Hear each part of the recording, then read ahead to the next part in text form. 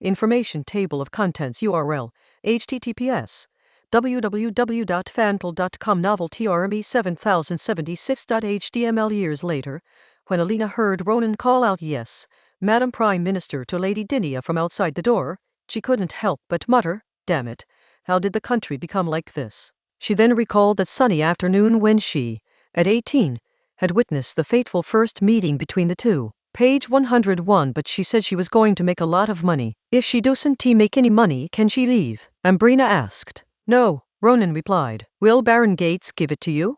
Ambrina asked again. No, Ronan replied again. Ambrina clutched her chest. My God, this is going to be terrible. Don't worry, I am here, Ronan said. Based on my understanding of this MS Dinia, or rather, this female bandit, she is a brute, and that Baron Gates isn't easy to deal with either. They rebound to fight, and we can just watch their show. Ambrina asked. Do you know her? I've talked to her so much along the way. With someone as simple-minded as her, I can easily figure her out by just asking her a few questions, Ronan said. That's not the truth. Ronan was unaware that the trial had erased his memories in the real world, but not his memories in the original timeline. Therefore, he believed that he had suddenly traveled here, and that his money-making plan was just a lie he told Dinia, the female bandit. But after meeting Dinia, some more fragmented memories of himself and her appeared in his mind. Things started to change. Chapter 226. Change it. No, I'm making money while standing still. Dinia, using the power of the original species, caused the trial mechanism to malfunction and violently passed the trial. Ronan also possessed the power of the original species, and the trial mechanism did not fully work on him. Therefore, when he encountered Dinia in the real dream of this trial, some fragments of memories appeared in his mind. In these fragmented and vague memories, he seemed to be this woman's subordinate. Although Ronan was still unclear about what was going on, he was certain of one thing. If Dinia really was his boss, then given his personality and style, he had definitely trained this female boss properly. Now he wanted to see what level this woman he had trained was at, and how far she could fight against that Baron Gates. Let's see if you can give me a little surprise. Ronan gazed into the distance, silently anticipating what was to come. Meanwhile, while Dinia and her group were still on their way to the tailor shop, Agustina couldn't help but say, Boss, oh no, Your Highness, that kid looks like a bad seed. We can't rely on him. I know, Dinia said. Was there anyone in the world who knew Ronan better than her how wicked he was? The third daughter, Yvette, was more concerned with another question. Princess, now that we've made money, should we continue being princesses or go back to the mountains? Let's make money first. Dinia didn't give a reply. As they were talking, Dinia spotted two familiar faces, Elena and Alice. Not far away, Elena lay on a wooden plank, with a large stone slab pressing down on her. Alice carried a long-handled hammer and said, Fellow citizens, my sister and I came here to look for work, but unfortunately our living expenses were stolen. Now we'll put on a show for you. If you find it interesting, please give us a few copper coins. Someone couldn't help but tease, I have a great job recommendation. Want to go? I guarantee you'll make a fortune while lying down. Haha. Sisters? They don't look like it to me, someone else exclaimed. We are half-sisters, Alice replied, then swung her sledgehammer, but pulled it back just before it hit the stone. Hey, go ahead and smash it, a spectator shouted in dissatisfaction. Smash it, we're just waiting to see the milk explode. Someone else shouted, if you're not going to smash it, then get lost and go make money lying down, shouted one of the people who started the commotion. Dinia glanced at it twice, then, not intending to look any longer, told Agustina and the other two to leave. Although everyone in this dream world except herself and Ronan is quite different from the real person, Ambrina's soft side is amplified, while her stubborn nature is suppressed. Agustina is even more ruthless, and the ruthlessness in her bones is not seen. Yvette and Canon are also different from the real person. It is conceivable that Elena and Alice will also be different, but no matter how different they are, with their abilities, they cannot be at a disadvantage. Dinia felt that she didn't need to interfere with the two of them now, lest she introduce unexpected factors. After ordering their clothes and shoes, the group returned to the mayor's residence. After having dinner together that evening, Dinia, dressed in men's clothing, went to the riverbank alone and sat on the stone embankment. The scattered and messy moonlight on the river was like her chaotic thoughts. She didn't come here to play games, although she had been playing them all these days. She wasn't that 18-year-old anymore, even though she had been living like an 18-year-old herself all these days. Now she needs to start thinking about getting down to business. Two things. First, she wanted Ronan to fully accept that this was a dream, not reality. Second, she wanted to be with Ronan here. But how do you accomplish this? Firstly, it's very difficult, at least in Dinia's opinion. Ronan is a very opinionated person, and even more so when it comes to serious matters. Such a person is hard to persuade, not to mention that she herself is not good at reasoning. The second one is even more difficult, because Dinya feels that she is really not Ronan's type. In her opinion, Ronan either likes someone similar to him, who is smart and calm enough to be compatible with him, or someone who makes him feel comfortable, is gentle and quiet, and would never cause him any trouble. Unfortunately, she is neither of those. Whether it's persuading others or winning a man's favor, these are things she's extremely bad at. Should things change? Dinya asked herself. But can she still change? Although she looks like she's in her early 20s, she's actually almost 30. An enraged Dinya punched the stone embankment, cracking it open. Troublesome. I won't change it. Once this mess is over, I'll just go and be honest with this guy and tell him that this world is a dream. Believe it or not, I'll give him a break this time. Take it or leave it. If he fails, he fails. She ultimately decided not to make any changes. Not only will she not change, this time she will rely on herself to stand tall in this city and earn this money. Dinya hadn't realized that she had changed. The things she had learned in the 2 years she spent with Ronan had given her the idea of earning money with dignity. Before, she could only earn money in the mountains, and that was by beating people to their knees and forcing them to pay. Dinya decided to give Ronan in this dream a little surprise, and that immediately cheered her up. Feeling better, Dinya got up and headed away from the riverbank, ready to go back to sleep. She never expected to run into Alina and Alice on her way back. The two of them were standing at the entrance of the mayor's residence, not moving forward. What do you want? Dinya asked. Who are you? Alice retorted, speaking very directly, which was unlike her usual self. Dinya replied, the people who live here. Alina's eyes lit up when she heard this. Okay, take us in. We have a special gift for the new mayor. Can I know what it is? Dinya asked again. Are you the mayor? Alice asked. No, Dinya replied. In any case, madam, if we manage to deliver this gift successfully, you will definitely benefit as well, Elena said. Besides, your power is so great that you don't need to worry about us doing anything bad, right? Dinya smiled. These two were interesting. Alice was straightforward, while Elena had become more eloquent and even started making empty promises. Although, according to Ronan, Alice was actually a very straightforward person at heart, only outwardly adept at handling situations, while Elena was actually very good at building relationships and was not as sharp as she appeared. It now appears that the two of them have switched roles. I can take you in to meet the new mayor, but I need to be present. Dinya agreed, but with a condition. No problem, Elena immediately agreed. Dinya then led the two into the mayor's residence. Elena and Alice took a deep breath. Their future depended on whether they could persuade the new mayor.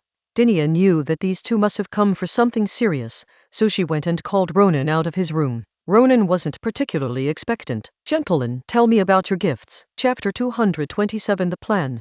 The pretext. Those who know. Alice paused for a moment before beginning her narration.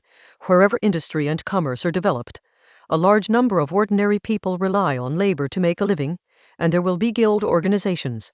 Hagen City is no exception, and there are especially many and large ones. Some of these guild organizations are more like gangs operating in the gray area than alliances of industry practitioners. However, these gang members are only slightly higher than the lower class. Above them are the city police, who are few in number and generally don't care about anything that isn't particularly serious. Above the police are the army stationed by the kingdom. These soldiers are the real power of the city. And above the army are the powerful and wealthy groups led by Baron Gates. The reason why successive mayors couldn't manage things was because they didn't have anyone under their command. The people were all from Baron Gates' side, especially the military. The kingdom paid them very little, and several % of that was embezzled. They were only able to live a good life here because Baron Gate paid them. Alice explained the general background. Ronan remained expressionless and listened attentively, as did Dinya.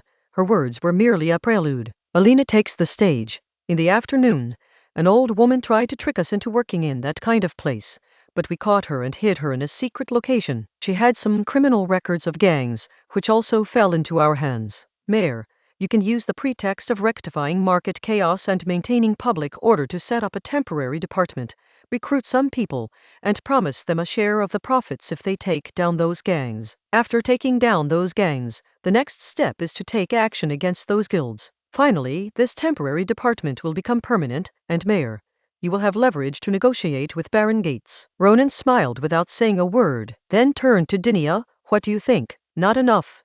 Dinia replied. Alina and Alice were both stunned. Wasn't that enough? Dinia seemed to see through their doubts. I'm not saying your steps aren't big enough, but rather that the pretext you're using for your first step isn't credible enough. You say there are problems with public security and the market. I think Baron Gate can make those two problems disappear with just one sentence. To fight against this old bloodsucker, who is entrenched in the local area, if we don't use violence that he absolutely cannot resist, then we must use a name that is outside his control. This sentence is a summary of Dinia's experience in watching Ronan manipulate events in UC City and defeat the various local powerful figures in the original 7 special cities. Dinia continued, let me introduce myself. I am a princess who is about to be married off to a foreign tribe. I am currently living in Hagen City. I think we should form a special security threat investigation team based on the premise that my safety is threatened. I believe that in this way, Baron Gate will not dare to say that I am absolutely safe. If he dares to say that, I will dare to stab myself in the back and blame it on him. This. Alina and Alice were stunned in surprise. Ronan glanced sideways at Dinia, thinking to himself that this woman was quite something. Before the two could recover from their shock, Dinia continued, tomorrow, you two go straight to the door and bang on the drum. Tell them you are the princess's servants, and that someone stole the treasure I gave you and is planning to kidnap you to a place like that. This world is strange. There is no police department, just a court that arrests, tries cases, and sentences people all at once. And this court is right next to the mayor's residence. It's simply bizarre, but this drum is quite interesting. Let me interject. You can't just bang the drum directly. It's illegal, Ronan said. Dinia frowned. Ronan explained, next to the drum is a room called the resolution room. You have to go there first to report a case. If it's a normal matter, it will be mediated directly. Only in cases that are truly serious will you be allowed to beat the drum. Once we get into that dilapidated house, the people inside will definitely stall for time, at least until the person in question commits suicide. Dinia had seen bureaucrats before, and bureaucrats were good at stalling. Tonight, split into 2 groups. One group, set fire to that so-called interpretation house, and the other 2, go and bring over the woman you captured. Tomorrow morning the interpretation room will be gone. Just start beating the drums. Dinia immediately laid out the plan. Ronan smiled. I'm afraid the court president will most likely have an upset stomach and won't be able to come. Stomach upset? There's nothing new under the sun. Dinia looked at Ronan, then let the mayor of the city make do for a moment and let me, the princess, sit in on the proceedings. This is against the laws of the kingdom, Ronan pointed out. Dinia retorted, is there any law in Hagen City? If not, then we'll follow the rules. I think you understand. In reality, especially in the first year of the establishment of Xinhai City, Ronan would often retort with a question after she said something, leaving her speechless. Today, she wanted to let Ronan taste what it was like to be questioned. There doesn't seem to be such a rule, Ronan added. Do you know the saying special cases are handled specially? Dinia asked rhetorically, a smile playing on her lips. Special treatment? That word, that smile for a moment, Ronan seemed to see himself in Dinia. If this wasn't an illusion, then his guess about the scenes depicted in the fragments of memory was very likely correct. He really had been this woman's subordinate. However, those fragments of memory were too unclear and too disjointed, making them somewhat unrealistic. Even if it's clear and coherent, does that necessarily mean it's true? And even if it is true, what does it represent? Ronan was unaware that he had encountered such a mystery so soon after transmigrating. He decided to observe for a while longer before making a decision. Then we will do as your highness wishes, Ronan said. Dinia gave Ronan a strange look, then left without saying a word. Alina and Alice left too. They were going to bring the old woman they had captured over. Soon after, the house caught fire. Although the fire was put out in time and the flames were not allowed to spread, the house itself was burned down to a dilapidated frame. After putting out the fire, Ronan was about to take a shower and go to sleep, when Dinia stood in front of her once again. You weren't like yourself just now, Dinia said to Ronan. What do you mean? Ronan asked, feigning curiosity. Dinia gave me a knowing look. Your usual approach is to approve of the plans of those who are above you, or at least not to directly oppose them. You usually optimize their plans, and through this optimization, you achieve a goal that benefits yourself, while superficially fulfilling their plan. But you didn't do that just now, which is very unlike you. It seems you know me quite well, but everyone has their off days, don't they? Ronan asked with a smile. That's the kind of rhetorical question that's right, Dinia said, waving her hand. See you tomorrow, Mayor. Watching Dinia's retreating figure, Ronan was both amused and exasperated. This wasn't the first time Dinia had said something similar. She was like a restless high school boy who would walk up to a girl he cared about for no reason and then condescendingly comment on her. What they're thinking, those who know. Chapter 228 Diarrhea, Delaying Tactics. You're the real one here. The next morning, Elena picked up a large club and struck the drum, while Alice carried a crossbow to prevent anyone from interfering. At first, Elena was very enthusiastic about hammering, but before long, she started yawning and dawdling, only picking up the mallet to strike once every long while. After a long while, the president of the Heijin Chenyan District Court emerged from his lover's bed, wearing a robe, and walked out of the room. Page 102. What? Someone is beating the grievance drum? What? Someone carrying a crossbow, and you couldn't stop him? What? The princess's maid? What? Your valuable treasures were stolen by the gang, and you were almost kidnapped? Ah, my stomach hurts. You guys figure it out yourselves. After saying that, the dean closed the door and went back to his room. After such a terrible thing happened, he decided to have some morning sex to cheer himself up. 3 minutes later, someone knocked on the door again. If he hadn't been efficient, he might have been so frightened that he couldn't get an erection. Who is it? The dean walked over and opened the door with a displeased look. He was already preparing how to curse. He was the dean of the court in the southern district of Heijin City, a big shot who had everything under control, from arresting people to judging cases to sentencing people. But as soon as he opened the door and saw that it was Baron Gates' butler, his face immediately changed. Speak your business. Baron Gates hopes you can handle this case. You must investigate it thoroughly, ensuring that no innocent person is wronged and no guilty person is let off the hook, the Baron's butler said righteously. But who is the dean? Couldn't he understand the key point of that sentence? The so-called thorough investigation and further investigation, translation, is just a way to stall, and this case will forever remain in the state of under investigation. The dean mounted his horse and rode straight to the courthouse. Don't let his current bloated appearance fool you. In his youth, he was a military executioner and the captain of the commando unit during battles, but the officialdom really toughens people up, turning a brave, decisive, and intolerant man into a fat, eccentric master of disguise with a bad stomach. Soon, the court president arrived and took his seat. He had no objection to Princess Dinia attending the hearing, but he also showed no intention of flattering her. Ronan understood this perfectly, because Princess Dinia was actually the daughter of a duke on the border of a kingdom, much like the daughter of a military governor in ancient Saris, and a rather peripheral one at that. Otherwise, why would she have been so easily given to a tribal chief in the Lovak Empire? If Dinia hadn't been able to break down the city gate in one go,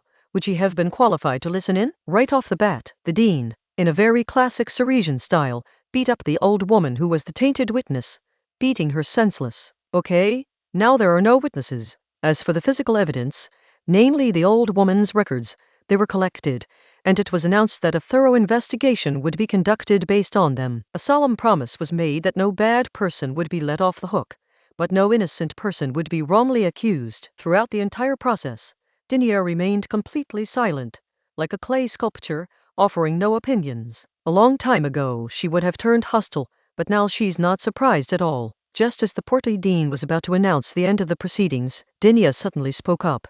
Wait, there's one more case. Huh? The chubby dean was completely bewildered. Someone set fire to my house yesterday, trying to burn me to death, Dinia said. The fat dean's face twitched. Damn it, you didn't start that fire? If you didn't, I'd have diarrhea on the spot. Of course, he couldn't say that. This is the brothel that was burned down. It can't be said that they wanted to harm you, can it? The fire station is right next to the mayor's residence. If the fire spreads, the mayor's residence will definitely be affected. And I live in the mayor's residence. If it is not coming for me, then it is coming for you, right? Dinia said, then changed the subject. My safety is not guaranteed at all right now. I need someone to protect me. The fat dean's eyes darted around. Then how about we send some city guards and troops over to protect you, princess? He was certain that the princess was plotting something with the new mayor, so he decided to send people over to protect them. Dinia firmly denied it. No, there are traitors colluding with the enemy and betraying the country and the city guard and garrison. You can't just say things like that.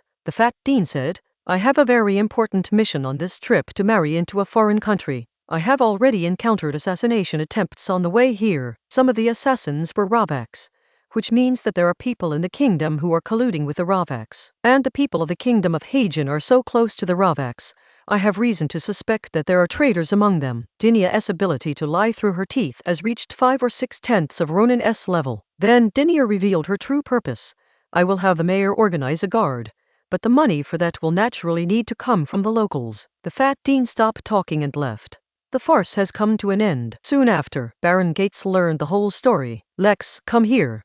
Baron Gates beckoned to his trusted butler. Prepare dinner. Tonight, I'd like to invite His Excellency the Mayor and Her Highness the Princess to savor the specialties of our Hagen city. At noon, Dinia and Ronan received the invitation. They've come with ill intentions. Dinia sneered. You are the one who has come, Ronan said from the side. I am just a passerby, Dinia said. I'll be leaving sooner or later, 1ti. Ronan smiled knowingly. That depends on whether Baron Gates is willing to pay to send you away. He probably won't be so quick to part with his money. Let him experience what a surprise is without paying him anything, Dinia said. Just money? Ronan asked again. That depends on his attitude, Dinia replied meaningfully. In the afternoon, Dinia got her hair done and changed clothes. Her hair was styled into an elaborate uptoe. She put on a corset-style blouse with a waist belt, which tightened her waist and lifted her breasts. Then she wore white stockings, not ordinary stockings, but stockings with magical power, just like those in the real world. The threads of these stockings came from a special creature from the frigid northern regions. It's no wonder it's Ronan's dream. Even in an era before firearms were invented, such a thing exists. After putting on her inner layer, she changed into a white dress with lace embellishments on the neckline and cuffs. The skirt was made of multiple layers of lace tulle, gorgeous but not over the top, not to the point where she needed a maid to hold up the skirt to prevent it from dragging on the ground. Finally, there was a pair of embroidered satin high heels. As Dinia took her first steps, revealing the insteps covered in white stockings, Ronan felt a surge of heat in his abdomen, and his breathing became rapid. Dinia was already used to Ronan's quirks and was no longer surprised by them. Let us go, Mayor, Dinia said as they walked. Yes, Princess, Ronan said. Upon hearing the yes, Dinia felt a long-lost feeling return. Instead of taking a carriage, the two rode directly to Baron Gates Castle. Baron Gates Castle is located in the southeast of Hagen City, near the estuary. The small fortress-like castle has 3 layers, with a tall watchtower in the middle that overlooks the northern district across the river and the city. Chapter 229 Shameless. Even more shameless. I'm a professional when it comes to infiltration. The castle is not a single building, but a complex of buildings of varying heights. Dinia and Ronan entered through the main gate, crossed the stone walls built according to the terrain, and came to a street inside the castle. After climbing several stone steps, they arrived at the 3rd floor of the castle. After crossing an open space, the two arrived at the main building where Baron Gates lived. Led by the middle-aged butler with a mustache, Dinia and Ronan arrived at the banquet hall on the 4th floor. There were only 3 people at the dinner: Baron Gates, Dinia, and Ronan. The table was a round table, and no servants were arranged to serve the food, because there was no need for them. In the center of the table was a copper pot filled with golden broth that was about to boil. On the table were marinated fish pieces, fresh shellfish, and chicken pieces. Baron Gates pointed to the copper pot and said, the majority of people in our Hagen city are river workers. River workers eat for convenience, so they just throw together some fish and scraps of meat in a pot and cook them. I myself have always been one of the citizens and I also enjoy this kind of food. However, when entertaining 2 guests, I am a little more particular. Normally, I am just like the river workers. After saying that, he poured wine for the 2 of them himself, and then poured one for himself. I've heard that 30 of the tea, pottery, cotton cloth, and grain that travel from the south to the north passes through Hagen City. You, Baron, manage all these businesses. You are the richest man in the north. How come you usually eat miscellaneous fish and scraps of meat? Dinia asked. Baron Gates waved his hand. Rumors, all rumors. I have to feed the tigers and wolves in the north of Hagen City, and I can skimp on the garrison in the south. I have to take care of the food for hundreds of thousands of people inside and outside the city. No matter how much money I have, it will just pass through my hands and be gone. Do I have money? No, I am the poorest man in Hagen City. After saying this, Baron Gates raised his glass, offered a toast to Dinia and Ronan, and took a small sip. Dinia put down her glass. Then how did so many castles come about? It was all because the citizens felt that I was fair and impartial in handling affairs that they voluntarily funded the construction, Baron Gates said. To be honest, I was afraid of letting down the citizens' good intentions. Otherwise, I really wouldn't want to live in such a big place. It's too deserted and lacks a sense of life. Well done. The citizens of Hagen City are truly blessed to have met someone like you, Baron, Dinia exclaimed, slapping the table in praise. We in the south are sorely lacking in fair men like the Baron, Ronan said, playing the straight man. Baron Gates quickly waved his hand. You flatter me, both of you. Dinia ate 2 pieces of fish and spoke again.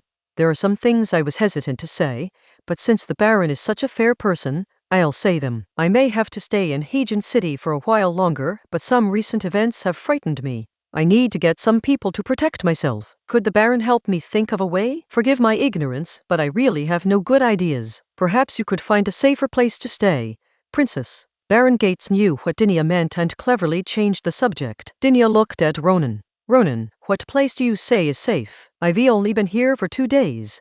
I don't know that, Ronan replied. I think it's very safe here at Baron Gate. Neither the gangsters in this city nor some traders who collude with foreign powers dare to come here, right? Dinia asked, her gaze shifting to Baron Gate, her words clearly carrying a hidden meaning. It is safe, but it is not very convenient, Baron Gate said, making an excuse. How could he possibly let Dinia stay with him? I think it is best to find some people to protect me, Dinia said, getting straight to the point. However, I am a little short on cash. Could you perhaps find someone to lend me some? Your Excellency, we can have our mayor pay you back later. Baron Gates's eyes turned serious. Borrowing money is too much trouble. How about I arrange for someone to protect Her Highness the Princess? The city of Hagen is full of gangsters and traders. Last night, someone even set fire to it, trying to burn me alive. I don't trust anyone but you, Baron. Why don't you give me your men? Dinia tilted her head and asked. Baron Gates tapped his fingers.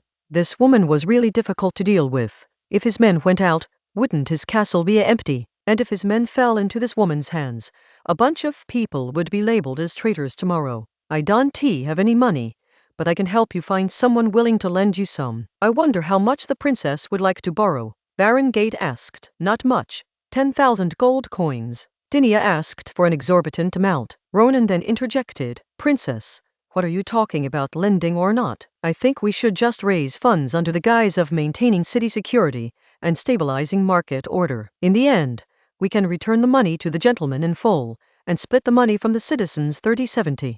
Baron Gate smiled slightly. The people of Hagen City are simple and honest. Putting aside everything else, the security and order are quite good. But there are bound to be a small group of bad elements. If they dare to attack me today, they might dare to attack the Baron tomorrow. You are so fair in your dealings. Those bad people can stand good people like you. If I really have no choice, I can run away, but you can Dinia looked worried for Baron Gates. But Baron Gates was a normal person, and any normal person could tell that she was threatening him. Baron Gates waved his hand and said, I'll give 5,000 gold coins to the princess and the mayor to recruit people. You have money? Dinia asked, feigning surprise. No, but we can always squeeze some out if we try. It will take some time though. How about a week? Baron Gates replied with a smile. So it's settled then? Dinia said. It is settled, Baron Gates agreed. At this point, the large plates on the table were barely touched, and no wine had been drunk. But the banquet was already over. After Dinia and Ronan left, Baron Gates sat alone at the table, leisurely continuing to eat his mixed fish hot pot. He admitted that the princess and the mayor were quite something, almost putting him on the defensive. But to think they could take his money based on that alone was to underestimate him. The reason he said he would wait a week was to have someone investigate this princess. She had serious problems. A week later he still wouldn't give them the money. Instead, he would treat them to another meal, saying that he had run into trouble and that if they could help him solve it, he would give them an extra 5,000. At the same time, Dinia and Ronan had just stepped out of the castle and mounted their horses. Do you think you can get this money? Ronan asked. Do you think money is important to me? Dinia countered. It can't be that he's very important to you, can it? Ronan wondered. None of that matters. You're important to me, Dinia said. I'll take care of him and make you a real mayor. In reality, Ronan cleared all the obstacles for her in UC City, and she wanted to see just how much she had grown. Ronan sighed. It seems you're not planning to spend this week quietly. Dinia chuckled. I'm going to take care of something right now. What is it? Ronan asked. Kill people, Dinia said. This Hagen city is too peaceful. Let us liven up the North District. The Ravak's army's camp should be easy to find. Don't worry. I am a professional when it comes to infiltration. Chapter 230 Extortion, Threats, and the demand to become a Dragon Knight, but I am not a professional, Ronan said. He had no way of infiltrating the Ravak's camp. Dinia placed her hand on Ronan's shoulder. If you trust me, then relax and don't resist.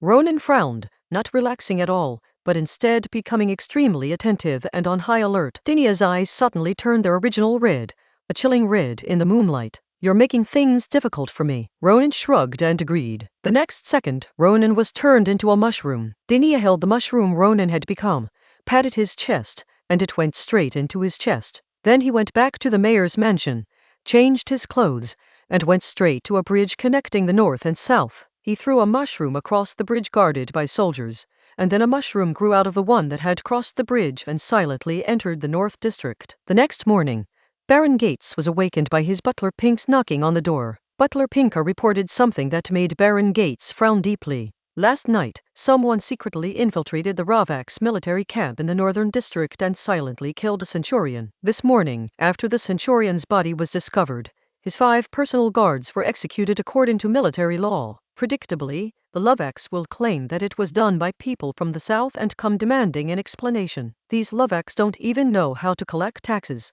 They can only offer fixed amount tax packages.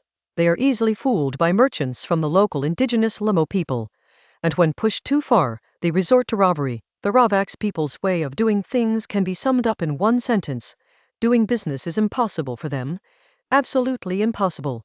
The only way to survive is by robbing. Baron Gates wasn't actually worried about the Lavas people. If he didn't have some way of dealing with these barbarians, how could he be the first impartial person in Hagen City? Page 103. What he was really worried about was that Mayor Ronan would have another chance to show his face and then take the opportunity to cause trouble. After all, the mayor was nominally the highest-ranking official in the Southern District. He, the Baron of Hagen, was different from the city lords of the other 15 city-states. They were the real city lords, nominally the boss and actually the boss, while he was actually the boss, but nominally only the second in command. Pink, you know I'll go myself. Baron Gates had intended to send his butler to stop the Lavaks from crossing the river to cause trouble in the South District, but he changed his mind as soon as he started speaking. He wanted to go himself and make sure everything went smoothly. At the same time, on the other side, Dinia and her group, along with Ronan and Ambrina, were having breakfast. After they finished eating, Dinia called Ronan aside. Let us go, Mayor, Dinia said. Ronan didn't speak, he just nodded. Needless to say, we went to the place where Baron Gates went. Soon after, Ronan and Dinia arrived at the bridgehead, where Baron Gates had just met with the Centurion. The Centurion and his guards were not wearing armor, but rather carrying short swords and bows and arrows. He himself wore a silk robe that was not brightly colored, but was very well tailored. His hair and beard were neatly combed, and his face showed no sign of menace. If it weren't for his tall and strong physique and large hands, no one would have thought he was an officer. He wasn't actually from Lavak, but from Dante. The Lavak Empire had 3 major ethnic groups. The first was the Lavak people, a nomadic people from the steppes. They were short and stocky, skilled in horse archery, and had lightly armed horse archers. They also knew how to perform wall charges and had a considerable number of heavily armed cavalry. The tribe also had many mages who used summoning magic, and it could be said that their military might was overwhelming for a time. Secondly, there are the Dante people.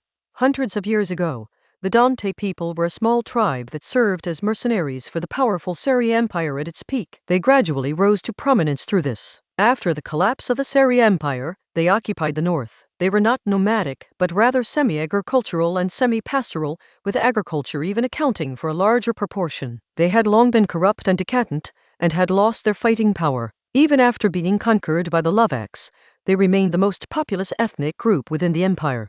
Thirdly, there were the Larkin people from the harsh northern lands, a fishing and hunting people who were skilled in combat, but had the smallest population and were considered the lowest class in the Lavach Empire. Who are these two? The Centurion turned his gaze to Ronan and Dinia. Baron Gates turned around and saw Ronan and Dinia, the last people he wanted to see at that moment. There was no reason for these two to receive the news faster than him, yet they arrived only a step later. Everything was already self-evident. They were the ones who killed the centurion. It seems he underestimated these two.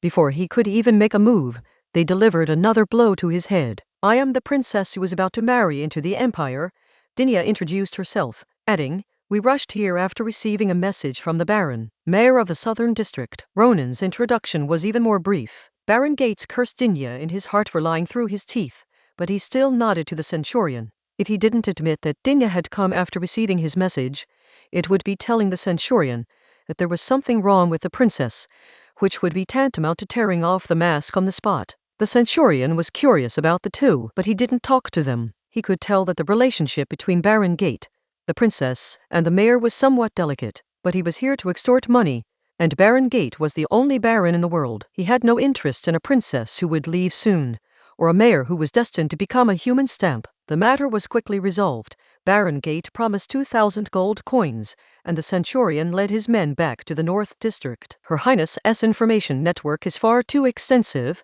said Baron Gate. Dinia feigned fear and took a half-step back. Sigh, it's all because I'm so scared that I'm so concerned about things related to public safety.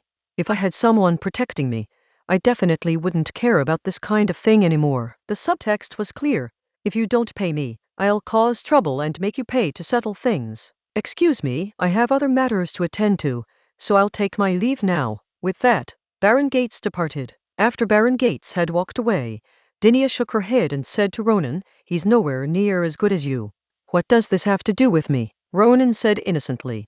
He only knows how to make money, and he's reluctant to spend it.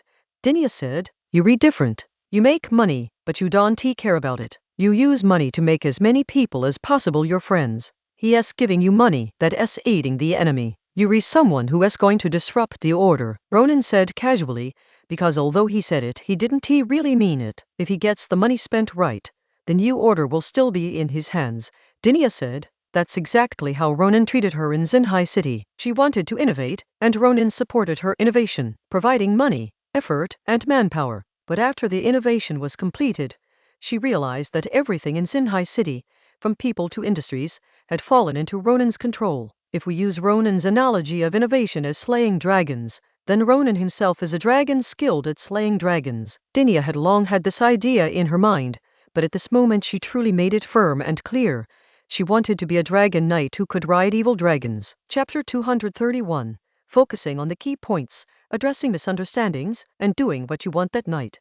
Ronan lay alone in a chair in his room, staring blankly at the ceiling. In the past 2 days, with his extended contact with Dinia, more fragmented memories have surfaced in his mind. The images revealed by the fragments of memory told him that the two of them were not simply boss and subordinate, they were very close friends, the kind of people who would drink together alone late at night. This seems to explain why Dinia understands him so well, cares about him so much, and always finds a way to tease him. We need to have a serious talk, Ronan muttered, standing up. Previously, when the fragmented memories showed that they were in a superior-subordinate relationship, Ronan only viewed it as a performance, but now it's different. Ronan left the room and knocked on Dinia's door. Dinia quickly came out to open the door. She was wearing only a silk nightgown underneath, and a long trench coat over it. As she walked over, her large breasts, which were not tightly bound, trembled several times. The sheer flesh-colored stockings on her legs were hastily put on, and the wrinkles were not smoothed out. She wore a pair of soft sheepskin flat shoes, one on the left, and the back of the right shoe was crushed, revealing the smooth, white heel covered by the stockings. Are you asleep? Ronan asked. I am going to sleep, and I am even sleeping with your princess in my arms, Dinia said deliberately. Ronan remained silent. I have something important to tell you. Dinia lifted her right leg, leaned slightly forward, and slipped her fingers into her shoe to put it on. For a fleeting moment, Ronan caught a glimpse of the deep cleavage beneath her chest during that movement. This isn't like you, Ronan said. From their interactions over the past few days, Dinia wasn't the type of woman who would seduce men. Ha, you think I wanted to? You filthy thing, Dinia said angrily. Heaven knows how long she practiced that move and how many psychological barriers she overcame. Soon, Ronan and Dinia arrived at a deserted ditch. Ever since I met you, some strange fragments of memory have appeared in my head. Ronan didn't want to beat around the bush and went straight to the point. I think you should know why. Dinia was taken aback at first, somewhat surprised, but quickly calmed down. Indeed, She had completely suppressed the trial's alteration of her memories with the power of the primal, and Ronan also possessed the power of the primal, so it wasn't particularly unusual that he was able to regain his memories. This matter cannot be explained in a few words, Dinia said. I can only get to the point. Very good. Ronan didn't like listening to nonsense either. Simply put, you and I are friends and we are undergoing a trial. We are currently in a dream world generated based on some of your thoughts. This trial will temporarily seal your original memories, preserve your personality and abilities, and then give you memories of this world. For some reason, I did not lose my memory. On the contrary, my memories of this world are fragmented. You have amnesia, but you are gradually regaining your memories. To pass this trial, 2 conditions must be met. First, we must be together. Second, you must believe that this world is a dream. Dinia reiterated what she considered to be the key points. Ronan was initially skeptical, but asking and analyzing each point was too troublesome. So he asked a question instead. Since you say we're friends, then tell me, what's my favorite thing? Dinia didn't answer immediately, not because she didn't know, but because she found it a little difficult to say. After taking a deep breath, Dinia gave her answer, legs in stockings. Ronan was completely embarrassed, covering his face and rubbing his forehead, speechless. After a long while, he finally sighed, it seems we really are friends. Dinia clenched her fist and refrained from making a move. Let's get back to the main topic. How did we arrive at these 2 conditions? Ronan quickly switched back to the main point. He sensed a murderous aura emanating from this woman. Dinia loosened her clenched fist. Before us, there was a couple who took the trial. They failed, and after their failure, they stated these 2 conditions. Ronan pondered for a long time. If this is true, under normal circumstances, this trial would be impossible to succeed, because if the memory is sealed, it would be impossible to realize that one is in a dream. Dinia didn't reply. She thought so too, as it was impossible to successfully meet those 2 conditions under normal circumstances. To ask another question, why are we undergoing such a trial? Ronan asked. That involves a lot of things. Dinia began her story. When we first met, I had a good impression of you, but I quickly realized that you were just a bureaucrat to talk about this ruin.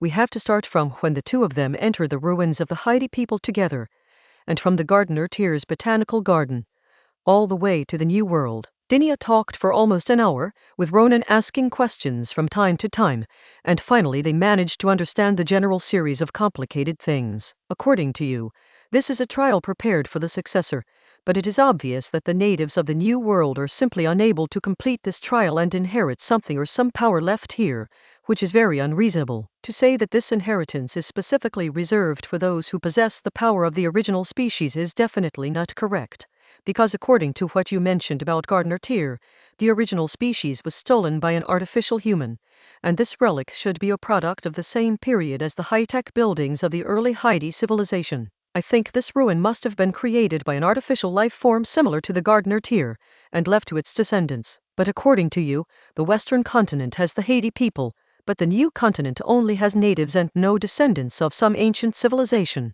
This is very strange. Ronan kept asking new questions, and Dinia was getting confused by them. Somewhat impatient, Dinia stood up and paced back and forth. What exactly are you trying to say with all this talk? Seeing Dinia so anxious she wanted to hit someone, Ronan stopped analyzing and said directly, what I mean is, the 2 people before us, like us, were not originally qualified to take this trial. The so-called conditions for passing the trial may have been misunderstood by them. Moreover, it is unreasonable to tell you how to pass after failing. For example, if I design a test, and the first group of people fail, and then I tell them how to succeed after they fail, wouldn't I be crazy? Wouldn't that be like revealing the test information? If I were the designer, I would say this after their failure. It's very regrettable that although you successfully got together, you failed to wake up from this illusion and failed the trial. Ronan's words made Dinia suddenly realize the truth. At this moment, she had to admit that even Ronan, who was amnesiac, was still better than her at analyzing problems. So how exactly can we get through this? Dinia asked, feeling as if she had returned to 2 years ago, hoping Ronan could give her an answer. I don't know, Ronan replied, because we are not qualified for this trial either, and we don't have the complete and correct mechanism to trigger it. In that case, let us just do what we want to do, Ronan added. Chapter 232 Adding sand, more of it. We've got met the bullets ignoring Dinia's reaction. Ronan continued, you know what, I have a dream, which is to become the county party secretary. Oh no, the mayor, A good mayor who benefits the people. Ronan said this, almost uttering the word secretary, which Dinya definitely wouldn't understand. Dinya was both amused and exasperated. What was a mayor anyway? Was Ronan's dream really that small? Of course, she didn't know that Ronan was talking about his dream when he was still a successor to socialism. For him, without any powerful connections, becoming the top leader of a small county was an unattainable dream. You're already the mayor of this world, Dinya said. But in this world, I don't seem to want to be a good mayor. I just want to make money and have fun, Ronan lamented. Dowla, Dinya couldn't understand it again. It's all about money, Ronan explained. Anyway, whether what you just said is true or false, I only want to do one thing right now, be a good mayor. With that, Ronan extended his hand. Dinya reached out and shook Ronan's hand. Let's make this clear, this time it's for real. Of course, aren't I in cahoots with you, bandit? Ronan said with a smile.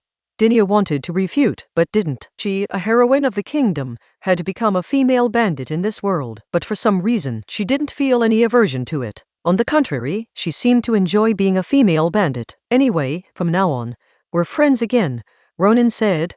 By the way, do you think we're together now? I guess so, Dignani replied. Ronan nodded. Let's go back. I reckon the Baron will give us a surprise tomorrow. Dinya asked, puzzled. As long as he's not completely stupid, the money and the man will arrive tomorrow. Ronan said this and left. The next day, Ronan's words proved true. Korini, another confidant of Baron Gates, a handsome young man with a center-parted hairstyle, arrived at the mayor's residence with 3 large carts of gold and a group of people. The money, of course, was the 10,000 gold coins that had been promised before. There were 20 or 30 people, all of whom were said to come from respectable families, had some physical strength, but lived very hard lives. These were the kinds of people Ronan and Dinya wanted to recruit. But are these people really reliable? Even Agostina from this world knows that there is definitely a traitor among them. Baron Gates' business is so big, it would be easy for him to coerce a few workers to work for him. In short, Baron Gates' scheme of adding sand to the mix has failed. Elena and Alice kept giving Ronan and Dinya meaningful glances,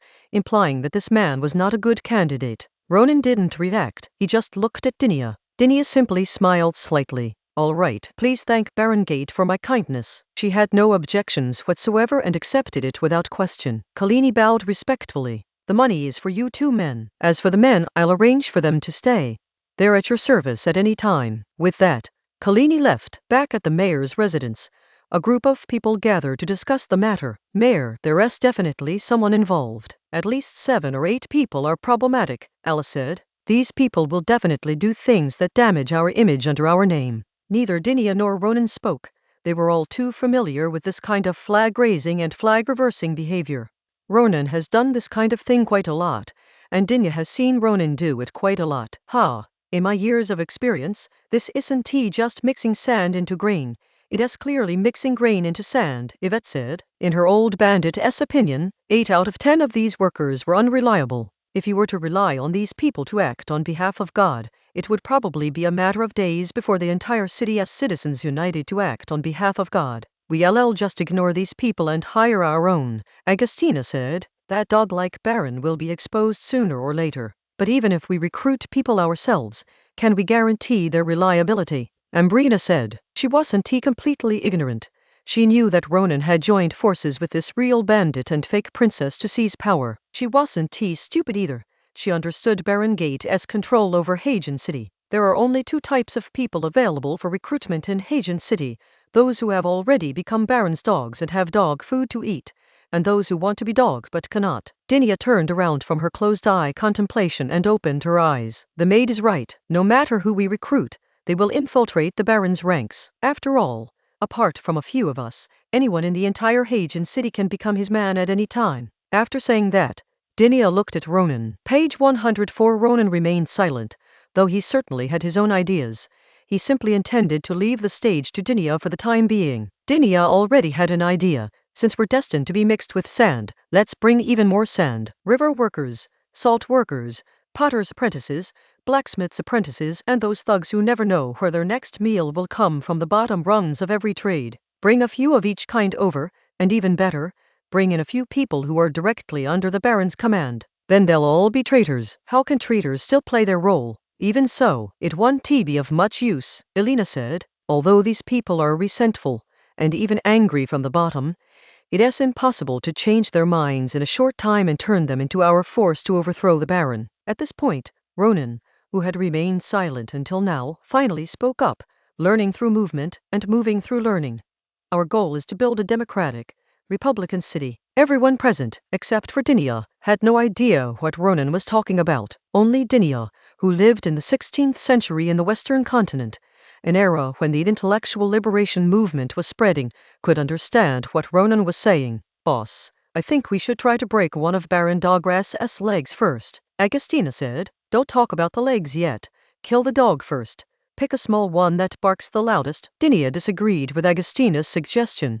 It wasn't good to start by breaking the legs. I do know one small but loud one, Elena said. There is an organization in Hagen City called the Aid Society. They are a bunch of bastards who traffic children. Their main business is to sell little girls from the south to the north as slave girls for the Lovasai people. They also sell little boys from the Dante people in the north to Hagen City, as well as to some nobles in the south, to train them as household slaves and guards. Okay, these are the ones. Dinia made the decision. All I can say is that these human traffickers ran right into Dinia's line of fire. She had always resented the colonists in the New World, who used slaves extensively and treated people like dirt. Even some immigrants from the Western continent were treated like slaves. She was seething with anger. However, in the New World, she couldn't change that situation, because enslaving and exploiting others was beneficial to the country. As governor, she couldn't destroy something that was good for the country until she found a better solution. There are many things in China that she doesn't approve of, including some of the things Ronan has done. But in this dream world, she's just a female bandit. Why would she care about the country? She's just going to act on behalf of heaven. Chapter 233 Acting on behalf of heaven, daring to angry, but daring not to speak out. Wouldn't it have been better to say so earlier? The entire group of slave traders involved in human trafficking was apprehended, but it did not have a significant impact on Hagen City. From the perspective of the wealthy gentleman who had the need, slave traders were unimportant suppliers. As long as the market existed, new middlemen would naturally emerge. After all, there were always people in the harsh north who were willing to send their sons to the border to become slaves. And in the south, there were also many who wanted to sell their daughters. Baron Gates, who was closely monitoring Dinia and Ronan's group's actions, had received this information before the operation, but he didn't understand what it meant, so he didn't send an inside man to sabotage it. The scale of human trafficking was the smallest of his various businesses. Baron Gates even felt that including it in his business was beneath him. The only connection between this business and him was that the person in charge, who had been killed, was a distant relative of him. Does the other party really think that just because of one person, they can force him to take action? No way. On Ronan and Dinia's side, the 27 people who had just become law enforcement officers of the city's supervisory department and participated in the operation to crack down on illegal human trafficking organizations were very excited, because the money they received was equivalent to several months' income in the past. These 27 people all came from different factories under Baron Gate. Yvette had previously said that they were probably unreliable, but she underestimated how disgusting Baron Gate was. These 27 people were all moles who had been given tasks in advance, but now they all have the same thought in their minds. Mayor, Princess, when will you act on behalf of heaven again? Of course, they don't dare to actually ask that question. Everyone, take a good rest these few days. We'll expand our team in a few days and then pull off an even bigger heist together, Dinia said to the public. Why does that sound so much like something a thief would say? Fine, a thief is fine, as long as the big boss comes. These 27 people didn't expect to stay in this so-called city supervision bureau forever.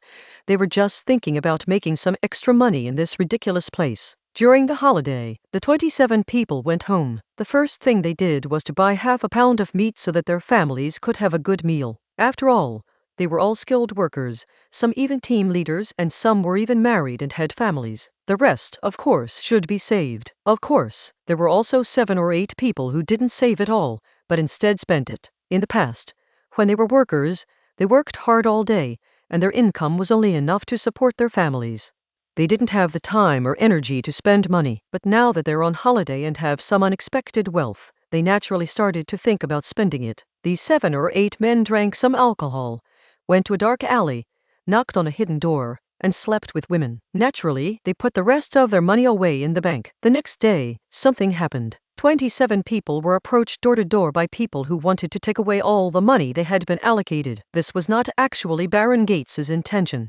Firstly, he didn't care about the amount of money, and secondly, such behavior was too unseemly and would damage his reputation. Baron Gates might not approve of it, but his subordinates might. Baron Gates disliked its unseemly behavior, but his subordinates didn't. Without exception, all 27 people obediently paid their money, and even the 7 or 8 who had made purchases used their own money to make up the difference. They were somewhat annoyed, but that was all. Faced with people asking for money, they dared not utter a single unnecessary word. As workers, they were already used to being exploited by the servants of the Baron Gates. 3 days later, the 27 people returned to work. Before Ronan and Dinia even arrived, they had already begun their discussion. Brothers, we're going to do something even bigger next, and there'll be even more money. I know we're all working for the Baron, so it's not unreasonable for us to earn some extra cash, is it? Not too much. Nothing wrong. I have a suggestion. We need to agree on a story. We still need to pay the money, but not all of it.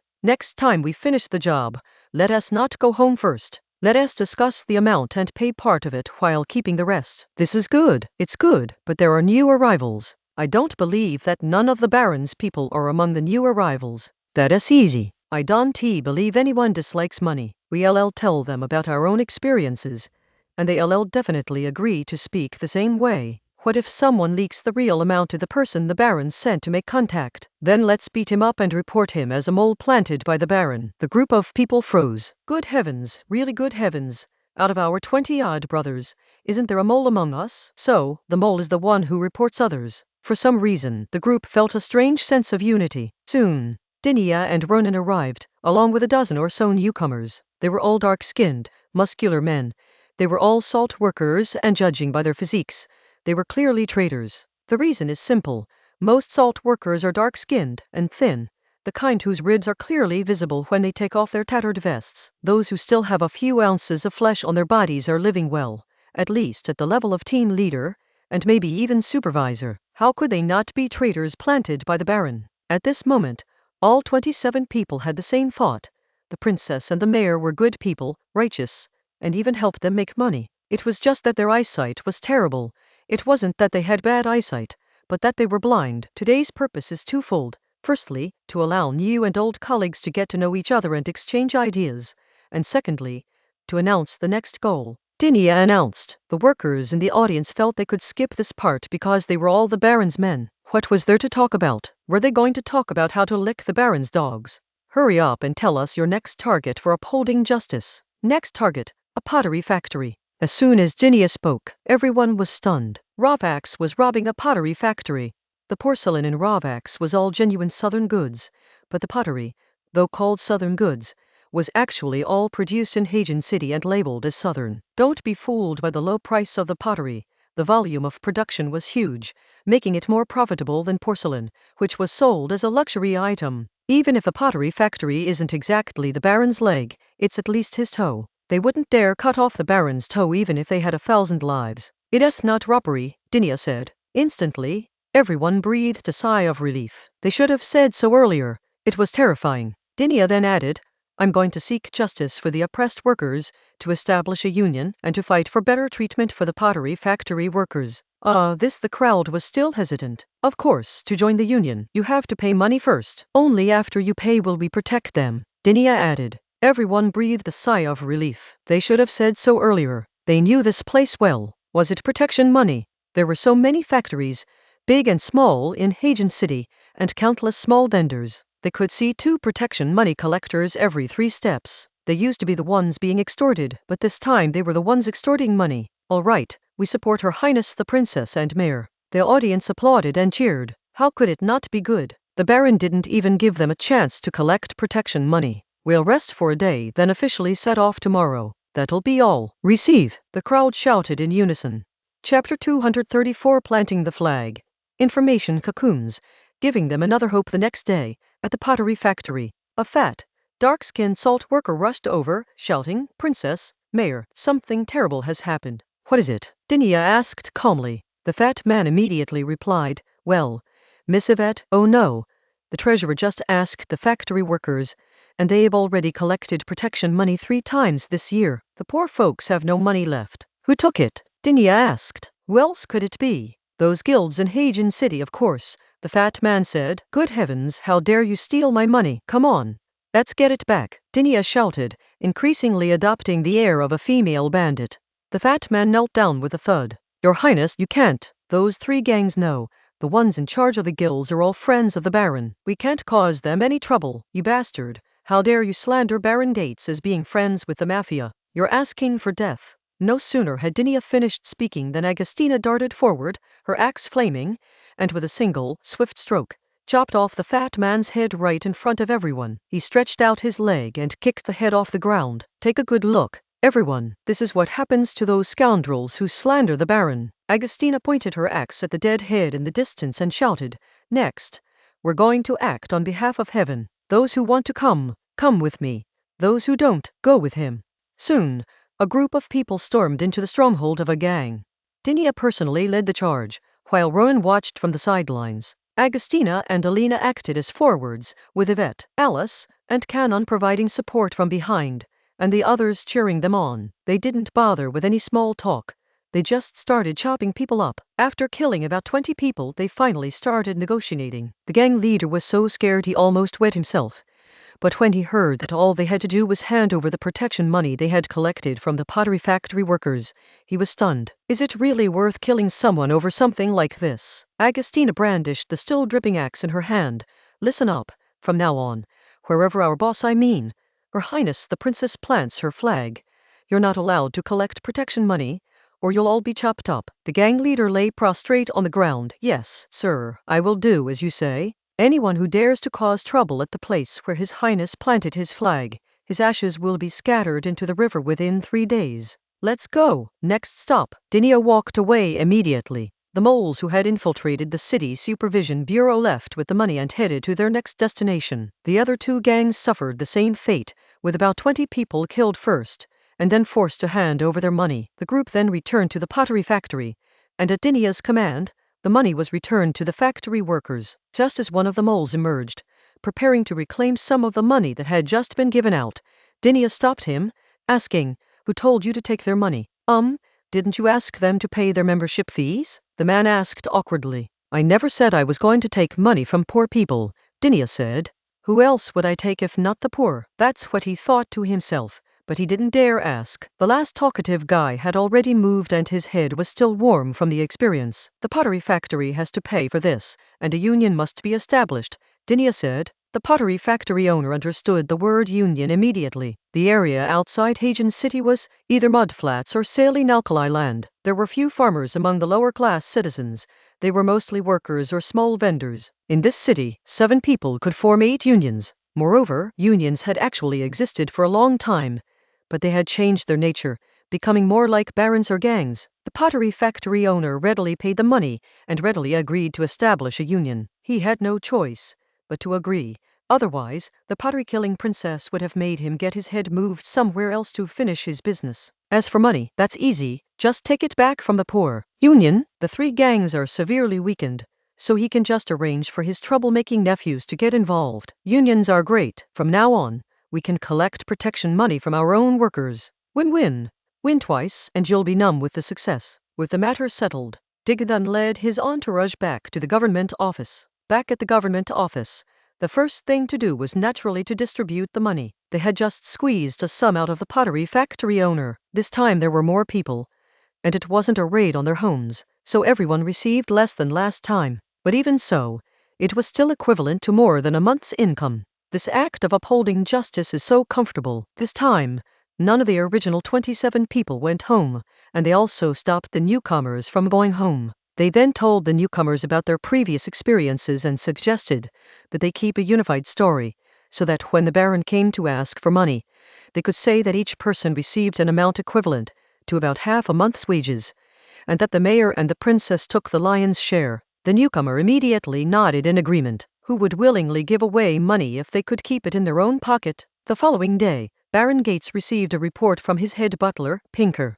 The report states that Dinia first robbed 3 gangs of protection money, returned it to the pottery factory workers, and then extorted money from the pottery factory owner, pocketing all the money. That's right, the worker mole said he only received half a month's wages. A group of liaison officers took the money and reported to the head butler, Pink, that the workers only received about a week's wages. But when the head butler, Pink, reported to Baron Gates, it was that the worker Mole hadn't received a single penny. All the money had gone into the pockets of the mayor and the princess. Ha! Trying to make money while also gaining a good reputation from the workers. How naive. Baron Gates said dismissively. If someone only wants profit, they're a bit difficult to deal with. If they only want fame, they're also difficult to deal with. But if they want both fame and profit, they're too easy to deal with. At this time, Baron Gates had not yet realized one thing. As the supreme ruler of a region, and a greedy one at that, the people under him were bound to be no good either. His orders would inevitably be distorted when they reached the bottom after being relayed through layers of intermediaries, and the feedback from the bottom would also inevitably be distorted after being relayed through layers of intermediaries. Like owner, like dog. Page 105. In truth, Baron Gates was not unaware of the greed and cruelty of his subordinates. It was just that he had been in power for too long and had become accustomed to the feeling of having everything under control. He believed that his subordinates might dare to embezzle his money, but they would not dare to be disloyal to him. As his power and wealth grew, the information cocoon that obscured him became increasingly airtight. If this baron thinks we're just trying to gain fame, then he's a bit old-fashioned. At the same time, Dinia, unaware that Baron Gates had been misled by his subordinates, said this, using the adjective old-fashioned instead of stupid. It's perfectly reasonable to describe an ancient person as stupid, impolite, or old-fashioned. Dinia knew that the pottery factory owner would never allow a proper union to be formed, and might even use the opportunity to recoup his losses from the workers. This is the effect she wants. The same thing will then be repeated in other factories. What she wanted was for all the workers in Hagen City to have one more hope, to establish an organization that could truly help them solve their difficulties. And when they had this thought, the first thing they thought of was the city supervisory administration led by Dinia and Ronan. Chapter 235. Rebellion must be swift, and it also requires treating everyone to a meal, a scale. Baron Gates isn't stupid. After a few more times, he should realize what is happening. Ronan reminded him. I know, but if you be one step behind, you'll be behind every step of the way. Dinia said, those who rebel, no, those who reform, must be one step ahead of these old forces to become the winners. This is also a lesson that Dinia learned from Ronan during his 2+ years in power. Ronan was able to sweep away the old forces in UC City as easily as sweeping away dust because he was faster. Those old forces always had to retaliate as a last resort. Okay, Ronan nodded. To be honest, he's starting to find it hard to believe that he trained Dinia, and in just 2 years, Dinia's construction level is still unseen, but its ability to fight is already almost as good as his. This is actually quite normal. Ronan's abilities haven't been weakened, but his memories have been sealed in this dream world, which means his accumulated experience has been sealed as well. Before his time travel, he became a section chief at the age of 28 without any powerful backing, and his abilities were beyond doubt. However, his level of expertise improved rapidly after he time traveled. At 15, he led troops in a mutiny. At 16, he became the head of the anti-counter-revolutionary squad. At 18, he became the head of a powerful department. At 20, he became the second in command of a city. And for the next 5 years, he governed a region. This decade was the period of Ronan's rapid advancement, a period in which he grew from a junior civil servant with outstanding personal abilities into an excellent administrative official. Without that period of time, Ronan's level isn't much higher than Dinah's at 29 years old. Of course, in terms of construction capabilities, Ronan in the Dreamland is still far superior to the current Dinia. Take a break, you'll be busy for the next few days. Dinia said she was going back to catch up on her sleep. Don't be fooled by how easy their operations seemed that day. Whether it was the gang or the pottery factory, they were slaughtered like tofu. But this was the result of several days of continuous intelligence gathering, situation analysis, and contingency planning. In order to carry out this operation, neither Dinia herself nor the others had slept well for several days. 2 days later, the operation resumed. The same routine was used. The lime factory, the ironworks, the textile factory,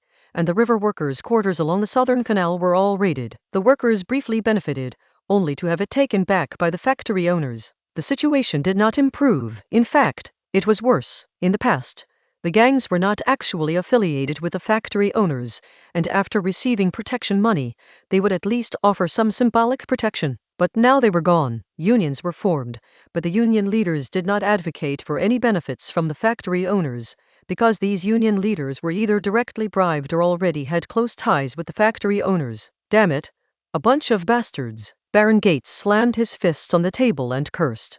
These factory owners are so greedy. Even when they're making money, they should consider sustainability. Don't they understand that? Baron Gates was furious but powerless. Although he either owned shares in these factories or the owners were simply his dogs, he couldn't just replace his partners or kill his dogs at will. If he did, chaos would break out inside.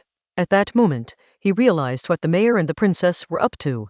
They weren't trying to gain fame, but rather to incite the workers' anger and then use that anger to overthrow him. These two men, or more accurately, Ronan, who was preparing to become the mayor of Hagen City, were using fame and fortune as a pretext. What he wanted was power, the power of Baron Gates. Master, how about we announce that this princess is fake, and then say that the mayor colluded with the fake princess? The head butler, Pink, tentatively suggested. So many days had passed, and they had also used their connections to find out about this princess and confirmed that Dinia was not a real princess at all. You say she isn't, so she isn't, Baron Gates retorted. The head butler was completely stumped by the question.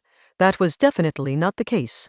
Baron Gates was annoyed and didn't want to say anything more. Go and invite the mayor and the princess. I'm treating them to hot pot tonight. Yes, the head butler replied and quickly withdrew. In the evening, the usual place, the usual seats, the usual 3 people, the usual hot pot. It's been a long time. You two have been very busy these days. You must be exhausted. Baron Gate greeted them warmly. Dinia sat down directly. Sigh. I felt a sense of familiarity with Hagen City as soon as I arrived. This is my second hometown. Doing things for the citizens of my hometown is not tiring at all. If the princess isn't tired, then I am not tired either, Ronan chimed in. I am truly grateful for your concern for Hagen City, said Baron Gate. However, there are bad people in this city. They are ungrateful and insist that you, the princess, are an imposter. They also claim that the mayor is in cahoots with you to swindle money. It's just that I haven't found the culprit behind this rumor. Otherwise, I would have killed him on the spot. Oh, is that so?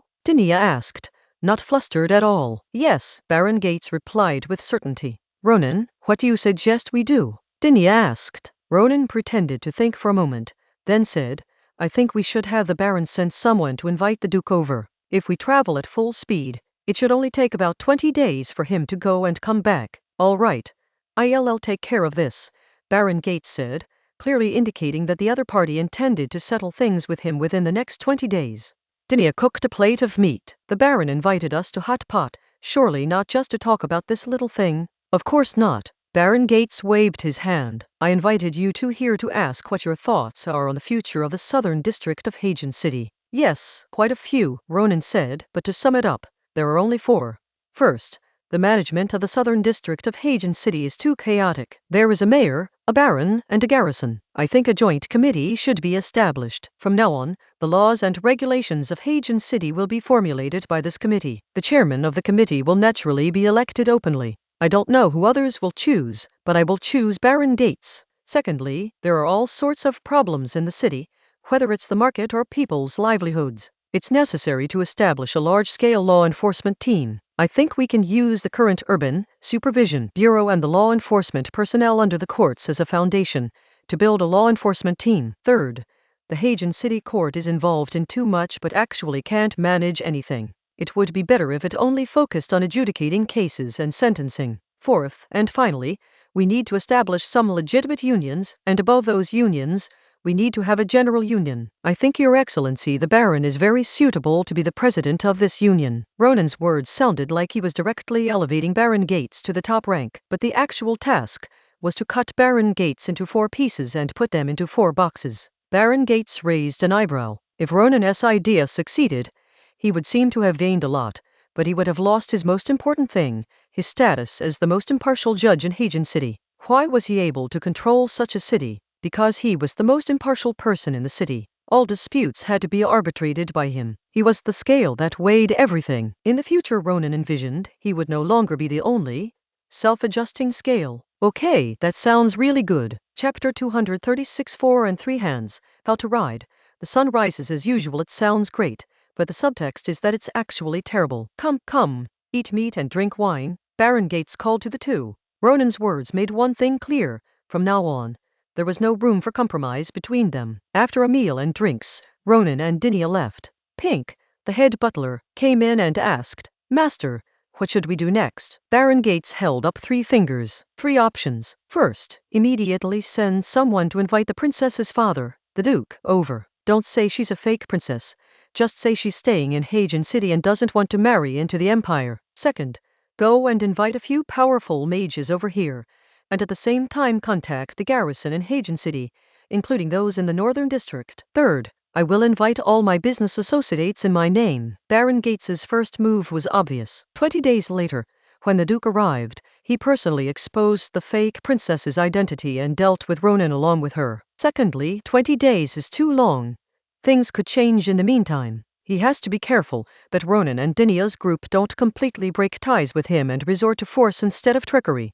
Moreover, these two are full of tricks, so he has to strike first if necessary. As for the third option, he must get the wealthy and powerful people in the city to form a united front with him. Firstly, this would allow him to control the situation for the next 20 days. Secondly, he should consider the consequences before making a decision. If all else fails, he can simply step down and become the chairman of the committee based on public opinion. Although he can no longer resolve things with a single sentence like before, he will still be the master of the city. Leaving the Baron's castle, Dinia and Ronan walked back. He lost, Dinia said. Ronan chimed in. He lost because he had too many things to consider. Dinia stepped in front of Ronan. Come on, my dragon. We're going to give this Baron another surprise. I don't think I need to explain what a surprise is, do I? No need, Ronan said, taking a step to catch up. However, I am a dragon, and what are you? A dragon slayer?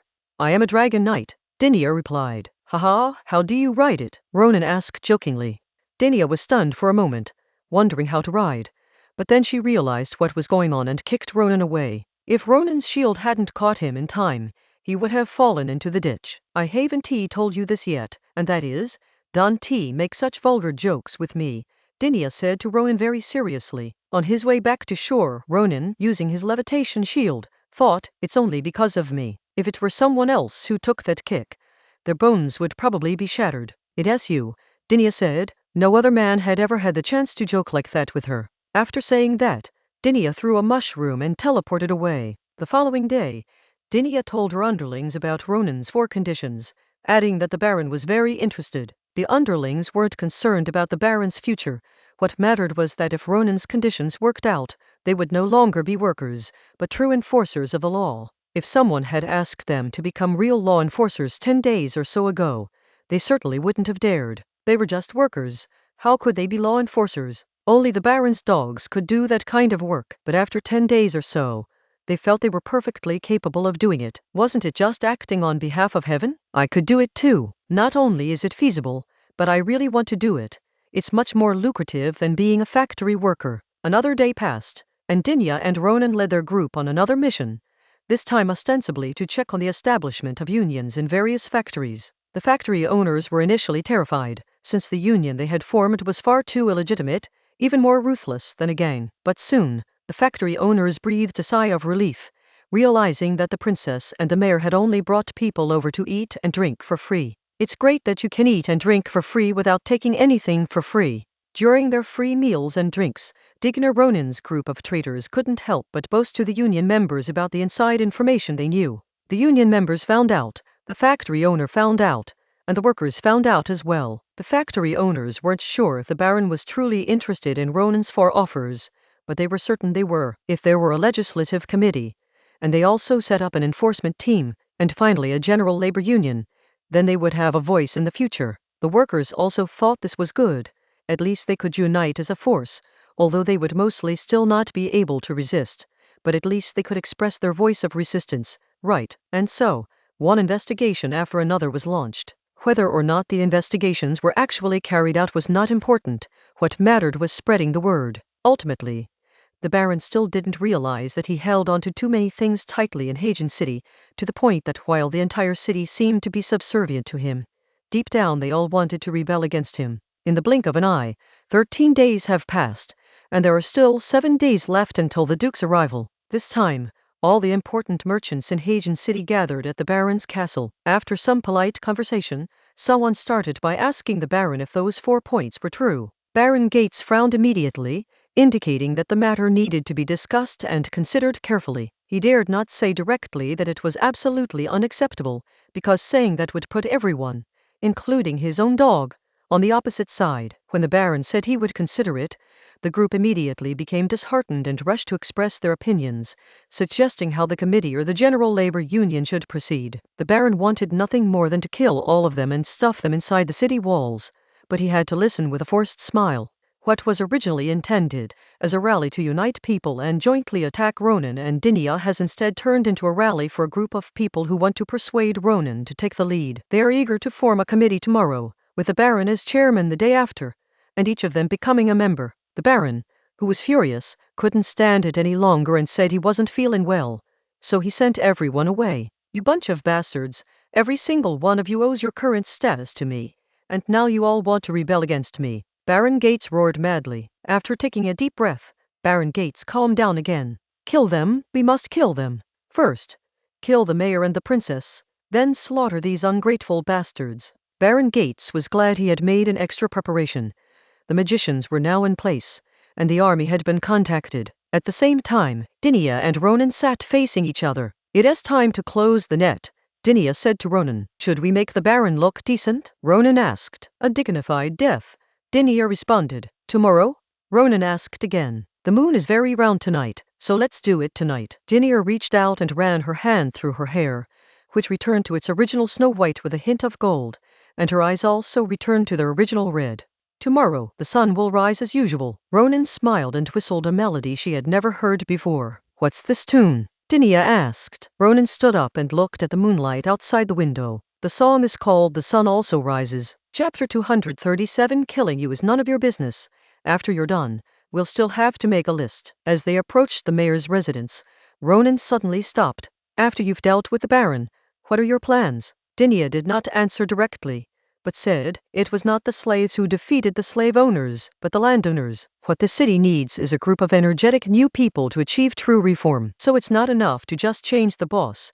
Those big factory owners and other officials who are dependent on the Baron also need to be purged. They are too corrupt. Page 106. Only after that will it make sense to implement the 4 points you mentioned. Let's leave it at that for now. Dinia also lacked a clear direction for the future. This was the first time she had ever done something like directly overturning the old order, and she had never seen anyone else do it before. An hour later, Dinia, Ronan, and Yvette arrived at the rooftop of a 5-story building in the city. Ronan used the levitation shield to send Dinia and Yvette into the air. Yvette drew her bow and shot an arrow toward the watchtower of the distant Baron's castle. The moment the arrow left the bowstring, it transformed into a mushroom and flew towards the castle tower at the speed of an arrow.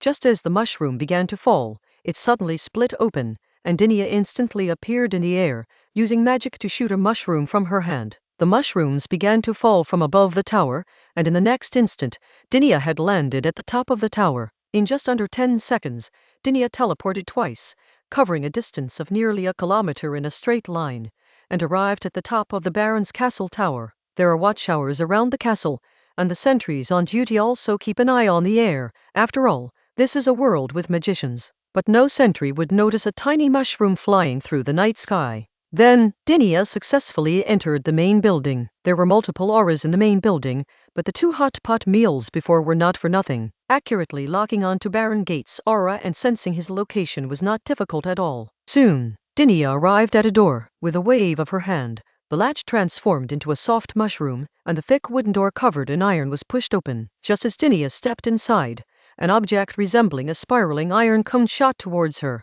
The next instant, a hole appeared in Dinia's body, and the spiraling iron cone passed through the hole, crossing the threshold without slowing down at all. The tip of the cone struck the brick wall of the walkway, and the spiraling force made it drill deep into the wall like a drill. Inside the room, Baron Gates was smiling. He didn't know that Dinia would come, or that it was Dinia who came. He only sensed a magical power. He thought it was just an ordinary assassin, but he didn't expect to receive such a surprise. But his smile lasted less than a second, because he discovered that the hole in Dinia's body wasn't made by the demon-slaying cone, but rather she had created it herself. The demon-slaying cone hadn't touched her at all, it had simply passed right through her. At that moment, Dinia's hole was quickly repaired, and she was completely unharmed.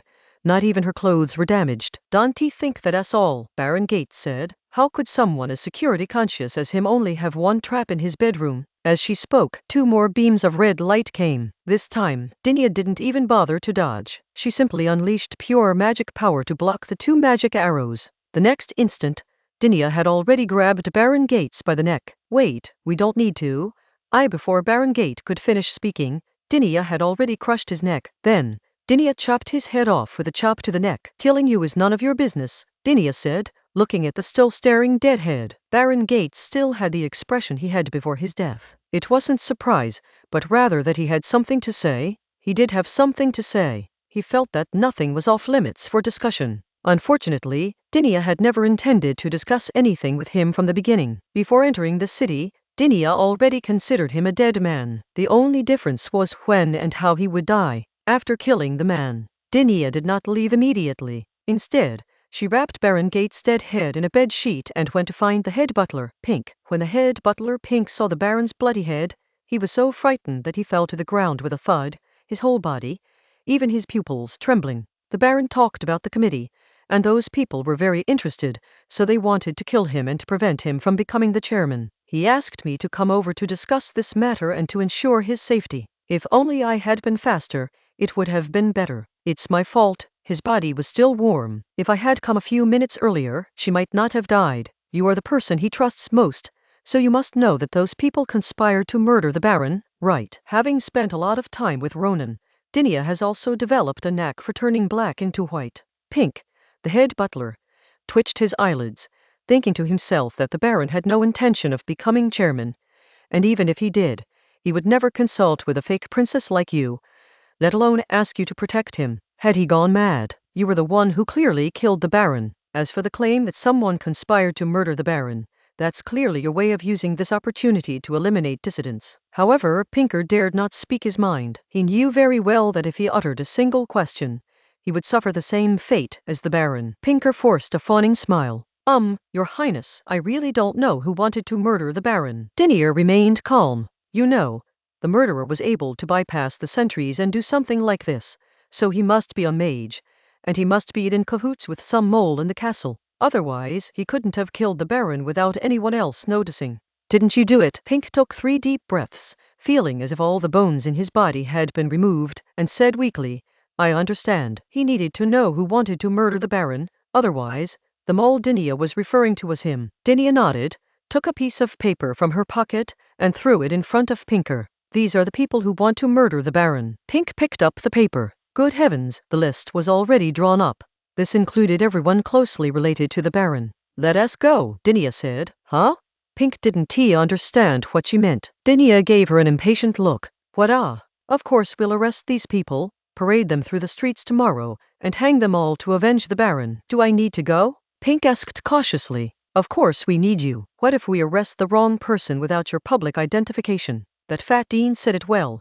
We must never wrong an innocent person, nor let a bad person go free. Dinia's words completely shattered Pink's hopes. If he had merely submitted to the fake princess, he would have had a chance to prove he was forced in the future. But since he publicly identified the murderer, nothing he said would have mattered. The long night begins here. The next day, more than a dozen influential people in Hagen City were paraded through the streets with their hands tied behind their backs, their mouths gagged with rags, and a rope tied around their waists. A wooden sign was stuck in their bodies with the words "Plot to Murder Baron Gates" written in red paint. The people in front walked along, crying and cursing them for killing the good-hearted Baron. Chapter 238 Rightful Explanation.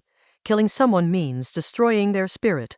They can't die yet, some cried, some peed, and some defecated. Nobody wanted to die, but no matter how much they struggled or begged for mercy, it was no use.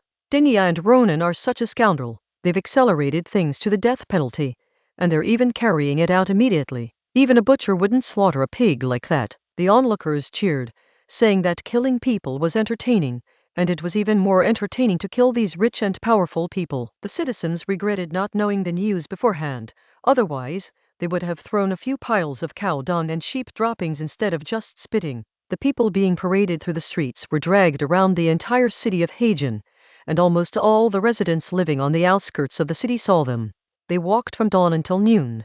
Their legs were sore, but they were willing to keep going, even if it meant their souls were worn out, because they knew that when they stopped walking, it meant they were going to die. There were only 3 gallows in the central square, and more than a dozen people had to wait in line.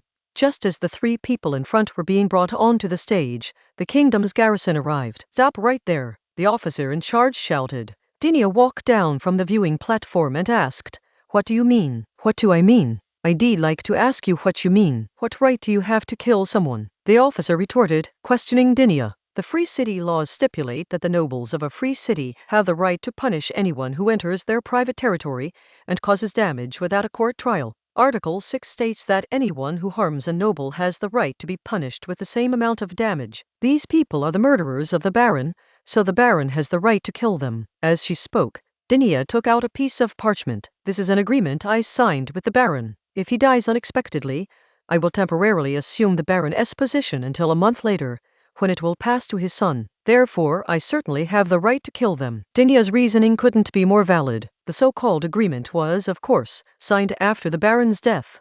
Dead people can't write, but they can leave their fingerprints, genuine fingerprints, the kind left with blood. The officer persisted. "What makes you say they are the murderers?" "I have their confessions," Dinia replied, "and they weren't injured at all, which means there was no coercion involved." A group of people shook their heads vigorously, wailing and sobbing. "No forced confession? What a joke!" Mushrooms just burrowed into their bodies, stirred them slightly in their internal organs, and they confessed to everything from murdering the Baron to treason and even raping a boar's anus. "They're fabricating charges at will. There's no law at all," the officer roared. "With your attitude, are you also involved in the conspiracy to kill him?" Dinia asked with a suspicious look. "What, you want to hang me too?" The officer stepped forward, speaking with disdainful provocation. Behind him stood not only hundreds of soldiers, but also the entire southern Senia kingdom. When the Baron was alive, everyone had to give him some leeway. "So, you really are the murderer," Dinia said, looking quite helpless. "So what if it is?" the officer retorted. Snap! The next moment, a red hand snapped his neck. Dinia blew a breath. "Nothing much, that's it." Hundreds of soldiers exploded instantly. "Don't move. Whoever moves is his accomplice," Dinia warned loudly, then softened her voice. "The Baron said that if anything happens to him, he is willing to give up his entire fortune to avenge me. Now that you have all identified this guy as the murderer, you will have done your part." The soldiers swallowed hard, but no one dared to move. "If he was a good person and he died, it would be a failure of your protection, and you can only try to make amends. But if he died as a bad person, then you are also victims," Dinia said to a group of soldiers. "You should know whether he was a good person or a bad person." Dinia went on to say this to the several junior officers present. The soldiers couldn't understand Dinia's implication, but the junior officers knew that if their superiors were good people, they had to fight Dinia to the death right now. Otherwise, they would all be punished according to military law. If not killed, they would definitely be transferred away from Hagen City and lose this lucrative post. If your superior is a bad guy, then it's simple. Pin all the blame on the dead and make money along the way. So, is it worth risking your life? No, if you risk your life, how can you make money? This guy is corrupt and abuses his subordinates. I suspected him before I even arrived. Brothers, we've been fooled. That bastard deserves to die. 3 junior officers rushed to defect. The soldiers below were dumbfounded. Could their commander really be one of the murderers who plotted to kill the Baron? That shouldn't be the case. They remembered that their commander often went to the Baron's place for hot pot, and every time he came back, he would bring back some pork and beef to reward them. But the 3 squad leaders all said so. Maybe their commander was the murderer. Some soldiers suddenly recalled that there were similar people in their hometowns who always took favors from others, and when the other party refused, they stabbed them instead. It turned out that their superior was this kind of person. "All right, everyone come over and register your names. The Baron will not forget your kindness. You will all have a share in his inheritance," Dinia called out. She also went astray by following Rowan. The head butler, Pink, watched from the sidelines with a sigh. The master's loss was not unjust. This woman not only had the ability to kill, but also the ability to destroy people's hearts. But then Pink laughed again. "If the Baron's property is to be confiscated, who will do it? It has to be his head butler, right? If someone else is in charge, How can they manage the Baron's assets? They'll just make a killing. Don't just stand there. Come and lend a hand. There are more than a dozen people who are about to be hanged. Dinia said, they're here, they're here. Several junior officers called over their soldiers to lend a hand, each one more eager than the last, completely forgetting that just a few minutes earlier they had come to rescue the execution ground. The dozen or so people below the gallows went from despair to hope, and then from hope to despair. After such a series of blows, their legs went weak and they collapsed to the ground like a lump of mud. They couldn't even crawl, let alone walk, and had to be carried up to the gallows by a few people. With that, the matter came to an end. Dinia, not wanting to see the group of people hanging, left the square. After hastily eating a few slices of bread and some meat to make do with lunch, Dinia rushed off to another meeting venue. This meeting was suggested by Ronan and chaired by him. People from various factories and trade associations attended the meeting, and the purpose was to stabilize production order. On Ronan's advice, Dinia was not further implicated. In Ronan's words, the upper echelons of Hagen City, represented by Baron Gate, were basically gone. These second-class people had to stay behind to maintain order. They couldn't die now, and even if they were to die later, they couldn't die under Dinia's red iron fist, but rather under the new laws and regulations. When seizing power, use violence. After seizing power, use the law. This is a quote from Ronan. The meeting lasted from noon until night, but the emphasis was on just one thing: ensuring production and maintaining order. With the meeting over, only two problems remained for Dinia and Ronan. Chapter 239. Can't we divide it? We can. Then you won't hit me anymore. There are two problems. First, the recognition from the North District. Hagen City is, after all, an industrial and commercial city. Its prosperity depends on its recognition as a transit point for trade between the North and South. Therefore, it is necessary to maintain relations with the North District. It's not actually that difficult. It's just about telling the people in the North District that you can give them money, but you can't rob them. Dinia's specialty is simply using his fists to tell the other person that he is begging on his knees. Second, the soon-to-be-appointed Duke. This is something Ronan and the real Princess Ambrina need to resolve. What the Duke really wants isn't the truth. He just wants money. Otherwise, why would he marry his daughter so far away? It's simply the business deal. The leader of a large Dante tribe in the Lovat's Empire provides the money, the Duke provides the method for building the Heavenly Oath altar, and the daughter's just an add-on. The Duke arrived worriedly, then happily accepted Dinia as his good daughter, and finally left excitedly with the money. Once the money is in hand, that's it. As for the agreement with that tribal chief, well, if he's so capable, he can come and marry this woman himself. Subsequently, Dinia also won over the people in the North District. In the end, as long as the business can continue, what does it matter whether the person in charge is a baron or a princess? Another month passed, and the situation in Hagen City was finally stabilized. The next step is to fulfill the 4 requirements proposed by Ronan: a joint legislative committee, a joint law enforcement agency, independent courts and police departments, and a group of unions under the leadership of a general union. Once this framework is in place, then we can begin the real reforms. Page 107. This dream trial, which was destined to fail, had 10 years to go. Dinia intended to use these 10 years to carve out her own territory in the north. Of course, this was not her goal. Her goal was to learn something in the process and make up for her 2 major shortcomings. One was her lack of knowledge about construction, and the other was her lack of military expertise. That night, Dinia and Ronan sat together drinking. They had done this many times before, but it was the first time in this dream world. Next year we'll form a militia, and the year after that, there will only be one voice in the city, Dinia said, having just taken a sip of her half-cup of wine. Ronan took a small sip. Who will be the team? The workers after they received factory shares. Dinia said, back in UC City, she thought the farmers on the collective farms were a great source of soldiers. They were like the invincible citizen soldiers of the old empire, or even stronger, but there wasn't much farmland within the territory of Hagen City in the dream world. Since they couldn't distribute land, they would distribute it to factories. Ronan shook his head. The factory can't be split up. Why? Dinia asked. Ronan took a small sip and began to explain. First, the means of production in a factory are different from land. These things cannot be equally divided, while land can, and land is there and will not change. But factory tools, machinery, and even factory buildings will break down and need constant replacement and investment. Second, if the current workforce is divided, what will happen to future workers? The profitability of different factories will vary greatly. leading to a huge gap among workers.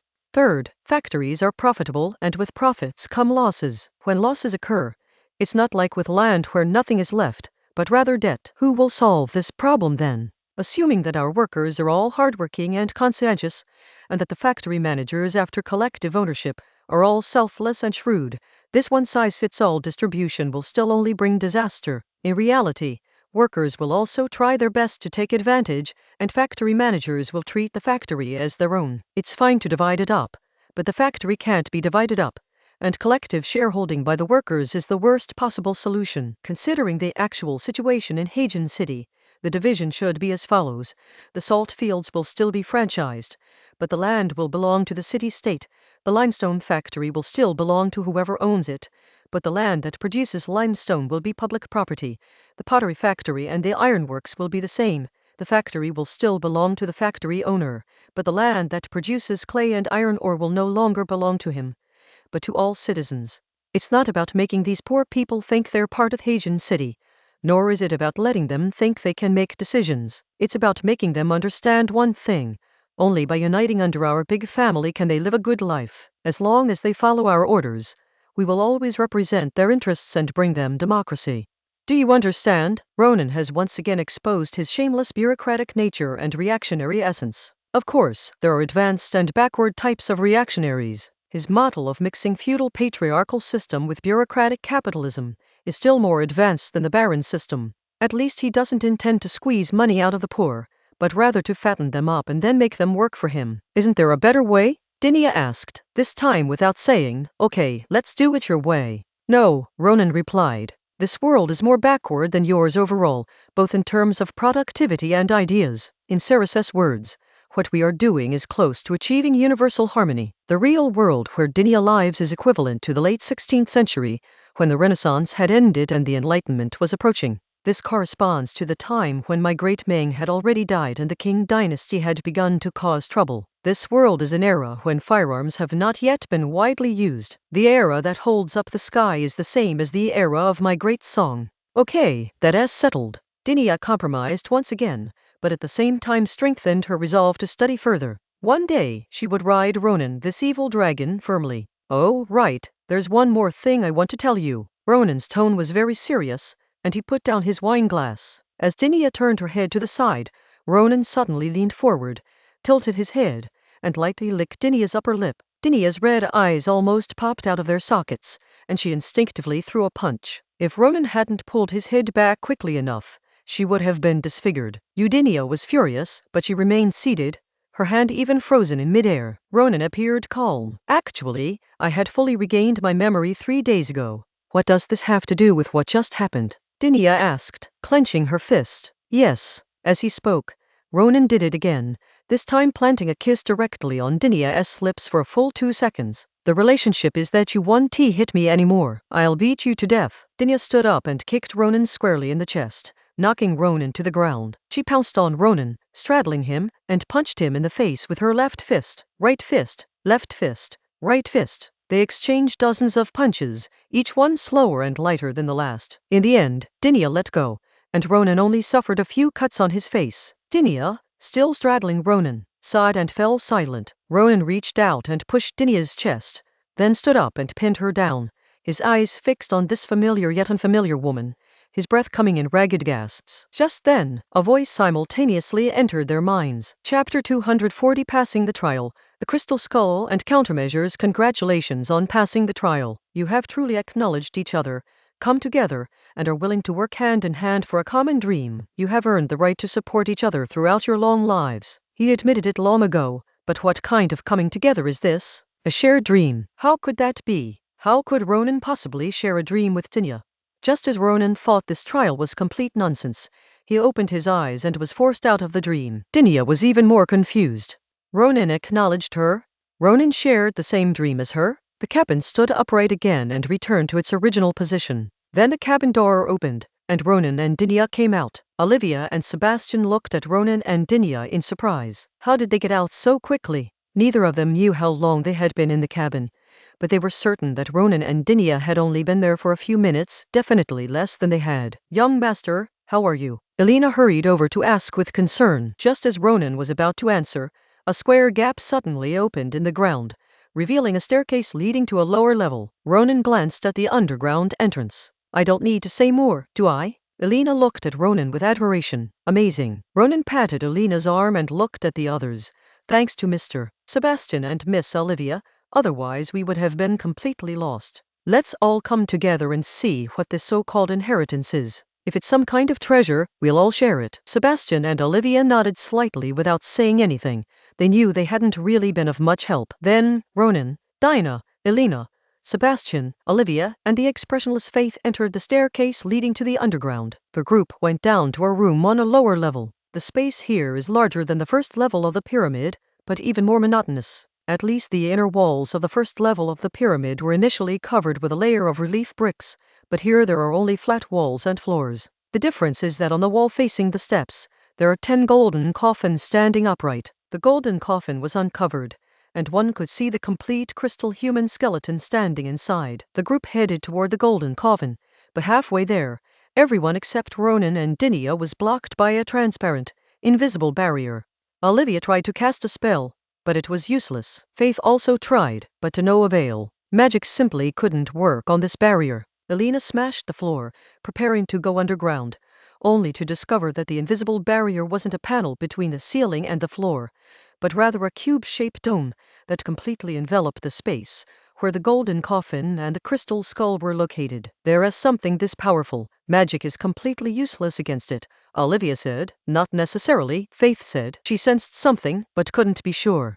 In fact, the person who truly understood this transparent shield was still outside the pyramid. After failing the trial, he used spatial magic to bypass the sealing mechanism of the upper level and forcibly entered this room, but he could not pass through this barrier, because the space within the barrier, which appears to be part of this vast, empty room, is actually in another world.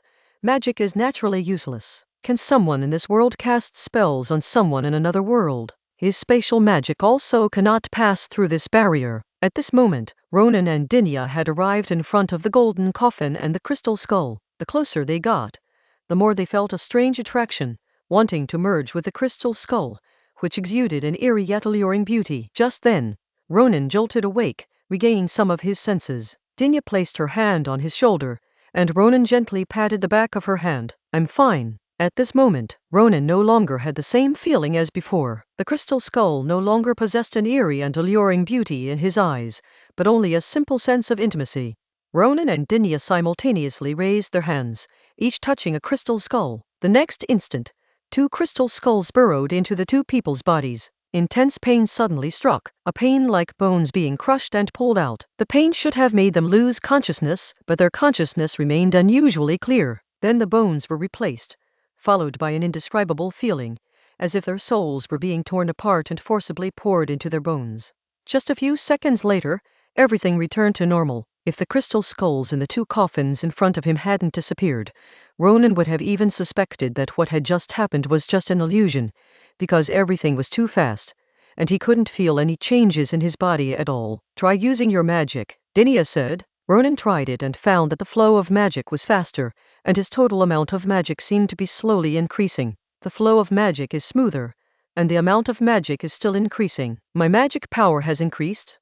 Dinia wondered, as she couldn't sense it at all. TCH, you think you're so great? Ronan coughed. PFFT. Dinia chuckled. You have those childish moments too. I don't think it's just that. Before we woke up, the voice said the right to watch over each other throughout a long life. Is a person's life that long? The longest-lived magician in history only lived to be 150 years old. I don't know. Perhaps after the soul and body are more deeply integrated, the lifespan of a mage's physical body will be longer, Dinia guessed. A mage's youth is very long. The higher the level, the longer. Someone like her who reached the 6th level early might still look the same even when she's 70 or 80 years old. Only in the last few years, when the physical body is nearing its limit, will she age rapidly, and then the soul will dissipate and she will die completely. While the 2 were talking, a golden coffin lid suddenly appeared from the other 8 golden coffins, covering them, and then they all crashed to the ground. After falling, they turned into 8 small coffins, each only the size of a thumb. Ronan was watching this scene and thinking that this would be convenient, as he could just take them away. However, 4 of the tiny golden coffins flew directly into his hands. The same applies to Dinia. Dinya looked at Ronan. I'll take it. It'll be more convenient for me. Taking the miniature golden coffin from Ronan, Dinya sprouted a large red mushroom from her palm and stuffed the 8 thumb-sized golden coffins inside. It's time to go out, Ronan said. Ronan and Dinya passed through the barrier and then returned to the original second level with the other 4 people, where they were surprised to find that the entrance to the first level of the pyramid had reopened. However,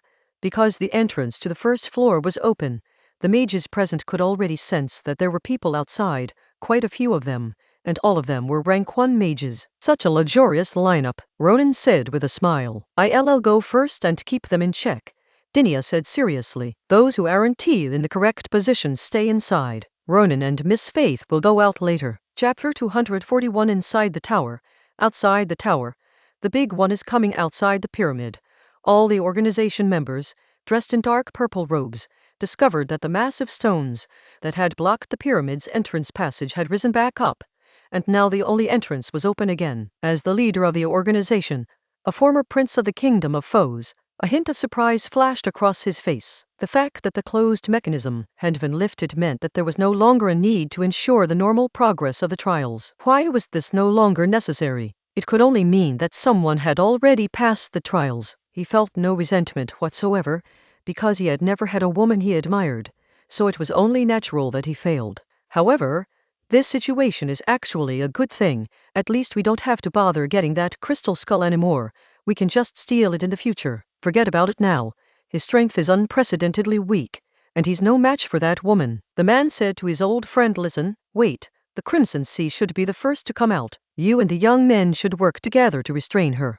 Then it should be the young man my good brother chose, and the target. The other guys will come with me and do our best. The man had anticipated the other side's plan, but he was still not entirely confident. Firstly, his own strength had weakened, and secondly, his organization was not actually very strong. A true mage has a bright future. Even if they can't make it in a big city, they can easily be a small-time tycoon in the countryside. The vast majority of true mages would never join an underground organization that requires them to hide themselves. Only in the legendary biographies written by some bards would you find such a secret organization full of powerful figures. Isn't open and above-board enjoyment better than risking your life in the shadows? Most upright magicians think this way. How many years would it take to suffer a stroke and risk doing something hopeless and only punishable by death, if you can steadily reap benefits within the framework of order? Apart from a few exceptionally idealistic 4th-tier powerhouses who were attracted to join by his personal charisma,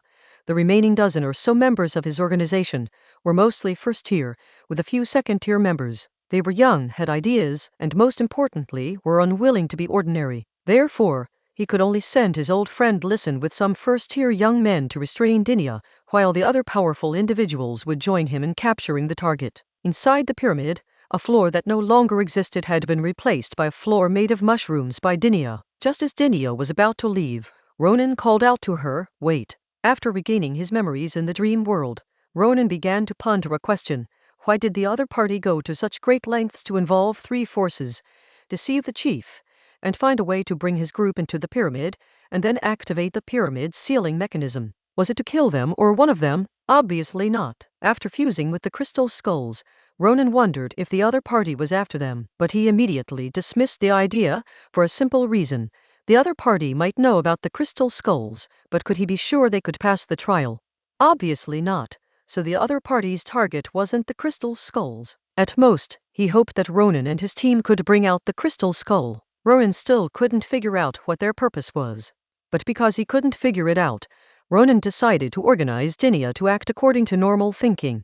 Dinya stopped and asked, what are you thinking about? No, it's just that I think it was expected that you would be the first to go out. When you don't know what the other party is thinking, the best way is to not follow the rules. Don't rush, we still have some food. Let's stall. Ronan explained. They did have provisions. How could a group of people entering a mysterious and unknown place not bring food? They just didn't have much, and since someone had died, they had a little extra provisions. Then I've done all that work for nothing, said Noah, the suturer. He had just saved several native soldiers who were almost certainly going to die, but these men were in great physical condition and would die again if they didn't eat something. If it affects you, then give them our share, Ronan said. No need, starving to death is not within my scope of treatment, Noah said calmly. Normally I save whoever has money. Are we just going to wait like this? Olivia, who had recovered quite a bit, couldn't help but ask. Ronan looked at Olivia and said, "Let me put it this way. The people outside are targeting one of us, and some of them know that kind of spatial magic that allows instantaneous teleportation. If our people are separated, the target is likely to be hit. But now that we are all together, the other side doesn't dare to act rashly outside at this moment." It seems your prediction was wrong, Listen said to his old friend with a smile. "I am just a mortal. It is only natural that I make mistakes." The man was not discouraged. "In that case, we have no choice but to activate the contingency plan." As he spoke, the man looked at the second person on his left. "Cassel, it's up to you." Cassel walked toward the entrance of the passageway, reached out and cast a spell, releasing poison gas inward. The poison gas did not spread very quickly. In an open field, even a novice mage could escape, but the space for hiding inside the pyramid was limited. "Will it work?" Listen asked. In the next instant, the entire passageway was completely blocked by Dinia's dense cluster of mushrooms, preventing the poisonous gas from entering. "Can't," the man called another name. Instantly, flames began to scorch the mushrooms. The mushrooms that were burned off would immediately regenerate. "What exactly do you want to do?" Listen asked again, something that seemed pointless on the surface. The man did not answer, but instead gestured with his eyes to several first-tier elemental mages on his right. The group immediately stepped forward and began casting spells to continue consuming the mushrooms blocking the passage, while Khan stopped casting spells and retreated with Castle. Listen was puzzled, because the combined mana of these people was less than that of the woman, not to mention that the woman's spells probably consumed very little mana, while these young people consumed a lot. "This is to follow up on the initial plan, to restrict her." The man finally spoke. "Wait a moment. I will take you and 3 others in, and then we will complete our objective." His current strength is limited to teleporting 5 powerful mages together, so he can only take 4 people with him through the passageway. Page 108. He could only go through the passageway, because the pyramid structure made of magic stones would block magic. At this time, he could barely go in and out by himself.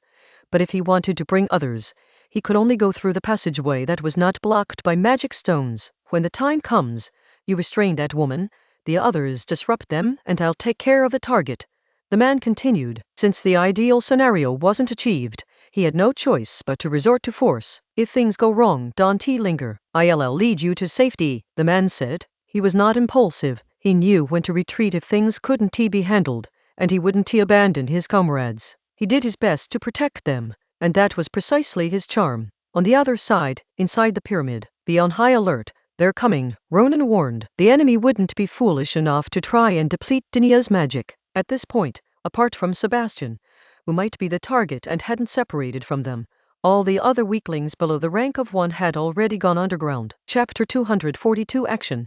Bad woman, bad man. The leader of the purple-clad organization took out a medicine bottle and drank the entire bottle of golden liquid. A thick white mist spewed from his mouth and nostrils like a blower. "Action!" At the command, the leader cast the Frago family's inherited spatial magic. Leading his old friend Listen, the organization's core members from the Empire's Poison Sword Castle, the kingdom's wanted 4th-tier elemental mage Unextinguished Fire Count, and Gamblerda, as they passed through the mushroom cluster blocking the passageway. When they arrived behind Dinia, it took Dinia half a second to react as she was maintaining the mushroom cluster. In that half second, Listen had already completed the spell. A humanoid iron coffin filled with iron spikes had trapped Dinia inside. Unfortunately for her, Dinia was least afraid of this kind of trapping magic. Her mushroom reincarnation technique allowed her to reincarnate on any mushroom she created. The original floor of the first level of the pyramid had collapsed, and now the entire ground of the first level was covered with her mushrooms. Almost at the same time that she was trapped inside, Dinia had already grown back from another place. But the moment she grew out, that Iron Maiden-like thing trapped her inside again. For Dinia now, this reincarnation consumes almost no mana.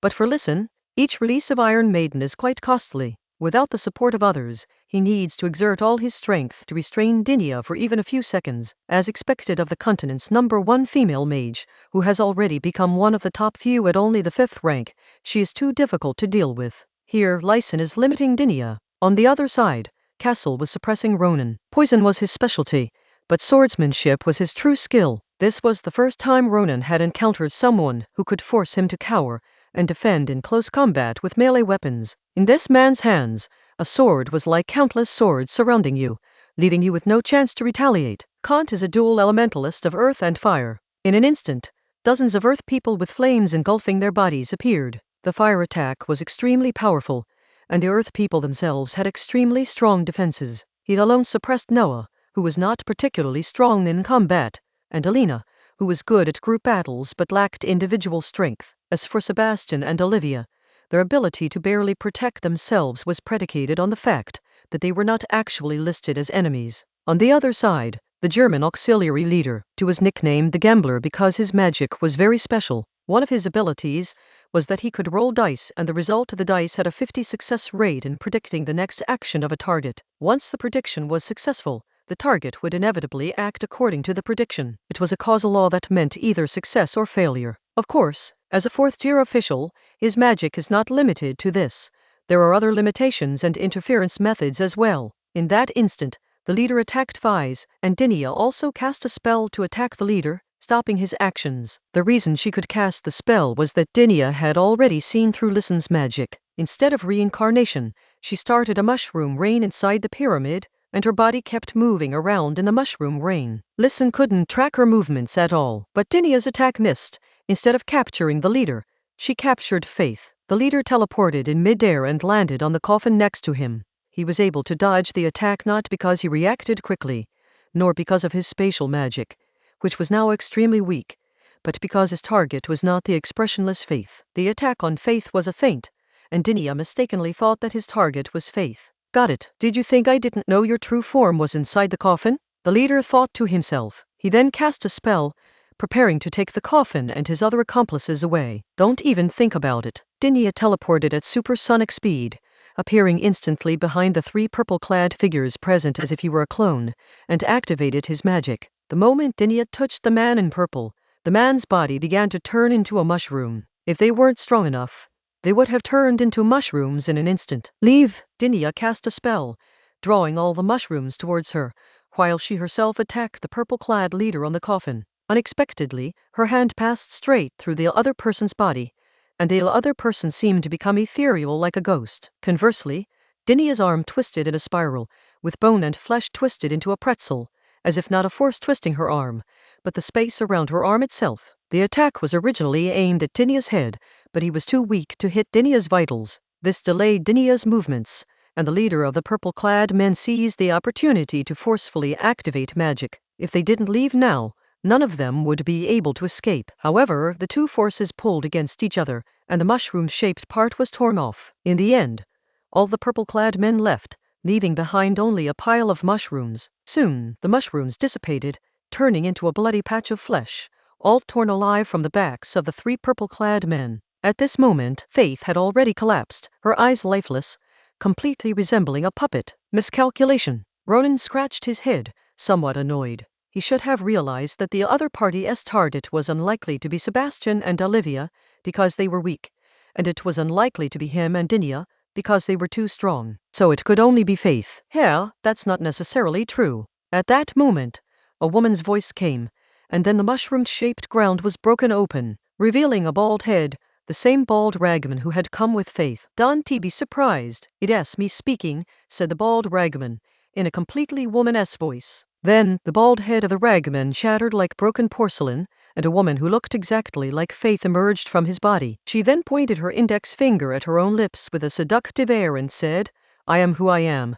Then, with a flick of her wrist, the fallen Faith stood up again. "This is my puppet. How is it? Realistic, isn't it? Ha, you even fooled us." Ronan was anything but happy. Of course, a girl needs to be careful and protect herself when she's out and about. With that, Faith walked over to Ronan, tilted her head slightly, and gently stroked Ronan's cheek with her finger. "Don't you think so, you bad boy? A bad man?" Ronan laughed. "Am I bad? Seducing a saintess is no ordinary evil," Faith replied. Then her eyes sharpened. "However, since you've already succeeded, that's a different story." Ronan was completely stunned. "Holy crap, are you one of those mentally ill people?" Wheeland has a group of Dinia's fanatical fans who insist that the Holy Son of the Seven Saints is not male but female, and that Dinia is the reincarnation of a saint. They all act like lunatics. Faith didn't mind Ronan calling her mentally ill. That's a complete misunderstanding. Besides, our history didn't begin with the appearance of the saintess. Why was I so wary of that man in purple, Mr. Ronan? Can you guess why? Dinia had no intention of speaking to Faith and went straight to Ronan's side. It's time to go back. Please allow me to come along, Faith pleaded. Even if I can please let me tell you something. Chapter 243. Why didn't I pursue it? It's not too bad. I'm from your hometown. Once outside the pyramids, Ronan and Dinia quickly walked to the front. At this moment, Ronan asked in a low voice, what just happened? He was asking why Dinia didn't chase after the man in purple. The others, including Ronan, weren't strong enough, and if they chased after him, they might be killed. But Dinia could. The purple-clad leader's spatial magic could never instantly transport someone far away. The reason is simple. If he could teleport people over extremely long distances, would he need to bring them to the outer perimeter of the pyramids? He could easily perform a skit like I came in, I came out again. What are you going to do about it? A few kilometers away at the foot of the mountain. But he didn't, which means that the casting range of his teleportation spells with others is very limited. Ronan's judgment was entirely correct. The purple-clad leader's movement distance when traveling with his men was indeed very limited, and even when he traveled alone, the movement distance was also very limited. His long-distance teleportation is actually just pulling a marked person from any location back to a certain location. It doesn't allow a person to be freely transferred back and forth. They have a flying machine made of the same material as magic stone, Dinia said, gesturing to indicate its shape, which was roughly that of an airship. No wonder, Ronan sighed. The other side made thorough preparations to ensure their escape from this isolated mountain. The existence of this aircraft further confirmed that the purple-clad man had explored an alternate dimension left behind by some otherworldly being. They not only obtained this aircraft but also learned some secrets. This is why they sent people to that alternate dimension island in the first place and why they came to this pyramid this time. 2 days later, the purple-clad men were temporarily gathered in a camp located between the Kingdom of Fas and the colony of the Kingdom of Wayland. Listen, the foreign player, left alone and returned to his own estate. On this trip, a large chunk of flesh and skin was torn off the backs of Castle, Kant and Duh. Even though they were not in mortal danger due to their physical condition, after applying ointment and bandaging with white cloth, they could only lie face down, experiencing a continuous burning pain in their backs. Even the slightest movement caused excruciating pain. This is my responsibility. There was a mistake in the intelligence about her. As the leader, the man took the blame upon himself. Actually, this wasn't an intelligence error. Rather, they hadn't expected that Dinia would advance another rank during her trial, going from rank 5 to rank 6, significantly increasing her strength and almost delivering a triple kill to them in an instant. None of the three spoke. They only felt regretful, as their goal had not been achieved this time. For me, it's not too bad. As the leader, he certainly couldn't say anything discouraging. There was something in the coffin.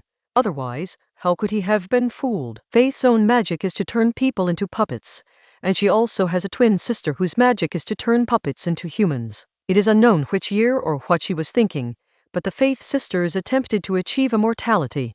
She first turned herself into a puppet, and then her twin sister humanized her. She became a strange life form that was somewhere between a puppet and a human. It is said that in order to become the only one, she broke her promise and killed her sister, turning her into a puppet. The thing in the coffin was also a puppet made of human flesh. The leader of the purple-clad men could use this as a transitional body, and didn't even need to worry about a soul rejection reaction. However, the puppet had two flaws. First, once the puppet was damaged, he couldn't perfectly repair it.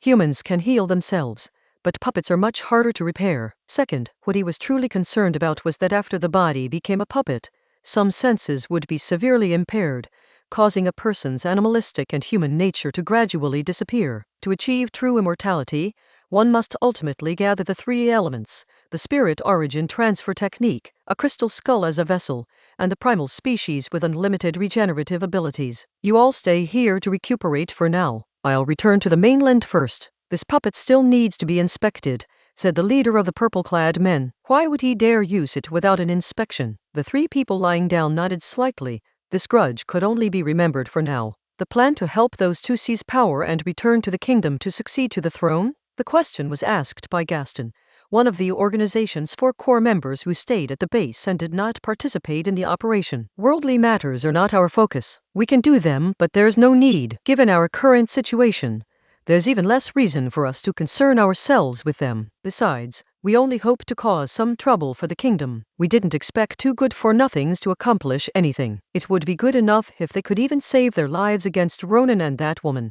the leader said. But they are after all. Gaston wanted to say something more, but was glared at by the leader and stopped in his tracks. "Let them die, they're not people I care about," the leader said, then turned his gaze to the crowd. "You are the ones who matter." Meanwhile, in the Twin Bears tribe, Sebastian and Olivia were staying with the people they brought, while Faith came to Ronan's side alone. Noah walked away from the start, knowing that Ronan might be discussing some private matters that were inconvenient for him to know, and he had no interest in knowing them anyway. "So, we were both on the verge of death at the time, and we had no choice but to take the risk. I, who started first, survived, but she was unable to cast spells after the puppetization began and eventually became a puppet herself." Faith finished telling Ronan and the others her story. "Nobody will believe your story," Ronan said. "I don't even believe it myself," Faith said. "The story of me killing my twin sister with my own hands to become the only immortal being is more believable.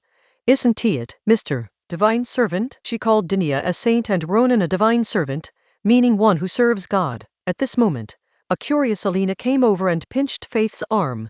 "You don't seem like a puppet at all.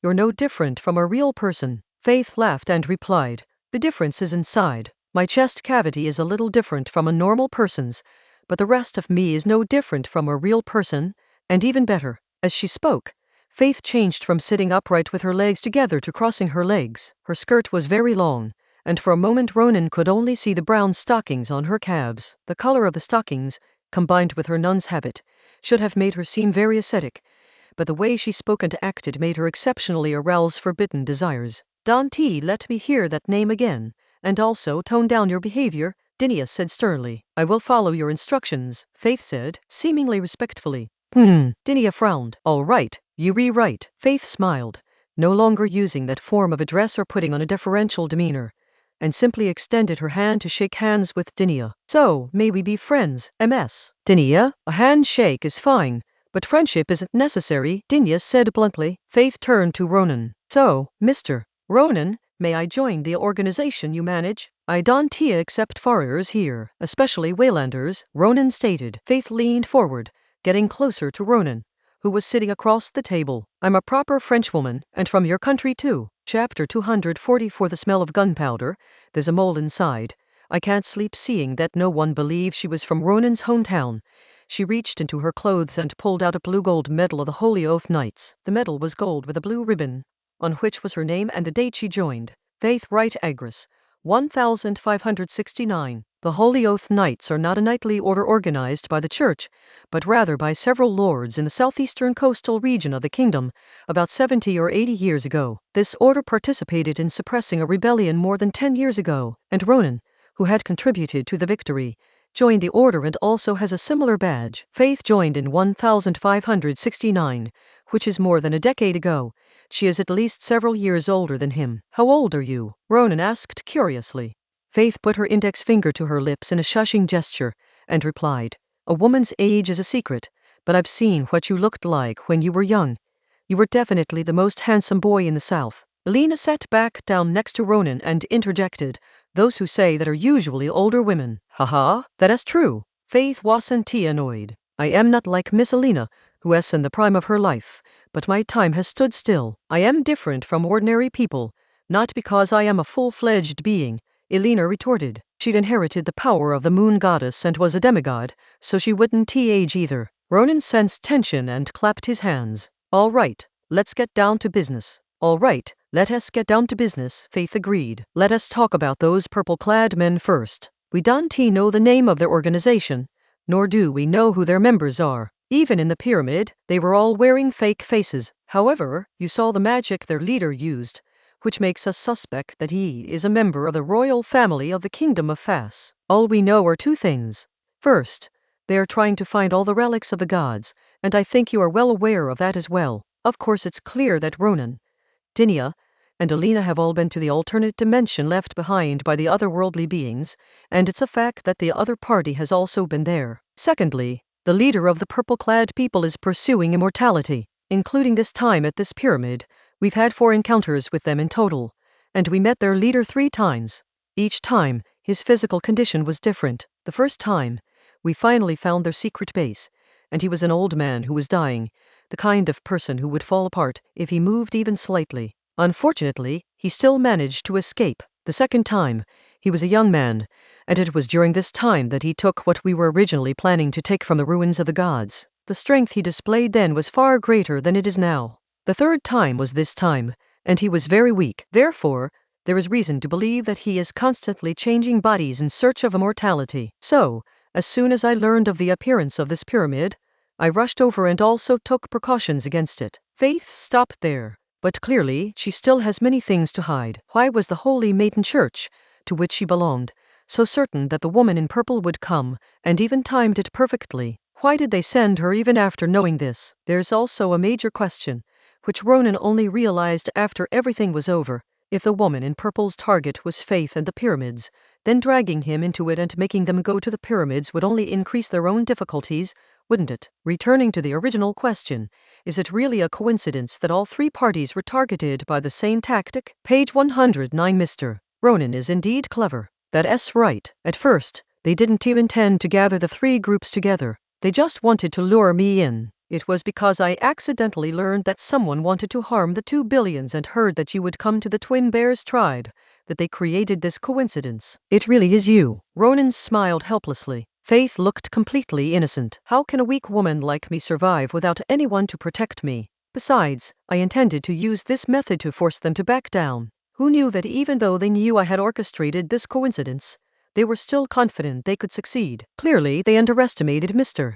Ronan's wisdom and Ms. Dinia's strength. At this point, Ronan decided not to ask any more questions, as Faith would not answer them anyway. Ronan let out a sigh of relief. We'll set off tomorrow. Sebastian and Olivia will come back to the governor's mansion with us, and then we'll have someone escort them back to the colony in Villa. If Miss Faith wants to come, then the task of escorting them back will be yours. Of course. After agreeing, Faith stood up and glanced at Dinia. I won't bother you any longer. With that, she left Ronan and his group's residence. After Faith left, Elena unconsciously rubbed her long, slightly wavy blonde hair. Are we really going to let her come with us? Ronan explained. The Church of Saintess is watching us. Rather than letting them hide in the shadows, we should keep her close by, just like the Purple Robe organization. Huh? Elena was taken aback. How did this bring up the purple-clad man again? If Faith can determine the general movements of the purple-clad men, there must be a mole within their organization. Of course, there are probably also people from their side in their Holy Maiden cult,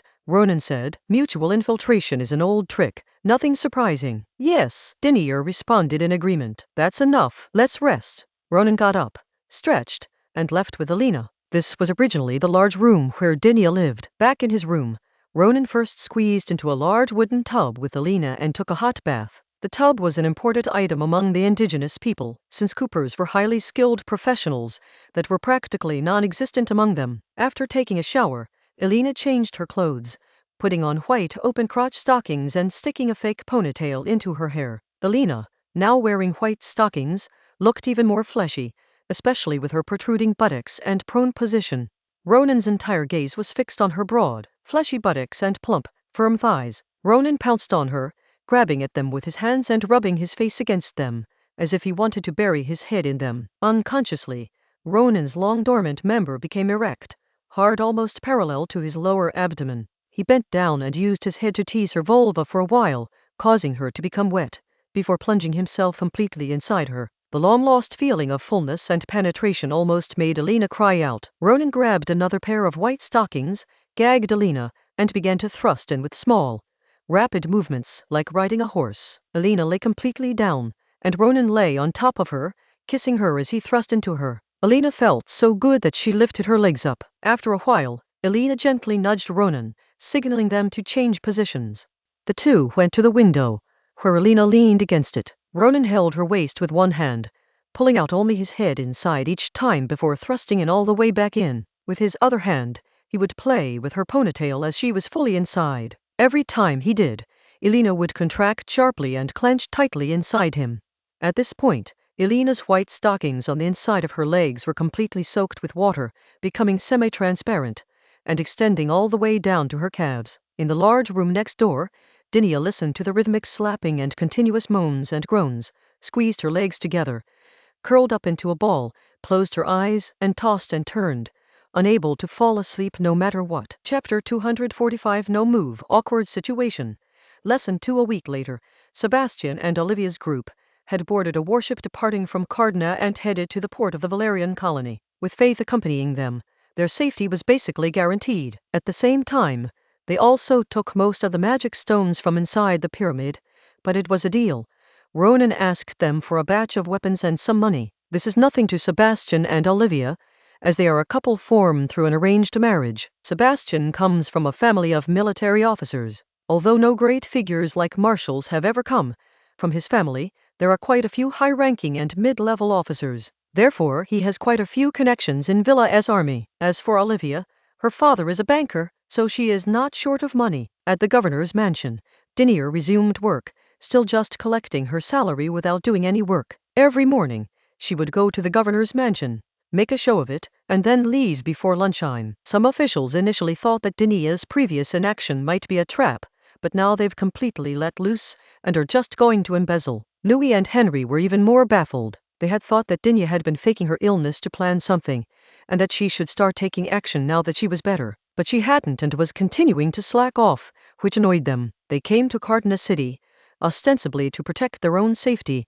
but they also mobilized a portion of the army and stationed them in various locations outside the city. Wasn't it all to monitor Dinia so they could counter any actions she might take? But she doesn't even care about her daily affairs, so what's the point of monitoring her? During this time, their think tanks had prepared more than a dozen contingency plans, which assumed various ways Dinia would deal with them, and carefully planned how to counter her and put her in a situation of dereliction of duty or even breaking the law. It can be said that no matter what actions Dinha takes, they, having the home advantage, are already prepared with corresponding countermeasures and are just waiting for her to make her move. But the problem is that she doesn't take any action at all. Ronan's side is indeed taking action. The two brothers have already found out that a group of local officers are training indigenous laborers, preparing to turn them into soldiers. But with only about 200 people in total, what can they accomplish? Not to mention that their territories are mainly populated by immigrants, with a standing army of 5,000, which can be expanded to over 10,000 if necessary.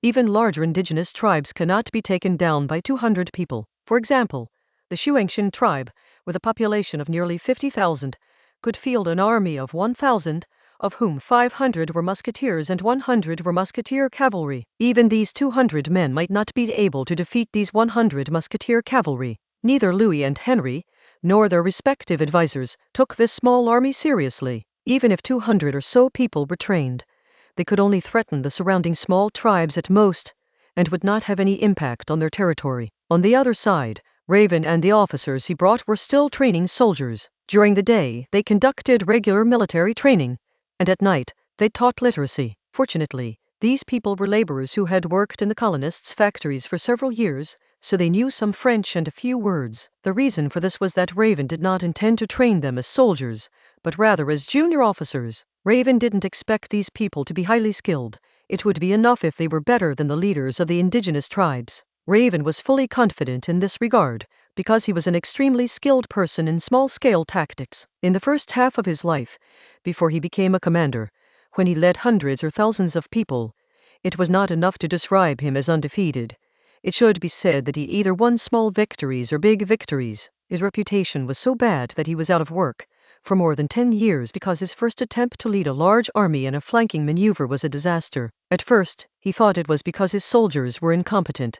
They couldn't keep up with his operations and couldn't implement his tactics and strategies. Later, he reflected on his actions and realized that he himself was indeed inadequate. At this point, he realized that the most basic quality of a true commander is leading troops, that is, building an army, rather than arbitrarily thinking that as long as you fight this way, you will win. Lavin is satisfied with the current situation. He's not trying to get back what he's lost. He's 60 years old.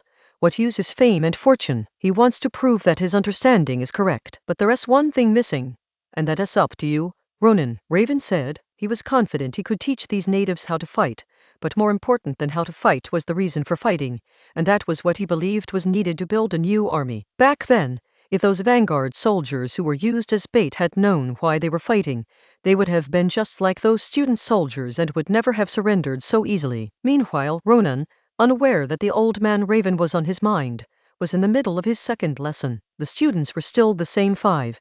The tall O who had many ideas but was very reserved in front of him. The shrewd and cunning little fat boy Hatch. O's sidekicks, the Lop brothers, and the ragman Chip who had read many books. Before I begin my lecture, I'd like to ask you a question. On this trip, you've encountered numerous tribes of varying sizes in the surrounding area. How many social classes do you think the indigenous people are? Ronan asked. 3. The chubby Hatch was the first to speak. The highest level is the ruler headed by the chieftain, with wizards and military commanders as his assistants. Below that are some high-ranking warriors and their subordinates, and below that are the commoners. No, O corrected. There's an even lower level, that S slaves. There should be 4 classes.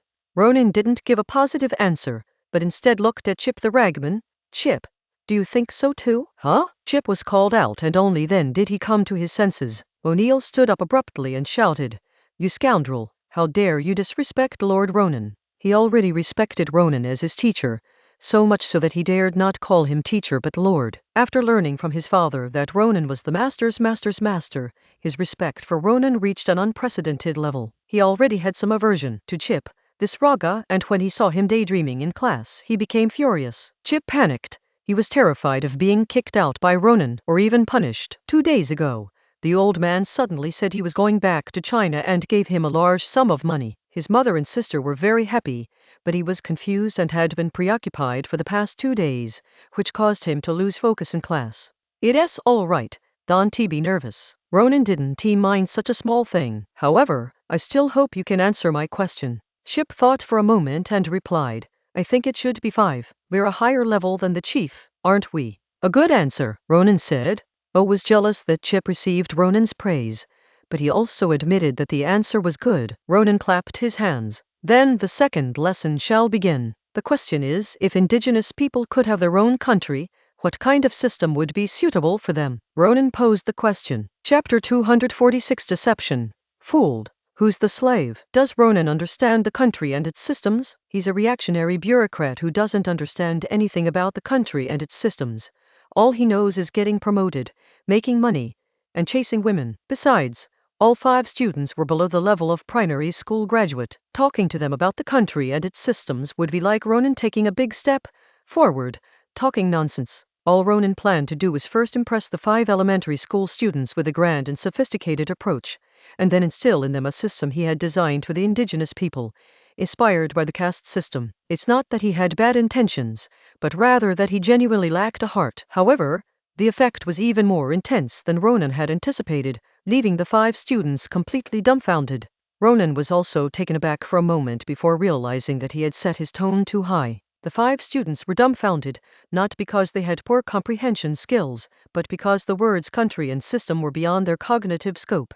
They had no concept of them at all. So Ronan changed his tune, saying, the gist of it is, if the indigenous people have a very, very large tribe that has merged with other tribes, then how should the people in the tribe be arranged? This time, the 5 teenagers, who were considered highly educated among the natives, barely understood what Ronan meant. Actually, you have already given the answer, or rather, you gave the answer back in the very first lesson. Ronan paused deliberately before concluding, that is that you will be the highest leaders of the tribe. The 5 people reacted differently. The tall one, Ao, was excited but also had some self-doubt. He was excited because he always felt that he was very good and should be better than his father. He doubted whether he could be competent to be the leader of a tribe. After all, he was just the leader of a small indigenous group in the school. Little Fatty Hatchai was simply smitten. Being an official in a tribe meant plenty of good food and women, right? He had a secret. Out of the 5 men, he was the only one who wasn't a virgin. After all, he could get his hands on food, and in the indigenous community, where there was food, there were women. However, he felt that he wanted to find a beautiful, voluptuous woman, not the skinny kind. The Lot brothers were very nervous. They had always wanted to do something big with Obama. Chip appeared the calmest, but was actually the most excited, because he had never had a goal. Listen taught him a lot of things, but never told him what the future held. He was clearly more knowledgeable and stronger than his peers among the natives and the Lagman, yet he felt like an insignificant person. Ronan continued, of course, I don't mean that I will directly make you chiefs and leaders of a tribe. You will need to use your own wisdom and strength to seize such a position. All 5 of them were simultaneously stunned. What? You've seen what big and small tribes look like, And you don't even have this much confidence?" Ronan questioned. The 5 remained silent. They were confident that they could manage and develop the tribe better than the tribal chiefs, but how could they possibly take over the position? "Don't you think that most people in those tribes are looking forward to a change of ruler?" Ronan asked again. The 5 nodded, but immediately shook their heads. They admitted that most people in the tribe wanted to rebel because they, the lower class, were living a very hard life, while the upper class was living much better than them, who served the colonists. People are inherently jealous, and jealousy inevitably breeds resentment and anger, so most of them were bound to want to rebel. The problem is that these people at the bottom of society, who are either lower-class commoners or slaves, are not only weak and powerless, but also very stupid. Yet within this stupidity lies a kind of cunning like that of a wild beast, making them completely unreliable. They want to rebel, but they will never truly stand on our side until they see real benefits and a glimmer of hope for victory, O said. Chip nodded. For the first time, he completely agreed with O's point of view. These fools are beyond saving. We might as well count on the lower and middle-ranking warriors. They all want to climb higher. If there are enough benefits, they might be on our side. They can directly mobilize the lower-class civilians and slaves,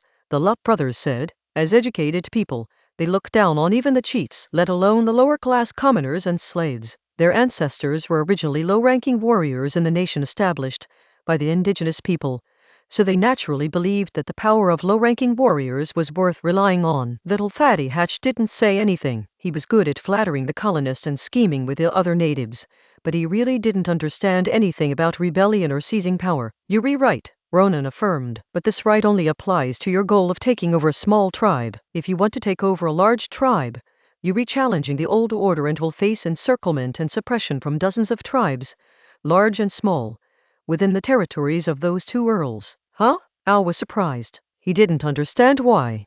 Shouldn't people like them, who were educated and closer to civilization, be more welcomed by the colonists? Why didn't the colonists approve of them? "Indeed," Chip said, then looked at the puzzled O. "Because those chiefs are easier to exploit, and we are smarter than them. If the lords wanted us to replace those chiefs, they could have done it long ago, couldn't they? But the lords didn't do it. In the end, animals are easier to enslave than people. The lords use us because in their factories, estates and mines, animals alone are not enough. They need people to manage them properly. But those chiefs' tribes are places where they exchange some junk for large amounts of agricultural products. They don't need people, they only need animals." O jumped up and glared at Chip. "How dare you say that the master is enslaving us? You damned slave. You're asking for death." As he spoke, O raised his fist. If Ronan hadn't been there, he would have already thrown the punch. Chip sneered. "Ha, you're more like a slave than me." He was proficient in both totem enhancement and magic, and with his level of skill, he wouldn't mind standing there and letting him beat him. Bang, bang, Ronan kicked O and Chip away with 2 kicks, one after the other. Both of them fell to the ground and couldn't get up for a long time. "Classmates should be united and friendly," Ronan said. "I originally thought this kind of nonsense didn't need to be said, but now it seems necessary to tell you." It took a long time for O and Chip to get up and stagger back to their positions. Ronan offered no words of comfort, but continued his lecture.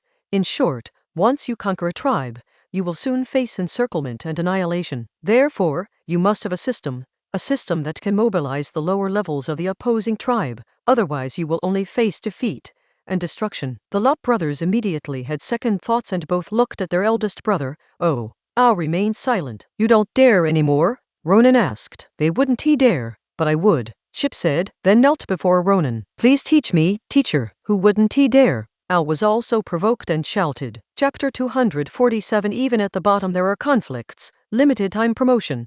No questions allowed. Ronan paused deliberately. "Actually, the way to win them over is very simple. For commoners, give them land. For slaves, abolish their slave status and grant them commoner status." Slaves certainly suffered, so the allure of becoming commoners was more than enough for them. However, the lower-class commoners of these tribes were not so miserable. Land distribution was not so tempting for them, because they already had land. The New World was vast and sparsely populated, and there was not such serious land conflict. Of course, after paying taxes in kind, the land they owned was only enough to support themselves and their families. Does a chief's good life fall from the sky? Of course not. A chief's good life comes from the earth. However, making some slaves commoners will actually make some commoners very unhappy, Ronan said. The 5 boys nodded repeatedly. They didn't understand the reasoning either, but they believed it from the bottom of their hearts. Don't assume that the oppressed lower classes are united. If a revolution were to occur and the lowest and next lower classes were to be on equal footing, the next lower classes would not accept it. Just like if a revolution were to occur in the Western continent and farmers and workers were to be given the same status, the workers would not accept it. Workers do not want to be exploited by factory owners, but they are very willing to exploit farmers in a roundabout way, enjoying the benefits of cheap agricultural products as city dwellers. There has never been true unity between workers and peasants, and the upper class does not allow them to unite. The same applies to the lower class commoners and slaves among these indigenous peoples. Therefore, we should give greater benefits to the common people at the bottom of society. For example, if they make meritorious contributions, they can be allocated more land, replace the original lower-ranking warriors, or even become officials in the new city-state. Page 110. Ronan said, "It is not enough to simply distribute land to the lower classes. They need to be given greater opportunities for upward mobility." What about the original lower-ranking warriors? The Lup brothers asked. "Those who surrender, do not move. Those who do not surrender, kill," Ronan replied. After all, many indigenous people had already been killed by the colonizers and infectious diseases over the past few decades, so the samurai, who were considered small landowners, could not be treated the same way. If we really cut it off completely, then there will be no one left. This is not the Western continent, whose population has surged in the past few decades and is on the verge of exploding, nor is it the already overcrowded Ceres. Moreover, Ronan wanted a comprador regime for the indigenous people, not a genuine revolution. But the chief and the high command must die. Ronan added, "We five alone can team manage it all," O said with difficulty. Even the colonists' estates required a dozen or so managers like his father to oversee them. How could such a large tribe be managed without 100 or so high-ranking officials? You'll meet them soon. Besides, if you succeed, you can bring your classmates over, right? Ronan replied. After training, the laborers in the colonists' factories became officers. Once they seized power, they naturally became high-ranking officers, and those who fought on the river had to be above everyone else. Ronan sighed softly, however. That alone is not enough. The five people were somewhat surprised. Wasn't that enough? Ronan waved his hand. Sweetness alone isn't enough. Have you bought anything? O and Chip nodded, while the other three shook their heads. O and Chip had money and had bought things before, while the other three didn't have money and hadn't bought anything. Have you ever seen a limited-time sale? Ronan asked. Limited-time sales are actually a very old promotional tactic, especially since the origins of Western continent civilization, or maritime civilizations. Based on pirates and merchants, this tactic has been used to death long ago. O shook his head, but Chip nodded. Because he was richer, a few days ago, he bought a limited-time promotional gadget and regretted it as soon as he bought it. Therefore, we must implement a caste system. Ronan finally revealed his true intentions. Caste? The five men didn't understand. It's very simple. Just tell them that this revolution is their chance to turn their lives around. Everything will be fixed in the future. The tribe is roughly divided into 5 classes. The lowest class is slaves, then commoners. Commoners can farm and herd livestock, but cannot do business, let alone join the army or become officials. Then the third class can do business and join the army, which is a class of lower-ranking officials. The fourth caste is the class that can become high-ranking military officers and high-ranking officials. The highest caste, of course, is you, the ones who make the laws and are responsible for adjudicating them. However, strictly speaking, you no longer rely on caste, because you must have received civilized education and passed the exams set by civilized people to gain power. Otherwise, you can only enjoy preferential treatment. A comprador regime is nothing if its leaders are not brainwashed by foreign influences and are not inherently aligned with the people they govern. Ronan continued, this caste system shouldn't be too strict. If the previous 3 generations were slaves, the 4th generation can apply to change their surname and join the commoner caste. Of course, the previous 3 generations must have been slaves well and without any wrongdoing, and they must have the master's recommendation. Moreover, this is limited to the person, his wife, and his children. The commoners of the 2nd caste can be eligible to move up to the next caste after 2 generations, but they need 3 third caste people to vouch for them and then pass an exam to advance. The 3rd level can be accessed by donating money to enter the 2nd level. Of course, there are promotions and demotions. As long as it is a serious crime, one must be demoted. This is something you can decide. The second level cannot be promoted to the highest level, because the highest level requires people to have received civilized education. However, like the highest level, they have certain exemptions from demotion. And you, the highest class, will always be the highest class. At this point, Ronan had explained the entire framework to them. As for why there should be promotions and demotions, it wasn't because he was soft-hearted, but because this new continent was too big. If you don't give them any hope, can't they just run away? A comprador regime can't be too inactive. If it's too inactive, it won't be able to stand for long. Ronan, this Frenchman, was hoping that they would cause more trouble for the British in the future. In short, if the native slaves and commoners followed them, they would have a chance to rise up and become masters.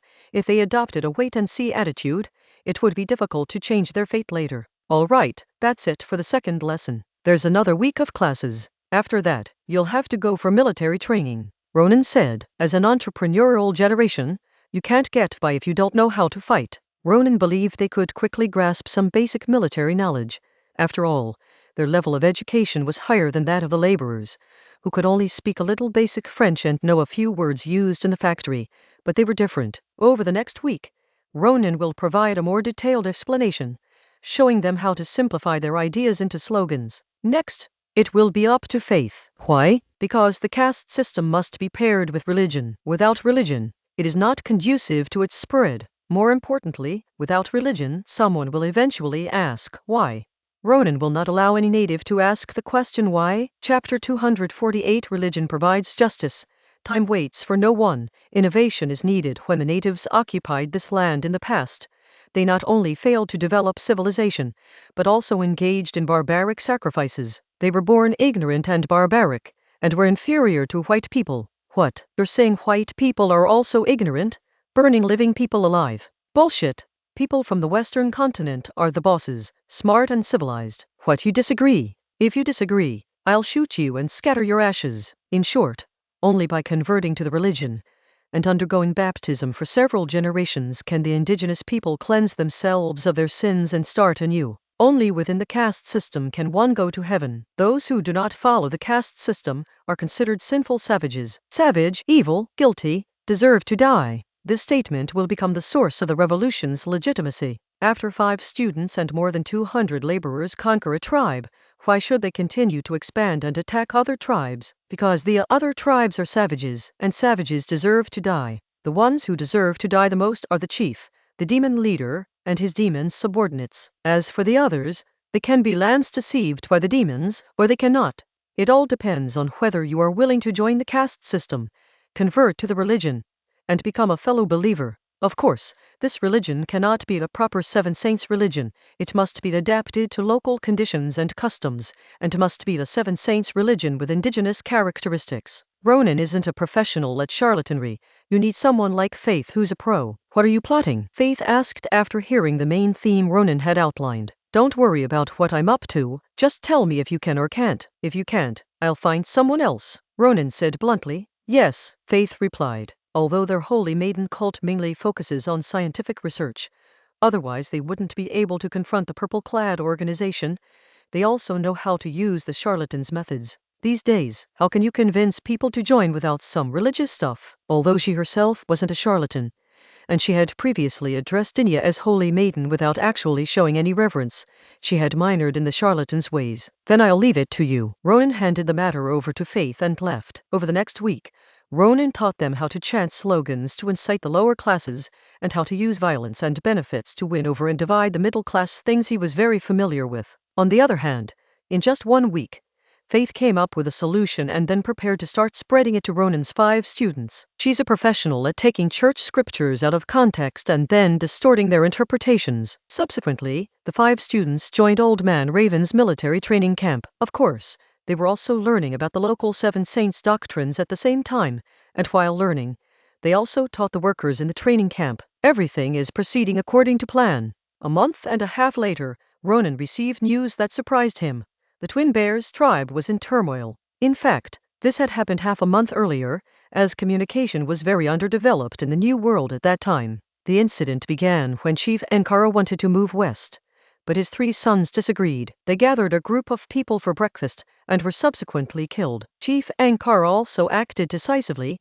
After all, he had more than 3 sons, but only these 3 were adults. The twin bears began their westward migration. Although they had not completely moved away, their eastern territory was already empty. This turned the entire central North America into a chaotic mess. Dozens of small tribes either planned to seize the space left by the twin bears or to take the initiative to defend themselves in this turmoil. The timing isn't right yet, but time waits for no one, so we have no choice but to go ahead, Ronan said to the old man Raven. To be honest, he hoped that the 5 students and more than 200 laborers could train for a few more months. Old man Raven smiled slightly. In your words, learn in battle and fight in learning. Don't worry, with me and others directing from behind, and dozens of mage musketeers holding the line in front, and those 2 brats named O and Chip are not weak either. Taking down a small tribe will be a piece of cake. We must not give up on spreading the caste system and the new religion, Ronan instructed. He wasn't worried about fighting. He was worried about the propaganda work. Old man Raven sneered.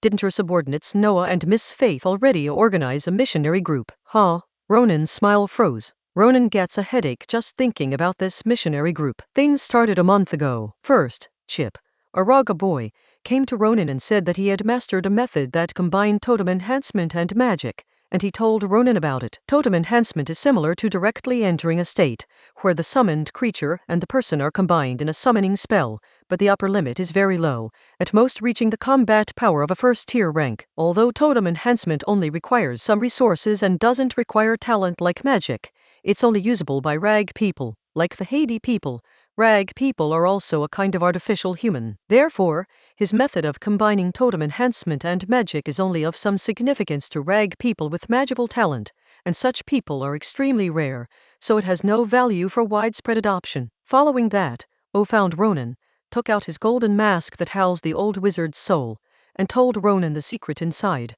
The remnant soul of the old wizard inside could allow people to quickly master witchcraft, but Ronan wasn't interested. Evil magic, or sorcery, is similar to divine magic in the Oath of Heaven. It has various strange abilities, but its upper limit is also very low. Although sorcery does not rely on talent like magic, it comes at a price, self-sacrifice. Moreover, the restrictions on using sorcery are greater than those on the Oath of Heaven. One wrong move and you'll kill yourself. Ultimately, if totem enhancement and witchcraft were truly valuable, wouldn't colonists have tried to acquire them? Never underestimate the heart of a robber. But these 2 useless things met Noah and Faith. The 2 men bought a group of young, sick, and abandoned girls for a very small amount of money. Some of them were Lagians and some were indigenous people. First, they replaced the natives' internal organs and bones with those of the rag people. Then, they made the outer layer of their bodies into puppets and forcibly focused on the totem's enhancement power. After that, they kept the totem-enhanced outer shell,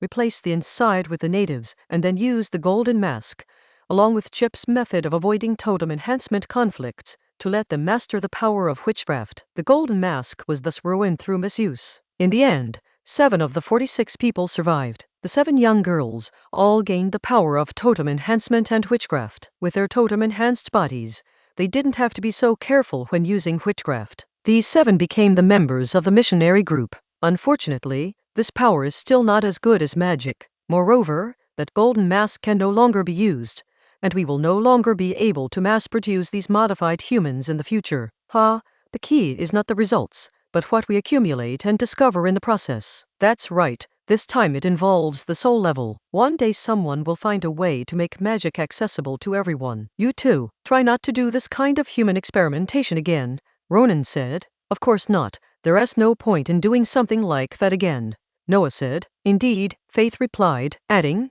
we need something more original. This happened a month ago. Chapter 249 Victory, Establishment of the Nation, Encirclement and Suppression. Arrived. The brothers O and Lup set off on horseback, leading more than 200 musketeers trained by laborers. Following them were 500 rag slaves, led by Chip and with the chubby Hatch as his deputy. These 500 men were mainly responsible for logistics. It's unavoidable that Chip, who has the best overall qualities, is in charge of logistics, because no one else has that ability. Old Raven and his corps of officers, along with dozens of musketeers, followed at the rear. They did not participate in the battle, nor did they help with command, since the target of the first battle was only a small tribe of less than 2,000 people, and the enemy's total strength was less than 200 people. If they still couldn't win, Then Ronan would personally send these 5 good-for-nothings to meet their heavenly father with a single sword stroke. 2 weeks later, news of the victory came back. This victory actually happened a week ago. The brothers, O and Lupu, led their laborers and musketeers and crushed the small tribe in half a day, killing all the tribe's leaders and becoming the tribe's chief. However, the old man Raven's evaluation of this battle was only 2 words: bullshit, because 3 of them died and 5 others were injured in the stampede. They started to panic after defeating their opponents, and their formation collapsed instantly. If the other side were to launch a counterattack, they could be completely overwhelmed. The only saving grace was that the 5 young men were not blinded by their easy victory. Instead of immediately starting a new war with the tribe, they stopped, began to reorganize the tribe, and started preaching. 2 weeks later, they captured a small neighboring tribe, with a population of over 4,000. In this battle, several members of the tribe, who had joined the army earlier, had distinguished themselves and received benefits. After the victory, they continued to reorganize and spread their faith. This reorganization lasted for a month. As a result, the number of people eager to join the army suddenly increased, so it was necessary to intensify training and missionary work to turn these newcomers into qualified soldiers. Of course, this qualified was relative to the natives of other tribes. Fortunately, the initial 200 or so laborers were trained as junior officers. They were spread out, with one officer leading several, and things went relatively smoothly. Secondly, more people require more weapons, and the captured weapons are not enough. They must be purchased from abroad. Fortunately, Ronan had already established channels with Villa. As long as Chip and his men are willing to sign high-interest loan contracts, there will be enough weapons. After a month of reorganization, Chip and his men set off again. This time, their target was the Buffalo tribe, a large tribe second only to the Twin Bear tribe. Originally, the tribe had a population of nearly 20,000. However, after the Twin Bear tribe migrated westward, the Buffalo tribe had absorbed 2 smaller tribes, and its population had exceeded 30,000. The Buffalo tribe also has a cavalry force of 200 men, and this time the Buffalo tribe is not just its own, but has also gathered 2 other large tribes with populations of over 10,000. Its total strength exceeded 3,000, while and Chip's army totaled only 1,000 men, and they were all infantry, including 600 spearmen and 400 musketeers. The outcome remains a foregone conclusion. And Chip's 1,000 men won, but not because of tactics. The enemy also had phalanxes and more musketeer cavalry. The natives were backward, not stupid. After being beaten by colonists for decades, surely they hadn't learned anything. It had nothing to do with combat strength either. In fact, the enemy soldiers and officers had far more combat experience than and Chip's men. However, the morale of the 2 sides was on completely different levels. The soldiers, who had been brainwashed by missionaries and lured by the future, were far more capable of holding the line than the soldiers of those tribes. Before the advent of true firearms, battles were a contest of who was less afraid of death. Ronan's 5 students won again, and after winning, they began the long process of wrapping things up. After eliminating 3 tribes, led by the Buffalo tribe, the 5 officially declared the establishment of the city-state of Lava and brought the local small tribes under their rule. Lava means nomads. Before the arrival of colonists, the northern part of the New World was more backward than the central and southern parts. At least the central and southern parts had developed civilizations and established city-states, while the north was only nomadic. The 5-person makeshift team consisted of O'Brien as chief executive officer, Hatch as head of agriculture and commerce, Chip as head of domestic affairs and finance, the elder of the Lupp brothers as military commander, and the younger as religious missionary. Next came the formal announcement of the city-state's core system and core ideology, namely the caste system of promotion and demotion that Ronan had instilled in them, and the Lava 7 Holy Church that Faith had haphazardly concocted. Page 111. At this time, Louis and Henry, far away in the eastern coastal city of Cadna, also learned of this news. First, they could not allow such a large tribe to exist. Second, the deceptive ideology of the Lava city-state was even more unacceptable, as their fiefdoms were built on the exploitation of the natives to accumulate wealth. Finally, and most importantly, this was something Ronan orchestrated, and it was definitely aimed at them. As expected, the 2 brothers reached an agreement to launch simultaneous attacks from the north and south to eliminate the city-state. Although the population of the Lava city-state had exceeded 100,000 by this time, far surpassing the peak of the Twin Bear tribe, its military strength was still far inferior to the forces that the 2 brothers could muster. At this moment, Ronan was playing cards with Dinah, Yvette and Agostina inside the governor's mansion. Aren't you worried? Dinny asked. Don't worry, that old man will show them the way, Ronan replied. But they might still lose, Yvette said. After all, it is not just the two brothers who see their city-state as a thorn in their side. There are also chiefs from other tribes, large and small. Ronan remained nonchalant. So what if we lose? Losing means nothing more than the destruction of this newly established city-state. But the caste system and the 7 holy religions of lava have already spread among the natives. They all know that if this system can be implemented, everyone from slaves to ordinary warriors will benefit, except for the tribal leaders headed by the chief. Under this premise, even if the city-state is destroyed, the 5 of them can still lead the remaining core members in guerrilla warfare. I even think it would be better if they lost, as it would cause more trouble for those 2 brothers. Meanwhile, on the other side, Old Man Lavine gave his advice: defend in the north and attack in the south. Louis the Younger's fiefdom is in the south, where agriculture is thriving and cotton brings in enormous economic profits. They have plenty of money and grain, so we can't afford to fight a protracted war with him. We must take the initiative and find an opportunity to severely damage his main force. Once his main force is weakened, he will not dare to make any further moves, because Louis also has the Villars to the south. Henry's fiefdom is in the north, mainly based on animal husbandry, so his economy is worse and his military strength is slightly inferior. However, he has more horses, so we cannot fight him in open battle. Instead, we should adopt a defensive posture. As long as we can hold out, Henry will also have to consider the Waylanders to the north and choose to withdraw his troops. All right, now it's up to you. We have to go. After explaining the general strategy, Raven took his leave. They were, after all, people who came with Ronan. It was impossible for them to actually command the battle, let alone participate in the fighting directly. Chapter 250 Defeat Conversation. Who's in a hurry? A month later, Ronan received news of the defeat. Raven's strategy was correct. Chip's southern army successfully dealt a blow to Louis's coalition forces, while O'Brien's northern army held its ground. Unexpectedly, the Twin Bears tribe, which had migrated westward, suddenly returned. The defenses set up by the young man, collapsed instantly. Seeing that the capital was about to fall, he had no choice but to lead his troops south to join Chip. They were chased and killed along the way, and when they finally reunited with Chip, they only had 200 men left. Chip's side only had about 1,000 men, and he had paid a heavy price for severely damaging Louis's army. A month ago, the 5 of them were the leaders of a city-state that commanded 100,000 people. A month later, the Lupu brothers died, and the chubby Hatch also died, leaving only the 2 of them. Of the original 200 or so musketeers, only about 100 remain. The rest are the new and old native soldiers who have followed them in the past few months, as well as more than 100 rag slaves who were initially only responsible for logistics. As dusk fell, the 2 arrived at an open area. What should we do? O asked Chip. Chip glanced at O and asked, You're not thinking of going back to Professor Ronan, are you? O fell silent, because Chip had guessed his thoughts perfectly. Is that not allowed? Go ahead and die if you want to, Chip said, as if afraid that O wouldn't understand. He explained again, Professor Ronan will not admit that he has any connection with us. If we dare to approach the governor's office's territory, the first person to kill us will not be anyone else but him. The Sow could hardly believe it. Ronan had been so good to them, never discriminated against them, taught them so many things, and even cooked for them himself. In the beginning, he had also provided them with money and support. How could he kill them? Still don't understand. Chip laughed. We are just pawns he uses to deal with those 2 counts, but he can't openly oppose them, so he won't admit to having anything to do with us. If we go looking for him, we'll be doomed. At this point, Al didn't want to believe it, but he had no choice but to believe it, and could only let out a long sigh. There is nothing to worry about.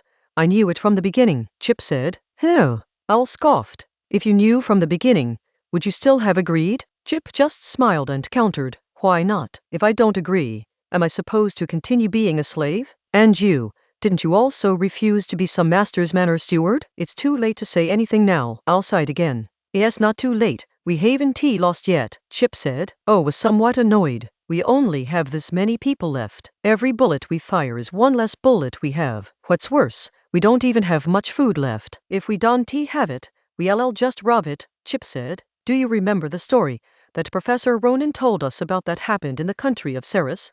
Thousands of miles away? Sometimes being outnumbered isn't a disadvantage, especially in this vast land where tribes are scattered. If we have 1,000 people, and the enemy comes in small numbers, they be no match for us. If they come in large numbers, we can just run away. At this point, Chip felt a chill run down his spine.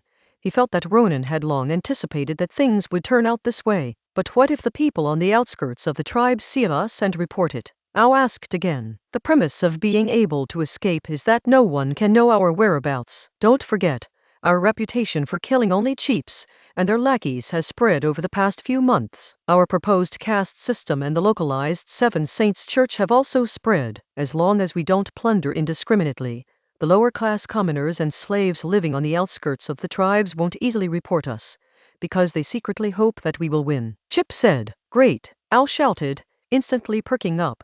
That was just the contradictory nature of his personality. On the one hand, his tall and powerful stature and outstanding abilities made him inherently arrogant, and arrogant people never easily admit defeat. On the other hand, from childhood, he was taught by his father to be respectful, gentle, and to look for his own mistakes, which fostered a habit of sighing and thinking about how to back down when faced with setbacks. Next, you will lead us south to turn Count Louis's rich territory into a pot of corn porridge, Chip said. He actually looked down on O, feeling that he would be better off as the leader, because O was incredibly arrogant when he won and only dejected when he lost. However, the core of this team were the natives of this land, while he was disliked even by the slaves of the Lagman, who thought he was too cold-blooded and didn't treat people like human beings at all. Fuck Louis, O roared. He had been fleeing in a sorry state for the past few days. His legs were almost worn raw, and he had been holding back a lot of anger. Now he let it all out. Damn it, Chip exclaimed, feigning excitement. As dusk fell, two boys clasped their fists together. At the same time, Ronan and Dinah were sitting at a table with the brothers Henry and Louis, waiting for the appetizers to be served. This was the usual meal, 13 dishes, which lasted from dusk until it was completely dark. Have you heard about the recent incident where a group of natives incited other natives to rebel? Louis suddenly asked. Of course I've heard. If you ask me, those bastards deserve to die, Ronan replied. It's just that I don't know which scumbag father and mother gave birth to them. Otherwise I would have killed their whole family myself. How, if you ask me? The one who taught them behind the scenes deserves to die, Henry said. By the way, I heard you've been teaching 5 native boys recently, Mr. Ronan. How are they doing? Ronan waved his hand. Hey, what can natives learn? They're as stupid as pigs.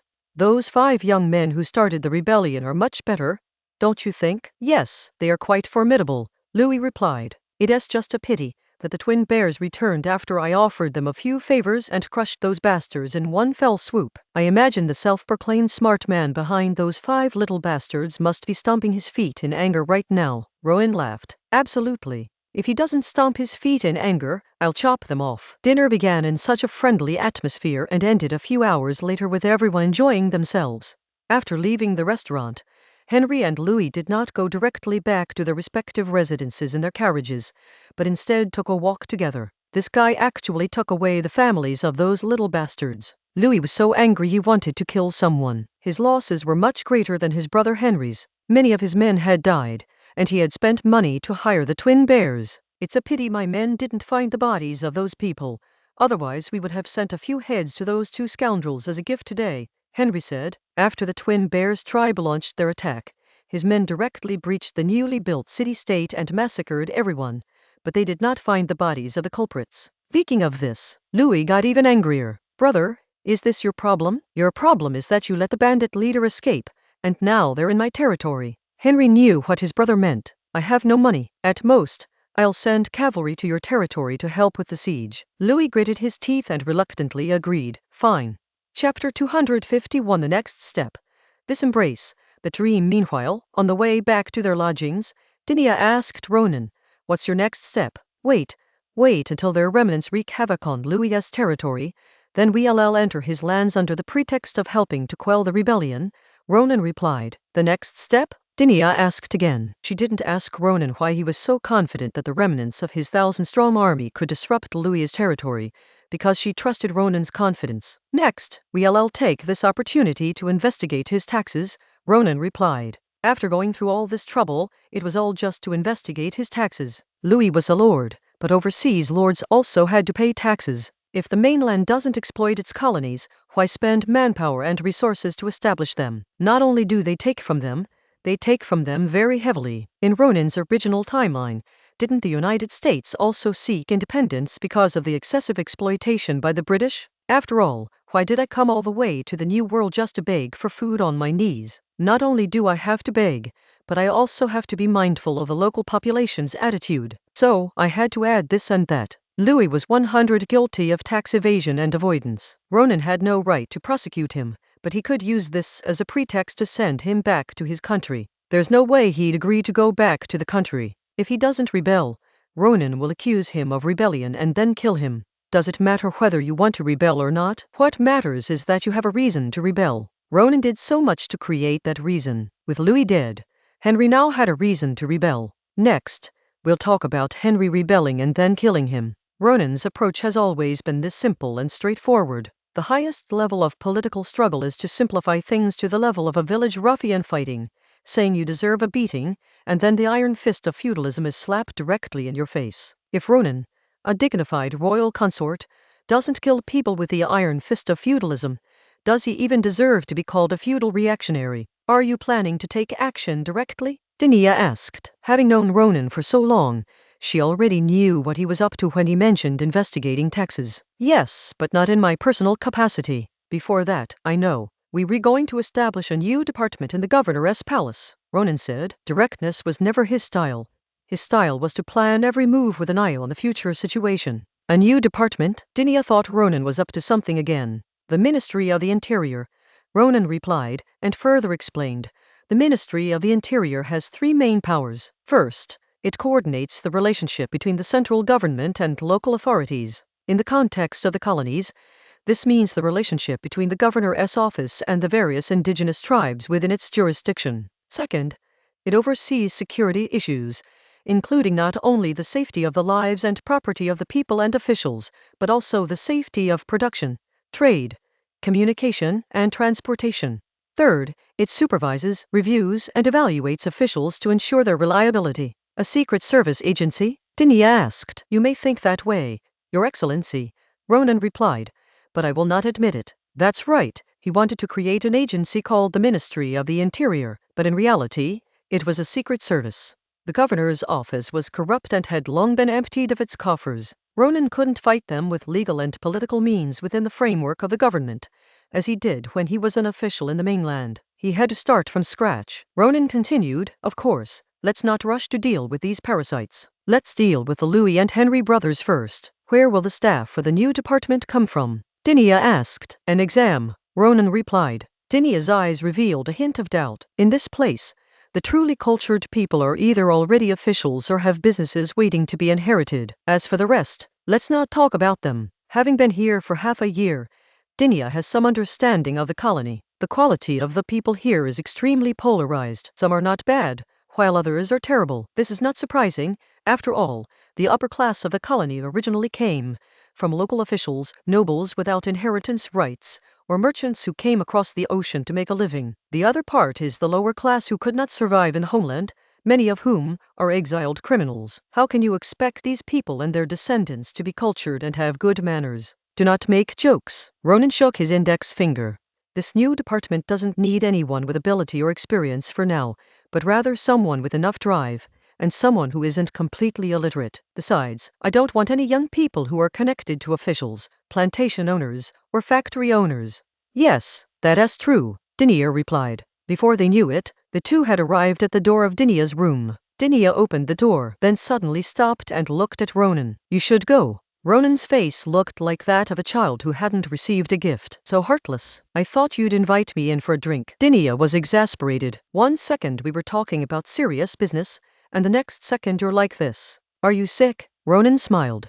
After all these years, don't you know whether I'm sick or not? Just tell me, will you buy me a drink or not? No, thank you. Dinia refused quite decisively. Then I'll compromise. Let me hug you, Ronan said. Dinia stared, wondering if she had misheard. Silence is an admission, Ronan said. He had been in Cardona City for the past 2 months, partly to plan things and prepare for what was to come, and partly to wait for Dinia to make a move. But Dinia hadn't made any move at all, as if the last scene in the dream world had never happened. If he doesn't do something soon, This piece of iron, which is still not easy to heat up, will cool down completely. After a moment of silence, Dinia spoke up.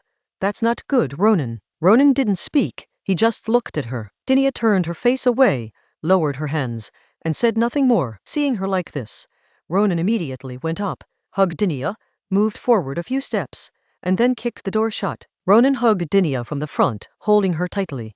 His strong chest pressed against Dinia's breasts, feeling her large, soft, and firm breasts, while his erect penis pressed against her lower abdomen. Dinia was prepared to stop Ronan's next move at any time. She always felt that everything was too sudden. However, she did not expect that after a while Ronan would let go and would not take any further action. Ronan stepped back, opened the door, and said goodbye. See you tomorrow. Bang! The door slammed shut, and Ronan disappeared from her sight. She could only hear his footsteps fading into the distance down the corridor. At that moment, Dinia felt as if everything around her had disappeared, leaving her all alone in an empty space of feeling she had never experienced in her 30 years of life. It took Dinia a long time to come to her senses, and realize that she had been sitting on the edge of the bed for a long time. On the other side, Ronan's heart was still pounding. Looking back, he realized he had been too impulsive and reckless. How could he treat a woman like that? He should at least say something first. Ronan sighed.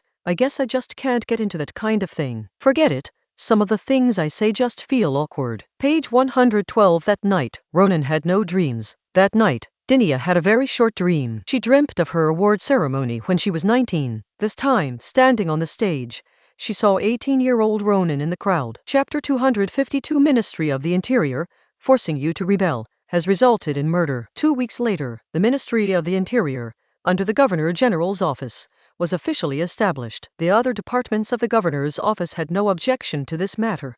Even if they did, it wouldn't matter. This was a colony, and Dinah was the highest-ranking official. Moreover, Dinah had assured them that this was a temporary department that would be abolished in 2 years. Even if she hadn't said that, no one would have dared to object. After all, Dinia hadn't been in charge for almost half a year, and the first thing she did after taking over was to object to her. Did she have a death wish? Subsequently, Ronan became the Minister of the Interior in the governor's office. There was no deputy minister, but only 3 directors: Faith, director of the Local Affairs Bureau; Elena, director of the Security Bureau; and Alice, director of the Oversight Bureau. 2 weeks later, the Ministry of the Interior was fully staffed. We found a lot of young immigrants, all of whom are very energetic young people, even more energetic than some social organizations. Several of Faith's key men were people seeking redemption. Why were they seeking redemption? Because they were either former professional pirates or former slave traders, and they were all very good at building relationships with people. Elena's core members are active gang members who have followed her all the way, and they are veterans when it comes to handling security issues. Alice's men were slightly better off. They were horse traders and wine merchants, or you could call them bandits and robbers, of course. After all, in the New World, how could they survive without doing some side jobs? These people already had intelligence networks. It would be a real waste if they weren't intelligence agents. The Ministry of the Interior can't be said to be entirely evil. After all, Ronan's moral bottom line is flexible. He can be a good person, can't he? Another week passed, and Zhu Yuan received the news that Louis was preparing to leave with his troops, just as he had hoped. Ronan could only say that he hadn't been a teacher for nothing. The 2 kids were quite capable. The situation was actually better than Ronan had anticipated. Ronan had only expected that O and Chip would be able to roam and survive within Louis's territory, but in reality, O and Chip's 1,200 remaining soldiers were rampaging through his territory, and the more they were suppressed, the more they grew. They started with 1,000 or so men, and now they had become 2,000. This wasn't what infuriated Louis the most, because most of the 2,000 men were not very combat effective, just spearmen. What truly angered him was the report from officials within his territory that his money was being spent like water. Louis could hardly believe it. The think tank told Louis that the reason was simple. With him gone, the officials and local sheriffs he appointed were free. They didn't have the guts to fight bandits, but they had plenty of guts to use the pretext of bandit suppression to make money. Ideally, this bandit group should be eradicated until they retire. Louis was furious when he heard this and immediately decided to take back the 1,000 elite soldiers he had brought, kill a few bastards first, and then personally take charge of the overall operation to wipe out the bandits. After 2 days of reorganization, Louis and his advisors returned to their territory with 1,000 elite soldiers. No sooner had he left than Ronan and his men caught up with him. Your Excellency, our Ministry of the Interior has an obligation to eliminate insecurity in the colonies, and we hope to work alongside you. Ronan pleaded. No need. Louis refused outright. This whole mess was Ronan's doing.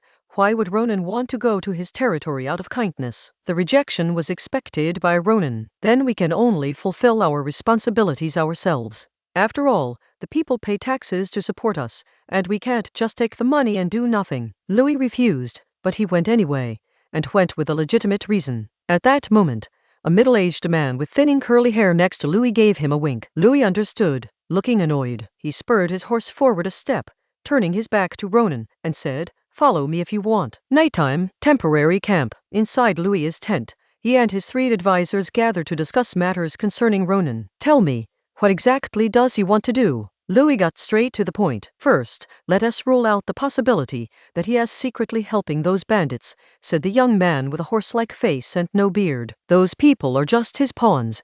They were useless now. His goal is to enter your territory, Earl.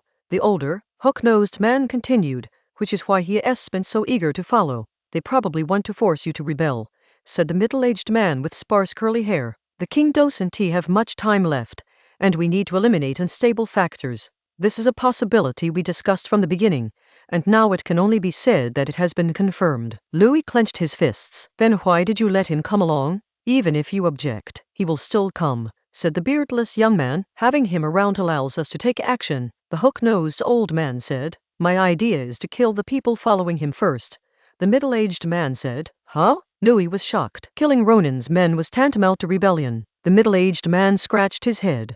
Do you think this is some warm and welcoming royal capital? Don't be fooled by his smiling face. He's already laid everything bare. Let me put it this way. Besides you, he might attack anyone here. The reason? He'll kill them and then make up another one. Similarly, when we kill their people, we'll kill them and then make up another one, making it seem like we're powerless and furious, only able to vent our anger by killing his subordinates, thus provoking him. Once he reaches your territory, we'll kill him then. Kill Ronan? Louis exclaimed in shock. Isn't this rebellion? My lord, now that the king wants you to rebel, and the king has decided that you should rebel, you had better really rebel, the hook-nosed old man said. Kill him and then enter the Belil colony. You will be safe for the time being. If you do it well, you may have a chance to return to the capital and inherit the throne. But how do we kill him? He's very strong, Louis said with some worry. At this moment, the middle-aged man with curly hair sighed.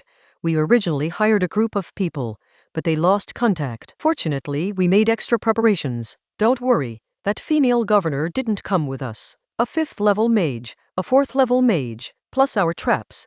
That's enough to kill him. Louis nodded. Then a question arose in his mind. What about my territory? The young strategist said. This time, the purpose of suppressing the bandits is not to suppress them, but to transfer assets and confiscate their property. We will take away all the property of the officials in the territory, and they must return double what they took. All right, we'll do as you say, Louis said, then left for another tent. The 3 strategists looked at each other and couldn't help but shake their heads. They could see that Louis was ultimately reluctant to give up his comfortable life. When he first came to the new world, he was unwilling, and after they explained the pros and cons to him, he reluctantly agreed. This time it was the same. Deep down, he still wanted to be a comfortable lord and didn't want to suffer. The 3 could only console themselves by saying that Louis was at least better than those nobles who wouldn't listen to advice at all. Just then, an officer suddenly came over and reported something to the 3 of them. The old man with the hooked nose frowned, the young man laughed, and the middle-aged man with curly hair shook his head and sighed. This incident involved Ronan's men using the pretext of violence against a female civil servant to kill 23 of them. They had just decided to kill a few of Ronan's men when Ronan started killing them, killing more than 20 of them in one go. Chapter 253 Conversation, Putting on Socks. Biting the hook on the other side, Ronan's camp. Ronan looked at Faith and said, Tell me what happened. As Faith filed her toenails with a fine nail file, she said, All I can say is that those 23 soldiers were not human. If they had given them a few copper coins, those women would have obeyed them obediently, but they didn't give them any. Instead, they raped the women in front of their men and children. Not only that, some of those bastards even did it all at once. They were laughing, and that laughter really disgusted me. After saying that, Faith let out a long sigh and smiled. Of course, it was mainly to carry out your orders, sir. Ronan leaned back in his chair. I thought they would at most commit robbery, but I underestimated them. Faith lifted her right foot, bent her knee, and placed it on the stool. While continuing to file her nails, she asked, "Aren't you worried at all? They're definitely going to come back to kill us." "Oh no, I should say even if we don't kill their people, they'll plan to kill a few of ours." "Oh, why do you say that?" Ronan asked. "Huh? Testing me?" Faith laughed. "In the end, your following me here is playing your cards right in the open. Since you're playing your cards right in the open, what's the big deal about killing a few people? Alina and Alice are here. They want to kill the people we just recruited. We'll have to pay several times that number in return," Ronan said. "Alina is a mob hunter, while Alice specializes in long-range sniping. You really don't need me to do anything? I'm quite good at dealing with small fry," Faith said. She is indeed a master at reaping small fry. Ordinary people facing her might become puppets under her control in the blink of an eye. Of course, this kind of magic that quickly transforms people into puppets is the lowest level of magic that Faith uses. The transformed puppets will quickly collapse and self-destruct. Her magic that transforms people into puppets requires precise operation and consumes a lot of time and magic power. "No need," Ronan said. "If I kill too many of their people, it will make it seem like I am deliberately causing trouble." "Weren't you deliberately trying to force him to rebel?" Faith asked with a surprised look, then looked enlightened. "I understand. You didn't want others to think you did it on purpose." "A good woman gives a man room to demonstrate his wisdom," Ronan said.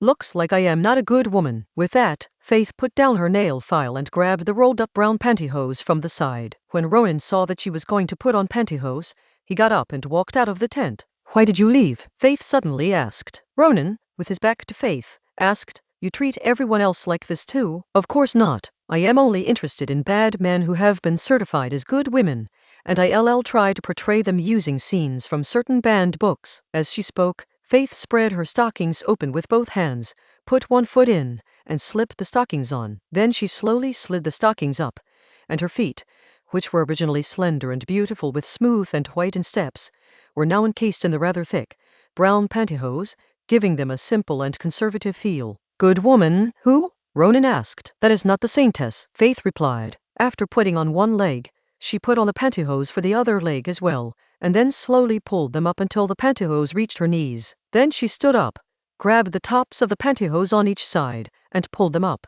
Ronan laughed. It seemed Faith was truly clinging to him now. Soon Faith had put on the pantyhose, though some areas were still a bit loose and wrinkled. She first sat down and straightened the toes, then smoothed out the wrinkles at the calves, and finally pulled up the crotch to tighten it. Faith's figure is like a shrunken version of Dinia, with smaller breasts and less perky buttocks. Finally, she pulled up and tightened the pantyhose, and that should have been the end of it. As if to deliberately tease Ronan, she deliberately ripped the pantyhose open, then loosened her fingers, letting the top of the pantyhose snap back to her waist with a soft, crisp snap. When Ronan turned around, Faith had already put on her shoes. Underneath her long nun's habit, only a small section of her calves and ankles could be seen. "Was that a scene from a banned book?" Ronan asked, referring to the way Fasola's pantyhose bounced back. "Chapter 5 of The Berserker and the Battle Nun," Faith replied. "Wait a minute, Ronan remembers it was called The Wolf Warrior and the Nun? How many versions of that damn book Alina wrote anyway?" "Let us get back to the main topic," Faith said.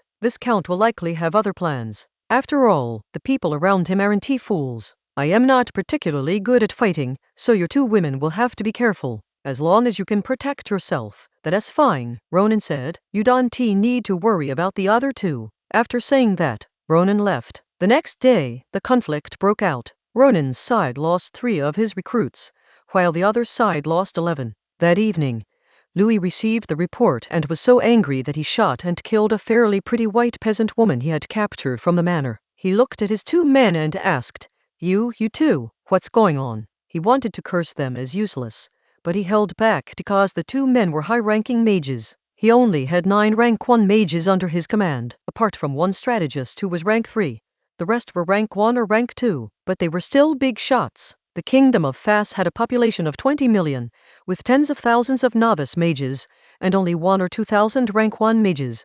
Not only did he have to pay them enough, but he also had to keep them from feeling wronged. Otherwise they would immediately switch sides. That blonde woman has a wide-range magic repulsion skill, but the one who really caused us casualties was the black-haired woman. She used a gun and she killed 11 soldiers, including 3 mage musketeers. A high-ranking mage explained. Go get her, forget it. Louis had intended to say to arrest Alice, but then decided against it. He liked Alice very much, her soft features, slender but slightly fleshy figure, and especially her slightly narrow, oriental-looking eyes. The thought of Ronan being able to enjoy such a woman made him furious. This wasn't because Louis was anything special. In fact, if the nobles of this era had to choose between Alina and Alice, the vast majority would choose Alice, because Alice's subtle oriental charm was extremely captivating. On the contrary, Alina's tall and somewhat athletic figure wasn't very appealing. Louis let out a long breath and calmed down. Go and call them over. Soon, the 3 strategists arrived at Louis's tent. Is everything planned out? Louis asked. No problem, the curly-haired middle-aged man replied. Once we arrive in the territory, we'll kill a few first, leave some unattended, and then go directly to the front lines and issue an investigation order. Those corrupt officials will definitely be eager to defect to Ronan. The old man continued. If we're not mistaken, Ronan will definitely split his forces into 2 groups. One group will find a place to meet with a group of officials who intend to rebel, while the other group will be led by his 2 women to arrest the tax officials. Finally, the young man added, both of these routes meant they never returned. Louis nodded, then said, can we capture that black-haired girl named Alice alive? That's fine. The middle-aged man agreed. Chapter 254 Betrayal, Fishing, Surrender. The next day, Ronan and Louis reprimanded their respective men, then shook hands and made peace in public. The matter was left unresolved. 5 days later, the group arrived at the core area of Louis's territory. His territory was vast, but the number of native immigrants was small, so in reality, only 1/3 of the territory was directly under his control, which could be considered the core area. The other 2/3 were occupied by indigenous tribes, who were under the jurisdiction of appointed sheriffs. These sheriffs were like feudal lords, and the hundreds of musketeers under their command were their lifeline. With Louis, the monarch, not present, they could not be expected to seriously suppress the bandits. On the day of his arrival, Louis killed several officials and then immediately rushed to the front line of the anti-bandit campaign, claiming that he would personally micromanage and set up an encirclement to wipe out the bandits. At the same time, Louis left in order to conduct a thorough investigation of all departments in the core area of the Earl's estate. On the night Louis left with his men, an official in charge of finances approached Ronan, expressing his desire to join the governor's office and provide evidence of Louis's tax evasion. He was very sincere. Instead of saying that the evidence was hidden somewhere and asking Ronan to go with him to retrieve it, he directly took out some things. They provided evidence, saying that he wasn't the only one who wanted to betray them, but others who also wanted to, and those people had other incriminating evidence. If Ronan was willing to accept it, they would be willing to testify against Louis together. But if Ronan didn't accept everyone's defection, he would never acknowledge what he had handed over. Having physical evidence alone is not enough without witnesses. Mr. Benson, give me 3 days to think about it, Ronan said to the official named Benson. Benson anxiously twirled the gold and gemstone ring on his index finger. 1 day at most. After 1 day, just pretend it never happened. Louis killed several people right away, which startled them. Moreover, the crackdown had already begun. He and others, who had been embezzling and had taken advantage of this bandit suppression to embezzle a large sum of money, were now just trying to escape as soon as possible. The reason they sought out Ronan was that they thought they would be taken advantage of if they just ran to the governor's jurisdiction. It would be better to make a contribution first and try to save some of their property. If Ronan didn't readily agree, they'd rather run away immediately. At least they could save their lives, right? They couldn't have money but no life to enjoy it. Okay, I'll give you an answer tomorrow, Ronan replied. Then I'll be going now, Benson said hurriedly. Page 113. After the official left, Faith came out from the back of the house. I don't see anything wrong with this guy. But, Ronan said, only uttering one but he was indeed bait. Faith added. Smart, Ronan praised.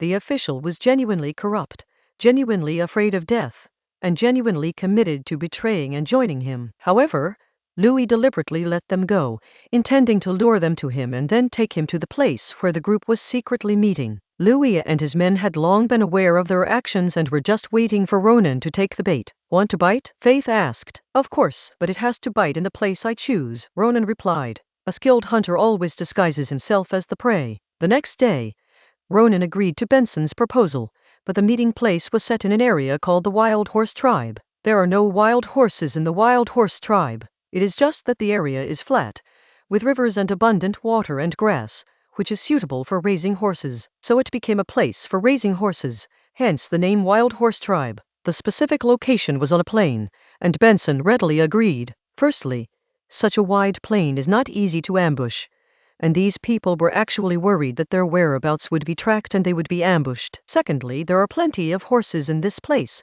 so they can bring their property, wives and children directly. Once the deal is settled, they can run away immediately to avoid any unforeseen complications. Ronan didn't have those thoughts. The only reason he chose this location was because it was a flat area, which would allow him to make the most of his strengths. His floating shield and spinning sword are not suitable for use in places with many obstacles. Moreover, if the other side wanted to kill a mage of Ronan's caliber, they wouldn't set up an ambush or use any traps, and they wouldn't hire several high-ranking orthodox mages to come and kill him openly. They're going to fight openly and directly. No matter where Ronan goes, they'll all come anyway. A day later, Ronan's forces split into two groups. Ronan and Faith traveled together to meet the officials who had turned against them. On the other side, Elena and Alice led the others to capture the tax officials as witnesses. Was it unnecessary? Not at all, because these defectors couldn't possibly escape. Louis wanted to kill Ronan, and he wanted to kill them too. Ronan didn't intend to be distracted by protecting them. It would be even better if they died,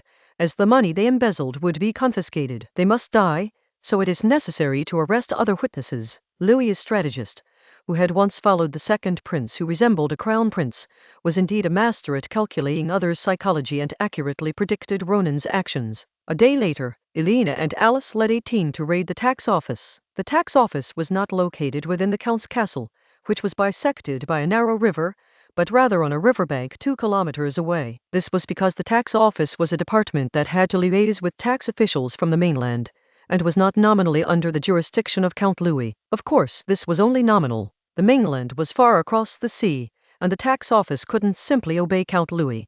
Whatever he told them to report, that was the amount. The local tax collectors won't acknowledge it. If they don't, then you might have to experience America's unique characteristics. It could be a bear, a cougar, or even a crocodile. Elena and Alice led dozens of people into the tax office, only to find that although there were many people inside, they were not tax officials at all, but a group of farmers pretending to be officials. As soon as they entered, they began to kneel down and beg for mercy. Following closely behind, one army landed on the riverbank in small boats, while another army rode up on horseback, surrounding them from the north and south. Louis's 3 advisors had prepared an absolutely luxurious lineup, 8 high-ranking mages, and 500 regular soldiers armed with muskets. Break through or hold out to the death? Alice asked Elena. The tax office is a brick and stone building. It can be defended. We surrender, Elena replied. Huh? Alice exclaimed in surprise. You don't think these men we brought would be willing to fight to the death with us, do you? Break out? They won't agree. Hold out? They'll just run away. Only surrender will they accept, Elena countered. Of course, not real surrender. We need to negotiate terms and buy time.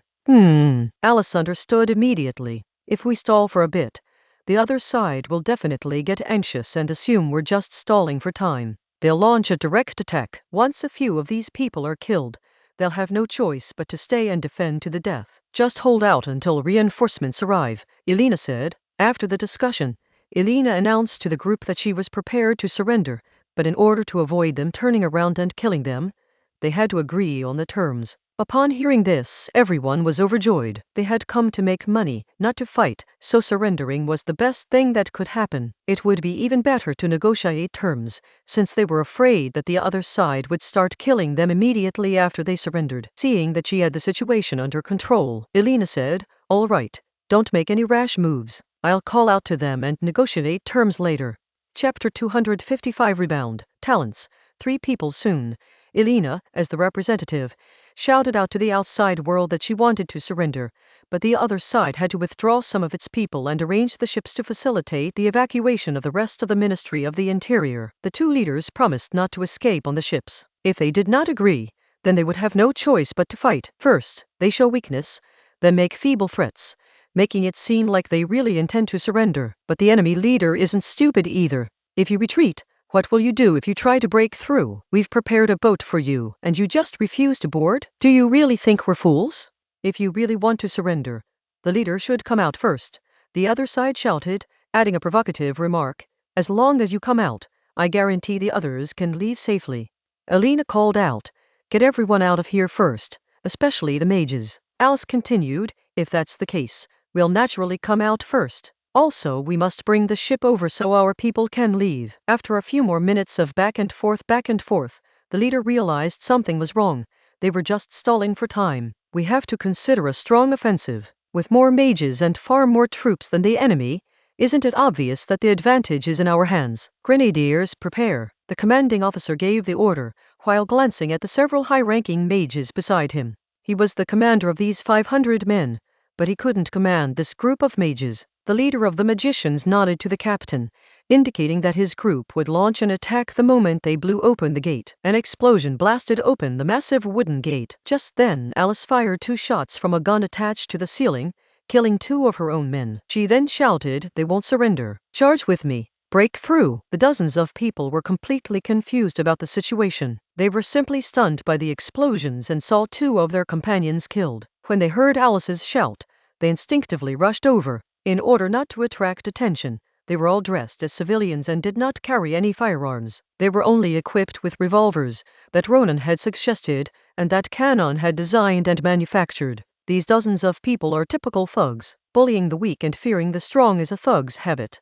But when pushed to the limit, they are not just ordinary madmen. At that moment, Alina had already rushed out first. The soldiers in the front row instinctively opened fire. Moon's tide swept away the first volley of bullets, and the Alina people had already charged into the crowd. Because the firing range of the muskets was really limited, the enemy soldiers were still too close to the gate. He didn't look, didn't listen, didn't think. He just swung his 2 swords, cutting whatever he could, hands, torso, neck, legs. At this moment, the lieutenant was still in a daze. He never expected the other side to charge out from the front. The mages didn't have time to cast their spells.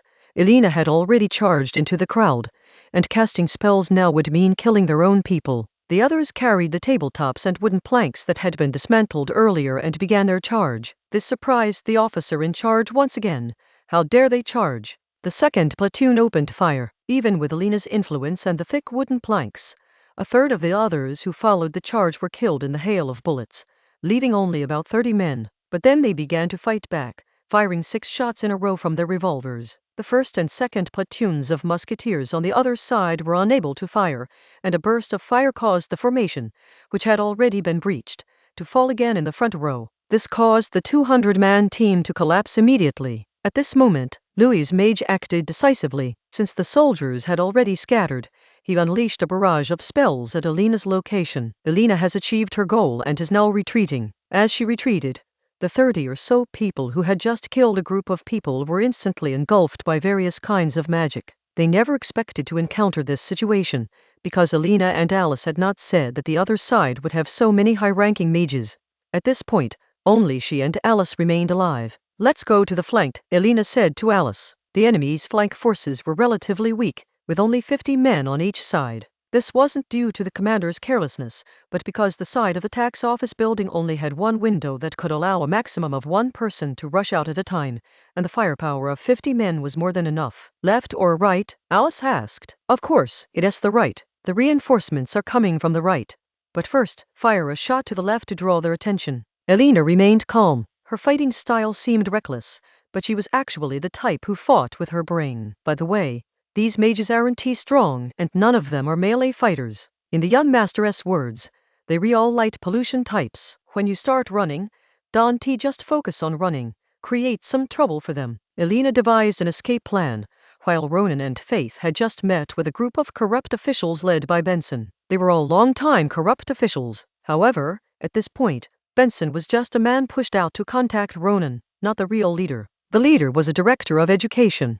In terms of connections, this person was Louis's cousin. Although he made money in various ways, his official position was only the head of education. However, even in his job, he still couldn't resist taking a cut. The order to establish schools was to build 100 primary schools, a suggestion made by Louis's 3 advisors, with the intention of winning over the indigenous people. However, his eldest cousin exceeded the target, building 120 schools, and every school was fully enrolled. However, The school was a shoddy construction project, and it goes without saying where the construction funds went. 2/3 of the students were ghost students who only existed in name and never attended classes. It goes without saying where their subsidies went. The teachers were paid in full, and their salaries were paid in full, but all of these teaching positions were sold off by him. Those who bought the positions naturally only received their salaries and did not teach. If it weren't for this older cousin, and Chip would never have been able to cause so much trouble in Louis's territory. If those tribes had a few more elementary school students, things wouldn't have turned out this way. So the older cousin knew very well that if a talent like him didn't jump ship, he might die in the line of duty. All right, I agree to your requests, Ronan said, letting them go, of course, because Louis's men had already arrived. Upon hearing Ronan's words, the group of corrupt officials, led by the eldest cousin, immediately set off, preparing to head straight for the governor's territory with their caravans loaded with valuables. The eldest cousin believed he was of great value and that he would be safe once he reached the governor's residence. He was right, but unfortunately he couldn't get there. They're here, Ronan said. Of the three, one is quite strong, Faith added. She had buried a puppet in the ground some distance away, and through the puppet, her perception was clearer than Ronan's. Soon, 3 people descended from the sky. A masked man walked to within 5 meters of Ronan and then removed his mask. The man's appearance was terrifying. The skin and flesh on his left cheek, from his cheekbone to his neck, looked as if it had been torn apart and then stitched back together. A long, terrifying, and grotesque centipede covered his face, and even the left corner of his mouth was rotten, revealing his molars. But if you only look at his right side of his face, you can actually see that he is quite handsome. Chapter 256. So you're called Ronan. There's a second stage. If you can't beat it, call for backup. So your name is Ronan? The man asked. Ronan said in a joking tone, Can I say no? The man looked at Ronan with a disdainful gaze. Even a cold-blooded person like her has a lover. It seems she really likes you. Ronan smiled. Although it's pointless, I'll still play along and ask, who is she? Dinia Egis, the man replied. This man spoke broken French with a whirland accent. He used to be a handsome young man, but it seems that Dinia from many years ago turned him into this. Got it, Ronan said with a grin. Let me clarify the rumor that she and I are lovers. It is not a rumor. Instantly, Ronan felt a sharp pain in his heart. Faith followed up. You're alive, not an old man. I bet in that battle more than 10 years ago, you were just a small fry on Willen's side, the kind who rushed in for their lives and got slapped away. The man remained silent, but the irrepressible burst of power emanating from him clearly indicated that his sore spot had been hit. Don't insult someone by bringing up their weaknesses, Faith, Ronan added, delivering another blow. Before Ronan could finish speaking, a sharp spike of earth and stone suddenly erupted from the ground behind him and struck the back of his head. However, Ronan's full body armor blocked the attack and the spike failed to harm him in the slightest. Leave this man to me, the man with a ferocious expression on his left said to the 2 behind him, meaning he would deal with Ronan alone, while Faith would be left to the other. Ronan picked up his sword and shield, thinking, why insist on a one-on-one fight when you can gang up on someone? Is it really necessary? Ronan confronted the man whose left cheek was torn apart, while on the other side, Faith and another magician had already begun fighting. Soon, Faith was knocked far away, and their battlefield was far away from Ronan's side. Immediately, a barrier with a diameter of over a kilometer enclosed Ronan and the man whose left cheek was torn apart within the barrier, while Faith and another person were outside the barrier. At this point, the division of labor among the 3 became clear. One dealt with Ronan, one dealt with Faith, and the other maintained the barrier to prevent Ronan from escaping and to stop others from rescuing him. Inside the barrier, the sky was already covered by thunderclouds, dragging the entire interior of the barrier into darkness. At the same time, the ground cracked, the soil softened and turned into mudflows, and then a blazing red enveloped the land. The previously cracked land turned scorched black, and the mudflows surging between the cracks resembled constantly boiling magma. In the blink of an eye, the space where Ronan was located had become like a scorching hell, with lightning and lava. Ronan had to stand on a floating shield, while the man walked on the cracked, crooked blocks of ground as easily as walking on flat ground. Neither lightning nor lava had any effect on him, and his clothes were not even torn in the slightest. 4 elements, and 5th rank at that. Impressive. Ronan recognized the opponent's strength. Without a doubt, the opponent possesses all 4 elements: water, fire, earth, and wind. Furthermore, he is integrated with his surroundings and can cast spells from any point. This is a domain A hallmark of a fifth-tier elemental mage. Ronan pressed his hand to his heart, which had been pounding 3 times in quick succession, and looked at the man in the distance whose left cheek was torn open. Then let's go. Instantly, Ronan's armor extended to its maximum extent, ignoring the descending lightning and flying lava, and rushed straight for his target. Magic frenzy, enhanced perception, stone skin protection, lightning activation. Almost simultaneously, the man with the torn left cheek also activated all elemental enhancement states: fire, earth, armor, water sword, thunder axe. In the next instant, his entire body was covered in fire earth armor, with a water sword in his left hand and a thunder axe in his right. If you think he's a stationary damage dealer, you're sorely mistaken. The man with the torn left cheek slightly bent his knees, then his body suddenly sprang forward, shattering the large clump of black soil beneath his feet into fragments. The powerful recoil followed, creating a wave of splashing lava. In midair, the man with the torn left cheek collided directly with Ronan. Their bodies intersected, and Ronan's floating shield suddenly appeared, but a long bloody gash still appeared on his chest. It wasn't that he failed to block it, but that his opponent had forcefully broken through the shield and armor with his super speed and powerful magic, and chopped his chest with an axe. However, after forcibly breaking through 2 defenses, he didn't have much strength left, and only caused a shallow wound to Ronan. Ronan instantly recovered. Page 114. On the other side, the man was stabbed solidly by Ronan. Although it didn't seem to break through his armor, the piercing injury had actually caused internal damage. After their figures clashed, magma and fire dragons surged from the ground and attacked from all sides, while countless thunderbirds resembling crows rushed towards Ronan. Ronan fell, but before he hit the ground, the floating shield caught him, preventing him from falling. On the shield, Ronan crouched, panting heavily. Resisting such an impact was extremely taxing. On the other side, the man with the torn left cheek looked at Ronan as if he were a dead man.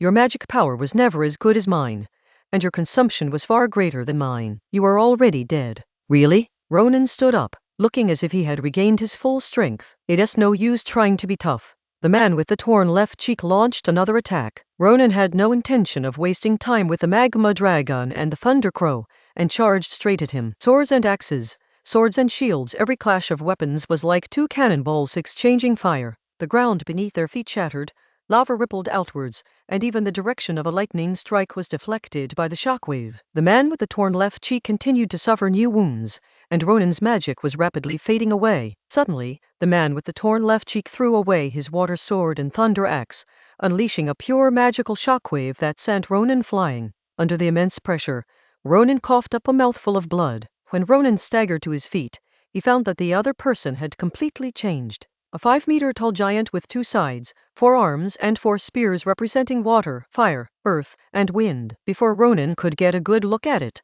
the thunder spear was already at him. Just as it was about to reach Ronan, the thunder spear suddenly grew to a gigantic size. Ronan immediately dodged, but the thunder spear suddenly exploded, and Ronan was instantly paralyzed. Before he could shake off the paralysis, the earth spears were already upon him, growing larger and exploding in an instant, trapping Ronan in a completely sealed earthen prison. Water and fire spears followed immediately, and Ronan exploded along with the earthen prison. Emerging from the explosion, Ronan's armor was tattered and he was in a terrible state. Before he could even prepare to retaliate, lightning spears came flying at him again. To be able to push me to this point, you are very strong among the 4th tier. Even with such a fierce and relentless offensive, the man with the torn left cheek still had the leisure to speak. Under such relentless attacks, Ronan couldn't even dodge, let alone retaliate. After several rounds of attacks, suddenly, a red shockwave blasted open the earthen prison before the water and fire could arrive. You were the better one. I am laying my cards on the table. I have another trick up my sleeve, Ronan said, panting.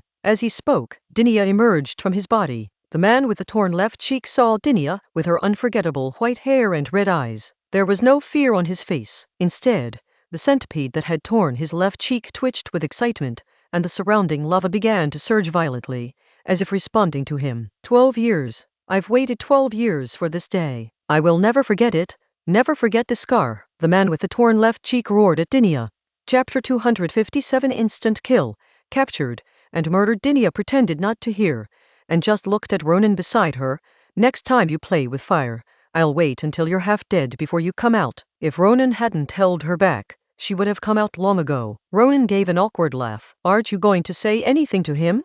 Can you remember every dish from a meal you had 10 years ago? And get the hell out of here. With that, Dinia broke off one of her fingers, which grew back and transformed into her white, double-edged axe-like wand. Remember when I said I had a chance against that old fogey Osiris last time? Before he could finish speaking, Ronan had already moved away at top speed. Eat your own food, share the sea. A person's magical power is very limited in an instant, but Dinia squeezes out more magical power than her own limit in the shortest time by parasitizing and devouring her own flesh and blood, and then adds this limit-breaking magical power to their wands. As soon as he finished speaking, the magic wand came crashing down. In an instant, the sky split in two, and the earth split in two. The man, whose left cheek was torn apart, thought in his last moments that the world before his eyes was split in two. Before he even realized that his body had been split in two from head to torso, the magical shockwave from the slash had shattered his elemental body, leaving not even dust, only scattered magical energy. The barrier shattered like broken glass, and a straight ravine, stretching for countless kilometers and seemingly endless even on this vast plain, was carved into the ground. Even the clouds in the sky were parted in that instant. Dinia's whole body shrank for 2 seconds before she returned to normal. The man with the torn left cheek died, and his domain disappeared as well. However, the area within half a kilometer around him had become completely different from other places. The once lush grass had long since burned away, leaving only cracked land, like a dried-up riverbed after a drought. The lava was now just white ash in the cracks of the earth. Ronan wasn't idle either. He glided rapidly using the floating shield, and with a flick of his spinning sword, he struck the mage who had been maintaining the barrier directly on the neck. But the opponent was ultimately a tier 3, and Ronan, a tier 4, couldn't kill a tier 3 in one hit, so he could only rush over to finish him off. On the other side, Faith and another magician saw the man with the torn left cheek fall and immediately prepared to run away, but at that moment, countless threads released by Faith entangled him. The other party was very surprised, because Faith had basically been running away and using some strange little gadgets to deal with him, but had not used such a move at all. Faith covered her mouth with one hand and yawned, while manipulating the silk threads with the other. I'm just here to watch the fun, so of course I won't do anything if I don't have to. But if I let you get away after the fun is over, I'll get my salary docked. The opponent's body sprouted sharp blades, severing the thin threads, and then restarted. Faith stamped her foot impatiently, the puppet circus. As he stomped his foot, 7 coffins rose from the ground in the distance, and 7 magical puppets burst out of the coffins, rushing towards the opponent from all directions. The 7 magical puppets can only unleash magic at the first level of their original form, but in terms of durability, they are definitely at the 3rd level. With his movements restricted by the 7 magical puppets, and seeing that he had no chance of escaping, he decisively raised his hands and said, "I surrender." At this moment, Ronan also dealt with the magician who had set up the barrier. The sword he wielded was not the same as the flying sword. At the same time, Dinia came over, grabbed the surrendered magician, drained most of his magic power, and then forcibly turned him into a mushroom the size of a palm in a few minutes. Ronan walked over. "Faith, go find Alina and the others. Dinia and I have some things to take care of." Naturally, the goal was to kill Louis. Only a day and a night had passed since Louis led his army away from the main camp. He hadn't gone very far. The terrain here was mostly plains, and with more than 1,000 men he couldn't hide his tracks. As Ronan set off, Elena had already successfully escaped. Noah, Elena's kinsman Amanda, and the withered old man young Ike had actually been following Ronan's group all along, and when Elena and Alice took action, they set off right behind them. Noah's body has undergone countless modifications, and these modifications are still ongoing. Even acquaintances cannot sense his presence. They are completely unaware of him. On the other hand, the withered old man young Ike, who feels like ants crawling all over his body if he doesn't have sex at least once a day, possesses magic that shields him from perception. He's an old assassin. As for Amanda, she is indeed conspicuous, just like Elena, so she always follows her from a distance. In terms of strategy, Louis's 3 advisors were no less capable than Ronan. They lost out in terms of sheer strength. Louis's army failed to completely annihilate the rabble led by Owen and Chip. Instead, it was thrown into chaos. His mages were unable to deal with Elena and Alice in a short time, and hundreds of musketeers were overwhelmed by a counteroffensive.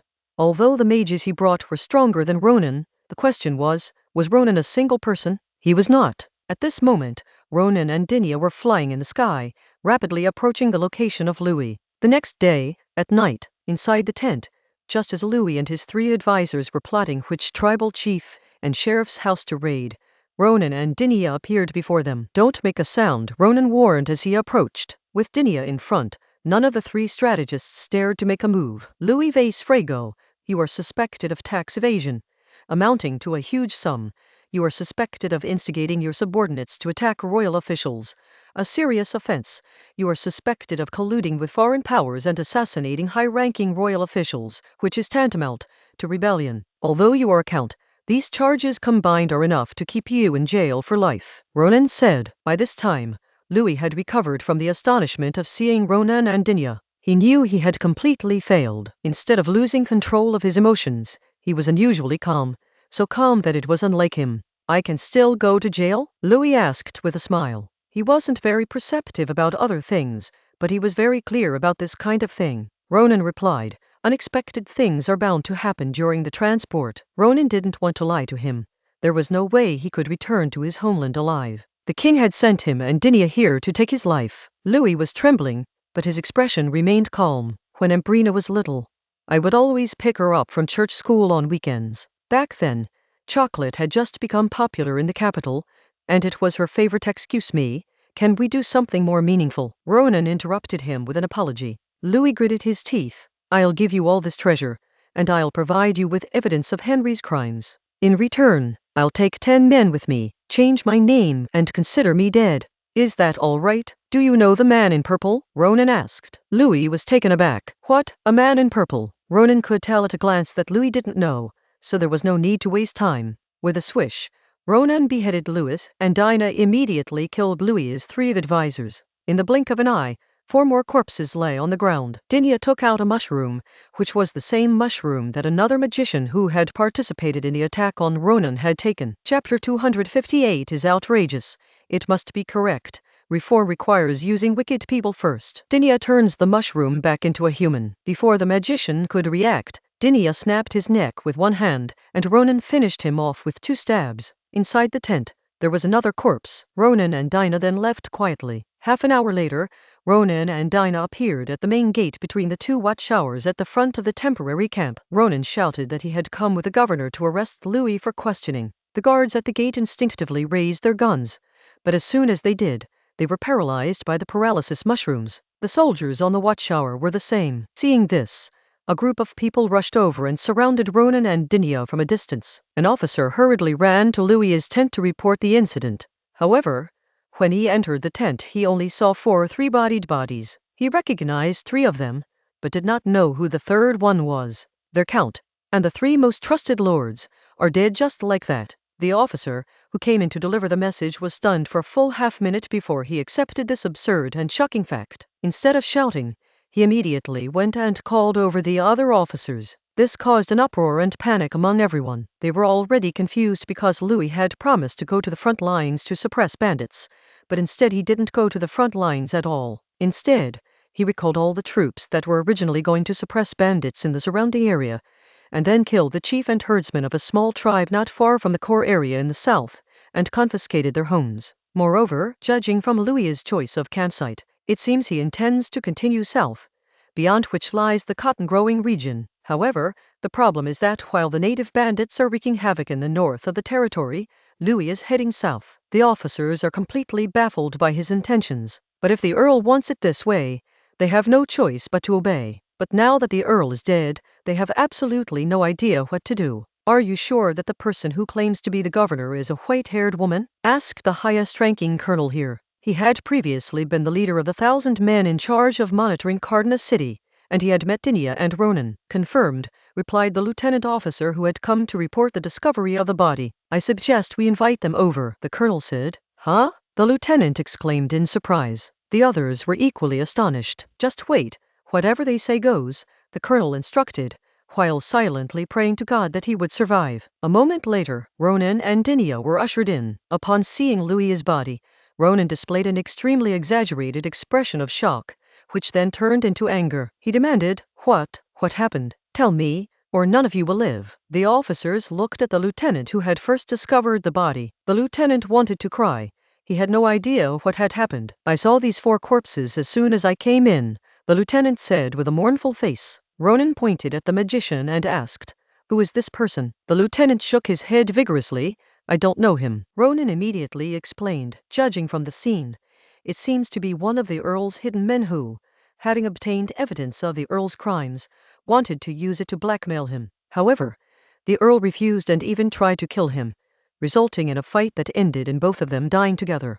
Seriously, how can you deduce all this from just looking at a scene? Could it get any more outrageous? That is right. That is how it is. The colonel was the first to agree with Ronan. This speculation makes perfect sense. Even if Ronan said it was a mutual destruction, or even if he said that Louis and the other two committed suicide first and then killed this person, it would still be correct. Anyone who dares to say Ronan is wrong, he'll shoot them dead. The others quickly nodded in agreement. At that moment, they truly realized that this meant betrayal, or rather, betrayal. Sigh, the person is dead. This is a bit of a problem. I wonder if they can still be convicted. Ronan sighed. "I know about the Count. Bah, the traitor Louis," the colonel immediately said. "Sir, this Louis is a scoundrel. He tricked us into going south so he could collude with the Villars and use their power to usurp the throne. He's plotting treason and disloyal to His Majesty. Fortunately, you and the governor arrived in time, and we were able to wake up in time. That damn traitor." Shouting, the colonel grabbed his gun and fired a shot at Louis's body, then glared menacingly at the other officers. The officers had no choice but to take turns firing. One person would fire a shot, and then another would take the gun and fire another shot. And so, in this joyful atmosphere, the matter came to a close. The reason for the comma is that Ronan is about to publicly announce Louis's crimes. Respect for the dead? Haha. We don't have that custom in the Western continent. Even if someone dies, they'll still be criticized and denounced. A week later, news of Louis spread. For most people, the charges against Louis: tax evasion, ordering his men to attack kingdom officials, plotting to assassinate the governor, and attempting to collude with the villains to usurp the throne were insignificant. What mattered to the public were that Louis used a pure gold toilet, that he had affairs with his men's mothers, that his boots were made from the skin of young boys, that he loved drinking tea mixed with menstrual blood, that he told the people they could eat cake if they had nothing to eat, that he hadn't bathed in over 20 years, and that he was ultimately killed for having affairs with his men's mothers, wives, and daughters. Inside the governor's mansion, Dinia looked at the report and asked Ronan, "Can't you just give a proper account of his crimes?" Ronan chuckled. "Otherwise, how would the news spread so quickly? This wretched colony doesn't even have newspapers. It has to rely on taverns to spread the word. Who would listen to talk about taxes and the state in taverns? It has to be these absurd jokes to spread quickly. Besides, these jokes aren't just something I wrote by myself. They re a collection of the people's wisdom." Dinia could only lie back. Once again, she had to admit that Ronan was right.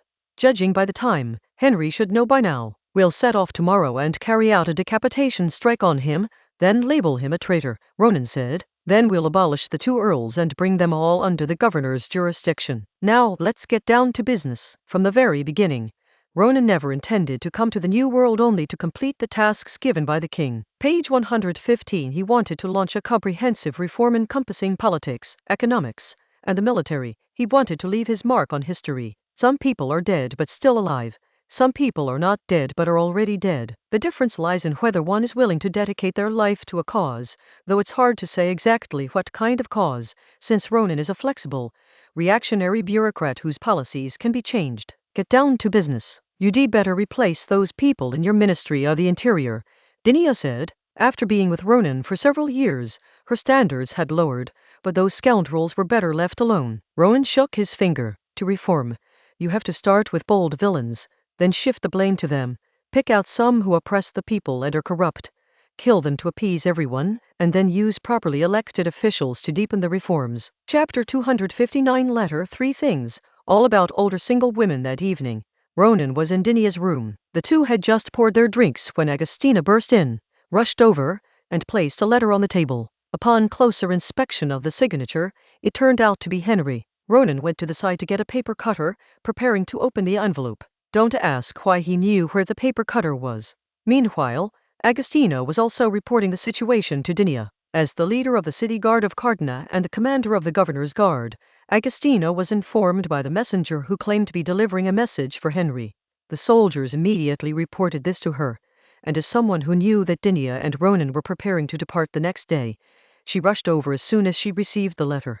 Ronan took a letter opener from the small drawer, opened the envelope, and took out the letter. He, Dinia, and Agostina read the letter together. The letter is divided into 3 parts. The first part is an apology and shifting of blame. Henry begins by saying that he has heard about Louis's affairs and has started a major investigation. The investigation uncovers various forms of corruption among Louis's subordinates, especially the tax officials. It is because of them that a lot of the taxes that should have been handed over to the kingdom have been withheld over the years. He has already ordered the execution of these corrupt officials, but as the Lord, he also bears inescapable responsibility and is willing to pay off all the debts. At the same time, he was also deceived by Louis and his men and participated in some things that were detrimental to the prosperity and stability of the entire colony. This part is very long, but in short, all the bad things were done by the dead. After saying all this, Henry said that he had been deceived by Louis and had done so many foolish things, and that he was not worthy of being the earl. He then offered to relinquish his title and hand over his fiefdom to the governor's office. The second part is long, but the content is completely unimportant, because the second part is all flattery. It starts by praising Dinia, starting from when she was still in the orphanage. However, as everyone knows, Dinia was at least one of the bottom 10 in the orphanage, if not the worst student. She became a first-class rank at the age of 5, but the problem is that when she was first class, she could only turn herself into a mushroom, and a regular mushroom at that, with no combat power whatsoever. It's a good thing that Dinia was an orphan who was taken in. Otherwise, they would probably have bragged about how she was born with a red glow and lightning. Henry has been bragged about this since she was a child, all the way up to when she came to the colony. Even though Dinia was governor, drinking and eating a lot of meat every day and not caring about anything, he could still smear her as a good leader and a prime minister. Of all this, Ronan thought the only part that wasn't flattery was that the letter said Dinia was the most beautiful woman on the continent, since Ronan hadn't yet found anyone prettier than her. After praising Dinia, they started praising Ronan, starting from when he defected, from how he benefited the people of Right to how he uncovered the truth about Louis's murder. He was practically the conscience of the kingdom and a model official. If the kingdom had more people like him, it would surely become prosperous and strong. Ronan is known for his thick skin, but I still felt goosebumps. The only thing that wouldn't give him goosebumps was praising his good looks. There was no way around it.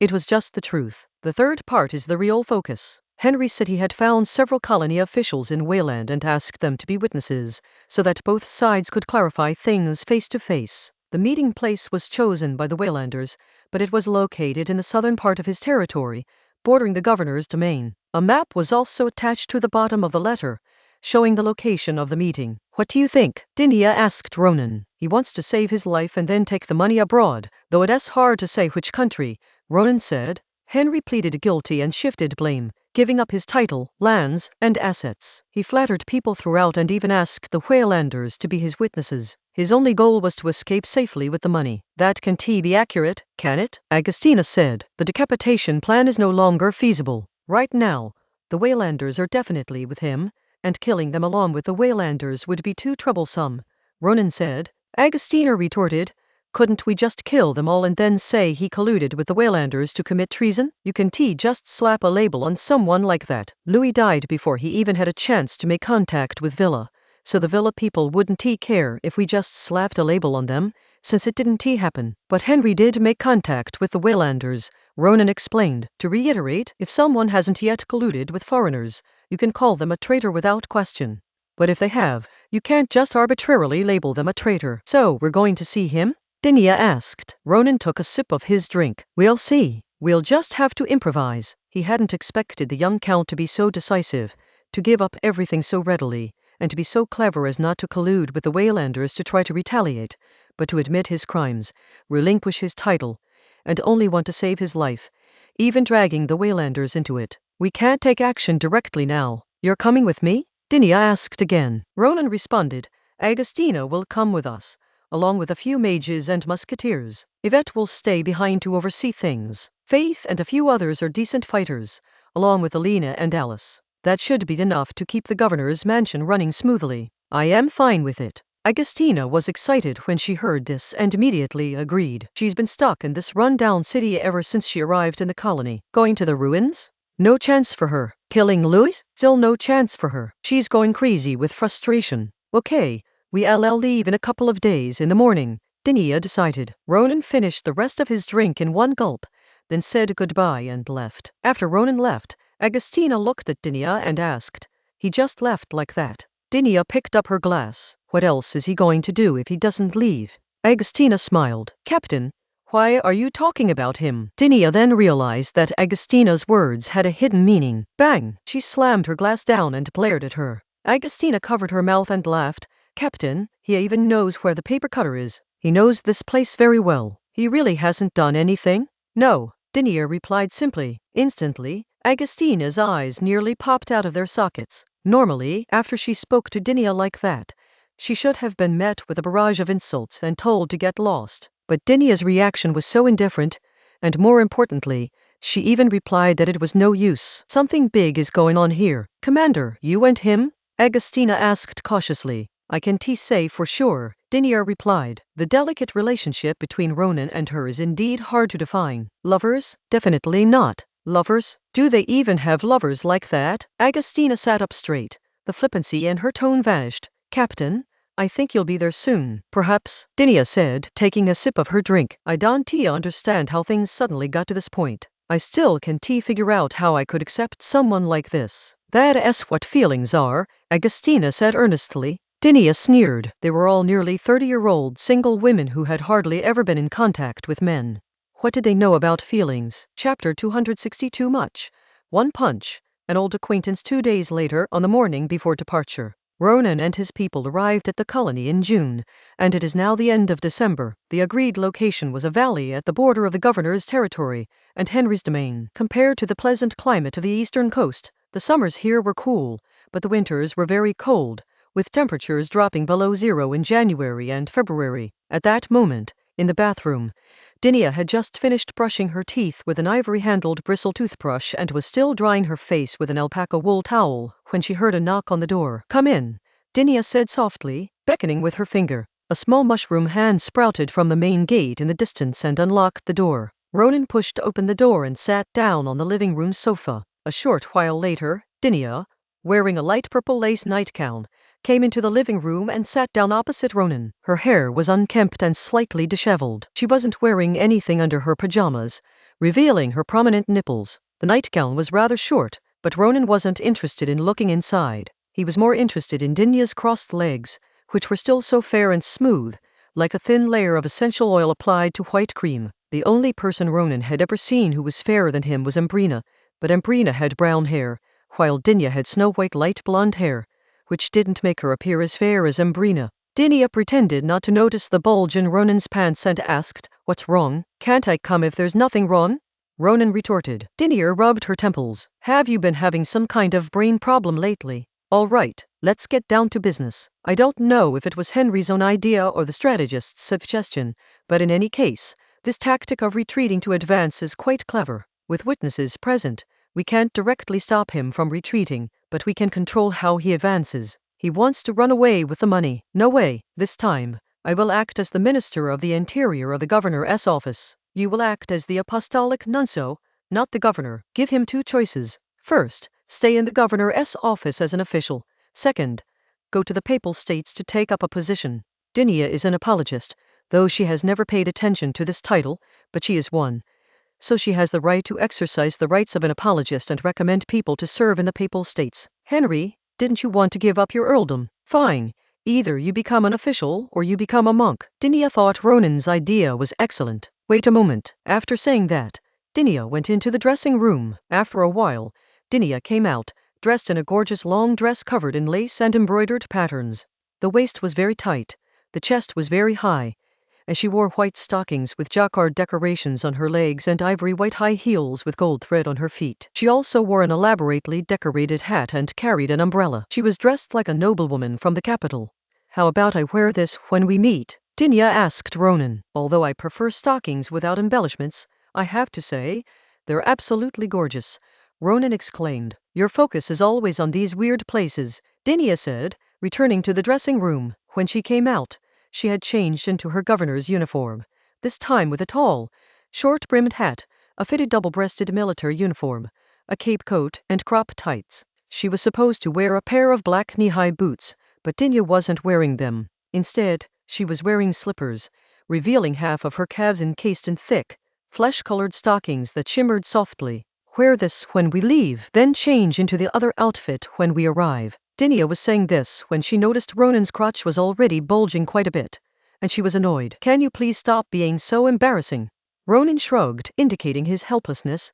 Men are all like this in the morning. There's nothing I can do about it. Get out, Dinia hissed. What would I be doing going out? I am waiting to go out for breakfast with you, Ronan said. I can help you with your luggage, and of course, I can also play the role of a servant and help you put on your boots. Dinia closed her eyes, took a deep breath, went back to the dressing room, brought out a pair of high boots, sat on the sofa, placed the boots beside her feet, and didn't say anything. Ronan suppressed a laugh, moved closer, and sat down next to Dinia. He then placed one of her feet on his thigh, and Dinia straightened her foot in response. However, Ronan did not immediately put boots on her. Instead, he gently ran his fingers along the instep of her foot. The smooth texture of the stockings and the thin, soft skin on her instep created a double sensation that instantly captivated Ronan. Before he knew it, Ronan had already started touching her, kneading and rubbing, and even unconsciously pulling Dinia's feet inward, little by little, closer to his crotch. The moment they touched, Dinia kicked him in the face.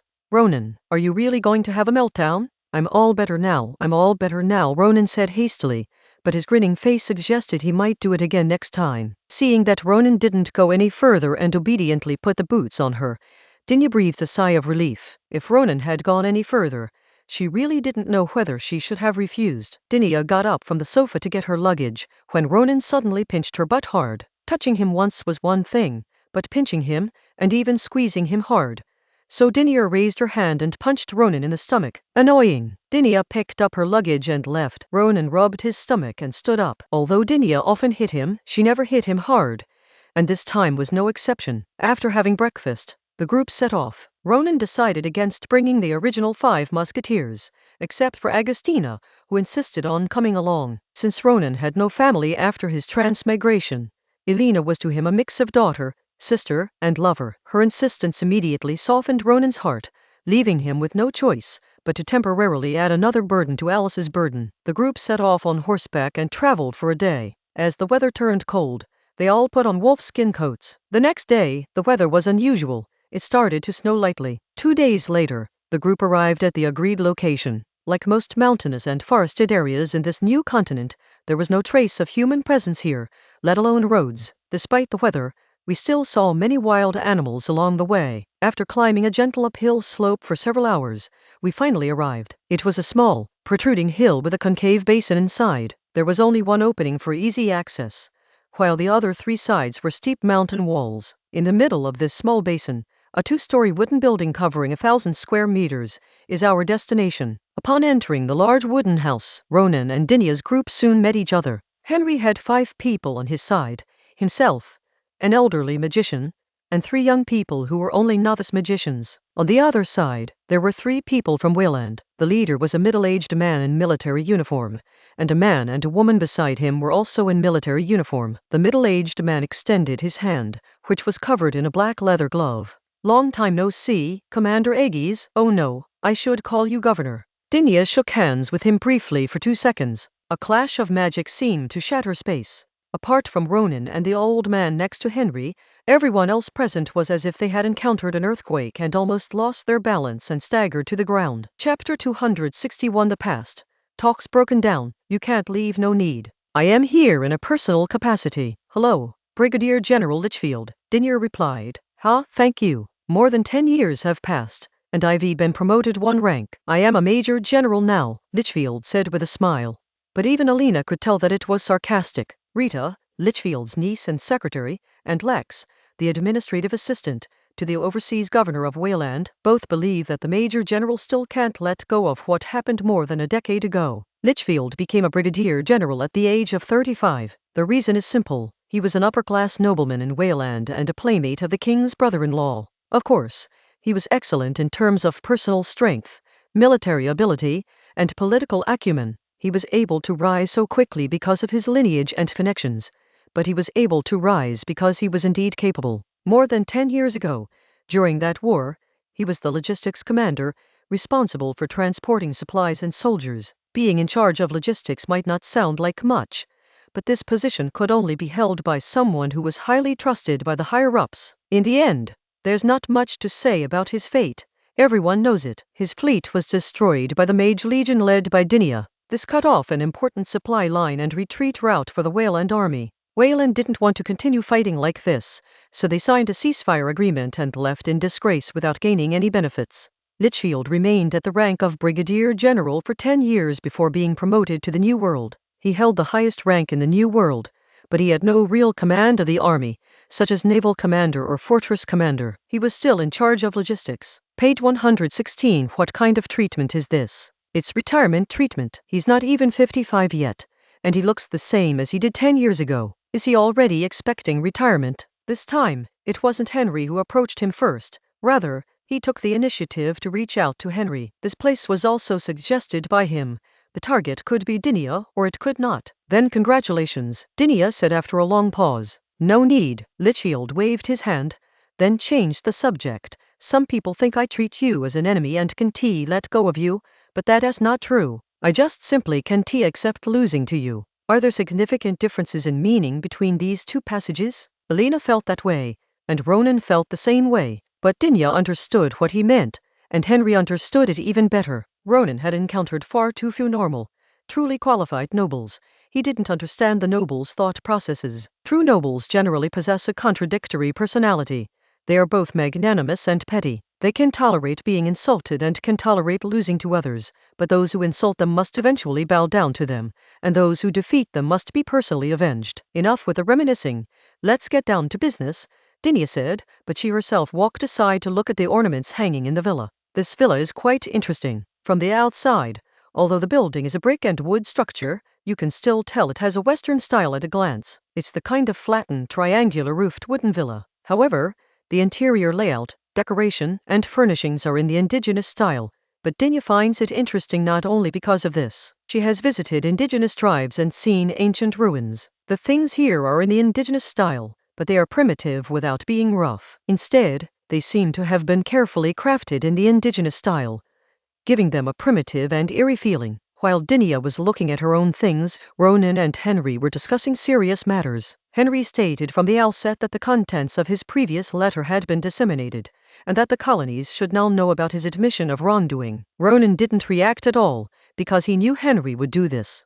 Then Ronan began to frantically praise Henry, saying that he was actually innocent and that it was all his men who had deceived him, and that it was all the work of his wretched brother Louis. He told Henry not to relinquish his title and give up his fiefdom, but to continue as a count. Henry could not possibly agree to that. At first, he didn't react when he received Louis's message, but after being reminded by his confidant and Litchfield, he realized that as long as he retained his earldom and fiefdom, Ronan would do everything in his power to kill him. Even if he is no longer an earl and has no fiefdom, it still cannot guarantee that Ronan will not kill him. Ronan followed up, since you insist, I have a suggestion. Why don't you come to the governor's office? I personally recommend you come to my Ministry of the Interior. If you really don't want to, you can be an administrative assistant. I want to go to Venia, Henry said. Resistance is futile. To resist is to court death. His current plan is to take money and a few trusted confidants to the Vena Federation, become a businessman, and live a life of wealth and luxury. Yes, Ronan agreed, and Henry couldn't help but show his surprise. But Ronan's next sentence extinguished his excitement and joy. The governor's wife is an apostolic nuncio, and can recommend you to take up a post in the Papal States. If it were the Papal States of 500 years ago, no, even 300 years ago, he would have gone without hesitation. But given the state of the Papal States now, if he went there, he would probably be subjected to a three-pronged approach: atonement, donations, and becoming a bishop in a district within the empire. Henry didn't want to beat around the bush anymore. I just want to take some money, find a place to live out the rest of my life in peace. Is that not allowed? Ronan sighed. Someone doesn't want you to have a peaceful life. He really won't give us that chance? Henry questioned. The he Henry was referring to was naturally King Lucian. Having said all that, Ronan didn't care that the Wheelanders were still there, and he stopped with the formalities. If possible, you would be a model of leniency. That's what you two were meant to do anyway. The ones who really don't want you to be at peace are the people who oppose him. Lucian wanted to kill Henry and Louis, not because he was afraid of them, but because he himself was not long to live. He was worried that a storm was bound to break out around the time of Ambrina's accession to the throne, and that the opposition would use Henry or Louis as their figureheads. Henry's hands trembled as he pulled out a pipe, lit it, took a deep drag, and exhaled a long puff of smoke. Really nothing to talk about? Leave the money. You can go to Veneo, Ronan said. Henry laughed. Without money, how could he survive in a commercial country like Vienna? He might as well be dead. Without another word, Henry stood up. Let's go. He then walked outside. At this moment, Ronan and Dinia absolutely dared not kill him in front of Lichfield and the others, so they could only let him go. As for what happened next, it was done as previously agreed. The Waylanders immediately escorted him to Venea, and he signed a compensation agreement, giving a portion of his original fiefdom to the Waylanders. In this way, the charge of treason was directly attached to him, but what could he do? If he didn't do this, he would either die or become a pauper. Ronan smiled happily. No sooner had Henry and his party and the Waylanders left than he would search this house and find evidence of his crimes of colluding with foreign powers and betraying the country. Then he and Dinia chased after him and killed him, which was what he had previously called adapting to circumstances. Just then, Lichfield suddenly said, "You can't leave here." Chapter 262. You're crazy. I've seen it all before. Let's eat hot pot together. Lichfield seemed afraid of being misunderstood. I didn't mean to stop you, Burl. You can try opening the door and going out. Ronan sensed something was off about his words, but Henry, who was in a terrible mood, hadn't realized it yet. He strode to the door, flung it open, and then froze. It was pitch black outside. It was afternoon, so how could it be dark outside? Besides, when he looked out the transparent glass window before he came over, it was still daytime outside. Henry took 2 steps back and looked out the window again. It was daytime outside, but when he walked over, opened the window, and looked out, it was pitch black again. This darkness is the same as the darkness you see when you open the door. It's not the darkness of night, not the darkness of a locked room, but the darkness of nothingness. This kind of nothingness, where nothing exists, shouldn't exist in reality. This kind of nothingness, where nothing exists, should only exist in people's nightmares. Roy Lichfield. Henry looked angrily at Lichfield. If he still doesn't understand that this guy was behind everything, then he's a fool. At this moment, Lichfield's niece and the governor's office's administrative assistant looked at him with suspicion. Seeing that he did not explain immediately, the administrative assistant, Lex, spoke up directly. Major General, what exactly is going on? Rita, who was both the niece and the secretary, was equally baffled. She had witnessed everything firsthand. The window was closed, and everything looked normal when she looked out. When the window was opened, it was dark outside. She even tried to use her magic to sense things, but no one outside could feel anything. Lichfield remained calm. This is a cursed place, a place where God left his relics. It's one of the few places I know that once you enter, you can't get out. As he spoke, his gaze fell upon Dinia. Whoever finds the divine artifact and breaks the curse will be the winner. If we all fail, and we die along with the strongest young mage of the kingdom of foes, this is probably the little bit of effort a man who's not yet 50 and is already living a retired life can do for our great king. Lichfield, you've gone mad, absolutely mad. When you get back, you'll be fired. You be sure of it. Lex, the administrative assistant at the governor's office, roared in a low voice. Only then did he realize that all the talk about expanding the colony by taking advantage of Henry's affair, and about creating trouble for the kingdom of Fass, was a lie. From beginning to end, it was all a crazy scheme by Lichfield for his own selfish interests. Go back? I will never go back no matter what. If I succeed, I will be a god among men. If I fail, I will simply die. Lichfield remained calm. Sigh, forget it. There is no point in explaining to a foolish commoner like you who only wants to climb the ranks. Rita couldn't believe that the person in front of her was her beloved uncle, the powerful and wise yet gentle and polite nobleman. Rita, I want to apologize to you, because without involving you, the girl I treat like my own daughter, it is hard to convince everyone that I am just here to assist in the negotiations. After all, you all think I see Dinia as an enemy, Lichfield said. Rita was just a tool for him to make others believe that he wouldn't do anything reckless. At that moment, the old man who had come with Henry unleashed his magic, his target naturally being Lichfield. However, the instant he released the spell, he was filled with disbelief, because his magic was reduced, and he suffered a strong backlash when he cast the spell, but he was not a user of the heavenly oath magic. How could this happen? Lichfield glanced at the old man who had just tried to attack him, then turned to everyone and said, I've already told you, there's a curse here. The stronger the curse, the more powerful the magician. I advise against using magic casually, or you'll die quickly. However, even without magic, you'll die eventually. His gaze locked onto Dinah again. This is a race against death. Isn't it interesting? After saying that, Litchfield tore off his mask and transformed into a young man in his 20s. Sigh, I'm so tired of trying to make you think I'm mentally depressed and aging rapidly. This young face is his true face. Ronan wasn't surprised. On the contrary, he was surprised when he first saw how strong he was and how Dinah remembered his name more than 10 years ago.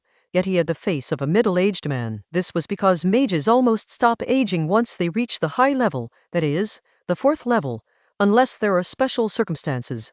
Isn't that what Dinah is like? She's almost 30, but she still looks like she did when she was 18. Ronan was a year younger than her, but he looked several years older. At that moment, Dinah looked at Ronan. Ronan smiled and said, "Why are we making the atmosphere so tense? We've been climbing uphill all this way and we're all tired. Let's grab something to eat and drink first." They came not only on horseback, but also with 2 mules, carrying provisions and wine. Soon, Ronan lit a fire, set up a large pot he had found in the house, put potatoes and dried meat in the pot to cook, threw in a few pieces of cheese, poured in some white wine, added some spices, and then took out a baguette. A cheese fondue was ready. Henry and the old man beside him could hardly believe it. Were Ronan and the other 3 deaf? Had they not heard what Litchfield had just said? Little did he know, Ronan and Dinah were seasoned veterans, experienced in many things, and knew nothing of the gardener, Tyrrell. Ronan chatted and laughed with her. Elena, she too is someone who inherited the power of the moon goddess. Agustina had never participated before, but since her leader, Dinah, was so calm, she naturally wasn't flustered at all, and was even a little excited. Litchfield looked at Dinah and Ronan. No wonder she was the woman he considered his rival. No wonder he could even seduce the woman he considered his rival. He walked over to Ronan and Dinah. "Can we add one more?" Ronan glanced at him. "Go get your own bowl and fork. By the way, you didn't forget your rations, did you?" Litchfield smiled, took a large bag out of his bag, and then pulled out a villa ham. "How about this?" He naturally took out the highest grade Villa black pork ham. Come on, let's eat together." Ronan welcomed them. They had only brought dried beef, potatoes, cheese, dried mushrooms, and bread, but no ham or anything of the sort. Beside them, whether it was Henry, the old man he trusted most, or Litchfield's niece, Lex, the administrative assistant at the governor's mansion in Wayland, they were all completely dumbfounded. "Aren't they enemies? How come they're eating together? How do you know about this place?" Ronan asked Litchfield. He wouldn't be foolish enough to ask for information about the place, because the other party wouldn't tell him anyway. "I already knew about this place. An unexpected transaction gave me information. It allowed me to make a more accurate judgment," Litchfield replied. "A deal?" the man in purple, Ronan asked. "That's right," Litchfield admitted. Ronan forked a slice of baguette that had been cooked until soft and covered in cheese, stuffed it into his mouth, and asked as he chewed, "Have they contacted you recently?" "No, they should have already left the New World." Chapter 263 Clashes, Pairings. Starting from history, the cheese fondue was finished, but the drinking continued. Litchfield lit his elegant pipe, taking a puff of smoke and a sip of wine. Exhaling a smoke ring, Litchfield sighed. "I thought someone like you, Ronan, who always likes to have everything under control, would be furious after realizing you've been fooled. Unless someone is omniscient and omnipotent, who hasn't he been fooled?" Ronan retorted, then suddenly smiled. "However, you were too fond of lying, which is a bad habit. You said you got some information while making a deal with the man in purple, which is a huge underestimation of him. Does the man in purple know about this place, including you?" Litchfield feigned surprise. "Oh," Ronan continued, "you discovered after the deal that they failed to achieve their goal, and they failed because of us. This place is also a ruin, so we will definitely be interested in it. Even if we refuse the Earl's invitation, we will still come if you throw out a little bait. However, there's something you don't know. We found something in that ruin, and maybe finding something here will allow us to advance even further." This was pure Ronan nonsense. He just wanted to make the person in front of him wary of them. After all, Ronan and his companions knew nothing about this place, while the other party at least had some understanding of the curse and divine objects here. "What is it?" Litchfield asked instinctively. He. Ronan smiled mysteriously. Judging from Litchfield's reaction, he knew that his goal had been achieved. Litchfield fell silent. Reason told him that Ronan was making things up, simply to prevent him from using his knowledge of the place to harm them. But what if what he and Dinia found in that unknown ruin was really related to this place? Litchfield didn't ask any more questions. Instead, he lay down on the low, rectangular wooden sofa in the living room and stopped talking. Ronan and the other three sat on the thick carpet and didn't speak to him again. After a long time, Henry returned with the old man who had been by his side. A while later, Rita, Litchfield's secretary, and Lex, the administrative assistant at Governor Welland's residence, also returned. The four of them left 2 minutes after Ronan and the others started eating hot pot, and only reappeared now. At this moment, apart from the old man next to Henry, who had no obvious expression, the other three all looked disappointed and resentful. Ronan didn't know what they were doing, but he could guess. During the time the four of them had just left, they were trying to find the entrance to a secret passage,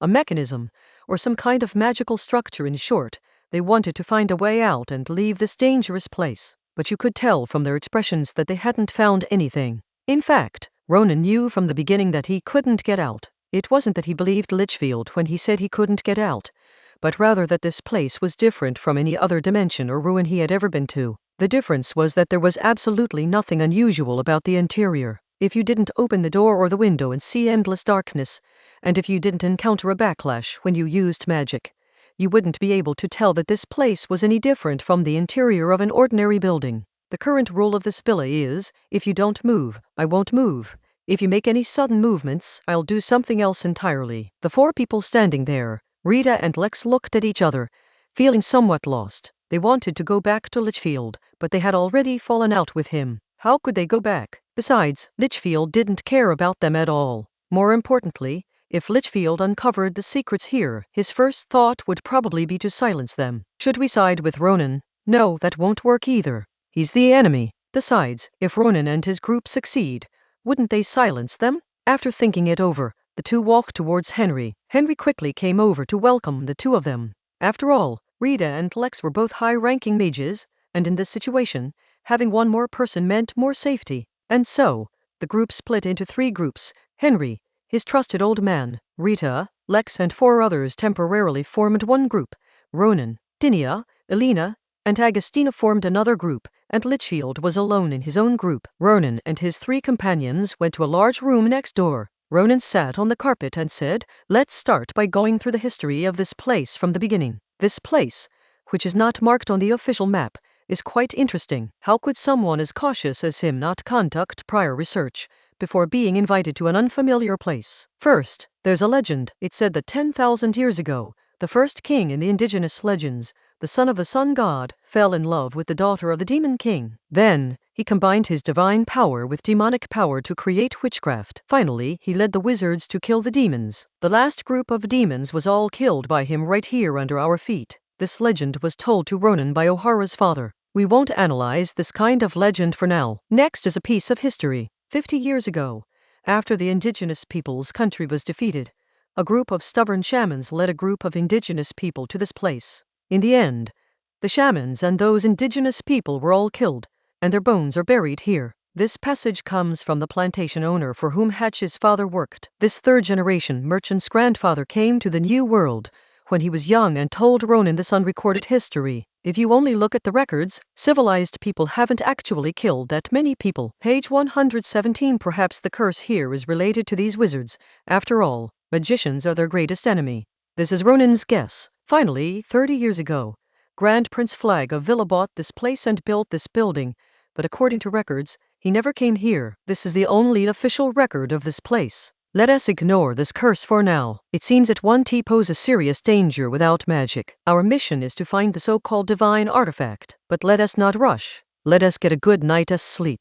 Tomorrow we'll split into 2 groups. I'll be with Agostina, and you, Dinia, will be with Elena. The reason for this division is that both Ronan and Dinia possess powers from another dimension. All right, I'm leaving now, Ronan said, getting up to leave. Just then, Agostina suddenly called out to Ronan, "Wait a minute, Ronan, isn't it unsafe for you to be alone in a room?"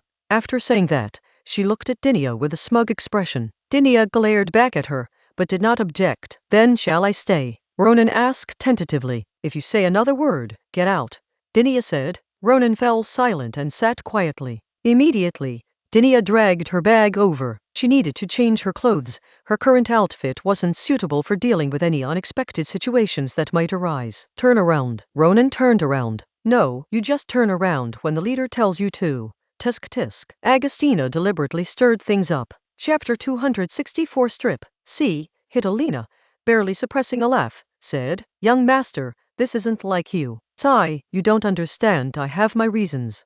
Don't let my public persona fool you, Ronan. I'm just a kept man. She can do whatever she wants. At most, I can only say yes," Ronan said self-deprecatingly, his eyes brimming with tears, like onions stuck in his eyes. "It is heartbreaking to hear this," Agostina lamented. "Those who see it will weep," Lina added. The two sang together. If she could, Dinia really wanted to throw those two people out, but unfortunately she couldn't. In anger, Dinia ripped off her gorgeous long dress and kicked off her high heels. After tearing off her gorgeous long dress, Dinia was left wearing only a corset-style suspender top and white stockings. It seemed that Ronan's words had influenced her earlier, as the white stockings on her legs were plain, with thickened, opaque toes and cuffs, and were semi-transparent overall. At this moment, Dinia, with her back to Ronan, first untied her corset. The corsets in this world weren't the exaggeratedly deformed kind, but they were still very tight. Most corsets would spring back when untied, but Dinia's didn't show any springback at all. Next,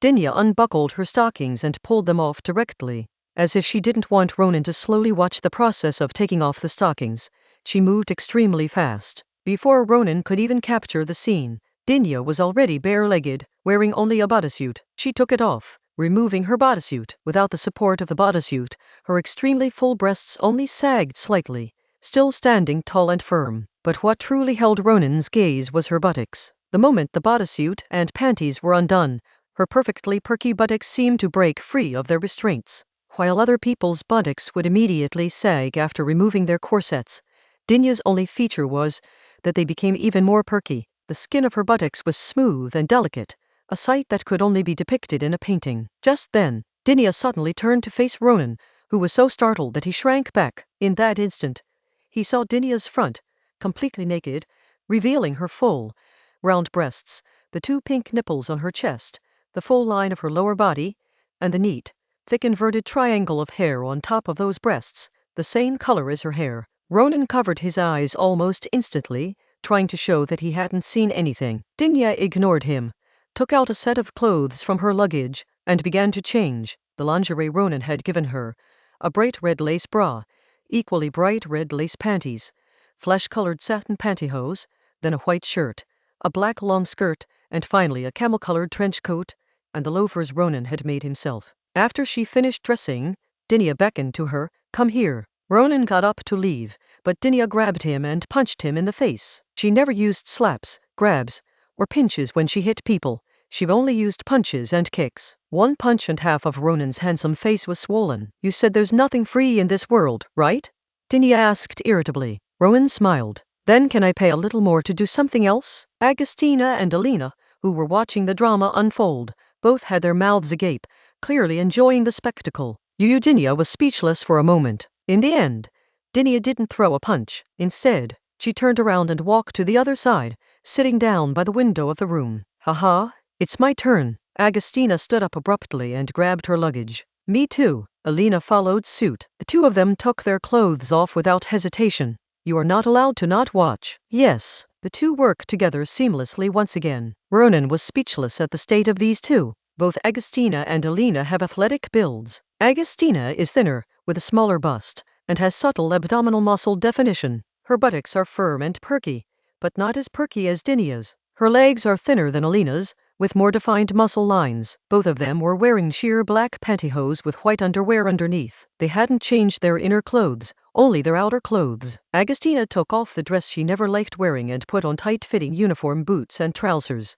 while Alina changed out of her men's clothes and put on a long dress. "Ronan, when are you going to take down the commander?" Agostina said immediately. "I am waiting." "Tina, don't joke like that," Ronan said. "I'm like this. Do you think I'm joking?" Agostina asked with a sly smile. Then she took off her one-eyed eye patch, swept her hair back, and revealed a mature and serious older sister face. "I'm different from the captain. She's an eccentric. I'm a very ordinary woman. Putting aside my intention to stand with the captain through thick and thin, My standards are very simple: power, wealth, strength, handsomeness, thoughtfulness, and intelligence. You have all of them, don't you? Agreed, Elena chimed in. You agree, my foot? Ronan reached out and smacked Elena on the head, then looked at Agostina. Well, actually, I am a weirdo too, compared to the powerful and influential people of this era.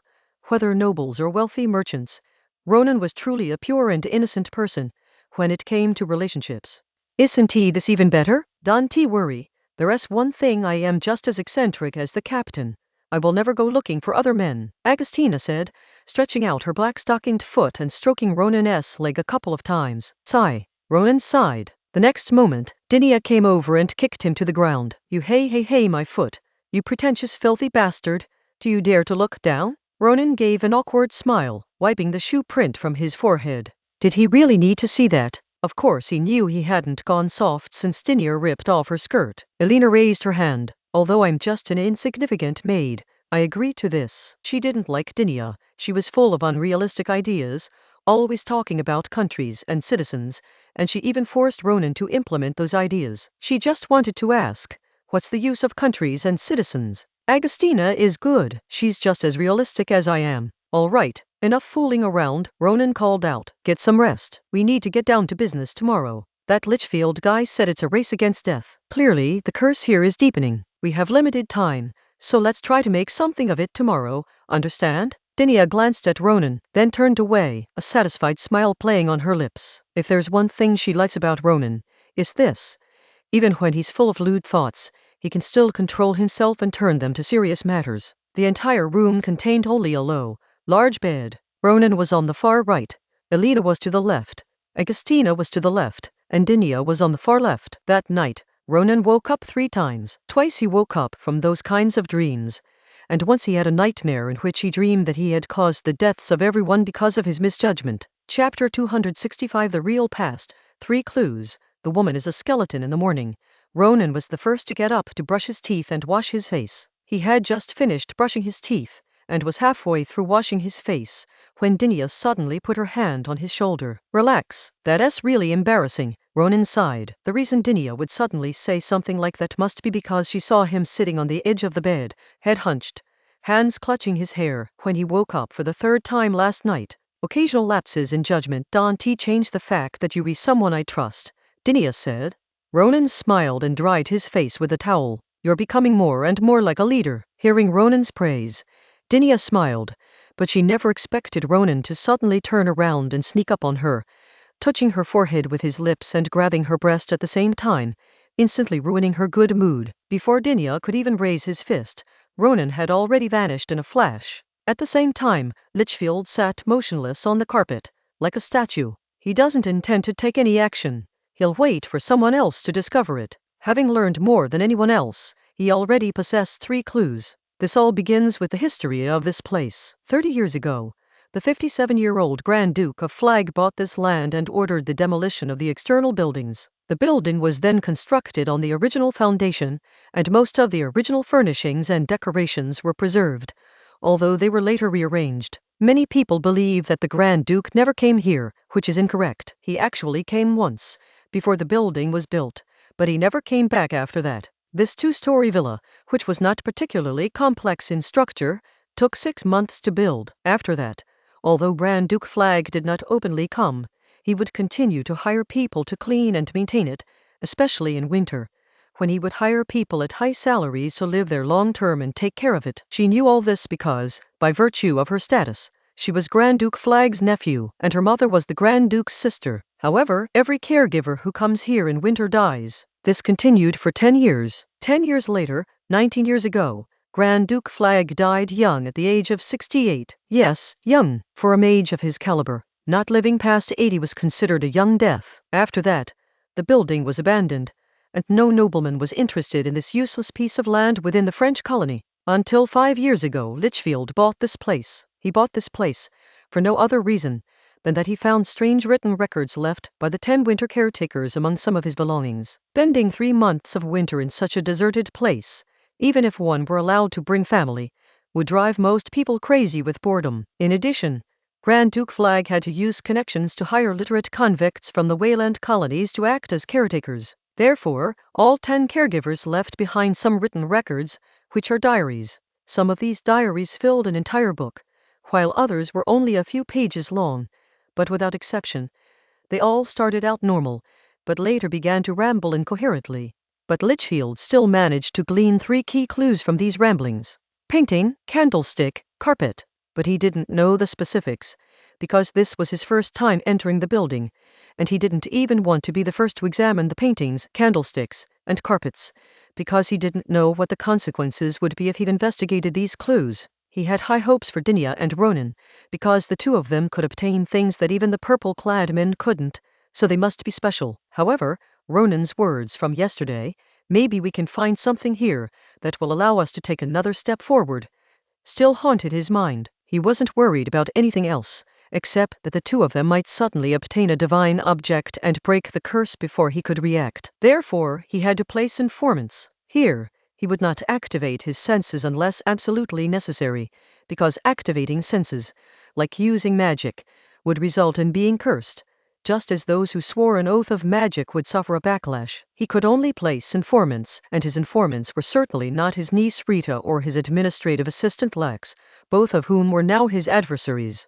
His informant was Henry, because he told Henry that if he won, he would leave the new world with Henry, while if Ronan and Dinah won, he would definitely lose his life. Henry wasn't foolish enough to completely trust him, but Ronan had undoubtedly driven him to a dead end, so Henry had no choice but to believe him. At this moment, Litchfield got up, lay down on the bed, and prepared to stay there until noon. Meanwhile, after having a quick bite to eat, the search and exploration began. The plan was for Dinia and Alina to explore the first floor of this 2-story villa, which covered more than 1,000 square meters, and consisted of more than a dozen rooms of varying sizes, while Ronan and Agostina would go to the second floor. Rita and Lex are on the first floor. Henry and his old butler Duden, who had watched him grow up, went up to the second floor. Ronan quickly realized that Henry and Agostina weren't there to look for clues.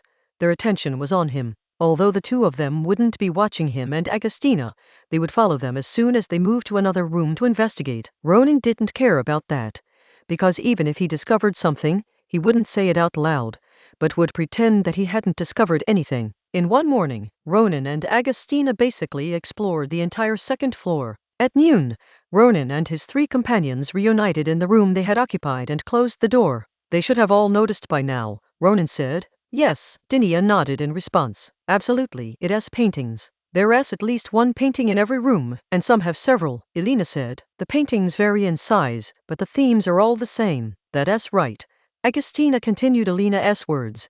"It is all about a woman and a man being intimate, and there is even the woman hugging the man from behind." "Huh?" Ronan and Dinia were surprised at the same time, because this was not what they saw. Ronan and Dinia exchanged a glance, instantly realizing that both of them were different from them. "Men and skeletons," Ronan said. Dinia nodded. That's what she saw too. Upon hearing this, Elena and Agostina were both taken aback. Why were the images they were seeing different? "It is nothing, it just further confirms that there is something wrong with the paintings," Ronan said. "This afternoon, we'll examine these paintings more closely and see what the connections are between them. Remember, don't let it show that what Dinia and I see is different from what you see." Ronan gave this final instruction. In the afternoon, Ronan and his group quickly found the connection between the paintings. Page 118. When Litchfield learned that Ronan and his group had only found the painting and were just pretending to come over to take a look, Ronan and his group had just taken apart the frame and were piecing the painting back together like a jigsaw puzzle. The connection that Ronan and his team found was that these paintings of different sizes, but the same subject matter, were originally a single, enormous painting. The next step is to complete the puzzle. Chapter 266. Candlesticks. Correspondence. Everything is under control. After more than an hour of painting in the lobby on the first floor, the painting was finally completed. More than 30 paintings of varying sizes were pieced together to form a complete picture. Upon closer inspection, the background of the painting reveals that it is the small concave basin where the large villa is located. Judging from the growth of the plants, it is late spring or early summer. The main subject of the painting is more than 30 couples. Some are acting very intimately. Some are sitting with their heads turned away from each other. Some are chasing and playing, and some are standing quietly together. There are all kinds of couples, and anyone can see that these couples are very close. In Ronan and Dinia's eyes, all women are not women, but skeletons. However, Agostina and Alina are normal, and you can tell that the man and woman are not of the same race. The man's physical characteristics are similar to those of an indigenous person, but he is definitely not an indigenous person. The woman is more like someone from the Western continent, white, but she cannot be accurately classified into any particular ethnic group. After the painting was completed, there was no further activity for a long time. Unlike the legendary poems of some wandering poets or the novels of some novelists, there was no sign that something would start to glow and then display some miracle after it was pieced together. The content of the painting doesn't offer any clues, because it only depicts scenery and people, nothing else, and it doesn't involve the building at all. But it's impossible to say that a painting like this, divided and scattered in different rooms, doesn't have some special significance. It is not just this, Ronan said. All eyes immediately turned to Ronan. What I mean is, this fragmented, massive painting is just one clue. Only by gathering all the clues can we find the real one, Ronan said, looking at Litchfield. Am I right? Litchfield knew, of course, that Ronan had guessed correctly, but he wore a surprised expression. Well, I didn't know that. Then let us pretend you didn't know, Ronan said. The atmosphere suddenly became tense, and no one spoke. Then the three groups returned to their respective rooms to eat something and rest. This dilapidated place was built by a duke, and there isn't even a single light, Alina complained. Although there weren't any particularly bright light fixtures back then, wealthy people would have ornate candle chandeliers in their homes. When they wanted to light them, they would pull down the lifting chain to lower the chandelier, light the dozen or so large candles on it, and then raise it back up. Those who weren't very wealthy, like Ronan in the past, would only have 2 oil lamps for lighting in their rooms at night. As for the poor, they can't afford lamps. It is indeed strange, Dinia said. Having heard Alina mention it, she also found it odd. There are candlesticks, quite a few. There are several in this room alone, Agostina said. At that moment, Ronan had a flash of inspiration.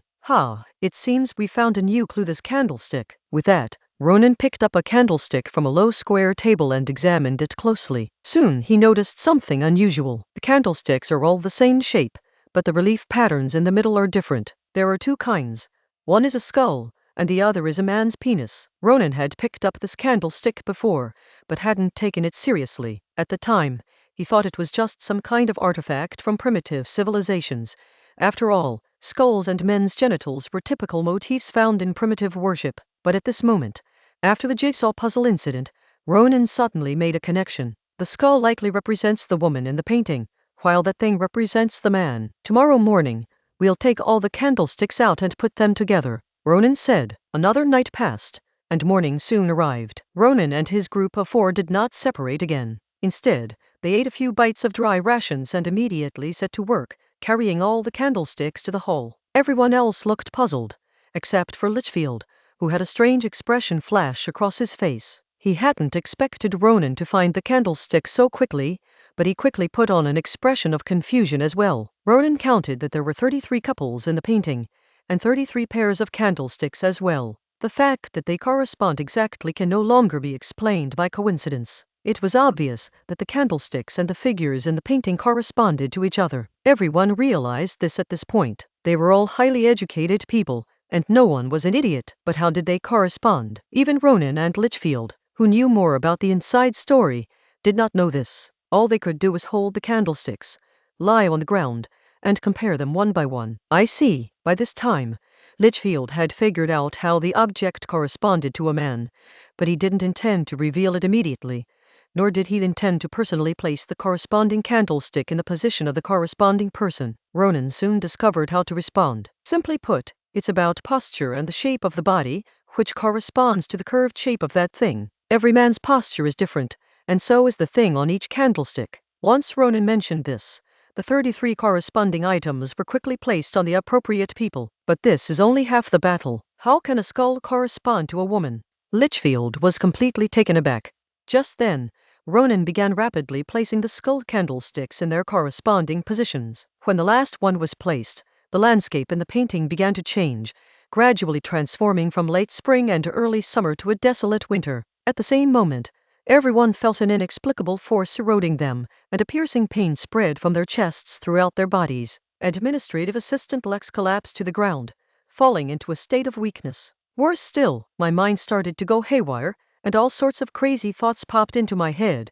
Killing, destruction, sadism, self-harm. Only Litchfield knew best that this was a curse, but he hadn't expected that everyone would be cursed. He had thought that only Ronan and a few others who were directly involved would be affected. According to those diary entries, this curse usually only occurs 10 days after the guards enter the place, and it is relieved as soon as they leave. Yes, all those caregivers were able to leave from here back then, but without exception, they all returned as if possessed by demons, and eventually all died here. The reason why this villa is now inaccessible is probably due to the people he sent in 5 years ago. Unfortunately, he still doesn't know what exactly happened 5 years ago. At this moment, Litchfield fell into thought. The skull can accurately correspond to the woman in the portrait. Sure enough, they have obtained some special power related to this place. The act of piecing together clues led to the triggering of the curse. If we're going to use the same approach of piecing together and matching, then the carpet should be done in the same way. Once the carpet is finished, the real clues should start to emerge. Everything is under my control, and everything will eventually belong to me. In addition to the 3 clues, he also possessed a relic of flag, which was the very thing that gave Litchfield the confidence to sit back and watch Ronan and his men's actions, deciding to only come out at the last moment to reap the rewards. Chapter 267 The Black Gate Reversal. Scattering around noon, Ronan and his 3 companions sat together inside the house. At this moment, the so-called curse had been fully unleashed. Dinia was as if nothing had happened.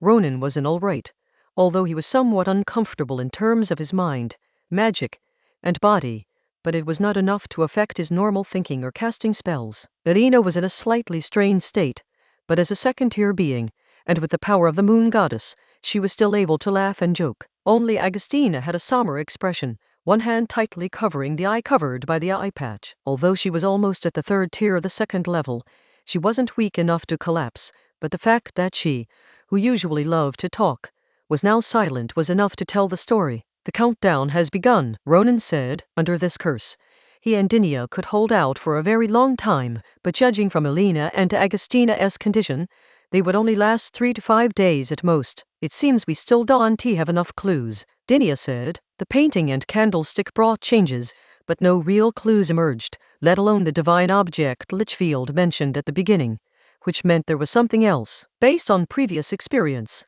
there should be something in every room that can be combined to form a set, Ronan said. The bed? Elena interjected. Duh. Ronan tapped Elena on the head. It's a carpet. Each room has a carpet, and the patterns on the carpets are all different. Before Dinia could speak, Ronan continued, regardless of whether the carpet is the last one, it's foreseeable that Litchfield will make his move the moment they're all gathered. We've all seen it. He clearly has the most information, but he's been sitting back and watching for the past 2 days. I can't think of any other possibility than him deciding to let someone else suffer the curse and reap the rewards himself. Of course, the curse spread directly and affected everyone, which I guess he didn't expect. Should I kill him first? Dinia asked. She was absolutely confident that she could overcome this negative state and crush Litchfield. If we kill him, we might never get out, Ronan said. How could he remain calm if he didn't have something on him? After all, when he set off the candlesticks, he should have already determined that we possess some kind of power related to this place. At first, Ronan was just making things up about obtaining power related to this place, but unexpectedly, the power of the crystal skull actually became connected to this place. Given these circumstances, the fact that Litchfield hasn't taken action can only mean that he has something that makes him confident that he can reap the rewards. It's like a group of people planning to break into a vault and steal some treasure. The box containing that treasure is locked, and he's the only one who can unlock it. So he sits and waits for the others to open the vault, since the treasure will eventually be his turn to open it anyway. Then how do we do it? Dinia asked. Ronan shrugged. I can't do anything about it. To be honest, everything so far is still under his control. Cleverness is useless now. Once he gets that so-called divine object to break the curse, Elena and Agustina will flee immediately, and we'll fight him with all our might. Anyway, it's either him or us who die. That's easy, Dinia said.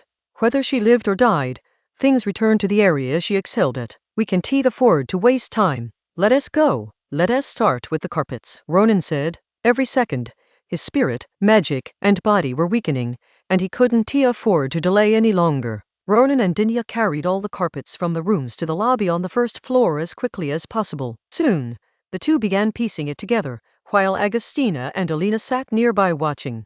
Just as Ronan had predicted, the carpet was originally a huge, complete piece, but it has now been divided into pieces. Compared to a painting, the carpet is easier to piece together because the pattern is simpler and the pieces are all the same size. The carpet was put together in less than half an hour. By this time, Litchfield had been standing there for quite some time. The old butler, Duden, helped the weak Henry to stand aside. Henry was only at the second rank. He had inherited the special summoning magic of the Frago family and was born at the right rank. At over 20 years old, being at the second rank was only barely passable. Rita, Litchfield's niece and secretary, was also nearby. She was also a second-tier magic user, barely able to stand by supporting herself against the wall. However, at only 26 years old, and not inheriting magic, she was a hard-working genius. As for the administrative assistant, Lex, he was now completely bedridden and unable to get up. The moment the carpet was pieced together, the paintings suddenly seemed to stick together and gradually floated into the air, carrying the candlestick with it. The carpet did the same, as if it had been stitched together, forming a hole and then floated down to the bottom of the painting. Suddenly, candles sprouted from the candlesticks and spontaneously combusted. The burning candlesticks then sank into the painting as if they were on a fluid. The painting burst into flames and blackened ash danced in the air, but never strayed from the vast carpet below. The carpet began to gradually shrink inward, eventually enveloping all the swirling black dust like a bundle. After a long while, when the carpet was unfolded again and landed on the ground, a black door stood on the carpet. Litchfield's face lit up with excitement and joy, his mind repeating to himself, "So that's how it is, so that's how it is," before he walked step by step toward the black door. At the same time, the curse began to intensify further, and Rita sat down directly. Only Henry's old butler, Ronan, and Dinah were still standing. Litchfield suddenly stopped and looked at Dinia, his eyes seeming to ask, "What? Aren't you going to kill me to stop me?" Before Dinia could react, Ronan pointed at Litchfield and said, "When you come out, it will be your death day. Ha, I'll be waiting for you." Litchfield had barely finished speaking, and before he could take a step, a hand emerged from his chest. Litchfield's eyes nearly popped out of their sockets as he turned around in shock. Ronan and Dinia also stared at the scene in disbelief, because the first person to fall was Lex, whose chest was pierced by a hand. Lex then kicked Litchfield to the ground, and pulled his hand out, revealing a key in his bloody hand. While everyone was still in shock, the key in his hand turned into a wisp of black smoke and disappeared. Then the black door opened on both sides, revealing endless darkness inside. He flashed into the black door.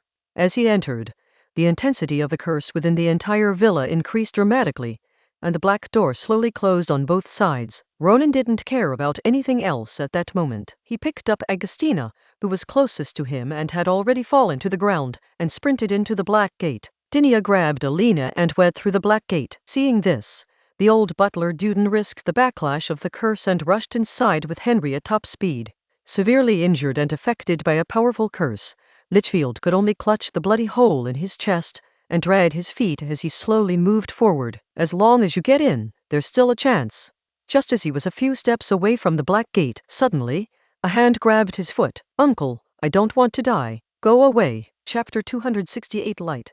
Heart-to-heart talk. People will always grow up upon entering the black gate. Instead of entering a passage, one immediately begins to plummet as if falling from a great height. Ronan conjured a levitation shield and landed on it with Agustina. Looking around, there was no sign of Lex, nor of Dinia or Elena. In the far distance, there is a vertical line emitting a dim white light. No matter how high you look up, you still can't see the end of the line. This line may be a tower that breaks through the sky, or it may just be a pillar of light extending infinitely upwards. Beneath the suspended shield lies an endless swamp of mud, and on its surface, clusters of flames rise everywhere. "Are you all right?" Ronan asked Agustina behind him. "I'm fine," Agustina replied, recovering rapidly without the curse's influence. "But you, flying like this all the time, can your magic hold up?" Page 119. Ronan stretched back in a relaxed manner. "If you can't hold on any longer, just fall down and glide slowly. This space is full of magic, so replenishing magic is relatively quick. There's no place to stop and rest around. Just keep moving towards that lit vertical line." "I hope that place is safe," Agustina said. "Can't you be a little more optimistic?" Ronan retorted. "I've always been a pessimistic person," Agustina replied, and for some reason, she started talking about her past. "I was born in a town in Villa, Not one of those poor and run-down towns, but a town near a big city. My father also owned 3 small workshops. When I was a child, my life was better than that of those small noble families in the countryside. I could hold a banquet for my birthday, while those small nobles had to borrow money to hold banquets for their weddings. But in the 4 years between when I was 5 and 9, prices doubled. The products my father's factory produced could no longer be sold in big cities. City dwellers went to buy cheaper imported goods. Our family went bankrupt, and then we went to the Kingdom of Fast to stay with relatives. Villa's situation was similar to that of Spain in Ronan's original timeline. They mined a large amount of silver from the New World, which made the country richer than ever before. In a short period of time, they built a huge and invincible fleet and established a powerful army on land. The king was crowned emperor, and for a time, the country became the strongest nation. However, the large amount of silver also caused soaring prices and destroyed the domestic manufacturing industry, which laid a deep foundation for the later collapse. Agustina continued, in their house, I was no different from a servant. If it weren't for that time I accompanied her to the talent test, if it weren't for the teacher who happened to show up and thought I should be very talented and paid for the test fee for me, my future would probably be to marry some fat pig son of a small businessman, be supported by him for a few years, give birth to a useless person as ugly and disgusting as him, and then slowly grow old like a dead person, and finally be put into a cheap coffin and buried in the cemetery. Later, I joined a mage guild and met the guild leader. At first, I disliked her. She seemed to be of noble birth and arrogant, but I eventually learned that she was also a good-for-nothing at first. Ha! Ronan laughed at this moment, but she didn't have a single bit of self-doubt. How should I put it? Even though she didn't have top-tier skills back then, she was the kind of person who believed that there was nothing in this world that couldn't be done. This person doesn't refer to herself, but to everyone. She believed that everyone could break free from their own destiny, which is a really stupid idea. I want to say something that might make you laugh, but I want to protect this spark that is her. After saying that, Agustina laughed at herself. What right did she have to talk to Dinia about protection? She didn't have great strength, nor did she have a first-rate mind. After laughing, Agustina suddenly grabbed Ronan's pectoral muscles hard. By the way, you can't tell her this. It's my secret. Since it's a secret, why did you tell me? Ronan asked with a smile. Agustina rested her chin on Ronan's shoulder and whispered in his ear, I'm going to be your lover, right? There have to be some secrets between men and women, right? By the way, you have to tell one too. My secret is that I am very big.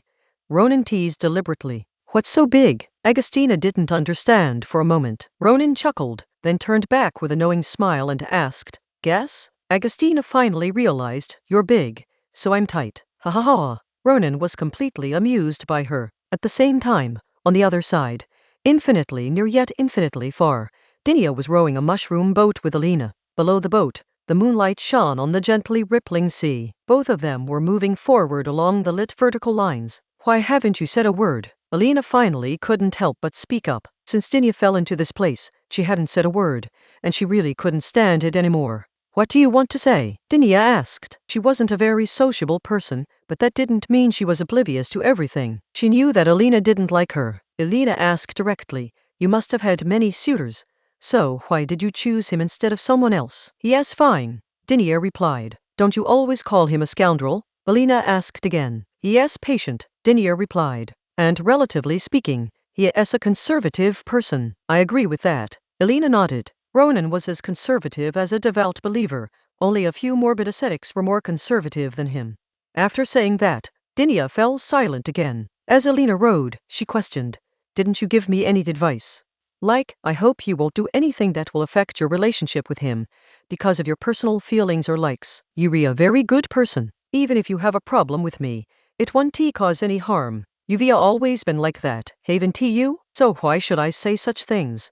Dinia retorted, then continued, besides, I have no right to speak to you in this tone. I am not even his lover yet, right? Okay, let us not talk about this anymore. Let us row. Alina fell silent. At the same time, on the other side, having just recovered from his weakness, Henry and his old butler Juden were walking in the wasteland under the night sky. There were no plants or animals around, only stones. The two of them headed toward a lit vertical line in the distance. Do you think we can survive? Henry asked. Your father would never ask such a question.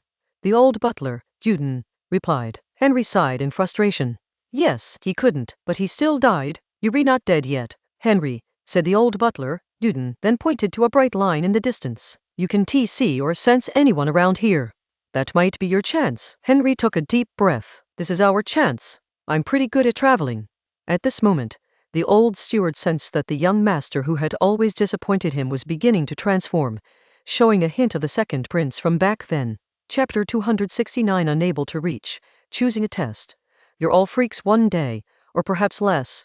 Ronan noticed that the vertical white line had not grown larger in his field of vision. Either the white line in the distance is a pure illusion, and they are currently in a virtual space, or he and Agostina have not actually moved to close the distance to the white line at all. Ronan stopped flying towards the white vertical line and began to descend, gradually approaching the endless, fiery swamp. Since we can't get close to the white vertical line, we can only seek a way out from this fiery swamp. However, just as Ronan was about a meter away from the swamp, a man suddenly appeared in midair, right in front of him and Agostina. The man's appearance was roughly the same as the man in the giant painting from before. His facial features and skin tone were somewhat similar to those of the indigenous people, but there were also significant differences. He looked like a mixed-race person with darker skin and yellowish-white features. "Hello, my descendants," the man said. To be precise, he wasn't speaking, but rather directly transmitting a voice into your consciousness. It wasn't a language, but rather a way of making you understand his meaning directly. Agostina laughed out loud. Is he blind? You and he are not even the same breed. Perhaps he doesn't have independent consciousness. He is just speaking according to the program, Ronan said. The man continued, it seems that you have deciphered the truth hidden in those ancient inscriptions and the witchcraft I passed down, and obtained the power I left you. This proves that the little spark I left behind before I left has brought more and more variables. Agostina was confused by these words and looked at Ronan. Ronan shrugged and shook his head, indicating that he also had absolutely no idea what this guy was talking about. However, if the descendants this man spoke of were natives of the New World, then his hopes were dashed. He and Dinia were the first to pass the trial of 2 and obtain the crystal skull skeleton, while Lichfield, no, Grand Duke Flag of Villa, found this place first. All of this has nothing to do with the indigenous people. The man seemed to be just a program, just as Ronan had thought. He couldn't see Ronan and Agostina at all. Then he opened his hands, and a fruit appeared in each of his hands. But to get there, you must eat the fruit. The fruit on the left is the fruit of pain, which will weaken you even if you can endure it. The fruit on the right is the fruit of pleasure,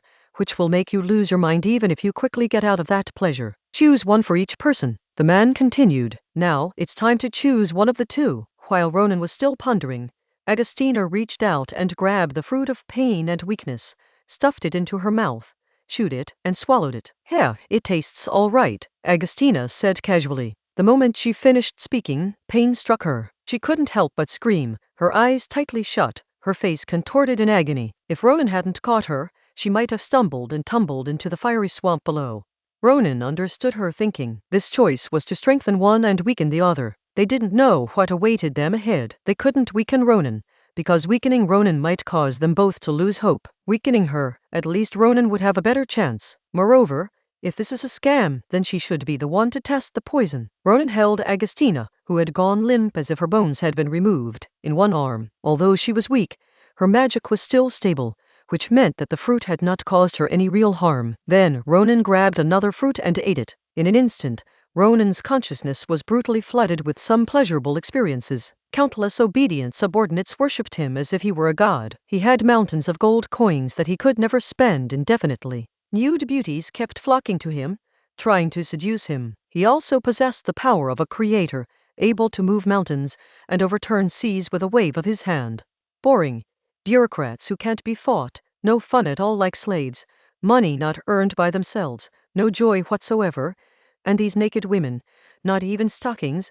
Is this the kind of pleasure designed for primitive monkeys? And this so-called power, is that all? Ronan mentally mocked the so-called happiness. Before long, Ronan came to his senses. His magic and physique had been slightly enhanced, but this enhancement was insignificant. Moreover, he was not delirious. On the contrary, his brief moment of distraction had almost caused him and Agostina to fall into the flame swamp together. Ronan, carrying Agostina, continued forward. After an unknown amount of time, Agostina's condition improved somewhat. If we encounter strong resistance ahead, don't even think about taking care of me, Agostina said weakly. Who do you take me for? If there were a powerful enemy, I would definitely use you as a human shield or bait, Ronan said. Agostina forced an awkward smile. I was just worried you'd catch something from the captain. Ronan patted Agostina's bottom. She's more like I've corrupted her.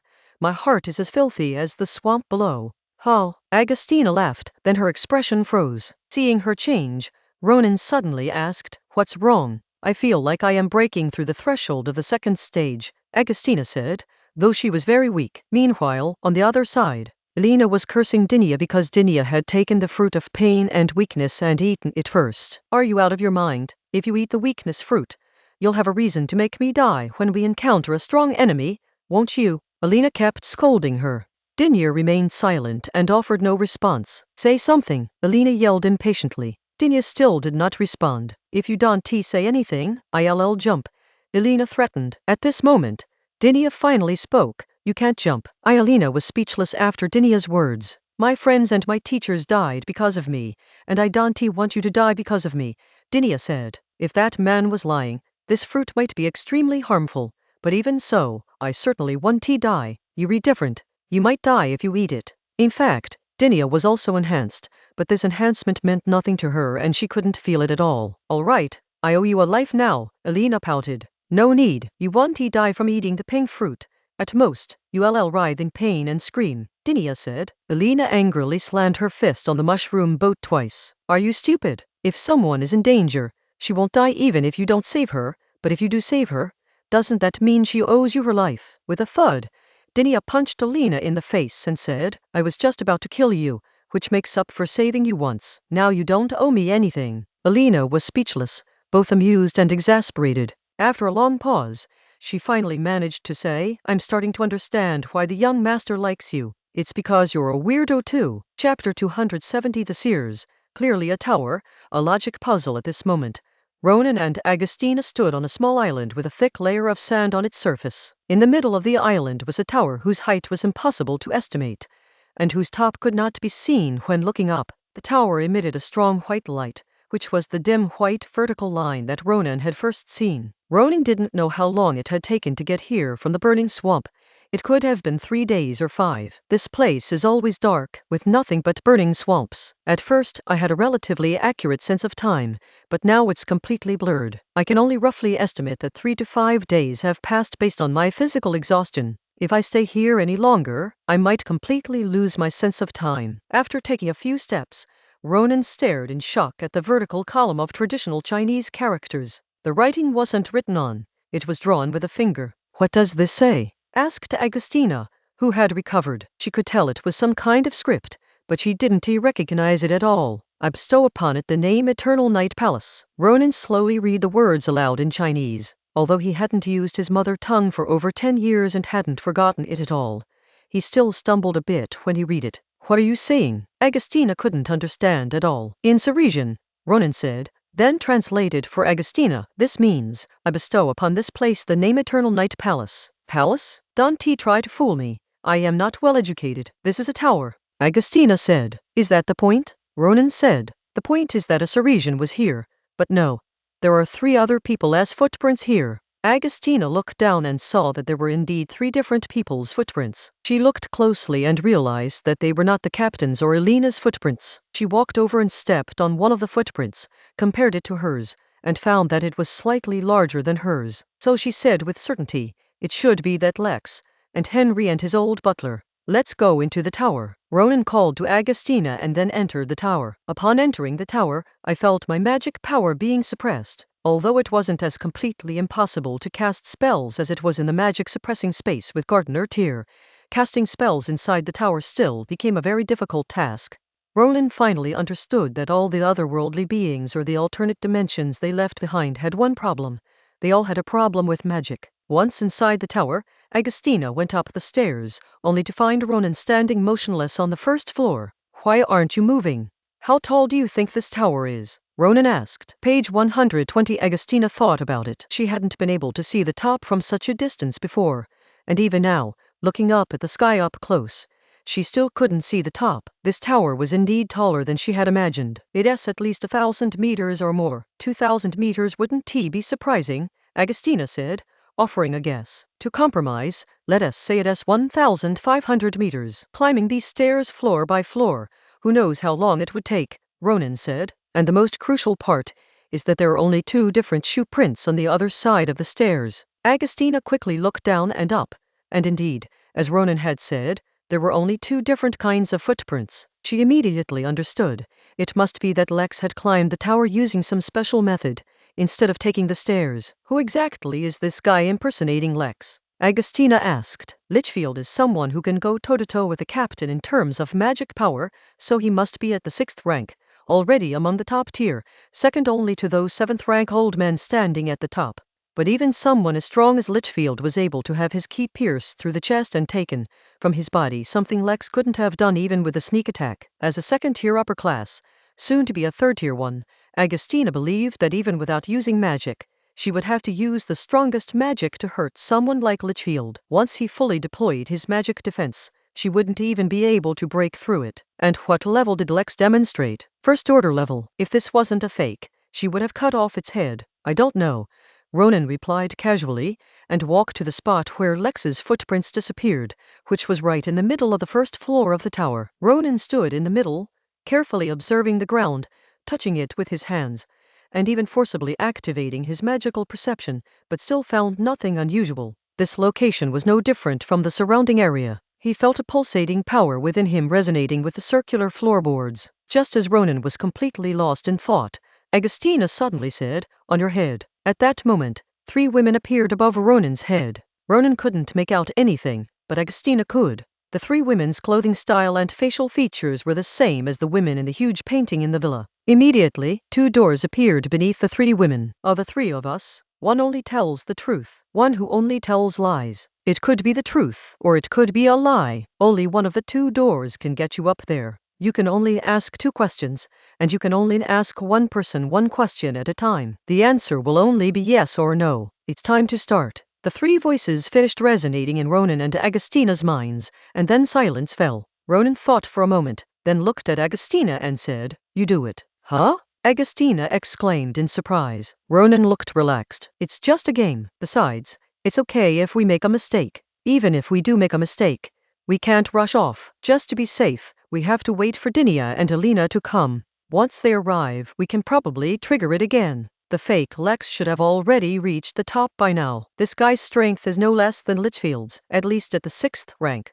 Are he and Agostina in such a hurry to go up that they want Dinia to collect their corpses later? Oh, Agostina understood immediately. Then let us have some fun. Let me sort out my thoughts first. Agostina, no longer under pressure, began to think about how to solve the problem with a playful attitude. Ronan sat on the ground to rest, wanting to see how logically Agostina, who had been a sheriff for 3 years, could reason, and certainly not, because his mind was a little fuzzy. After thinking for a while, Agostina took a deep breath and walked to the person on the far left. Is the person in the middle more likely to lie than the person on the far right? The person on the far left answered, yes. Phew. Agostina took another deep breath. The first question she asked was to eliminate those who might be telling the truth or lying, and to determine who to ask the second question. If the person on the far left answers yes, then the person in the middle must not be the one who is both true and false. If the person on the far left answers no, then the person on the far right must not be both true and false.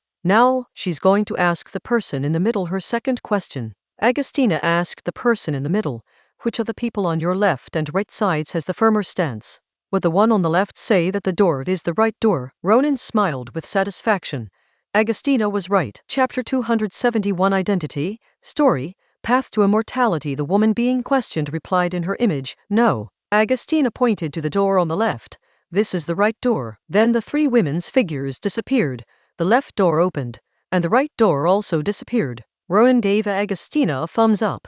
Well done. Of course. Agostina smiled proudly at the praise and, unusually, ran over like a woman, hugging Ronan tightly. Before Ronan could react, she kissed him. The next second, Agostina's expression froze, and she stood there as if petrified. Ronan didn't react at first, until he sensed a magical fluctuation, turned around, and saw Dinia and Alina. Well, you guys got here pretty quickly, Ronan said calmly. He was already cursing in his mind. It was all because of this damn tower that severely suppressed magic. He had simply turned off his senses, Otherwise he would have been able to detect Dinia's approach. Not as fast as you guys, Dinia said, her two red eyes fixed on Ronan, unmoving in their sockets. Elena nodded in agreement. Agostina gave a forced smile. Captain, I'm just testing the thickness of his skin for you. Stop with the nonsense. Dinia walked over and pointed to the door. So, what's going on here? It all started when we found the footprints when we came in. Ronan recounted the whole story to Dinia and Elena. If nothing unexpected happens, we can go directly to the top of the tower by going through this door. Dinia then realized what was going on. The fake Lex had arrived first and gone up through the door, followed by Henry and his butler. For some reason, the two of them hadn't noticed the footprints and were now climbing the stairs. As for Litchfield, he hasn't arrived here yet, and whether he will eventually enter the Black Gate and come to this space is unknown. There's not much to say. The only thing we can do now is catch up with the fake Lex. As for whether we can do it before he achieves his goal, we don't know. You two stay downstairs, Ronan and I will go up, Dinia said, then went straight inside. As soon as she entered, the door began to close, just like the black door before. Ronan followed immediately, entering before the door closed completely. Once inside, Dinia quickly experienced a feeling she had never experienced before. For Ronan, it was a long-lost, familiar feeling like riding an elevator. It didn't take long for Ronan and Dinia to reach the top floor. This couldn't really be called the top of the tower. It was a circular platform with a diameter of over 100 meters, forming a hemisphere. If viewed in conjunction with the tower, it looked like an extremely long chopstick supporting a bowl, giving it a somewhat déjà vu feel. Above the platform is a star-studded night sky, as if you could reach out and touch the twinkling stars. And not far away stood a man. The man was hunched over, and one of his hands looked like a stalk covered with wrinkled skin and age spots. Judging by his physique alone, he looked like a man in his 70s or 80s, but his face did not look like that. He looked only in his 50s or 60s, and his beard and hair were just gray. Young man, not bad. The old man sighed silently to himself, speaking in Sears. Ronan looked at the old man. Grand Duke Flag? The old man's eyes, which had been half asleep, suddenly opened, and a smile appeared on his lips. Worldly identities mean nothing to an old man like me who is about to die. You seem quite robust, Ronan said. Ha, it is just the last glimmer of light before a candle burns out, Grand Duke Flag replied with a laugh, then took a few steps toward Ronan with his hands behind his back. Let us make a deal. You two young people favored by fate. Ronan gestured for him to speak. Tell me about it. Let me tell you a story, Grand Duke Flag said in a gentle voice. Dinia was taken aback. Shouldn't a transaction involve you doing one thing and me doing another? Ronan turned to Dinia and said, this old man is just telling stories to buy time, so we're just making a deal by listening to him. Before Ronan and Dinia could respond, the old man began to speak on his own. About 1,800 years ago, gods from another world came to this world. At that time, humans only had two kinds of magic, elemental magic and summoning magic, which is now called ritual magic. Later, the god of the other world left, but he left behind many things, including his servants, who were later regarded as gods, and the Holy Sun was one of them. Ronan simply smiled and didn't interrupt. It seemed that this Grand Duke didn't know everything either, because according to the Gardener Tyr, the Holy Son or Holy Daughter was not an artificial intelligent robot brought by otherworldly beings. Strictly speaking, this thing was originally tasked with eliminating otherworldly beings. There was one in the New World as well. She also created another group of people, the women in the painting. Later, these women created a group of men, the men in the painting. These men and women are the demons in the legends of the natives of this continent. Like the Haiti people, they eventually became gods of death, but they were stronger, so they succeeded. You know about the Sepai people? Dinia asked. I tried to find traces of their civilization, but to no avail. While you succeeded, didn't you? Grand Duke Flag asked rhetorically. The man in purple, Ronan remarked. Grand Duke Flag, who had been dead for almost 20 years, knew that he and Dinia had entered the alternate dimension of the Seapipe ruins. Ronan couldn't think of any other possibility besides his connection with the Purple Robe organization. That is outside the scope of the deal, Grand Duke Flag didn't even admit. Let us continue our story. After killing the god, they were cursed. In order to get rid of the curse, they began to find a way to change their bodies. In the process, some of the men did a little thing, which was to teach the inhabitants of this land some power, which is now called witchcraft. In fact, witchcraft is not bad, but unfortunately the people here are really ignorant. Oh, or rather, the progress is too slow. They have failed to develop witchcraft, and each generation is worse than the last. The seers of the distant east are much stronger than them. They have developed a more comprehensive cultivation system with a higher ceiling than magic, based on a system similar to our ritual magic, although this system also has many shortcomings compared to magic. I've gone off on a tangent. Let's get back to the main topic. They successfully created the technology to separate souls. Not only that, they also accidentally discovered this tower, which was built by the servants of the otherworldly gods and could lead to the divine realm. So they modified it, intending to escape the curse and enter the divine realm to achieve immortality. And I will do the same thing. No, I will go a step further. Chapter 272 Confidence Pierced.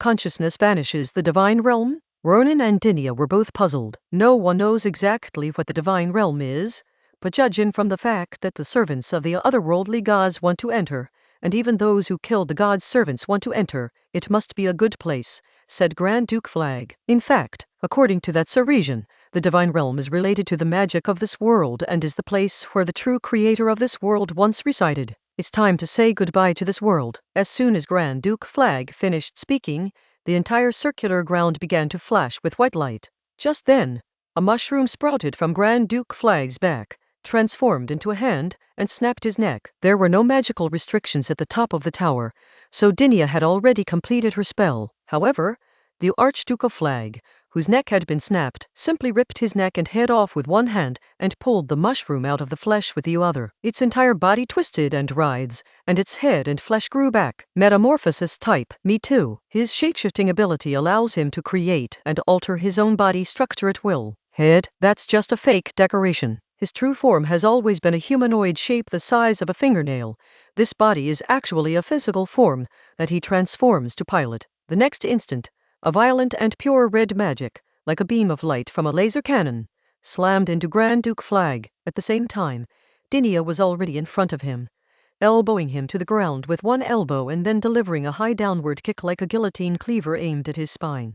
The magical attack just now wasn't a real attack, but rather a way to detect the location of the opponent's source point. Apart from Dinia herself, the weaknesses of other shapeshifters are, unsurprisingly, located at the source point. Flag's weakness lies in the middle section of his spine. Dinia aimed her weapon at Flag's cockpit. Just as Dinia was about to strike, Grand Duke Flag's body shrank drastically, moving with lightning speed, like a snake slipping away from Dinia's feet to the other side. Then, like a snake shedding its skin, it stretched out its outer skin and reappeared in human form. Grand Duke Flag, in his true form, smiled at Dinia and said, "If I weren't confident that I could hold out until the tower was fully activated, even if you launched an attack from the start, do you think I would have left a mark so that you could quickly get up here? All right, stop pretending. You let us up here because you need us." Ronan immediately saw through him. "You've been hiding for 20 years and even fooled Litchfield. Does it make sense that such a cautious person would forget to erase his tracks when entering the tower? I think this tower needs to draw a lot of magic to start, so you need other people, which is why you did some things that seemed like you were getting carried away. It is too late for you to leave now," Grand Duke Flag said. "Oh, it is not impossible. With your combined strength, if one of you holds things off, I can stop the other from leaving." "Go away," Dinia said. "I'll go first," Ronan replied. "Dinia, we'll just stand here and watch him die." Flag's expression changed immediately. Was Ronan deliberately trying to scare him, or was there some truth to it? In that instant, Flag wavered. He was afraid of death.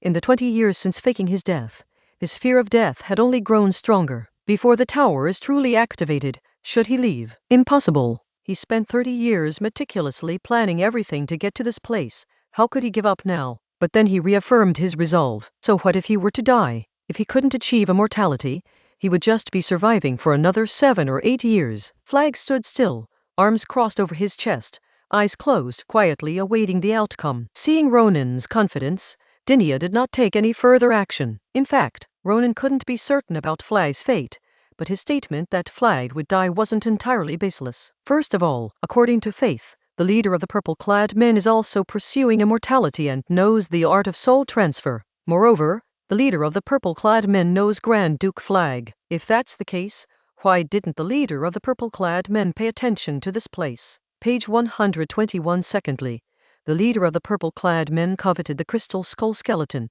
which was closely connected to the woman in the painting. the one Flag described as someone who was trying to use the tower to reach the divine realm and achieve immortality. It is very likely that immortality will be achieved here, which will require not only soul transfer magic, but also a crystal skull skeleton. Flag has no skeleton, while Ronan does. Obviously, does Flag have the strength to fight Ronan? There is another possibility. This tower may not be able to reach the so-called divine realm, nor can it achieve immortality. Flag's decades of research were just a waste of time trying to climb a ladder to heaven. Why do you say that? The Sears's inscription on the wall outside the first floor of the tower, I bestow upon it the name Eternal Night Palace, is essentially I was here sign. The person came, left, and still had the audacity to leave a message, showing they didn't take this place seriously at all. Don't worry, our situation is definitely better than his, Ronan said to Dinia. He was certain of this. Otherwise, why would he have listened to Flag finish speaking? He would have already teamed up with Dinia and started fighting. Soon after, a bright white light burst forth, engulfing the entire top floor. The next instant, Flag, Ronan, and Dinia lost consciousness. After a while, Elena went to the middle and triggered the elevator, then erased all traces and went to the top floor with Agustina. On the top floor, they saw the salt-corroded body of an old man lying motionless on the ground. Even the slightest breeze could blow the body away and turn it into dust in the air. On the other side were Dinia and Ronan, both lying on the ground. Their bodies showed no abnormalities, but they were unconscious and could not be woken up no matter how they were called. Let's wait. I believe the commander and he will return, Agustina said. Elena clenched her fist and looked at Ronan, who seemed to be in a deep sleep. Young master will definitely be fine. The two of them stayed there, guarding Dinia and Ronan, for a very long time, until they heard footsteps approaching. They were here. It must be that useless count and his butler, Agustina remarked. Kill. Elena drew her twin swords from behind her back. Agreed. Agustina agreed and removed her blindfold. Henry and his butler Duden saw that Dinia and Ronan were in a vegetative state, and without a doubt, they would kill them. So, they decided to kill them first. Just as Henry and Duden emerged from the stairwell, a burst of flames slammed into their faces. However, Henry was prepared and dodged with a spatial displacement, while the old butler Duden blocked the attack. Adhering to the fighting principle of picking on the weak, Elena directly used Moon Pull to pull Henry over, followed by Agustina's fireball hitting his face. The old butler is stronger than Agustina and Elena, but his right course of action now is not to rescue Henry, because rescuing Henry would only lead to him being exhausted and fighting against two people at once. However, the old butler Duden still chose the wrong approach. He blocked Elena's sword, grabbed the slightly injured Henry with one arm, and began to fight the two of them. Chapter 273 School Uniforms, Lies, and the person we were waiting for has arrived. Dinia's mind was a bit confused. She remembered that a sudden burst of white light engulfed her, and she lost consciousness in the white light. When she regained consciousness, her consciousness was very blurry. She vaguely saw Ronan's shadow like a black shadow projected onto a white wall, a flat surface. She couldn't be mistaken. It was definitely Ronan. In the blink of an eye, she saw another shadow, hunched over, which must have been Flag's shadow. Then Flag's shadow shattered as if it had been sliced dozens of times. Is this dead? Dinia suddenly became worried about Ronan. Just as she was thinking about Ronan and abruptly turned her gaze toward Ronan's shadow, she didn't see Ronan's shadow, but instead saw her own. Suddenly, the shadow seemed to come alive and turn to look at her. In that instant, Dinia lost consciousness again. When she woke up again, she was standing here, and the architecture here was somewhat similar to that of the city she had passed through before going to the Gardener Tyre's botanical garden. If she wasn't mistaken, this must be a school, because the boys and girls were all wearing the same uniforms and looked to be in their teens. Dinia herself was also wearing a uniform, a white shirt, though it didn't fit her well. The buttons looked like they might pop off at any moment, a maroon knitted cardigan vest, and a red and black plaid skirt that only the Willand barbarians would wear. To be honest, the skirt was a bit short, just reaching her knees, and she wore thick black stockings that were slightly sheer. She couldn't understand her shoes. She had never worn shoes with such soft soles before. However, what really puzzled Dinia was that no one around her was staring at her. She considered herself to be one of the strange people. There were people with platinum hair like her in the Western continent, but white hair and red eyes were really rare. But the men and women here all had black hair and black eyes, and their appearances were definitely not those of people from the Western continent. Just then, a hand landed on her shoulder. Dinia turned around and saw that it was indeed Ronan. Ronan was also wearing a uniform, with the upper body basically the same as hers, but the lower body was trousers, and the shoes were a pair he had never seen before. Where's this place? Dinya asked Ronan. How would I know? Ronan retorted. He was lying, of course. He knew this place very well. It was his alma mater. This high school is the third middle school of Kyanshui County. Three Gorges City, the best high school in Kyanshui County. Local civil servants, middle-income earners, and some wealthy people's children, as long as they can't get into the best schools in the city, basically all study here. This high school is a key school, with a college entrance examination pass rate of nearly 50. It was also the only high school in the county that had adopted Western-style uniforms early on. When Ronan was a sophomore before his transmigration, the school uniforms were already like this. Of course, these uniforms weren't worn every day. They were usually only worn on Mondays and for major events. Nobody wore them on other days. The current timeline is the second year after his graduation, that is 2012. He and Dinya seemed to blend in automatically, so no one found their presence strange. What do we do now? Dinya asked, only to find Ronan's eyes fixed on her legs. Can't you be serious for once? Ronan made a stop gesture. Watch it for a little while longer, let me remember this image. I may never see Dinya in her middle school uniform again, wearing an ill-fitting white shirt, a knee-length red and black plaid skirt, matte velvet black pantyhose, and narrow canvas shoes. Dinya looked exactly like an overdeveloped high school girl. This image is deeply imprinted in my mind. Is that enough? Dinya asked impatiently. All right, Ronan replied. What we need to do now is wait. Assuming Flag is right, the android in that giant painting should have arrived in this world a long time ago. The students here won't find our presence strange, but they will definitely notice us two intruders and come looking for us. Let us go get something to eat, Ronan said. Huh? Dinya asked in surprise. Didn't you see everyone walking out? And look at the midday sun. It's lunchtime and school's over. With that, Ronan started walking out. Ronan led Dinya away from the school and to a noodle shop outside. Ronan told the cashier, 2 large bowls of jjajangmyeon noodles with soybean paste, less soup, no chili. The shopkeeper gave Ronan a paper ticket and a plastic sign, and Ronan and Dinya found an empty seat and sat down. You can speak the language of the people here? Dinya asked in a low voice. Ronan smiled. You can do it too. Why don't you try?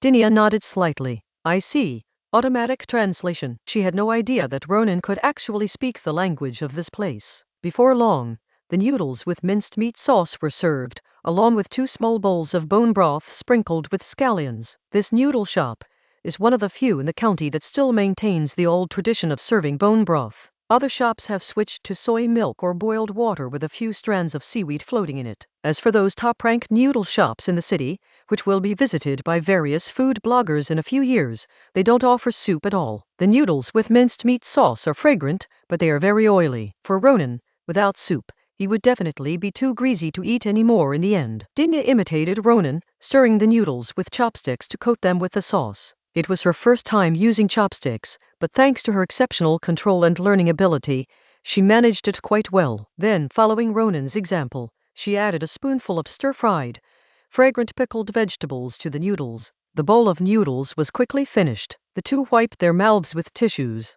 After Ronan paid the bill, he had just stepped out of the noodle shop when a brown-haired woman walked towards him. The woman's expression was cold, even somewhat disgusted. Ronan and Dinya recognized her as the woman in the painting. Come with me, the woman said. Ronan and Dinya followed her into a small alley and arrived at an old dormitory building built in the 1990s. Soon, the woman led them to a place Ronan was familiar with. This is a console game store hidden in a residential building. When he was in high school, he would have one less class on weekends to do a big cleaning. Each class would have a group in charge, and the others would be free to do whatever they wanted. He liked to come to this store with his classmates to play soccer games. Upon entering the shop, the woman seemed to cast a spell, making herself and Ronan unnoticed by anyone inside. She then walked straight to a wall, entered it, and disappeared. Ronan and Dinya stopped for a moment, then followed her into the same wall and disappeared. Passing through the wall, they entered a different world. Ronan and his companion arrived in an infinitely desolate land. The sky was dark, and the ground was an endless expanse of white sand. Although the moon was not visible, it seemed as if moonlight illuminated every inch of the land. After walking for a long time, the woman led Ronan and his companion to a ruin. From the broken walls, it could be seen that this place must have once been a magnificent and enormous palace complex built of white stone. Chapter 274 Strange Questions and Answers. Hold on. As they went deeper, Ronan and Dinya saw more men and women in the painting, about a dozen in total. The two walked past them, and everyone stopped what they were doing, their eyes following them until they were completely out of sight. It feels a little strange. After walking for a while, the silent woman led them into a relatively well-preserved stone house, then stood quietly to one side. At this moment, Ronan and Dinia faced a sitting woman. She looked young like the others, but her eyes revealed a sense of vicissitude. The woman, who seemed to be the leader, said, "I will answer whatever I can." Her voice was slow and low, like an old woman's, but without any of the nagging of an old woman. Instead, it was very direct, without any greetings, self-introductions, or sighs of regret. "Where were we just now?" Ronan asked the first question. "A fragment of spacetime from the god who created this world," the female leader said, taking out something that looked like a shard of glass. "This is it. You entered through that tower, but you didn't come here. Instead, you went into a fragment of spacetime from the creator god. This is something I can explain." Ronan didn't say anything, but he didn't find it unbelievable. Simply put, a guess he had made long ago has come true. The person who created the world he traveled to was indeed a reckless Chinese man. However, Ronan never imagined that this person was also his classmate. Of course, according to the otherworldly beings, he was not human. He was an anti-logic. Ronan himself may or may not be a member of the anti-logic group, so it's actually quite reasonable that he dragged Dinia into the spacetime fragment of the creator god. "And where is this world we live in now?" Dinia asked. "The surface of the divine realm," the female leader replied. "To be precise, this is the surface where all magic in your world is relayed. In your familiar language, this is the part responsible for ritual magic. Above that is the heavenly oath, and above that is destiny. Your world originally only had ritual magic, but after our Creator's master made some changes to this place, the heavenly oath and destiny appeared." After hearing this, Dinia frowned. She could understand each word individually, but she couldn't understand the meaning when they were put together. Ronan didn't quite understand either, only saying that he roughly grasped the meaning. "This basically means that this place was originally created by the creator god, a place where people could use magic. However, initially, only ritual magic, that is, elemental magic and summoning, could be practiced. It seems that this creator god did not put much effort into creating the world, not even bothering to make a proper map, nor did he consider creating any strange races. Ronan strongly suspects that this god may have created the world that Dinia and the others lived in unconsciously. He never paid attention to or interfered with the world from beginning to end. He may not even be aware that he can create the world. After all, for the anti-logic race, anything is possible. Later, aliens from a destroyed civilization discovered and came here. They wandered around and did some things, such as modifying the place where Ronan and Dinia were, which led to the birth of the two magics, Oath of Heaven and Fate. Finally, for reasons unknown, they hurriedly left, leaving behind many museums, which are also relics from another dimension, such as Gardener Tyr's Botanical Garden. Of course, the most important ones are Gardener Tyr and the Moon Goddess, these advanced artificial intelligence robots. Without their masters, these advanced AIs did a lot of things, such as creating humans. There were the Heidi people, and there were also people represented by the woman standing in front of Ronan and Dinia at this moment. "So this isn't a place to achieve immortality, and there's no god here?" Ronan asked. The female leader replied, "The false god who created us once believed it to be, and we believed it to be too, until we killed her and came here, only to realize that there is no god here, nor is this a place to achieve immortality." Good heavens! An artificial intelligence misled a group of androids, and the androids then misled Flag. Just as Ronan was about to ask the next question, the female leader suddenly spoke up. "However, you are already equivalent to immortals." "Huh?" Ronan and Dinia were both shocked. "By coming here through the tower, you have essentially learned the soul transfer technique automatically. You have the crystal skull skeleton and the power of the original species. These three things are enough to make you immortal and ageless, which can be called eternal life. Of course, it is only eternal life in a relative sense. Absolute eternal life does not exist," the woman explained. Ronan and Dinia were stunned for a long time before they came to their senses. Then Ronan asked, "Did the last person who came here also achieve immortality?" "No, he doesn't have the power of the original species. However, he is practically immortal. Moreover, he is very strong, stronger than you all," the female leader said. "This place was originally a palace. He turned it into ruins that cannot be repaired." "One last question, how do we get back?" Ronan suddenly asked. The female leader hesitated for a moment, thinking that Ronan would continue to question the previous visitor. Ronan smiled. "Dinia, combine." From the very beginning, Ronan felt something was off. The painting depicted 33 couples, but here there were only a dozen or so. Also, when a group of people saw the two strangers arrive, they didn't say anything, they just stared. More importantly, those people outside dispersed in an orderly manner during the Q&A session. What were they trying to do? When Ronan heard the female leader mention the 3 elements of immortality and that he and Dinia were not as strong as the previous person, he realized one thing. The entire seemingly friendly exchange concealed a deeper purpose to probe Ronan and Dinia's strength. If Ronan and Dinia were too strong, then they would continue their conversation. Once they discover that they are not strong enough, this group of people who have been dreaming of immortality for thousands of years will immediately take action. At this moment, Dinia maintained her normal form, while Ronan transformed into a full suit of armor and donned it. The female leader, seated, blocked Dinia's charging punch, and the burst of magic power shattered the stone house. After a cloud of flying stones and dust cleared, the female leader stood there, saying, "You have all sought your own deaths. You're this arrogant after taking 1/10 of our power in a punch?" said armored Ronan. 0.5%, Dinia corrected. The female leader remained indifferent. The combination of Ronan and Dinia was beyond their imagination. They may win again, but so what? Page 122. This endless white land is devoid of any living creatures other than the monsters born from the deaths of users of elemental and summoning magic. A divine realm? This place is nothing but hell. Having lived in this hellish place for thousands of years, their bodies were nearly decayed, and their hearts had long been hollowed out by endless nothingness. Only 2 thoughts remained: to live and to leave this place. Only by capturing the original species can one survive, and only by achieving immortality can one pass through that narrow space and leave this place. Ronan: "Okay, hold on." Chapter 275. Swearing, is it okay? A man can't say no. Dinia unleashed her full magic, the explosive release causing the outer armor to tremble violently, as if it were about to explode at any moment. Meanwhile, the male androids on the periphery had completed their deployment, forming a massive elemental magic circle. Inside, the female leader and her group had lowered the air temperature to freezing point around the combined Ronan and Dinia, and a battle was about to break out. At this moment, Dinia, at the very center, was clad in a full suit of dark gold plate armor, covering her body from head to toe. Her helmet was shaped like a mad wolf, and the striped eye guards emitted 2 points of crimson light like spotlights. A ribbon like a red flame floated on the top of the helmet, and barbed blades hung on her arm guards. Her gauntlets resembled sharp claws, and between her breastplates, a wolf's head pattern emerged, holding a short sword in its mouth. The tiny gaps between the armor plates on her body shimmered with the overflowing red light brought by red magic, and her lower body armor, knee guards, greaves, and boots had smooth lines. On the other side, the android women, known as demons in the native legends,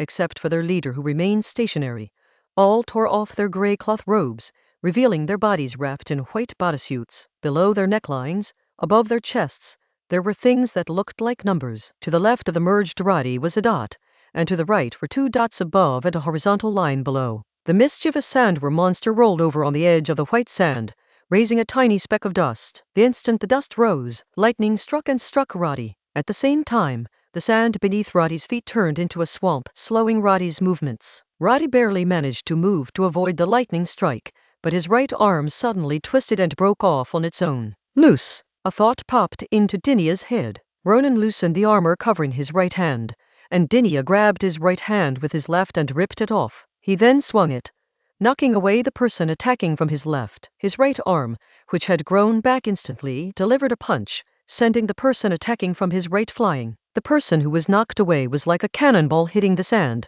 He was propelled forward for a moment, kicking up dust several meters high along the way, and finally came to a stop after carving a deep trench dozens of meters long in the sand. Almost simultaneously with Roddy knocking away number 2 and number 7 on his left and right, number 3 behind him also launched an attack, sending a flying kick flying over. Roddy bent over and used a steel bridge to dodge the kick, which was like a flying axe. Dinia opened his mouth and shot a red beam of light that blasted number 3 into the air. Without a moment to catch his breath, a barrage of meteors and fire, like homing missiles, struck. At the same time, ice pillars, like landmines, kept piercing the ground. With every step Roddy took, behind him and beneath him, came bombardments and explosions. Meanwhile, number 2, number 7 and number 3 continued their attacks. Number 2's bizarre ability is to fix injuries. The wounds inflicted will never repair or heal themselves. Even the slightest damage to the armor will only result in the entire armor plate being torn off, and regenerated. Number 7's ability is to forcibly distort the body at medium to long range. Once hit, one can only abandon a part of the body. Number 3's ability is to extract magic and cause aging and corrosion. If touched, magic will be extracted, and the part touched will immediately age and decay. All of them are attacks that have no solution. Another round of attacks struck, knocking away numbers 2, 7, and 3. At the same time, the mud prison instantly sealed off Roddy, and countless water spears carrying lightning bolts pierced through. Then, a rain of fire washed over the ground. In that instant, the leader made his move, descending from the sky. The next moment, the surrounding white sand exploded, sending up a rain of white sand mushrooms. The sand waves swept outwards like a tsunami. As the white dust settled, the leader and Roddy stood facing each other. Below the leader's collar was a dot representing number 2, which had been pierced by a sword. On the other side, Roddy's head armor had also shattered, and 2 fingers had been poured into his brow, causing blood to spurt and his brains to tremble. Roddy could sense that her second ability was guaranteed to hit, break, and kill within its range. The world seemed to freeze for a second. The next second, Roddy kicked the number 1 leader away, chopped off half of his own head with one hand, and a new one grew back, followed by the regeneration of his armor. After the crystal skull entered their bodies, Dinia and Ronan's consciousness was no longer in any organ or tissue of their bodies. They possessed the original regenerative ability, meaning they were immortal. The leader drew several meters across the sand, his feet sinking deep into the ground. Behind him, the aftershocks stirred up a towering sandstorm. Despite being a crystal skull, no injury would impair his thinking. The next instant, Roddy landed on the floating shield with one foot,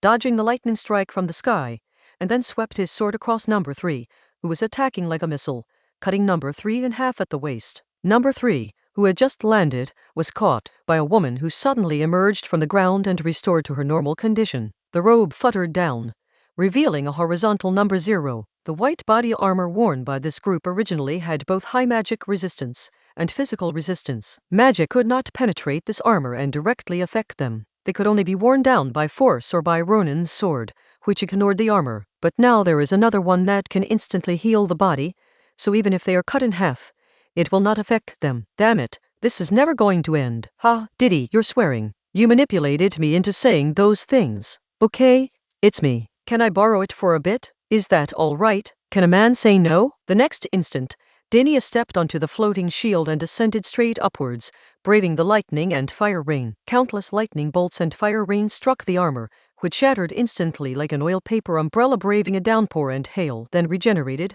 shattered again, regenerated again, and shattered again. As they ascended to the highest point, Roddy stood in the sky like a red ominous star. As Dinia rose, she continuously accumulated magic power into her sword. Even with her forceful efforts to maintain it, Ronan was nearing his limit and about to burst. At this moment, Dinia's most ferocious technique, sea-splitting, reappeared. This time, using Ronan as a vessel, the accumulated magic power far exceeded that of the last time. This time, it wasn't just a magical impact. Every bit of magic power carried the penetrating damage of a sword. This time, it wasn't just a single strike.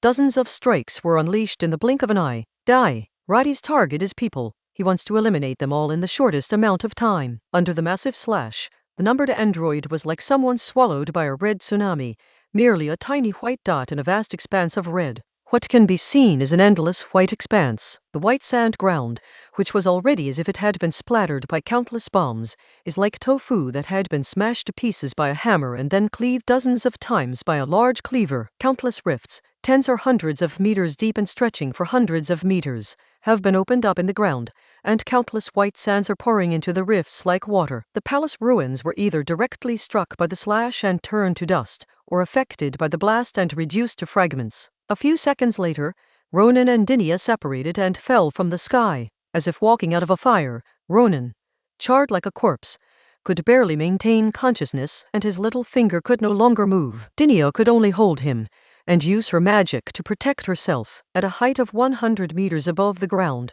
Dinia released magic with her back to the ground as a cushion, and finally fell back down. Ronan lay dead, while Dinia struggled to her feet. Her skin was like water dripping onto a red-hot iron, constantly emitting white smoke. She gasped for breath, her body like a bellows, constantly contracting and expanding. Dinia glanced at Ronan, who lay lifeless beside her, and asked knowingly, "Still alive, right?" Chapter 276. Not dead. Snow White Ash. Met an old rival. Ronan is still alive. Of course, he's just dead. I really thought I was going to die just now. Ronan's lips parted slightly, his voice barely audible. It felt like every cell in my body was being drenched in molten iron. "You are irreplaceable to me now," Dinia said. "Wasn't it like that before?" Ronan asked deliberately in a feminine, angry tone. Just as Dinia was about to make a joke, her expression suddenly changed. "The ones on the outer perimeter are all dead, but the ones in the middle are alive. This is troublesome. Their magic is still burning fiercely." In the distance, all the numbered androids stood still, watching this side. Ronan couldn't sense anything right now, but after hearing Dinia's description, he laughed. "They're just putting on a brave face. They can't hold on much longer. If they're really all right, what we need to do now is to be as restrained as possible, then launch a surprise attack and take us both down in one fell swoop. Don't worry about me. Go and deal with them." Dinia looked at Ronan. "Sorry, I can't listen to you this time." Then she reached out and turned Ronan into a mushroom, swallowed him whole, and transformed into a red snake, which then burrowed into the sand. In the distance, number 2, having noticed that Dinia and Ronan had escaped, closed his eyes. The stationary No. 2, like the snow white ash after burning out, was instantly dispersed in the wind, turning into dust and merging into the white sand. 0, 3, 7, and 11, who had been buried in the sand and had not yet appeared, were still alive. Their eyes were unfocused, and their pupils showed a dejected gray, the color of the embers after the flame of hope had burned out. The men on the outer perimeter, who used witchcraft to enhance themselves and unleash elemental magic, were all dead. Inside were 4 women, their bodies enhanced by summoning magic and combined with bizarre witchcraft. The defeat many years ago resulted in more than half of the leaders being killed or wounded, and the previous leader, number 1, also died at the hands of that man. They had saved up and waited for over a decade, only to be surprised to find that the newcomers carried the original species. Their final, all-out effort, which involved almost all their forces, still ended in failure. Now, leader number 2 was also dead. The entire tribe was reduced to just the 4 of them, along with 2 men and 2 women of low strength who had gone out hunting, making a total of 8 people. "That woman is also in bad shape. We can go after her," number 11 said. "Her ability is to detect and lock on. Of the dozens of attacks in that instant, only 1 was aimed at her. She wasn't completely hit, and half of her body was cut off, but she was lucky to survive." "Forget it. I'm not fighting anymore," said number 7, slumped to the ground. She had been hit twice, not by number 0, and she was already dead. Number 3 remained silent. Being able to absorb magic and life force, she was in the best condition. Even after taking 3 hits, she still maintained considerable life force. Among the 4 of them, she was actually the only one who still had fighting power at this moment. 0 remained silent, with only the ability to repair others. She did not approve of solving problems with force. However, just a moment ago, Dinia wanted to kill her the most, and all 17 slashes were aimed at her. Number 2 endured everything to protect her. At this moment, she did not know whether to follow her own heart or support avenging her best friend. After letting out a long breath, 0 looked at number 2, who was no longer recognizable below the ravine, and said, "The living should not die for the dead." This one sentence drained every one of their last remaining strength. "Those 2 will be back soon," number 11 shouted, unwilling to give up. "We'll talk about it when they get back," number 3 said. "Don't forget, there was another person who also came in through the tower." Number 7 asked in confusion, "Wasn't he dead?" Number 3 said, "He doesn't have a soul skeleton, so his soul is split and he can't rebuild his physical body in this world, but he's lucky and has taken over the bodies of several monsters. The White Land is the lowest level of the divine realm, a transit point for ritual magic. When a person who uses ritual magic dies, their magic returns here and condenses into physical monsters. However, most of them are sandworms that even ordinary humans might not be able to defeat, but some are inherently strong, and with some unexpected factors, they are not weak from the start. Others gradually grow stronger over a long period of time, devouring other monsters and eventually becoming monsters that even surpass the powerful magicians in their lifetime. On the other side, after they had gone far away, Dinia took Ronan out, transformed back into human form, and then carried Ronan on her back to continue their journey. If she remembered correctly, on the way to the palace ruins, the silent, numbered android had taken her and Ronan to a place where several broken stone pillars stood.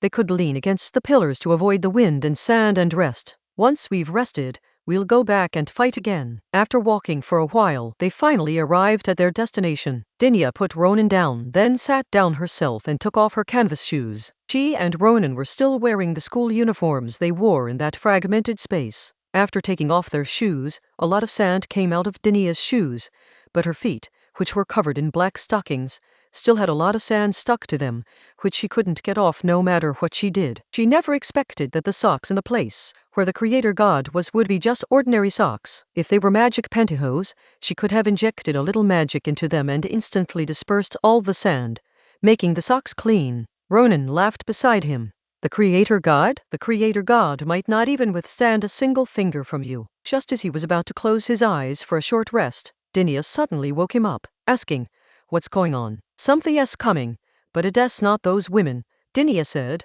Soon, a huge armored knight appeared in Ronan's sight, riding a huge black warhorse with a mane as red as fire, and holding a huge warhammer in one hand. "This knight looks familiar. Oh, I remember now, it's Ares." Ronan suddenly recalled the giant knight. Who was Ares? Dinia couldn't remember the person at all. Yes, the mayor of White Star City, the one who had the key to the sea poppers.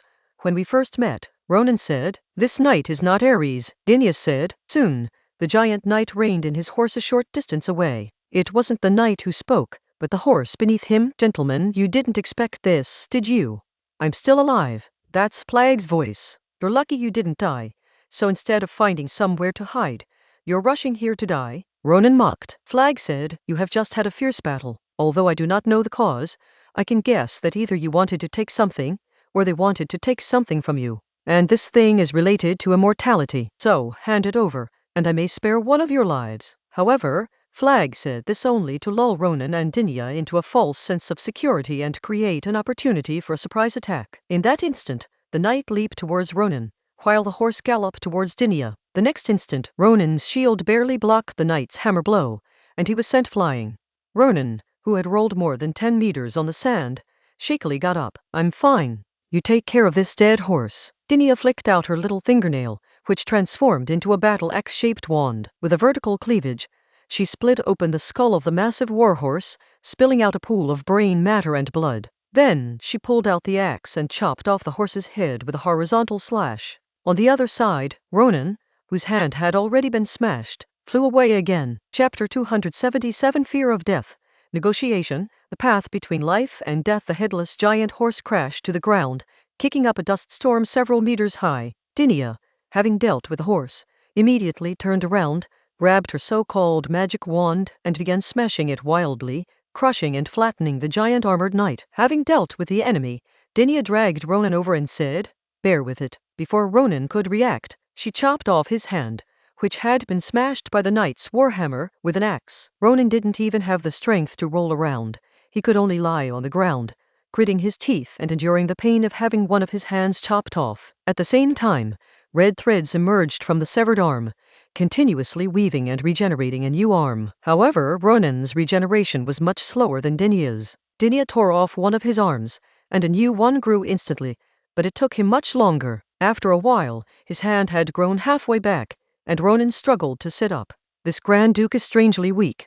Dinia braced himself against the sand with his axe. "He is not weak, he just didn't intend to fight us to the death. After I used all my strength to take down that horse, he removed the soul from the armored knight beforehand. This giant horse and the armored knight are just a part of him. Those who refuse to bet will never win." Ronan laughed. "If it were you, would you gamble your life?" Dinia asked. Ronan waved his hand. "No, because I like to cooperate with people. I only choose to solve the problem when I can't solve the problem myself." He has obviously been tormented by his obsession with immortality for too long. His mind is no longer normal. He is extremely eager for immortality and extremely afraid of death. In the distance, beyond their sight, number 0, number 3, number 7, and number 11 sighed with regret. If only that person could have worn down Dinia a little more. Even if they were severely weakened, they could still put up a fight. But now, they have no choice but to stick to the original plan and negotiate. Before long, 4 numbered androids arrived in front of Dinia and Ronan. After a brief standoff, number 7 spoke. "You probably don't intend to stay here. We can tell you how to get out." Dinia was about to speak, when Ronan pinched her shin hard. Ronan looked at the 4 of them and said, "Not enough? Are your lives so worthless? Kill us, we'll run. You can't catch us," number 7 said. If you really couldn't catch up, you wouldn't have come, Ronan said with a relaxed and casual expression. Let us add some chips. Ronan acted very assertively and seemed in no hurry at all. In fact, he and Dinia were eager to leave, because Alina and Agostino were still outside, Henry and Duden were there, and Litchfield might also arrive. However, this eagerness must not be revealed. If the other party realizes that the two of them are in a hurry to leave, the situation will be reversed. Not only will they not be able to get more benefits, but they may even be manipulated by the other party. Therefore, Ronan didn't let Dinia speak, because if she opened her mouth, she might expose herself. Page 123. Seeing Ronan's assertive attitude and his apparent lack of eagerness to leave, Number 7 sighed and relented. I can tell you how to implant the crystal skull skeleton. Add a little more, and add the manufacturing method, Ronan added. Number 7 sneered and retorted. Do you think we can manufacture that? A hint of disappointment flashed across Ronan's face. In fact, he never thought these androids could create the crystal skull skeleton. Otherwise, they could have brought more people to this place. But he still asked, just to give it a try. Then let us change it to the kind of witchcraft you use. Ronan changed the condition. The witchcraft used by these numbered androids was far more powerful than the witchcraft used by the native witches of the New World. Dinia had no way to resist it. If she was hit, she could only abandon the part of her body that was hit. Number 7 shook his head. Without the crystal skull skeleton, it's impossible to reach our level. This power was originally developed by us, by combining the crystal skull skeleton with reference to the original power system of this world. Never mind all that.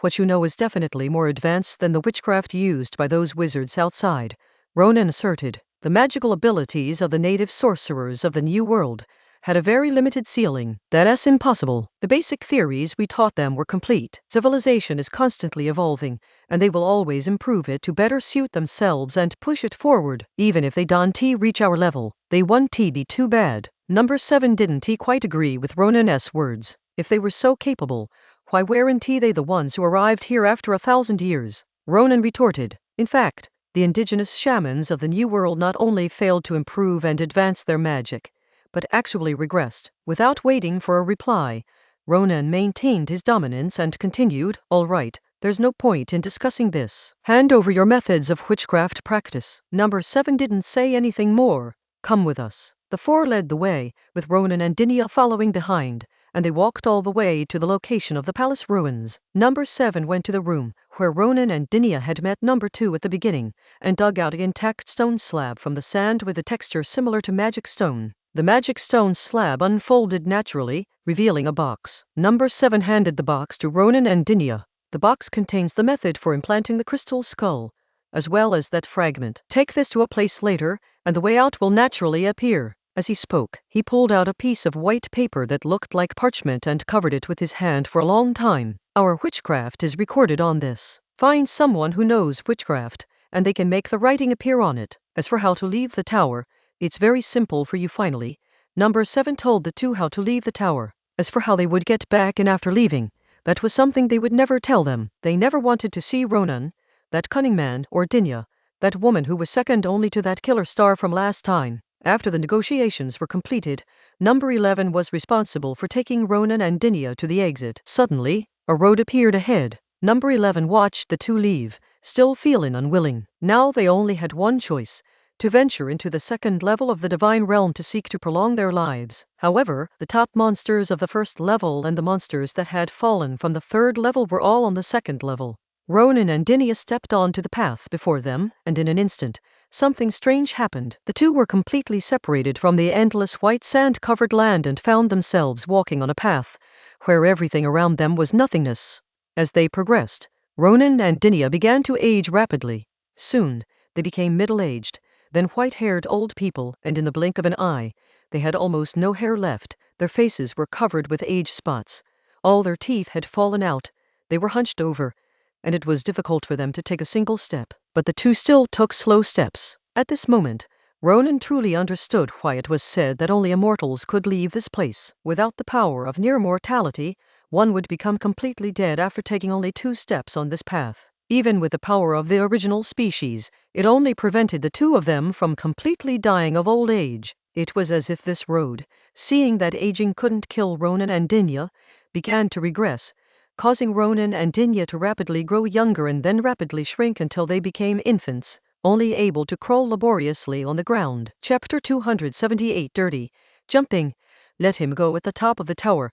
Elena and Agostina stopped their attack and stood protectively behind Ronan and Dinya's empty shells. After a long battle, the old butler Duden, who was forced to defend Henry and was on the defensive, had been severely injured. If they attacked again, the old man would fight them to the death. Elena and Agostina, who seemed reckless but were actually tactically dirty, naturally chose not to fight at this point. If the other side wanted to fight, they would defend and protect Ronan and Dinya. If the other side didn't fight, that would be even better, since the old butler would only become weaker and weaker due to his injuries over time. Henry glared at Elena and Agostina with resentment. Those two women were truly despicable, resorting to sneak attacks, deception, and pincer attacks, never engaging in direct combat. He also resented himself. If he hadn't spent most of his time indulging in pleasure, resulting in a lack of combat experience and a failure to properly cultivate his summoning space, if his spatial transfer intervals were shorter, his transfer speed faster, and his range larger, he would never have been a burden. Instead, he could have easily broken through the magic of these two people. Unfortunately, there are no what-ifs, and he can only watch the situation deteriorate little by little. Just then, Litchfield suddenly appeared alone at the top of the tower. He glanced around and saw that his dear uncle was not there. Ronan and Dinya were lying there unconscious. The two women who had been with Ronan and Dinya were unharmed, but they had exhausted themselves. Henry was slightly injured, and his old butler was seriously injured. Judging from the situation, Litchfield had a general idea of what had happened before he arrived. Flagg, who faked his death and then disguised himself as Lex to ambush him, was the first to reach the top of the tower and activate the mechanism to the Asgard. Ronan and Dinya arrived shortly after, and all three entered the Asgard. Elena and Agostina then arrived. His uncle's physical body had been destroyed, but Ronan and Dinya's bodies remained intact. Henry and Duden arrived afterward, and a battle ensued. In terms of quantifiable combat strength, Henry and Duden combined are stronger than Elena and Agostina, but Henry is clearly the weak point, which gives Elena and Agostina the advantage. Having grasped the situation, Litchfield knew that what he needed to do was quite simple. First, cripple Elena and Agostina. Ignore Henry and his butler Duden. Then reactivate the mechanism to the divine realm. Everyone will share the magic power, while he, who has mastered the art of separating the soul from the body, will enter the divine realm alone. What do we do? Elena asked Agostina in a low voice. Litchfield's serious injury seemed to have almost healed, and his strength was now far superior to theirs. In addition, Henry and Duden had not completely lost their fighting ability. If they fought, they wouldn't last more than half a minute. Jump down, Agostina replied. Okay, Elena agreed, then picked up Ronan and jumped off the top of the tower. Without hesitation, Agostina picked up Dinya and leaped off the top of the tower.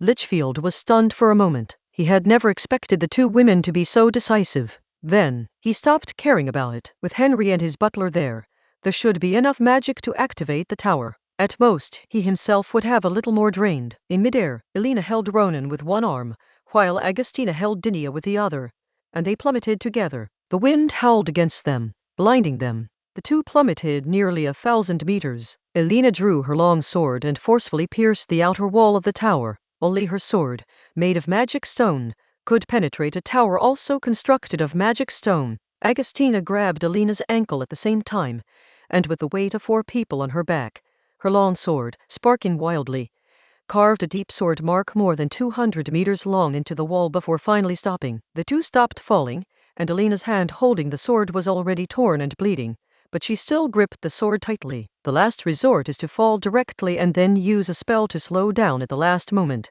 because there is also a force outside the tower that weakens magic, only slightly weaker, and the magic has no recoil. They can only cast the spell when they are very close to the ground. Combining Agostina's flame blast with Elena's moon tide to bombard the ground, they use the method of blowing themselves upwards to achieve the purpose of slowing down. We're still a few hundred meters away, which reduces the risk, but it would be best if Ronan and Dinah could wake up now. Thank goodness he didn't chase after us, Elena said thankfully. Agostina breathed a sigh of relief when she saw that Elena still had the strength to speak. She analyzed, he probably won't jump down to chase us. After all, the elevator isn't triggered infinitely. Once it falls, it will take a lot of time to go back up. If the captain and Ronan wake up by then, He'll be in trouble. Half a minute later, Elena gritted her teeth and said, I can't hold on anymore. Get ready. With that, Elena let go, and the two fell again. As they approached the ground, the two of them unleashed a spell despite the negative effects of magic,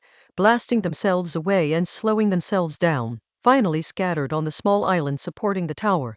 The energy from that explosion, combined with the previous energy expenditure, had almost drained its magic power. The remaining magic power had to be divided to protect Ronan and Dinia, and it was unable to form a sufficient magical defense layer. The explosion had torn its clothes and shoes to shreds, and even its magically created pantyhose was torn and ripped, with many bloody wounds on its body. The two lay on the ground, gasping for breath, unable to move. Fortunately, Ronan and Dinah were both all right. I tried my best. Nothing wrong. The two looked at the night sky and smiled at the same time. After a long while, Ronan and Dinia's bodies shone brightly with white light, so bright that Elena and Agustina could only close their eyes. After the white light dissipated, Ronan and Dinia had already stood up again. Ronan and Dinia were still wearing their school uniforms from the previous fragment space. Dinia wasn't wearing shoes yet. Her thick black stockings, which were only partially transparent at the toes, heels, and knees, were covered with shimmering fine sand particles, making them look like she was wearing a pair of silver-jeweled black stockings. Are you two all right? Ronan asked. The two nodded and gently acknowledged that they were all right. Seeing that the two were only temporarily depleted of magic, Dinia said to Ronan, let's go up. Ronan instantly summoned a levitation shield. Seeing the worried expressions on Elena and Agustina's faces, he said, don't worry, we're at full mana right now. With Diddy constantly supplying mana, we can just fly up and cripple that piece of trash. Dinia's situation is unclear, but Ronan feels that his magic power limit has increased significantly. Perhaps he can reach the critical point of the 5th tier by using Dinia to increase his magic power. After saying that, Ronan and Dinia boarded the floating shield, rapidly ascended to the top of the tower, and disappeared in the blink of an eye. At the same time, Litchfield also activated the tower's mechanism again, preparing to enter the divine realm. Like Flag, he was unaware that his direct entry would result in his soul being shattered into pieces, and he might not have Flag's luck in being able to fuse with several monsters before his soul collapsed. In the air, after realizing that the tower had been activated, Ronan stopped flying. He didn't want to go to that place again with Dinia later. Chapter 279. Yes, no. Busy, the white light at the top of the tower disappeared, and Ronan and Dinia rushed up to the top.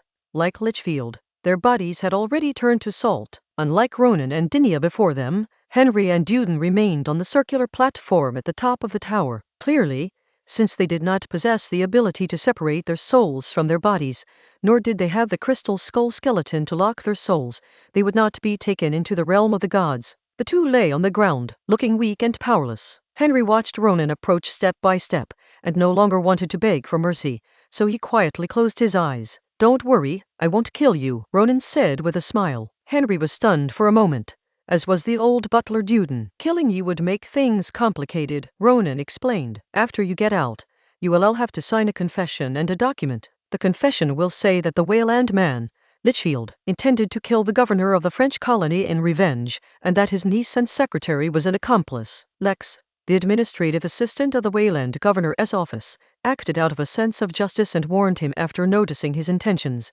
but was brutally murdered by him. Finally, our side killed Litchfield and his accomplice Rita in self-defense. You, Earl, were unaware of the whole thing. You were half a victim.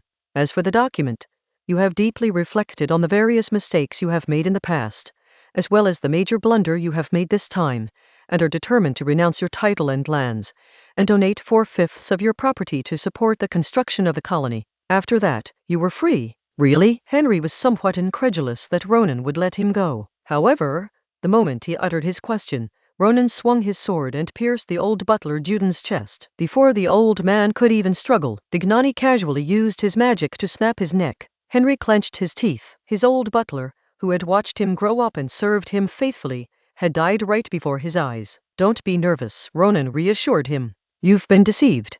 Who could deceive you? Of course, it's your seemingly loyal but actually treacherous old steward. Henry tilted his head back and sniffed hard, wiping away his tears. He smiled bitterly and said, now I finally understand why my brother and I lost so badly. Compared to you, we really weren't ruthless enough. Whatever makes you happy, Ronan said. The logic of whoever is more ruthless wins, is the fighting logic of petty thugs. As an official, he must ensure that everything is legitimate on the surface and that there is a balance of interests on the inside. He must have both face and substance. If this were a question of who is more ruthless, then Henry and Louis would have been lying in hexagonal coffins long ago. Let us go, Dinia said, rolling Henry up with her mushroom-shaped hand. Ronan's floating shield reappeared, and Dinah dragged Henry from a distance, placing one hand on Ronan's shoulder and stepping onto the floating shield. Soon, the three arrived at the sandy island at the bottom of the tower. Then, following the method used by the numbered androids, Ronan and Dinia summoned a black door that was exactly the same as the one they had used to enter the tower's inner space before.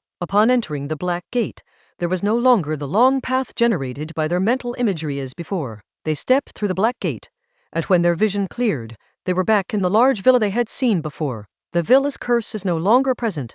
Opening the window no longer reveals endless darkness, but a normal view outside. The remaining bloodstains inside the house were not completely dry, indicating that time was not synchronized inside and outside. Several days had passed inside, while only a few hours had passed in the normal world. The only problem is that it's snowing heavily outside, and the mules and horses either didn't die or ran away, so now we have to walk back. After eating dry rations and a hot meal, Elena used her true magic to perform a healing treatment on Agostina and herself through Ronan. I almost forgot you, Rhea priest, Agostina teased. Even a proper priest might not have my abilities, Elena said with an expression that said, I am not proud at all. After another night's rest, Agostina's injuries had mostly healed, but Elena's hand was not yet fully recovered, and her healing magic was still considerably weaker than the original power. Ronan and Dinia were completely fine, and Henry was also all right. He only had minor injuries and was depleted of his magic. The group left the villa and set off back to the governor's mansion. After leaving the snow-covered no-man's land, the group borrowed some horses from a manor, ate something, and continued their journey. 5 days later, the group returned to the governor's mansion. In front of the governor's officials, Henry recounted the events of the past few days, vehemently denouncing Litchfield and his old butler Duden, a traitor. He spoke with such venom that he was moved to tears. Some officials who were initially skeptical believed it after witnessing the scene. Henry then stated that the matter was not Wyland's fault. Given that Wyland's administrative assistant, Lex, had been killed, it was all Litchfield's and his old butler's fault. The officials nodded repeatedly. It was not Wayland's fault, but the fault of a Waylander. That was good. This way, it would not cause a dispute between the two countries. Then, gritting his teeth, Henry excitedly thanked Ronan and Dinia for saving him from being silenced. The officials were a little puzzled. Did this count only have one expression? Why did his accusations and expressions of gratitude both involve clenched teeth and tears? Finally, Henry acknowledged his responsibility and signed his name on the recorder's written testimony. Of course, that wasn't the end of it. Next, he signed a document that would be made public later, which was to relinquish his title, give up his fiefdom, and donate most of his property. Some officials looked nervous. If they couldn't sense something was wrong at this point, they wouldn't be officials at all. However, when Dinia immediately added that the property Henry donated would be used as public funds, with part of it going as subsidies for officials and part as funding for certain projects, they immediately felt that this was the right thing to do and there was no problem at all. Ronan then added that the colonial officials work too hard, with so much work and so little pay.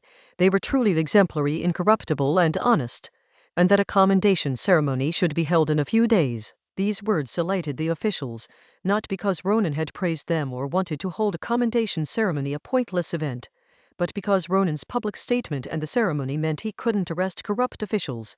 Otherwise, wouldn't he be contradicting himself? However, to their surprise, just 2 days later, all the key officials of the governor's palace were arrested on charges of participating in the rebellion launched by Louis. They were all executed for treason, and all their property was confiscated. As a result, a number of plantation owners, ranchers, and factory owners were also sentenced and their property was confiscated. A week later, Henry died in an accidental shipwreck. The governor's palace held a funeral to mourn the former earl. At this point, the entire colony was brought under the control of the governor-general's office, which then fell into the hands of Dinia and Ronan. Killing is exhilarating, but it will soon be a busy affair. The vacant positions in the various departments of the governor's mansion need to be rearranged. The two large fiefdoms have lost their lords and need to be dealt with properly.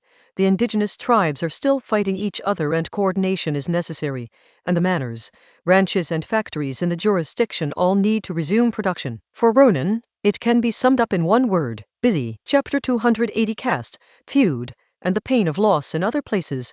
Administrative inefficiency is due to too many civil servants, a large portion of whom are incompetent. In the colonies, administrative efficiency is even lower because there are too few civil servants. Page 124. There's no way around it. The entire colony only has 200,000 or 300,000 white people, less than half the size of the capital region, but the whole colony is almost as big as the mainland. After 2 months of hard work, Ronan finally rebuilt the governor's office and cleaned up the remaining influence of the previous governors and officials, bringing the situation to a temporary standstill. His Ministry of the Interior was filled with child laborers, since whether or not one could do the work in the Ministry of the Interior was not important.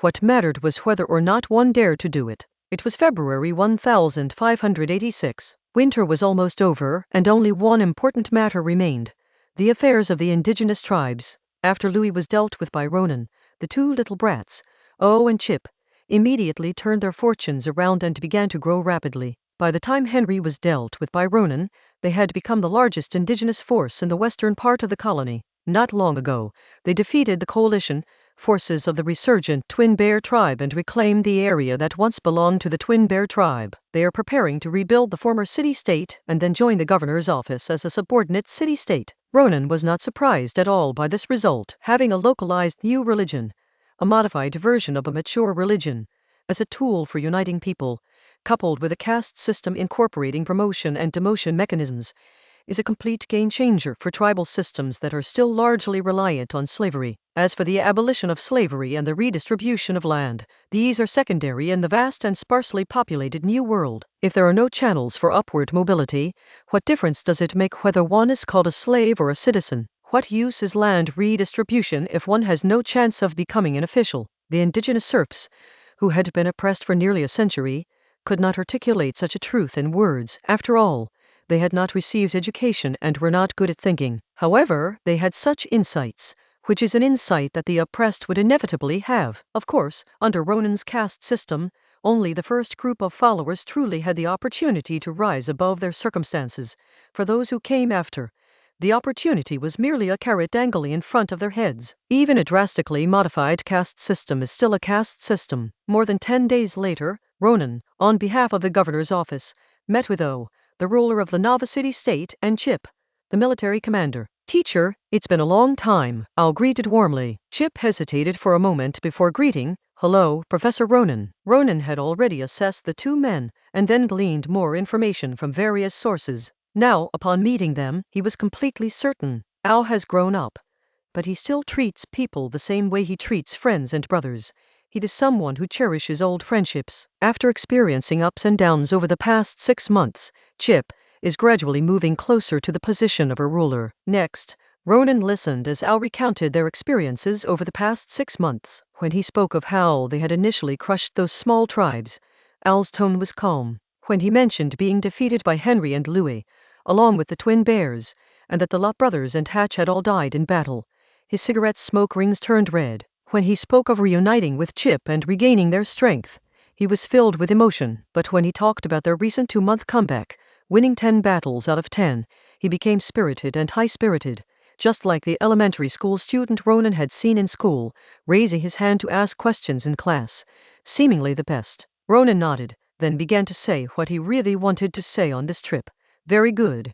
You have not disappointed me. The governor's office will recognize your city-state, but there are 2 conditions. First, you are not allowed to expand further, and you must return the territories of Henry and Louis. Second, regarding the caste system, your generation will be exempt. From now on, members of the highest caste must receive our French education in order to return and serve as high-ranking officials, especially elders and judges." While Ronan wasn't adamant about not allowing expansion, he absolutely refused to compromise on the requirement that the top legislative and judicial officials be educated in Western cultures. This was the basis for his allowing the colony to exist as a semi-independent nation. If this point cannot be established, then he will only suffer the pain of losing his beloved student again. "No problem," Al readily agreed. "Well, That is settled then. We can discuss and sign the treaty later, Ronan said happily. Seeing that Chip seemed to want to speak, Ronan immediately interrupted. By the way, I got an advanced version of a witchcraft training manual. People of high castes can learn it then. Really? Al was overjoyed. Wizards were still no match for magicians. If wizards were stronger and more numerous, that would be even better. Of course it is true, but you have to come to the governor's mansion to learn it. And just learning witchcraft isn't enough. You also need to learn more about culture, Ronan emphasized. If we indoctrinate all the cultured and powerful people with foreign knowledge, and add trade to that, how could we not control the indigenous people? Ronan looked at Chip, then changed the subject. By the way, Chip, is there something you want to say to me? I can talk to you alone. In an instant, O looked at Chip, a hint of doubt flashing in his eyes. Chip's eyelid twitched. The teacher was as insidious as ever. What talk of talking to him alone? This was clearly a provocation.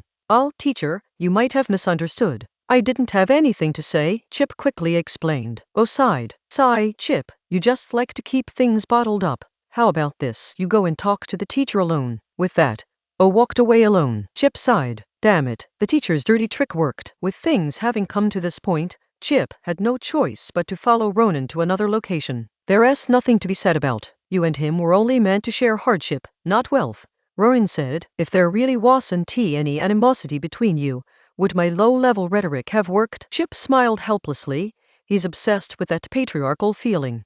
Not only does he take people in as brothers, but he also has sons who are older than him. He's given up on purging many of the small tribal chiefs who came to join him. If I hadn't secretly killed those people behind his back, we probably wouldn't be able to stabilize it all now. Would you be interested in coming to the governor's mansion to work for me? Ronan extended an invitation. Chip shook his head. No, there are many rag people in the city-state. In the future, many more rag people will be sold into slavery in this land. With me here, they will have a place to go. Ronan's expression changed. You're very bold. If the teacher really wants to kill me, it doesn't matter whether I am brave or cowardly, Chip said. Just like those two noble counts. Ha ha, Ronan laughed. Then sadness appeared on his face. If only little fat Hatch hadn't died. Keep up the good work. With that, he left. Chip didn't understand why Ronan mentioned the chubby Hatch.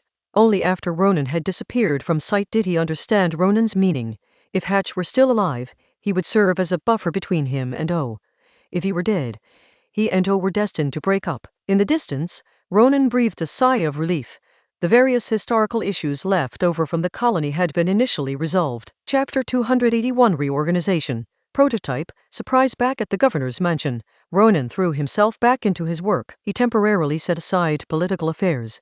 Dinia was no longer the novice she once was, and the colony didn't have any particularly complicated matters to attend to, so leaving it to her was perfectly fine. Ronan's main focus was the Ministry of the Interior. This time, Ronan reorganized the Ministry of the Interior, establishing 5 agencies under it. The original Local Affairs Bureau has been abolished, and the indigenous issues have been resolved, so there is no need for this thing to exist anymore. First is the Bureau of Industrial, Agricultural, and Commercial Security. The colony has been built to its current state with great difficulty.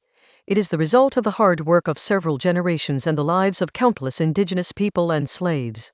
How can we not protect it? Ronan will not allow any saboteurs to appear. What are saboteurs? Anyone who does not cooperate with the governor's office's policies is a sabot, and all that awaits them is the iron fist of imperialism. The second is the Bureau of Oversight, which is obviously aimed at civil servants. So many traitors and villains have emerged, and this situation must not be allowed to happen again. Colonial officials must be subject to oversight. Third is the General Post Office, but of course, it's just a shell. With the illiteracy rate in the colony, who's going to write letters? As for roads, Ronan doesn't plan to build them either. Damn, his and Dinia's terms are so short. If they built roads, wouldn't that become someone else's achievement? If there were existing roads, he wouldn't mind digging a few holes and then renovating them as a political achievement. Although there was no postal system or road system, there were soldiers protecting the postal and road systems, regular troops recruited from Louis and Henry. Ronan planned to fill these positions with them as security patrolmen. Fourth is the National Security Bureau.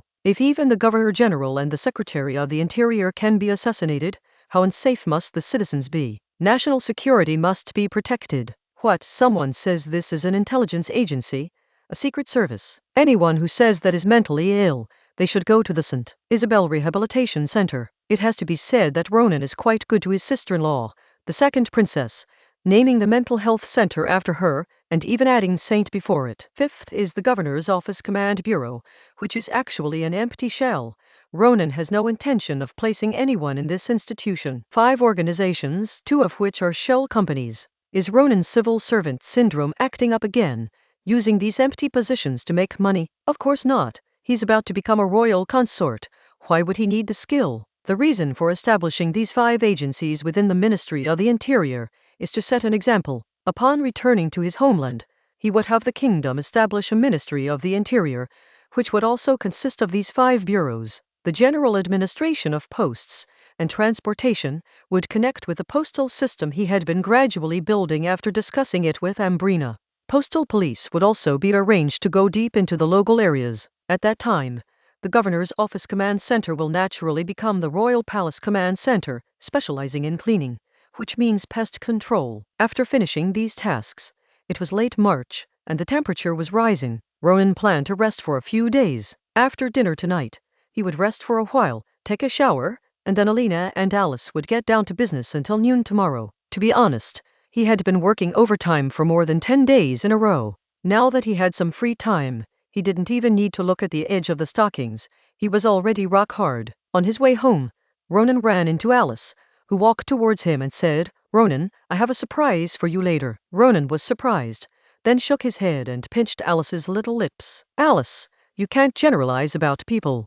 If you can't swallow it, just lick the head." Alice's eyes widened immediately and she stomped on Ronan's toes. "Disgusting. Oh, you're wearing gray stockings today. Not bad. It suits your current image as the head of the inspectorate," Ronan complimented. Alice now sports a sleek hairstyle with a side-swept fringe and a bun at the back. Her eyes, slightly upturned at the corners and long and narrow, exude a cool and aloof charm. Bright silver pearl earrings adorn her earlobes. She wears a white shirt and a light blue long skirt, with gray stockings on her exposed calves that add a touch of seriousness. On her feet are a pair of silver matte high heels that are a bright spot. Her overall look is serious and capable, yet with a hint of cold allure. "I'm not talking to you anymore." With that, Alice turned and walked away without looking back, her high heels clicking on the floor. Just then, Elena arrived. She was now the director of the Bureau of Workers, Peasants and Merchants Security. Unlike Alice, she didn't pay much attention to her image and temperament. Her blonde hair was casually tied into a low ponytail, and she wore an eye-catching red long dress. Her military overcoat was unbuttoned and worn crookedly. She was also twirling her hat with one hand. Underneath the dress, she wore black pantyhose and black three-piece officer's shoes. If she weren't a great beauty, with that kind of demeanor, she'd look exactly like a thuggish old soldier. "What's wrong with Alice? Did she take the wrong medicine?" Ronan asked Alina. He hadn't been home for several days and didn't know what was going on. Alina, looking rather listless, lazily retorted, "How should I know? I just dealt with a few smuggling plantation owners. I just got back." "Make her confess the truth tonight," Ronan said with a meaningful smile. Alina smiled back, put on her hat, and walked ahead. Soon Ronan returned home. His house in the governor's mansion was still very small,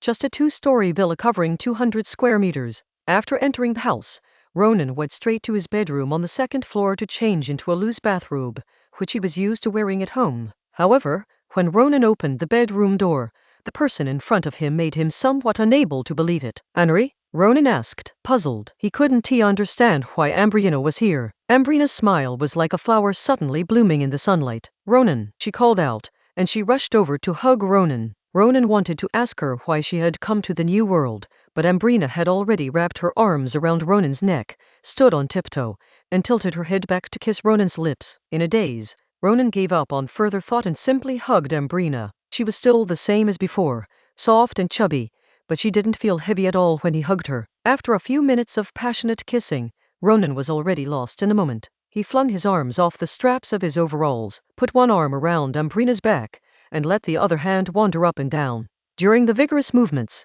Ronan's pants had already sagged. A moment later, Ronan hugged Ambrina and put her on the bed, pressing down on her. He reached for the edge of his drawstring boxer shorts, preparing to pull them down, but Ambrina suddenly got up and grabbed his hand. Ronan snapped out of his daze, slapped his forehead, and pulled up his pants. "Sorry, Annie." Ambrina smiled and shook her head. She sat on the bed, stretched out her leg, curled her toes, and hooked Ronan's overalls down, revealing loose underwear that looked like it had been pounded open. Ambrina then got up, changed her position, and supported herself on the bed with both hands, her face almost touching Ronan's crotch. She slowly reached for his underwear and pulled it down. In an instant, Ronan's muscular physique, almost touching his abs, appeared before her eyes. Ambrina instinctively shrank back, then stared at the thing with her lips slightly parted. She had seen Ronan's pants wet before, and had experienced it firsthand. She knew Ronan's penis was large, but seeing it like this for the first time still exceeded her expectations. Chapter 282 6 and 9. Only pantyhose. Nobody's born knowing. Ambrina felt that if she held it in both hands, there would still be a head left, and that head was about the size of a small egg. Ronan looked at Ambrina's curious yet nervous expression and was both amused and exasperated. He was about to pull up his underwear when Ambrina reached out and grabbed his hand again. I saw in Alice Hess' letter that she could use her hands, her feet, and her mouth, Ambrina said earnestly, her eyes fixed on the spot. Ronan gave an awkward smile. Is this all Alice, the mole, wrote in her letter to you? He had always known that Alice was writing to Ambrina to report on the situation here, basically one letter every 10 days. I wrote a lot, Ambrina said. Also, Alice is my friend, and she's your friend too. You can't say that about her. It was just a joke, Ronan said. All right, I'll go make dinner. As he spoke, Ronan's large, fleshy member began to slowly droop and soften. Just then, Ambrina grabbed the meat hammer, and Ronan instantly stood up again. Anley, stop fooling around. Ronan reached out and gently patted Ambrina. He felt that Ambrina probably hadn't yet recovered from the emotional state caused by the long boat ride. We're not married yet, so it's not appropriate to say that. But I don't think I can let you stay like this forever. Anyway, Ambrina didn't finish her sentence. Alice mentioned that in her letter she stayed on the ship for 2 months. The first month was fine. She found various ways to pass the time. But in the second month, Ronan was all she could think about. The idea of trying things out with Ronan was just a thought that came to her after waking up from a dream one night. But this thought did not dissipate in the next 10 days or so.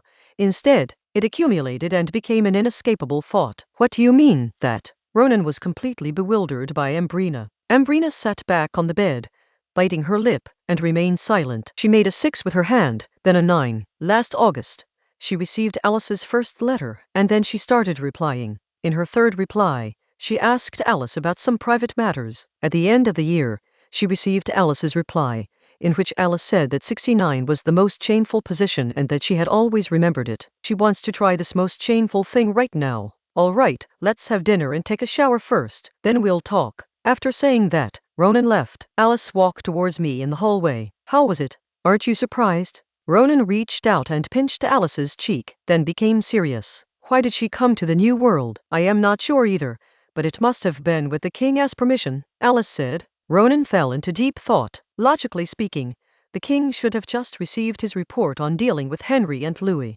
After all, it was still the age of sailing ships, and it would take at least 2 months to travel between the mainland and the New World by ship. In other words, Ambrina had set off from the mainland to travel here by ship after the new year, but judging from Ambrina's appearance, it probably wasn't something that happened in China. So, a reasonable guess is that the king brought up sending Ambrina away in preparation for doing something. What is it? It's highly likely that His Majesty the King has made preparations and is fully confident that he will take action against his wife and second daughter. Having made his judgment, Ronan breathed a sigh of relief and nodded slightly to Alice. Okay, go chat with Henry for a while, just wait for your meal. For dinner, Ronan didn't make anything too complicated. He made a cheese fondue, sliced potatoes and baguettes wrapped in cheese, and then each person had a steak, a bowl of clear chicken soup, and a serving of tomatoes with sugar.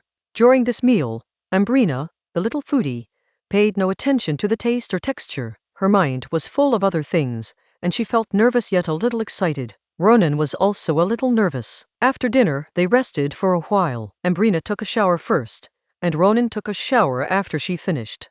In the bath, Ronan even did dozens of push-ups to help him calm down. After a while, Ronan came to his bedroom wearing a bathrobe. At that moment, Ambrina was wearing a dress, sitting on the edge of the bed with her knees drawn up to her chest, her toes curled up in her white stockings, wrinkling the sheets. Ronan took a deep breath, loosened the sash of his bathrobe, came to the bed, hugged Ambrina from behind, kissed her, rubbed against her, and slowly, little by little, undid her dress. Ambrina wasn't wearing anything underneath, just a pair of white pantyhose, through which her pubic hair was clearly visible. Just like she said before she left a year ago, she really has a lot of hair, a big triangle that covers the entire triangular area, thick, lush, black and shiny. Page 125. Ronan first massaged it with his fingers for a while, until the white stockings began to become transparent as they were soaked with a sticky fluid. Ronan then picked up Ambrina, placed her on his lap, and lay down. Ambrina straddled Ronan and nervously moved back little by little,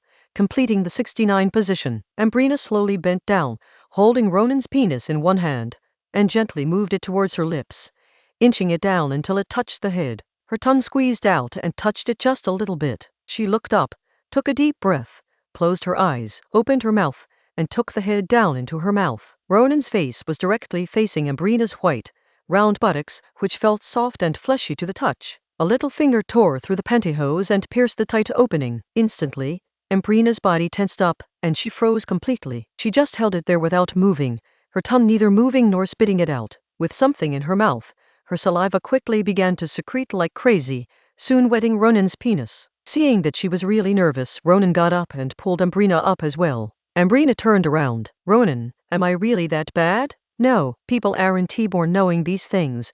Ronan comforted her, raising his hand to cup Ambrina's cheeks. I'll teach you. Ambrina replied. Ronan sat on the pillow, with Ambrina nestled between his legs. Ronan lifted her head and slowly lowered it. Open your mouth. Gently take it in. Good, like this. Then Ronan held Ambrina's head and moved it up and down, up and down. After a short while, he released Ambrina. At this point, Ambrina was less nervous and had already grasped the rhythm and feeling of swallowing and spitting, so she could do it herself. Ambrina spat it out. One more time. I'm fine now. Ronan shook his head and then pushed Ambrina down. Immediately, Ronan leaned down and buried his head between Ambrina's legs. The moment his tongue touched her, Ambrina's white stocking thighs clamped her head shut, and her hands instinctively tried to pull Ronan's head away. Her insteps were arched straight, and her cute, fleshy big toes were tightly curled inward through her white stockings. After a few spasms, Ambrina, with her eyes closed, began to moan softly. Ronan got up, switched to his index finger, and gradually increased the pace. After Ambrina gradually got used to it, Ronan switched to 2 fingers. This time, Ambrina, who had stopped moaning much, started to moan softly again. Chapter 283 is over. Everything's back to normal. Are you jealous? After a while, Ronan stopped. Ambrina lay flat on her back, her forehead already sweating and her breathing somewhat rapid. She wasn't tired. As a second-tier mage, her physique wasn't normal. She just felt her body was a little weak and powerless. That's enough for now. Ronan felt it was time to stop here for the time being. Ambrina suddenly stood up, pouting. No way. As she spoke, she grabbed Ronan's muscular genitals, her face showing a hint of princess-like spoiledness and willfulness. I'm going to get it out for you, Ronan. Okay, you do it. Ronan simply lay down and leaned against the headboard without moving. Ambrina started swallowing and spitting, and after a while her mouth was sore, but it still didn't come out. She made a snap decision, stuck out her tongue, and started licking, but it still didn't seem to have any effect, until she found that when the tip of her tongue touched the coronal sulcus, Ronan's penis twitched. She started to hold it in her mouth and swirled it with her tongue. Gradually, Ronan began to sense it. Just as she was about to ejaculate, Ronan called out, Henri, get up. But Ambrina seemed not to hear him. Ronan intended to reach out and lift Ambrina's head, but Ambrina pushed his hand away with one hand and kept her head buried, refusing to get up. At that moment, she was thinking about what the letter said about Alina being able to swallow it all, and that she was the eldest, while the other 2 were just servants. Ronan held it in for a moment, then a burst of white fluid gushed into Ambrina's mouth, throat, and trachea. She instantly looked up and coughed violently, a large amount of white fluid flowing out of her mouth. Ronan's thing was still throbbing and spraying, getting all over her face, body, and the white stockings on her legs. The white fluid flowed down her chin and neck to her chest, and a few drops landed on her white stockings. Seeing Ambrina's expression, Ronan couldn't help but laugh out loud. Ha ha ha. Thinking of her own embarrassment, and seeing Ronan still laughing at her, Ambrina wiped the white fluid from her mouth and angrily kicked him, hitting him directly in the groin. Before Ronan could speak, Ambrina nervously apologized. I'm sorry, Ronan, I didn't mean to. It's all right, my little princess, Ronan said. Ambrina was just throwing a tantrum. She wasn't really using force. If she had, Ronan would have stopped her long ago. Are you really all right? Ambrina asked nervously. Really? Ronan reiterated earnestly that he was fine. Ambrina was relieved. I kicked you just now. You don't think I have a bad temper? No, Ronan said with a smile, while grabbing a handkerchief from the side and wiping the white fluid from Ambrina's mouth, chin, neck, and chest. When two people are together, they shouldn't always worry about whether the other person will mind.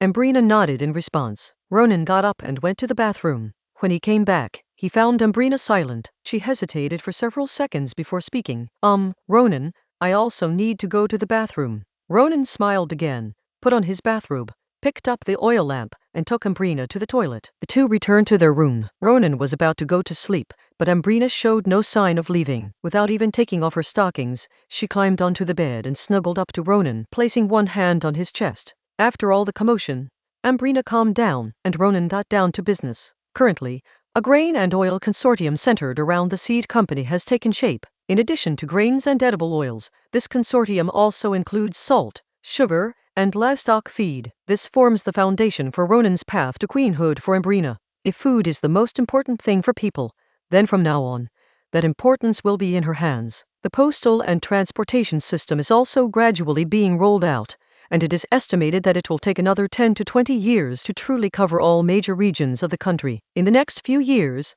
it will be enough to connect the capital with several important regions. Anley, take your leg off, Ronan suddenly said. Ambrina lay on her side, one leg on the bed and the other draped over him. Her legs, encased in white stockings, kept rubbing against his. The delicate, smooth, slightly frosted texture of the stockings made Ronan feel like he was having a stroke. Upon hearing this, Ambrina looked up and saw that Ronan's thing had gotten hard again. How long do you plan to stay in the new world this time? Ronan asked again, getting down to business. I don't know. I'll wait for my father's letter, Ambrina replied. Ronan thought to himself that it was indeed the king who had sent her away, so he said, I'm quite busy here and don't have time to keep you company. If you don't find Cardona City interesting, go find Alina and have her show you around. By the way, be careful not to reveal your identity. Ambrina tapped Ronan's pectoral muscles with her finger. I want to be your secretary and see how you usually work. Fine, no one here knows you anyway, Ronan said. Actually,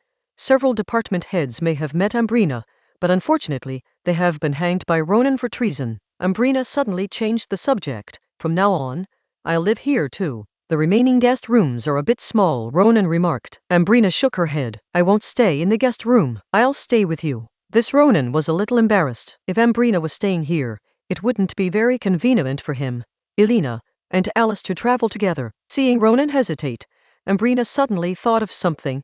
HMPH, I'll go out and make a room for you guys then. Ronan reached out and pinched Ambrina's cheek. The way you're saying it makes me sound like a bad person. So when you were doing that, I was watching from the sidelines, and you acted as if I didn't exist, Ambrina added. Ronan felt a terrible headache, and rubbed his forehead. He couldn't say a word for a long time before finally sighing, I'm sleepy, I'm going to sleep. The next day, Ronan got up very early, while Ambrina was still fast asleep, and he had already left for work. Ronan encountered Dinah right in front of the governor's palace. Dinia stared intently at Ronan and asked, Did you sleep with Ambrina? Elena told you that? Ronan asked in return. Never mind how I know, Dinia said. Hearing her say that, Ronan was completely certain that it was Elena who said it. Good heavens, even Elena, that blonde with blue eyes, had betrayed him. No, we weren't planning on doing that before we got married. Last night we just had some intimate contact, Ronan said.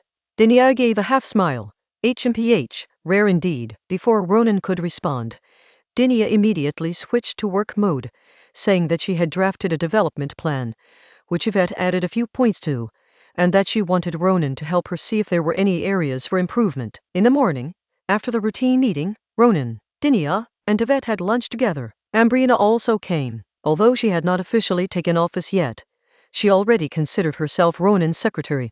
Upon hearing about the development plan, she immediately expressed her interest in seeing it as well. Since she, as the future queen, had said so, Ronan and Dinia naturally had no choice but to involve her. Anyway, Ambrina's interests are food, music, and flowers. To put it nicely, she came to learn about government affairs. To put it bluntly, she only came because Ronan was there. Chapter 284 Grown Up, still a little short, the iron fist of imperialism inside the governor's mansion.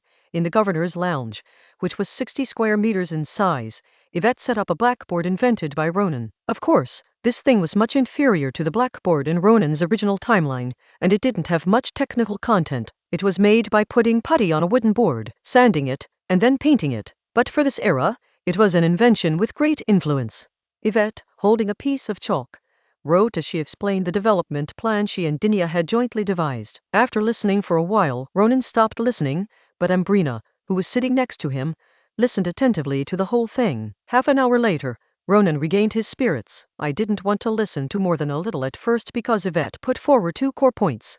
One was to increase taxes step by step based on the scale of farms and factories and their income. The second option is to allocate a portion of the increased tax revenue to improve the living conditions of the poor, prioritizing white immigrants, while also providing some basic living security for indigenous people. Ronan disagreed with both of these points. The first point, raising taxes, is meaningless. All kinds of goods from the colonies, whether grains, furs, minerals, cotton, or even bird droppings from small islands, were initially processed before being exported. These goods relied on volume to succeed, and fluctuations in unit price had a significant impact on the entire trade. Taxes undoubtedly affect costs and thus unit prices. In order to gain an advantage in the competition, the only way for farm and factory owners to do so is to pass on the losses caused by taxes to the farmers and workers at the bottom. The second measure, subsidizing the poor, was still ineffective. Indigenous serfs and laborers who received subsidies would have them taken back from each other. For lower-class whites, the methods were slightly more subtle. Agricultural capitalists, who controlled prices, could raise the prices of food and daily necessities and obtain loans. This would not only allow them to recoup the welfare benefits that the governor's government had provided by cutting into their flesh, but also make a profit. Furthermore, if colonial civil servants didn't skimp on subsidies for the lower classes, Ronan would have been beheaded on the spot. To be honest, Ronan was disappointed when he heard these 2 points. However, there was a third option. The governor's office would take the lead in establishing several alliances with the participation of local banks. Each alliance would cover several closely related industries in the colony, maintaining the independent production of each farm and factory. But within the same alliance, procurement and sales channels would be unified, and prices would be standardized. This is undoubtedly a monopoly organization. The primary condition for joining the alliance is to earnestly implement the first 2 conditions. Joining is not mandatory, but if you don't join, it's clear that bankruptcy is the only option left. These 3 factors combined constitute Dinia's plan. Ronan couldn't help but smile like a proud father. Dinia had truly grown up. Very good, excellent. Ronan clapped his hands in approval, then changed the subject. I do have a few minor opinions and suggestions regarding a few details. Ronan stood up and went to the blackboard. This plan is good, but it is actually difficult for the governor's office to have enough control over such an alliance, and it is difficult to ensure that they seriously implement the first 2 points. Dinia, sitting with her legs crossed, tapped the armrest with her fingers. Is your Ministry of the Interior just for show?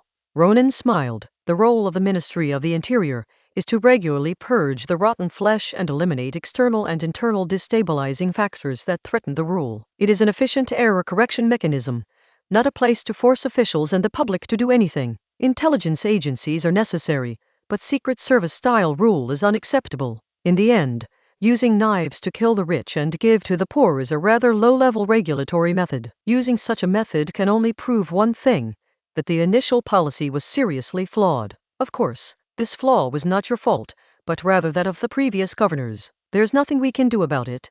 The officials in our kingdom are just that incompetent. They can only do some feudal stuff. Compared to them, madam, your level is a whole level higher. Ronan couldn't resist making sarcastic remarks about the kingdom's officials once again. Dinia took a swig of bitter coffee. Stop the nonsense and give me your advice. Ronan took a sip of water. My suggestion is that you only take the 3rd point of your plan. Establish an alliance. Then we can start our own operation, setting up collective farms and state-owned factories. Through the existence of these 2 entities, we can force them to improve workers' treatment and guarantee the basic survival of farmers. As he spoke, Ronan spread his 5 fingers and said, my initial targets are 5. A food factory, a leather goods factory, a glass factory, a bone china factory, and a textile factory. No one paid attention to the food factory and the leather goods factory, but the last 3 were quite surprising. Glass? Ambrina looked at Ronan in surprise, Her white-stockinged little feet, which had been swaying, stopped swaying. Bone china? Yvette looked puzzled, and subconsciously pinched her thigh covered by flesh-colored stockings. A textile factory? Dinia found it unbelievable. She put down her long, black-stockinged legs, which had been crossed over her shoulders, and fell into thought. Glass? Ronan can make glass? Bone china? That's a type of porcelain, right? Can they even make that? A textile factory? The New World's imitation manufacturing level is far behind that of the mainland. They can't gain any advantage. How could they possibly succeed? Ronan noticed their doubts. I am confident I can make very good glass, Ronan said. He could have done it from the beginning, but he didn't before because he didn't have the power.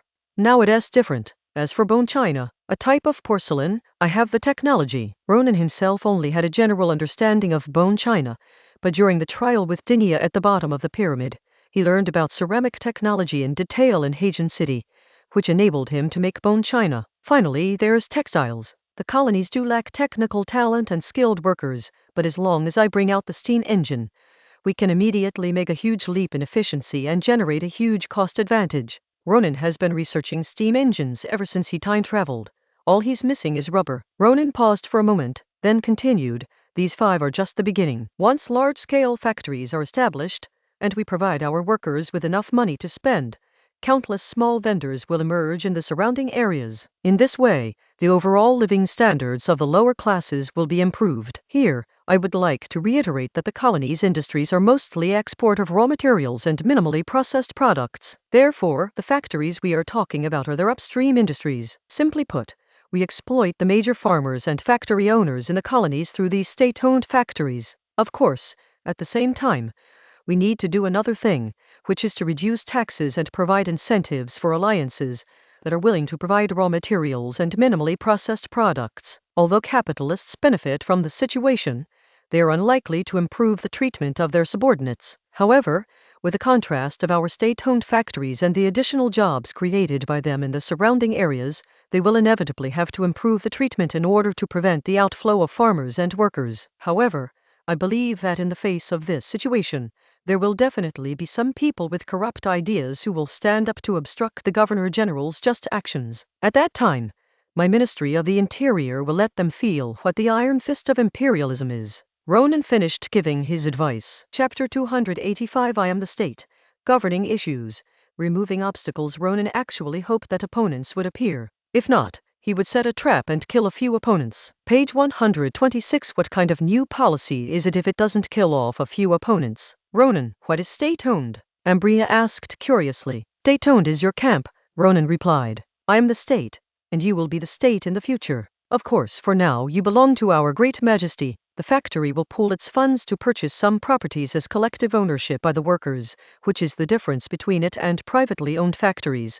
Ronan added, giving workers shares in the factory directly, or making the means of production collective, was absolutely impossible for Ronan. This was not only because he was a reactionary feudal imperialist bureaucrat, but more importantly because he fundamentally did not agree with this idea. He once said that factories inevitably experience both losses and profits, and that workers' shares could become worthless or even become hidden debts at any time. The means of production are even more problematic.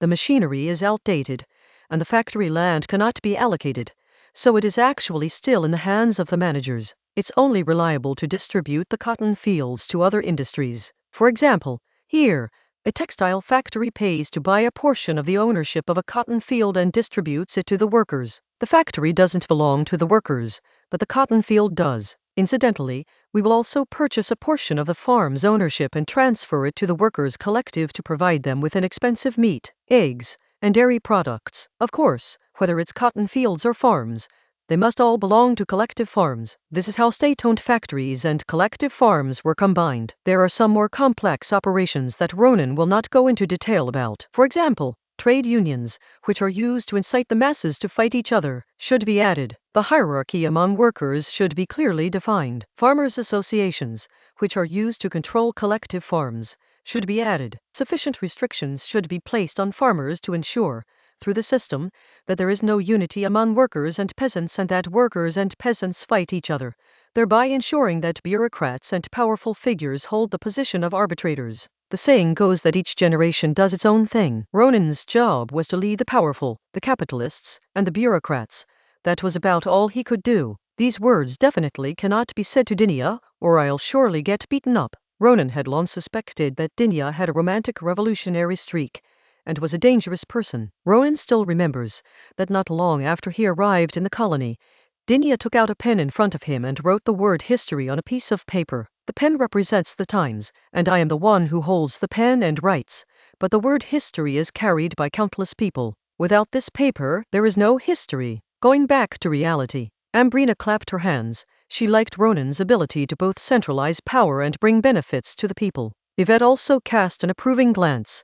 In terms of construction, Ronan was truly in a league of his own. Dinia tapped her fingers lightly on her thigh twice. One question: who will manage collective farms and state-owned factories? Last August, when the indigenous people's unrest began, I had already written to the king. Judging by the time, a group of young civil servants who used to be in charge of the collective farm in Xinhai City should arrive in a few days. As for the state-owned factories, of course, Your Excellency will be in charge of the overall situation, while I will be in charge of the specifics. The management team will be handed over to the people brought by Her Highness the Princess. Ronan had already made arrangements for this. The collective farm was managed by civil servants who had previously worked in New Sea City. They were experienced, and coming to the colony was an opportunity for them.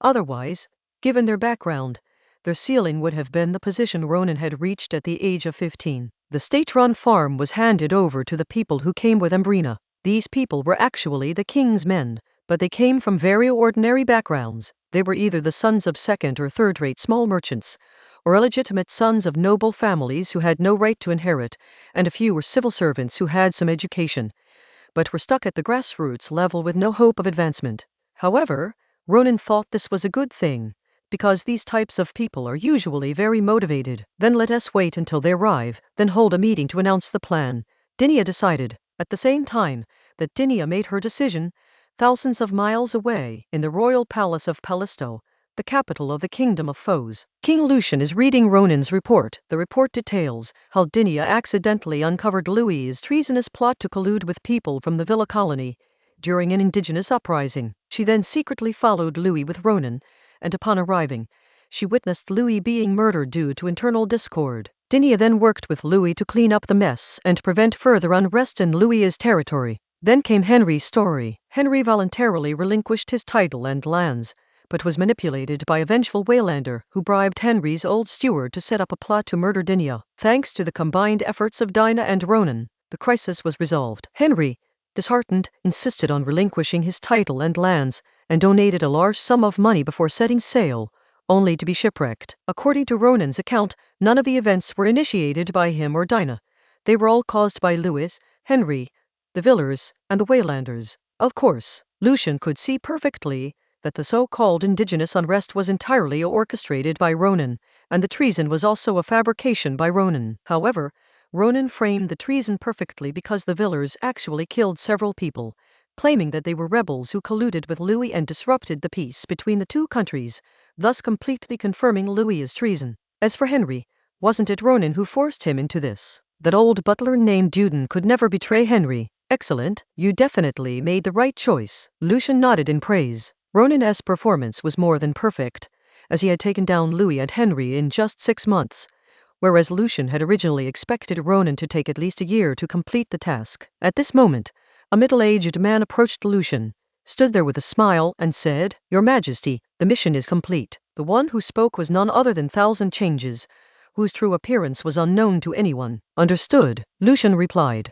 The so-called mission was to eliminate Ronan's mother and brother. Although Ronan never intended to take his mother and brother back, King Lucian did so anyway. Ronan was born into a noble family that migrated south a century ago. His family was small to begin with, his father died early, and now his mother and his slightly older brother are gone. All that is left are his 2 half-brothers and sister, who are teenagers, born after his mother remarried. He can be considered the perfect royal consort. Next up are those old stubborn folks. Lucian already has his next goal. There were a few old nobles who, although they had no power, were still quite famous and were particularly insistent on the aristocratic system. If Ronan wanted to marry Ambrina, they would definitely jump out to oppose it. Their reason was simply that Ronan's background was too low. Rather than waiting for them to come out and obstruct him later, it would be better to kill him now. After we get rid of them, that's when we'll face the real trouble. Lucian sighed deeply. His daughter, his wife, and the man who seemed flawless,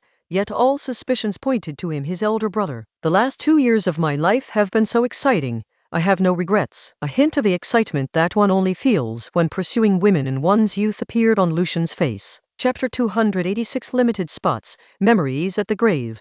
The road home on the night the development plan was finalized, Dinia was drinking with Agostina in her room. Agostina looked at Dinia with some surprise, because Dinia had obviously called her over to say something, but 10 minutes had passed and Dinia still hadn't said a word. Dinia took another big gulp of strong brandy, exhaling 2 long breaths with the smell of alcohol through her delicate nose, but still didn't speak. Agostina couldn't hold back any longer and took the initiative to ask, "Captain, what is it? Tell me." Dinia put down her glass. "You could try being a little more proactive with Ronan." "Huh?" Agostina was completely stunned, and even wondered if Dinia was possessed by a demon.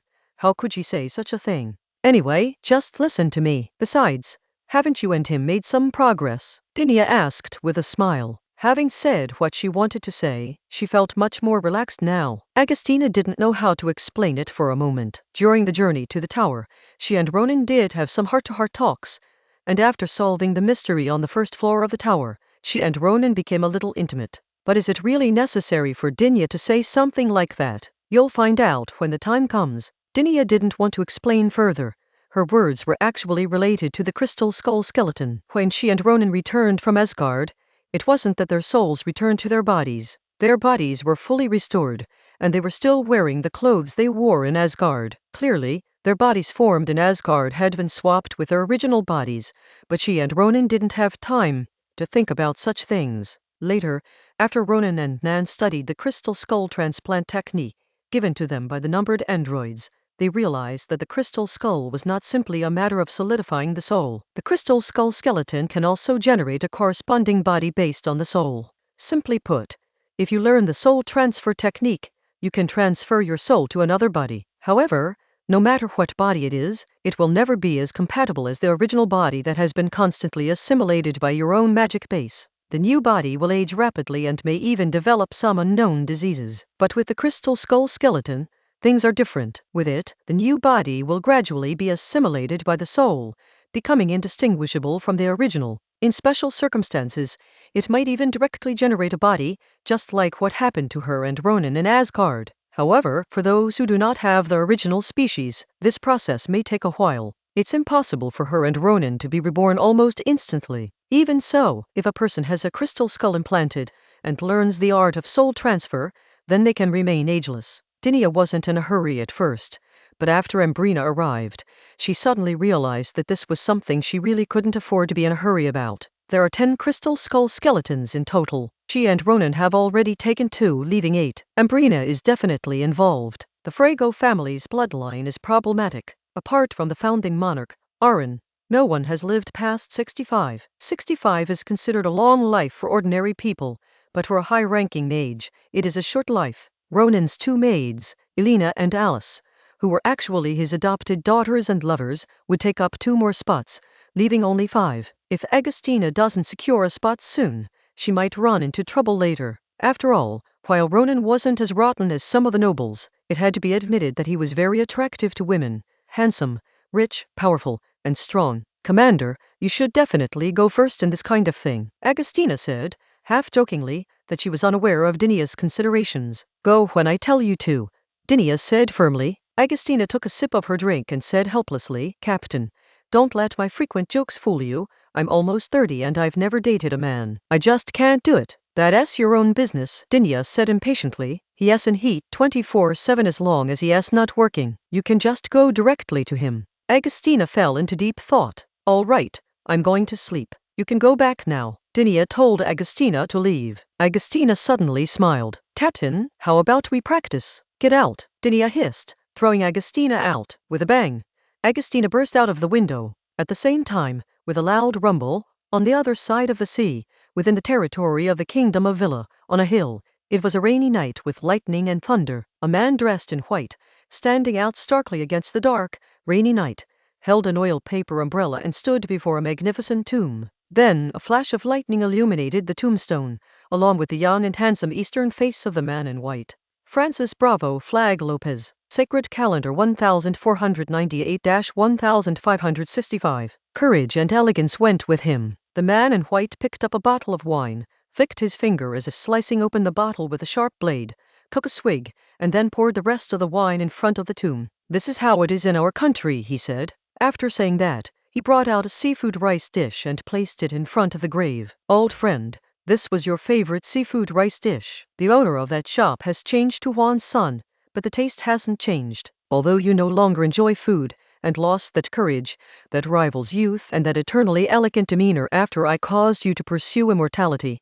I still want to use this to commemorate you and the time we spent as friends. I still remember the year I came to Villa. As the Duke, you invited me to dinner for the first time at that little open-air restaurant by the sea. You were nothing like the barbaric and hypocritical Westerners I had ever met. Alas, what a pity I'm going back now. I have things to do." With that, the man in white turned and left. The rain suddenly intensified, and the man in white stopped, looking up into the distance. He thought of the man and woman mentioned in the intelligence report, people favored by fate. No, they should be said to be people who create their own fate. Ronan's relationship with the Haiti people is that Dinia was born with the original species, which can be said to be fate, but everything they subsequently gained was due to their own actions, and these actions made them immortal at this age. Perhaps in the future, we will meet again, as those who create destiny and those who try to rewrite it. After a sigh, the man in white left. He was the one who rewrote his destiny. Fate always mocked him mercilessly, but what did it matter?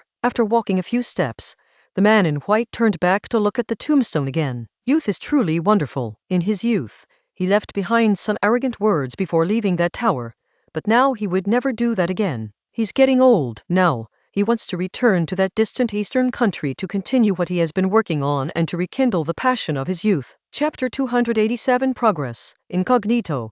A good citizen. More than 3 months have passed in the blink of an eye, and it's now early June, with the weather gradually warming up. In the morning, on Ronan's large bed, a naked Ronan and Ambrina, dressed in a light gauze nightgown, were performing oral sex on each other in a 69 position. Over the past few months, they had tried every position except for penetration, but Ambrina seemed to have a special fondness for the 69 position, seemingly because of watching it all the time last night. Ambrina was putting in extra effort this time, swallowing it as deeply as possible each time, as if she wanted to swallow the whole thing. Last night, after sensing that Ambrina was gradually getting used to the situation, Ronan revealed his more primal side, brutally taking advantage of Elena and Alice twice in front of her. Afterwards, Elena collapsed on her back, her long, disheveled golden hair spread out on the sheets, her toes loosely spread in her black stockings. Alice lay face down, her hands gripping the sheets tightly, her small, round buttocks and slender thighs, encased in torn white stockings, twitched and trembled for a long time, her tender vulva opening and closing like a hole from which a radish had been pulled. Afterwards, the two went back to their respective rooms. Ronan's large bed could actually fit 4 people, but Ambrina had a peculiar sleeping habit. She would lie sideways in her sleep and kick people, so the large bed could only barely fit her and Ronan. Soon after, Ronan ejaculated. He had come 4 times the night before, so by morning there wasn't much, and it wasn't thick either. The already skilled Ambrina swallowed it all. After resting for a while, Ronan got up. "Let's go. Take a shower and change your clothes. We still need to accompany her on her incognito visit later. She is Dinia, of course. This was decided a few days ago. 3 months ago, the development plan was finalized. 2 months later, the funds and equipment were basically in place, and a month has passed since the colony's large-scale development plan was fully launched. Of the 5 state-owned factories proposed by Ronan, all except a textile mill have already begun production. There was no way around it.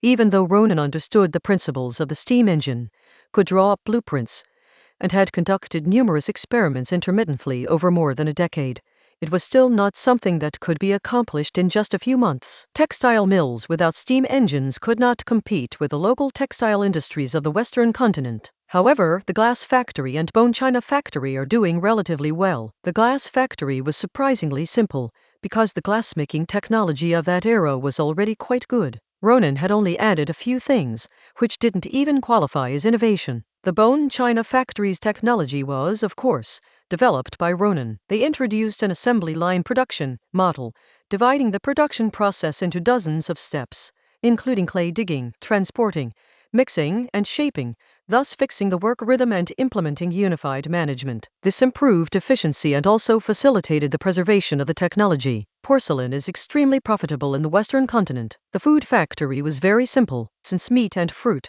were practically free in the New World. They made dried meat and dried fruit to sell to the military as military rations. The same goes for leather factories. Fur can be said to be one of the core industries in the New World, but the New World only tans the hides and then sells them to the Western continent, with others making the lion's share. Page 127. Why are you so slow? Dinia asked. She had been waiting for Ambrina and Ronan for 10 minutes at the agreed meeting place. At this moment, Dinia had red hair tied in a braid and was wearing the typical clothing worn by middle-class white women in the New World, a grey linen long skirt, brown short leather boots, and maroon knitted cotton stockings. It's my fault. I overslept. Ronan admitted his mistake. Ronan was also dressed in mid-level white men's clothing, a drab grey shirt, muddy-colored overalls, long socks, and leather shoes. Ambrina was dressed better, in a plain white long dress, white silk stockings that were easy to wrinkle due to their low elasticity, and light brown high heels with thick laces. This was the kind of clothing that only a young lady from a farm would wear. Of course, for Ambrina, this was the worst clothes she had ever worn. She wore better clothes when she was shoveling soil and planting flowers in the fields, but she didn't care about that. Ronan carried Ambrina, with Dinia behind them. The three of them boarded a flying vehicle made up of floating shields and tough mushroom-shaped barriers and left Cardina City, heading south at high speed. Soon, the three arrived at a market town more than 10 kilometers south of the city, next to the bone china and glass factory areas. Dinia noticed a breakfast stall that hadn't closed yet and walked straight over to it. The stall owner was about to close up shop after a long day without any customers, since he only had a little food left and could take it home to eat. But when he saw that more customers had arrived, he quickly came over to greet them. He's a law-abiding citizen, so communicating with Master Bai is no problem for him. His breakfast stall sells only two things: rolled pancakes and corn porridge. They are not sold separately. Breakfast for three was served quickly. 2 wraps and a bowl of corn porridge for each person. Ambrina took a bite, managing not to show any displeasure. The flour and cornmeal were coarse and had a poor texture. The filling contained no meat, only chopped tripe and liver, onions, tomatoes, and cheap cheese, along with a lot of chili peppers. As for the corn porridge, it was thin and contained cornmeal. The shop owner looked extremely nervous. He regretted not packing up immediately. The woman in front of him was clearly a young lady from a wealthy family. If she got angry, the stall he had bought with borrowed money would be ruined. How much? Dinia asked. 3 bronze feathers, the stall owner replied. Bronze feathers were the currency of the French colonies, named for the feather patterns printed on them. 4 bronze feathers were roughly equivalent to 1 bronze musket. Ronan reached for his money, but the stall owner quickly waved his hand and laughed. Hee. This meal is on me. Ronan put his hand back, and Dinia continued. What did you do before? I used to cook at the master's house, but the master was hanged by Lord Ronan, so I started setting up my own stall. The stall owner boasted, head held high. He dared not tell the truth. He did indeed cook at the manor, but for the slaves. Actually, he quite missed those days, although his income was less than it is now. Back then, which slave didn't treat him with utmost respect? Unlike now, there's no one he can bully. Dinia knew, of course, that this man couldn't possibly be a cook for the plantation owner, and she didn't care about that. What she cared about was that this man, who was already in his 30s, could still have a job to make a living, even if there were no factories or farms that hired him. This small example demonstrates the larger picture.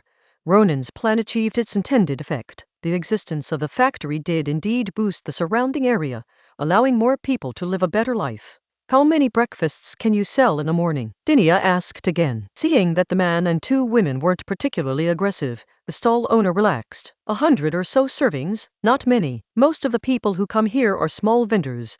The workers eat in the canteen. A hint of regret flashed across his face when he mentioned the workers eating in the canteen. If there were no canteen, he could earn so much more money. Just then, a young mixed-race indigenous man in tattered clothes approached the stall owner timidly. Boss, are you hiring? I'm not hiring. Get out of here. Can't you see I'm talking to the young master and young lady here? The stall owner retorted irritably. The mixed-race youth lowered his head, not daring to retort. Chapter 288. A stinking outsider, a cog in the machine.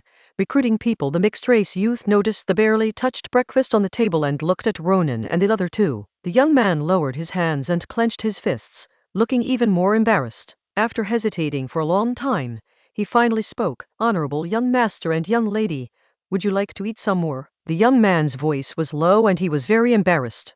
Ronan glanced at the young man with curiosity. It was rare to see an indigenous person with such self-respect. Ambrina was even more disgusted by pitiful people than Dinia, but before she could speak, the stall owner jumped up and yelled, "Eat your mother's ass, you stinking outsider! You've come to our town to beg for food, haven't you? Get lost!" After being yelled at, the young man didn't say a word and turned away. Ambrina was a little unhappy, but seeing that Dinia didn't react, she didn't say anything. In the past, Dinia would have been furious at the sight of this, but she wasn't. She acted like most white people in the colonies, not caring about the plight of a native. After the young man had walked away, Dinia asked the stall owner, "Why did you say he was from out of town?" "My family has served Lord Bai in the governor's office for 5 generations. I can tell from his smell that he comes from those tribes in the south," the stall owner replied with pride. "Then what is he doing here, a stranger from out of town?" Ambrina asked. Upon hearing the young lady's question, the stall owner's boasting spirit flared up. "Your Excellency, a while ago, the Earl in the south passed away, and the surrounding tribes were in chaos. Lord Ronan ordered the officials and officers, who originally belonged to the Earl's territory, to quell the rebellion. In doing so, wouldn't he take the opportunity to extort money from the chiefs? Since the chiefs were extorted, they naturally had to squeeze money back from the tribespeople. As a result, many people in the southern tribes are so poor that they have nothing left. Coincidentally, we built a factory here, so many people have come here to make a living. Hey, you three, don't let that guy's seemingly decent appearance fool you. These out-of-towners are incredibly low class. All they ever think about is taking advantage of others. I ran into one a few days ago, with a kid insisting on buying 3 wraps, refusing the corn porridge, saying water would be fine. What a bastard. Ugh. And yesterday, after I closed up shop, I ran into another one." The stall owner got more and more excited as he talked, but Dinia interrupted him and asked, "Why didn't that young man go into the factory?" "To get into the factory, you have to join the union first. To join the union, you either need a guarantor or you have to pay a deposit.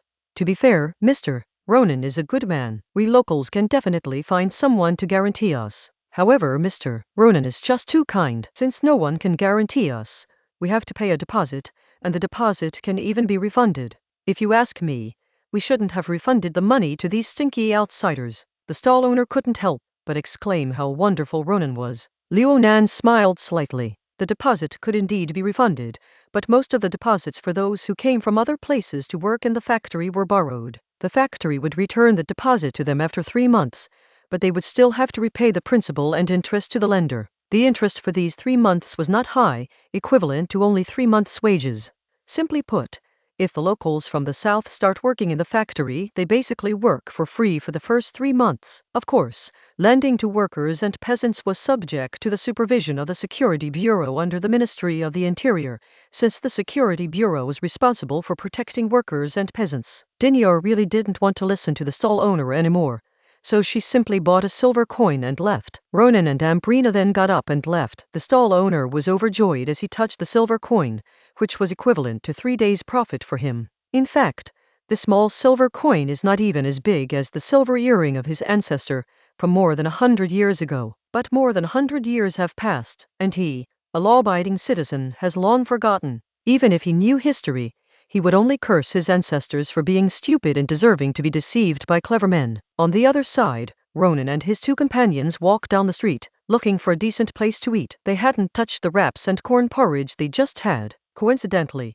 Ronan and his 2 companions saw the same mixed-race youth who had come to the breakfast stall earlier. The mixed-race youth was sitting on the dirt road by the street, with a little girl sitting next to him. In front of him was a cloth with many small items on it, including a knife that looked quite sharp, a blowgun, woodworking tools such as a saw and hammer, a pendant made of cow bone, and a turquoise necklace. What really caught Ronan's attention were a few screws. Screws have been around for a long time and are not unusual, but these screws were a bit rough, and it looked like the maker's craftsmanship was very poor. However, Ronan, being an engineering student, could tell at a glance that these things were not handmade, but machined. At this moment, a burly, overweight local man stood in front of the young man's stall with two other men. No one dared to approach them. Just by looking at the scene, it was clear that these three were the old thugs of this street. Ronan watched from afar, and Ambrina also stopped. Dinia was a little curious, as Ronan, who had just been indifferent to the mixed-race youth, suddenly became very concerned about him. "How much is this knife?" the fat, local native asked the young man. "I made it myself. It grinds very well." 300 feathers, the young man replied. 300? Why don't you just rob someone? 30, I'll take it, said the fat native, pulling out a handful of small copper coins. Not for sale. The young man refused. Heh, I bet you stole it, the fat native said irritably. You cheap natives can't even make a wheel, yet you make your own knife. This is stolen goods. Confiscated. You too, take all the stolen goods and come with me. Just then, someone in the crowd watching from a distance shouted, "This fat guy is just a thug. He has no right to confiscate people's belongings." Fatty Bio instantly flew into a rage, yelling, "Who shouted that? Come out!" Immediately, a hush fell over the surrounding area. The young man realized something was wrong, so he rolled up a piece of cloth, gathered a bunch of things, and prepared to run away. Unexpectedly, one of the three men, a short and stocky one, grabbed the little girl next to him and was about to pull her over when the young man punched the short and stocky man in the face, knocking him over. Fei Bio lunged at the young man, but the seemingly skinny young man was surprisingly strong and kicked him away with one foot. Enraged, Fatty Bio drew his short knife from his waist and slashed at the enemy. Just then, Dinia moved his foot slightly, and a pebble flew out from the ground, knocking the knife away. "Who?" Fatty Bio roared. Dinia stepped forward. "Me." When Fatty Bio saw that Dinia was white, he immediately cowered, but he still shouted, "Don't think you're so great. My big brother is a friend of Lord Ronan. You just wait." Dinia gave Ronan a meaningful look, then called out, "I'll be waiting right here." Fei Bio and his two companions ran away. The young man was also about to run away, but when he saw that Dinia and his two companions had not left, he stopped. In his heart, he felt that he was the one who had caused this, and he could not just abandon the people who had saved him and run away. Ronan looked at the young man and said, "You're really interesting. There aren't many natives like you. You should spend more time thinking about yourself instead." Dinia reminded Ronan. "I'd also like to see who this friend of mine is," Ronan replied with a smile, already mentally considering how the other person would die. Using his name to commit evil, he must be tired of living. Chapter 289 Acquaintances, Recruitment. Someone has to be exploited. A while later, Fatty Bio returned with a group of 7 people. They had blue cloths tied around their right arms and headbands with feathers tied tightly with thin thread. They were from the city's market management office, a department established by Ronan. The large-scale factory area had brought prosperity to the surrounding towns, attracting a large influx of people from many southern tribes seeking a living. Most of them couldn't find stable employment and could only do odd jobs. Given this situation, it is necessary to appoint a group of people similar to urban management officers to regulate market order.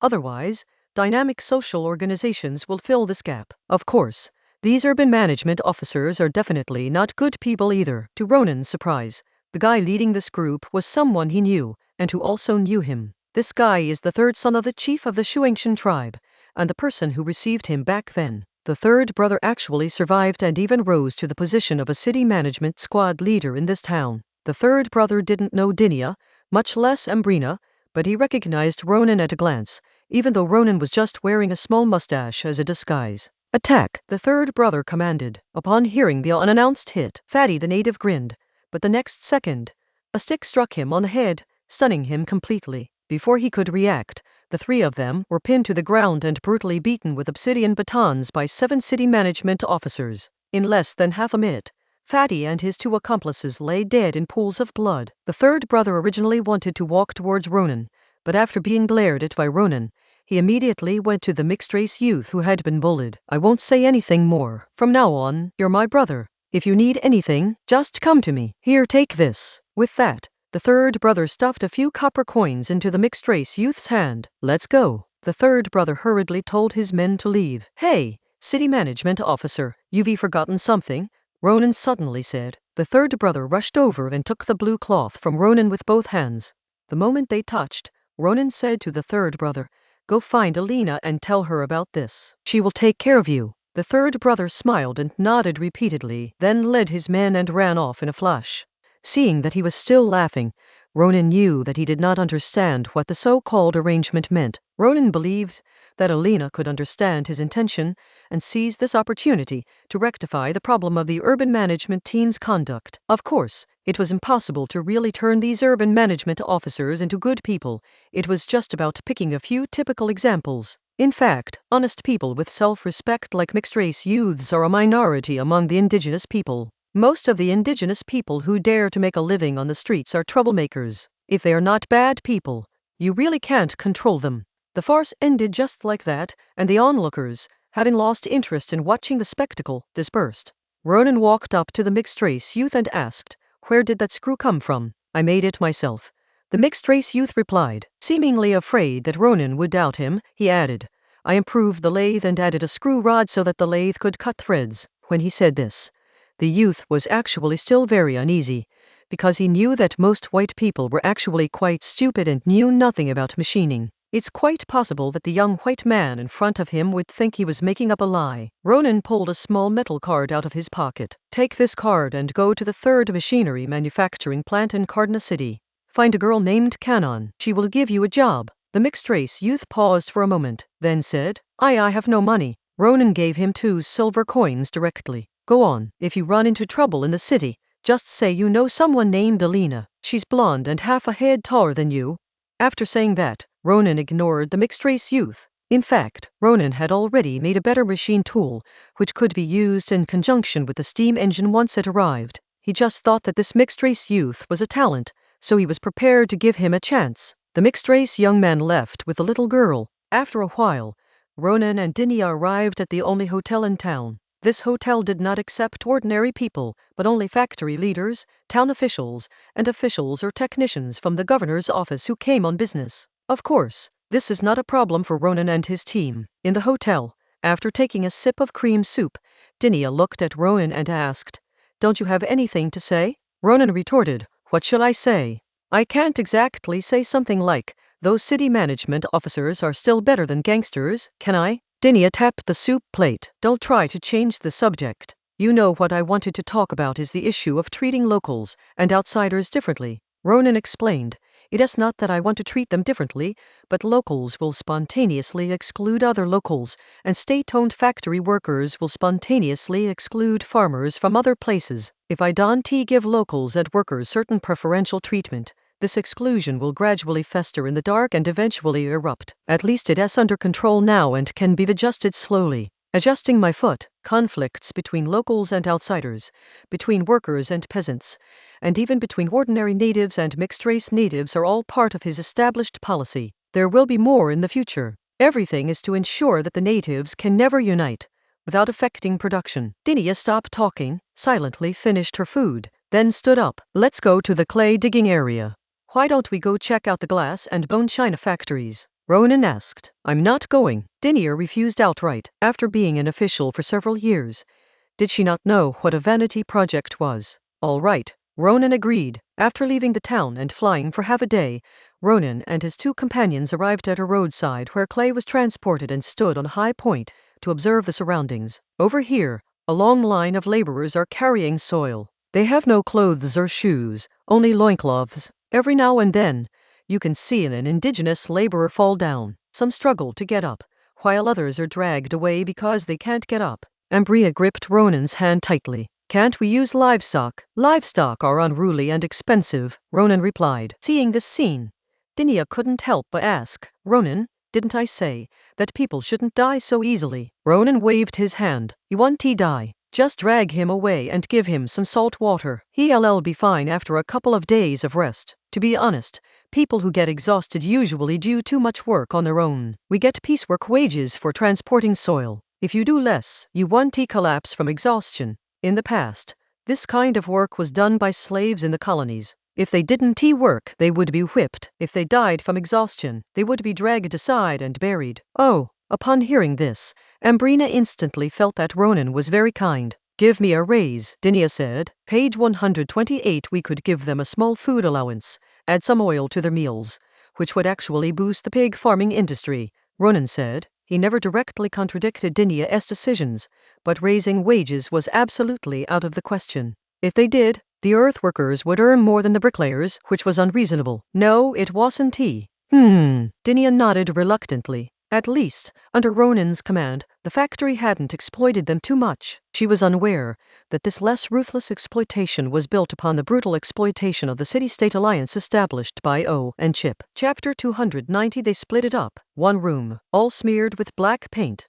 On the outskirts of the capital of Nava, at dusk, O and Chip walked among the cornfields, where the corn planted in April was just beginning to sprout. Oh, we should talk to the people at the governor's office. The prices they re-offering for agricultural products are too low, Chip said very seriously. I finally got out for a walk. Can you please not talk about this? Al said impatiently. He didn't want to discuss these political matters. O is now the head of a city-state federation that governs hundreds of thousands of natives, but that does not change the fact that he is essentially just a 16-year-old boy with only a primary school education. The ups and downs in the previous battles have matured him a lot, and at the beginning of his reign, he was like a man on steroids, working hard to handle government affairs. But after a few months, once everything stabilized, he immediately began to feel weary of government affairs. If it weren't for the enemies to the west and the slight resentment from some small tribes in the surrounding area, he would have long ago been living a life of hunting by day and roaming the wilderness at night. This is important, Chip emphasized loudly. They all seem to be doing quite well, O'Brien said. The they you're talking about are the people of high caste now. The others are just barely surviving, Chip said. O became increasingly irritated and retorted. Isn't it enough that they're not starving to death? People used to starve to death in these wretched indigenous tribes, but they're doing much better now. It's not them, it is us, Chip corrected. We're not starving now, but the population will increase and our expansion is restricted. We must find a way to make more money and then develop manufacturing so that we can truly develop. Ronan will leave sooner or later. Once he has gone, the new people who come won't be as troublesome as him. That will be our opportunity. Let's talk about it after the teacher leaves. O'Neill stated directly that he had worked hard to get to his current position and did not want any conflict with Ronan. But now is the time for us to accumulate resources. At the very least, we need to get out of this predicament. Right now, we don't even have farm tools or flour milling machines. Otherwise, even if he leaves, we won't be able to recover in a few years. Oh, we can just slightly increase the price of our agricultural products. He won't object, Chip said with great confidence. Okay. You know I need to think carefully about who you'll go to negotiate with. O'Brien agreed. He had originally planned to send Chip to negotiate, but then changed his mind and decided to send someone else instead. Chip objected. He knew that if someone else were to negotiate, Ronan wouldn't even need to get involved. Anyone from the governor's office could easily destroy him. But he didn't want to say anything more. At first, he simply looked down on O. When O didn't take drastic measures against the various chieftains, he was disappointed. Now, he is utterly disappointed. How to do? A coup? Even if it succeeds, the indigenous people won't support him, and the newly established city-state will collapse in an instant. If we continue like this, he'll be marginalized sooner or later. Chip thought about it and made a decision. After some time, he would take a small group of people who supported him to develop in a small town in the south. This city-state is no longer my concern. You can keep it for yourselves. Just as Chip was determined to break away, on the other side, Ronan, Ambrina, and Dinia observed a certain mine during their flight. There's not much to say about the mine. It's inhumane. But isn't this labor reform? You might say it could kill people. Laughable. The colony lacks everything, but it doesn't lack people who need labor reform, especially those self-righteous white people. Coming to the new world to be a lord is fine, but to be a lord, you must follow the rules of MS. Dinia and Ronan, otherwise you'll have to be reformed. First be a grandson, then a grandfather. Afterwards, Ronan and his two companions arrived at a small town in the south. They booked one room at a hotel. Just one room, a run-down and small one. Don't look down on it, though.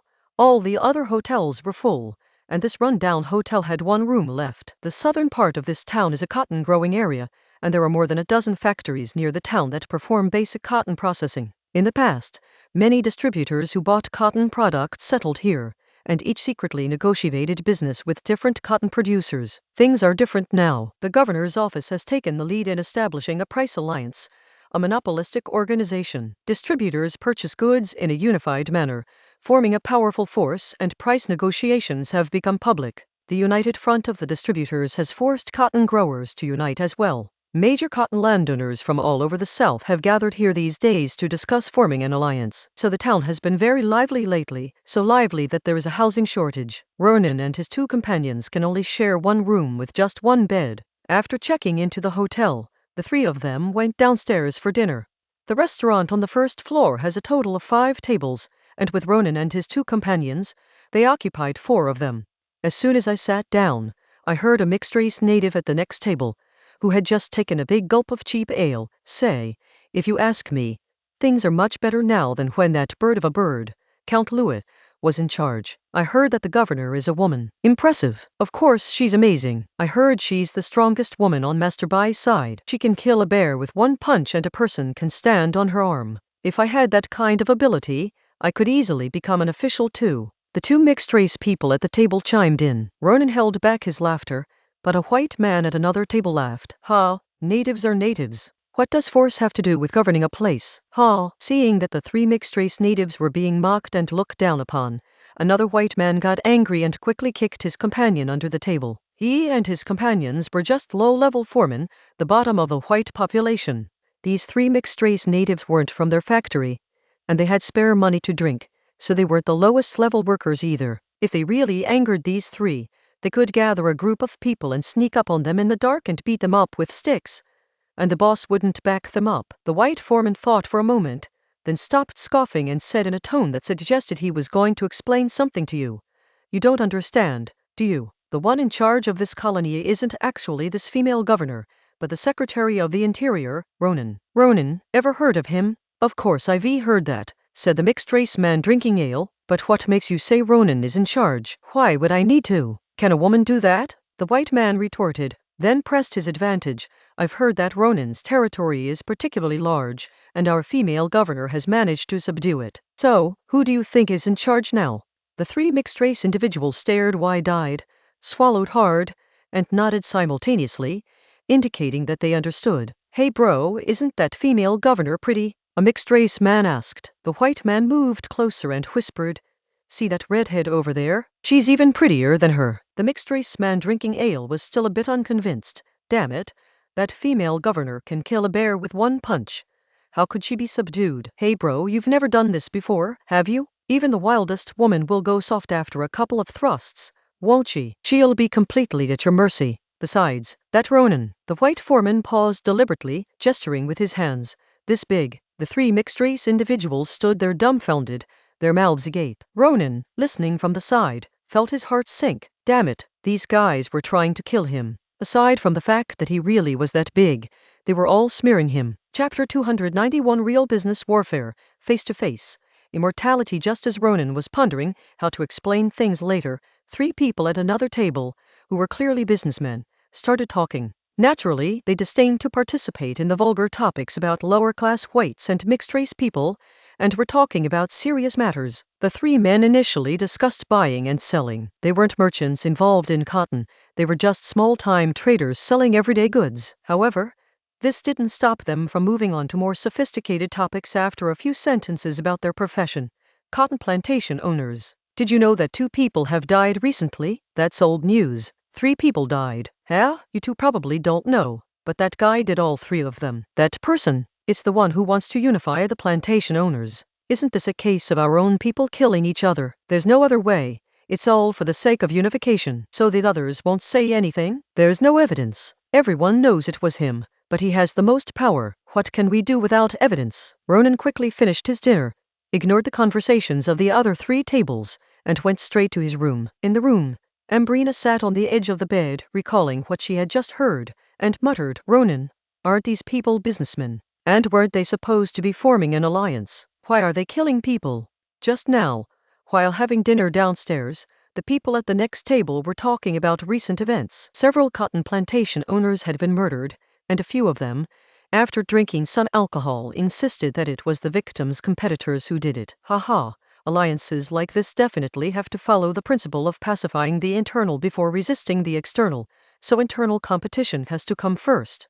Ronan explained with a smile, "Anli, what you think of as a business war might be a battle of wits, but in reality, a business war might be about smashing your competitor's head with a hammer. If the hammer doesn't work, then use a musket. If the musket doesn't work, then hire a magician. What is the bloodshed of capital? The bloodshed of capital is cracking open people's skulls. Dinia lay on her homemade mushroom hammock, squinting at Ronan. You can't stand not to pour your bad ideas into her for a second, can you? My dear governor, as the future queen, Anri needs to understand just how simple these merchants really are, Ronan said earnestly. Yes, Ronan is right, Ambrina agreed. She felt that the past few months, coupled with what she had seen and heard today, had deepened her understanding of Ronan's statement that a weak man should kill a fully armed knight with a single shot of his musket. This applied to politics as well as business.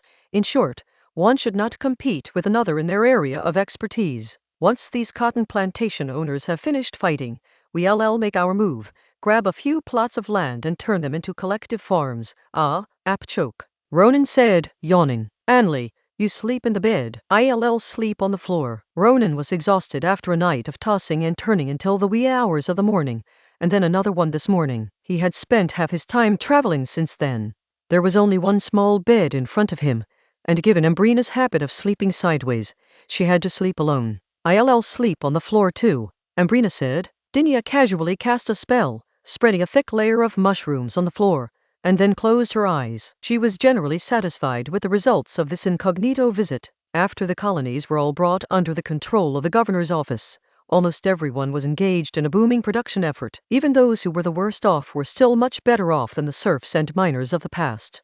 Ronan once again solved a problem that she had been pondering for a long time but couldn't figure out how to solve. Just like before, thinking of this, Dinia suddenly remembered the conversation between the two tables of people earlier. She didn't care about their foul language, but it made her think about her relationship with Ronan again. She has known Ronan for almost 5 years, and now they're inseparable. This is not only because they need and recognize each other in their careers, nor is it just because they have experienced a lot and have secrets that belong only to the two of them. More importantly, they have gradually fallen in love with each other. Although she was reluctant to admit it, Dinia knew very well, she was already mentally prepared that their relationship would become even closer in the near future, and this relationship will last a very long time, because she and Ronan are immortal beings. There was only one thing that bothered her. She seemed unable to achieve her goal of taming Ronan, the evil dragon. Every time, Ronan followed the route she indicated, but it would deviate from the path as it went. Perhaps I should try to understand what kind of path he wants to take.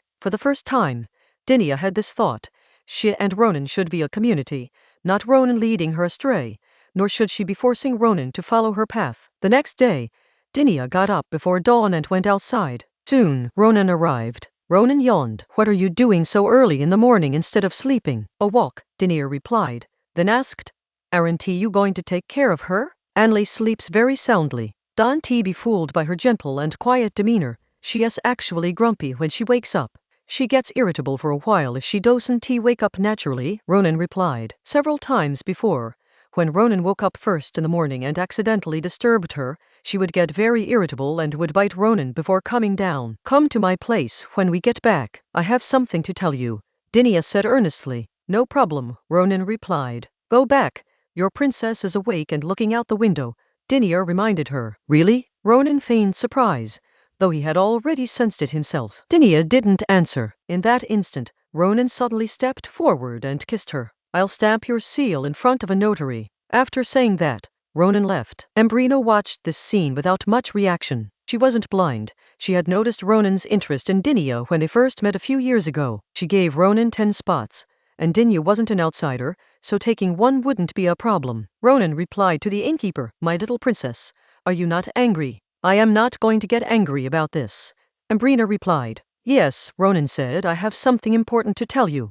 What is it? Ambrina asked curiously. The secret of immortality, Ronan replied softly. Ambrina was stunned. It all started with an accident last year. I went to the Twin Bear tribe. Ronan began by talking about the Twin Bear tribe, and continued on to what happened in the tower. Apart from knowing about the existence of the Creator God, he told Ambrina everything else. Simply put, we can implant a crystal skull skeleton in you to make you ageless. If necessary, you can also get a new body, and your new body will gradually become your original body. Don't worry, Dinia and I have tested it, and the skeleton will not cause any harm to the human body. Chapter 292 Politics, Women, Men have 2 heads. 2 days later, at night, in Dinia's room. I thought it was something else, But it turns out this is the important thing you wanted to talk about. Ronan suddenly felt like his expectations had been dashed. Just now, Dinia asked him what his political ideals were. Ronan poured himself half a glass of wine and said, I thought you already knew about this.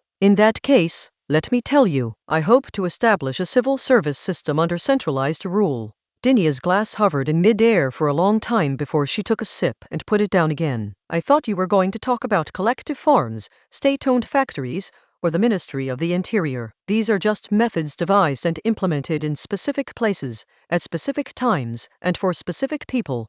They cannot be said to be my purpose or demands. Specifically, the purpose of setting up collective farms in Xinhai City was to suppress the local faction, eliminate the inefficient manor economy, bring more tax revenue to the powerful, and make the higher-ups ignore what you did in Xinhai City. The reason for establishing state-owned factories in colonies is that you want to create a price cartel, but at the same time you don't allow such a monopoly organization to be too powerful and to press the people too much. So you can only establish state-owned factories as the upstream of the industrial chain to exploit these agricultural capitalists. Page 129. As for the Ministry of the Interior, the reason is that the bureaucracy of the entire colony is nominally our people, but in reality they are not. We would lose badly if we fought against them internally, so we can only open up a battlefield that they are not familiar with to suppress and control them. Ronan provided further explanation. Let's get to the point. You're asking about my political ideals because you think my goals conflict with yours, but that's not the case. Ronan immediately read Dinia's mind. For the kingdom, the first thing to do is to reform the system. Look at Wayland. After Wayland became the #1 exporter of wool sheep, the Sheep Eat People movement broke out very quickly, but the kingdom is the #1 exporter of red wine. Basically, every province has vineyards and every place produces red wine, but there is no grape-eating people. That is the difference. Although the kingdom is bordered by the Mediterranean Sea to the south and the ocean to the west, it is actually an agricultural country, and some constraints are difficult to break through on their own. The feudal atmosphere of the kingdom is still too strong. I'm not talking about lords, since the kingdom no longer has lords in the standard sense. I'm talking about the feudal remnants that are constantly reproducing in the power network which have not subsided. In fact, some officials from noble families are better in terms of private morality than many people from commoner backgrounds. However, people from noble families are often involved with a large number of people, or rather, a large number of parasites. As this continues for 1 or 2 generations,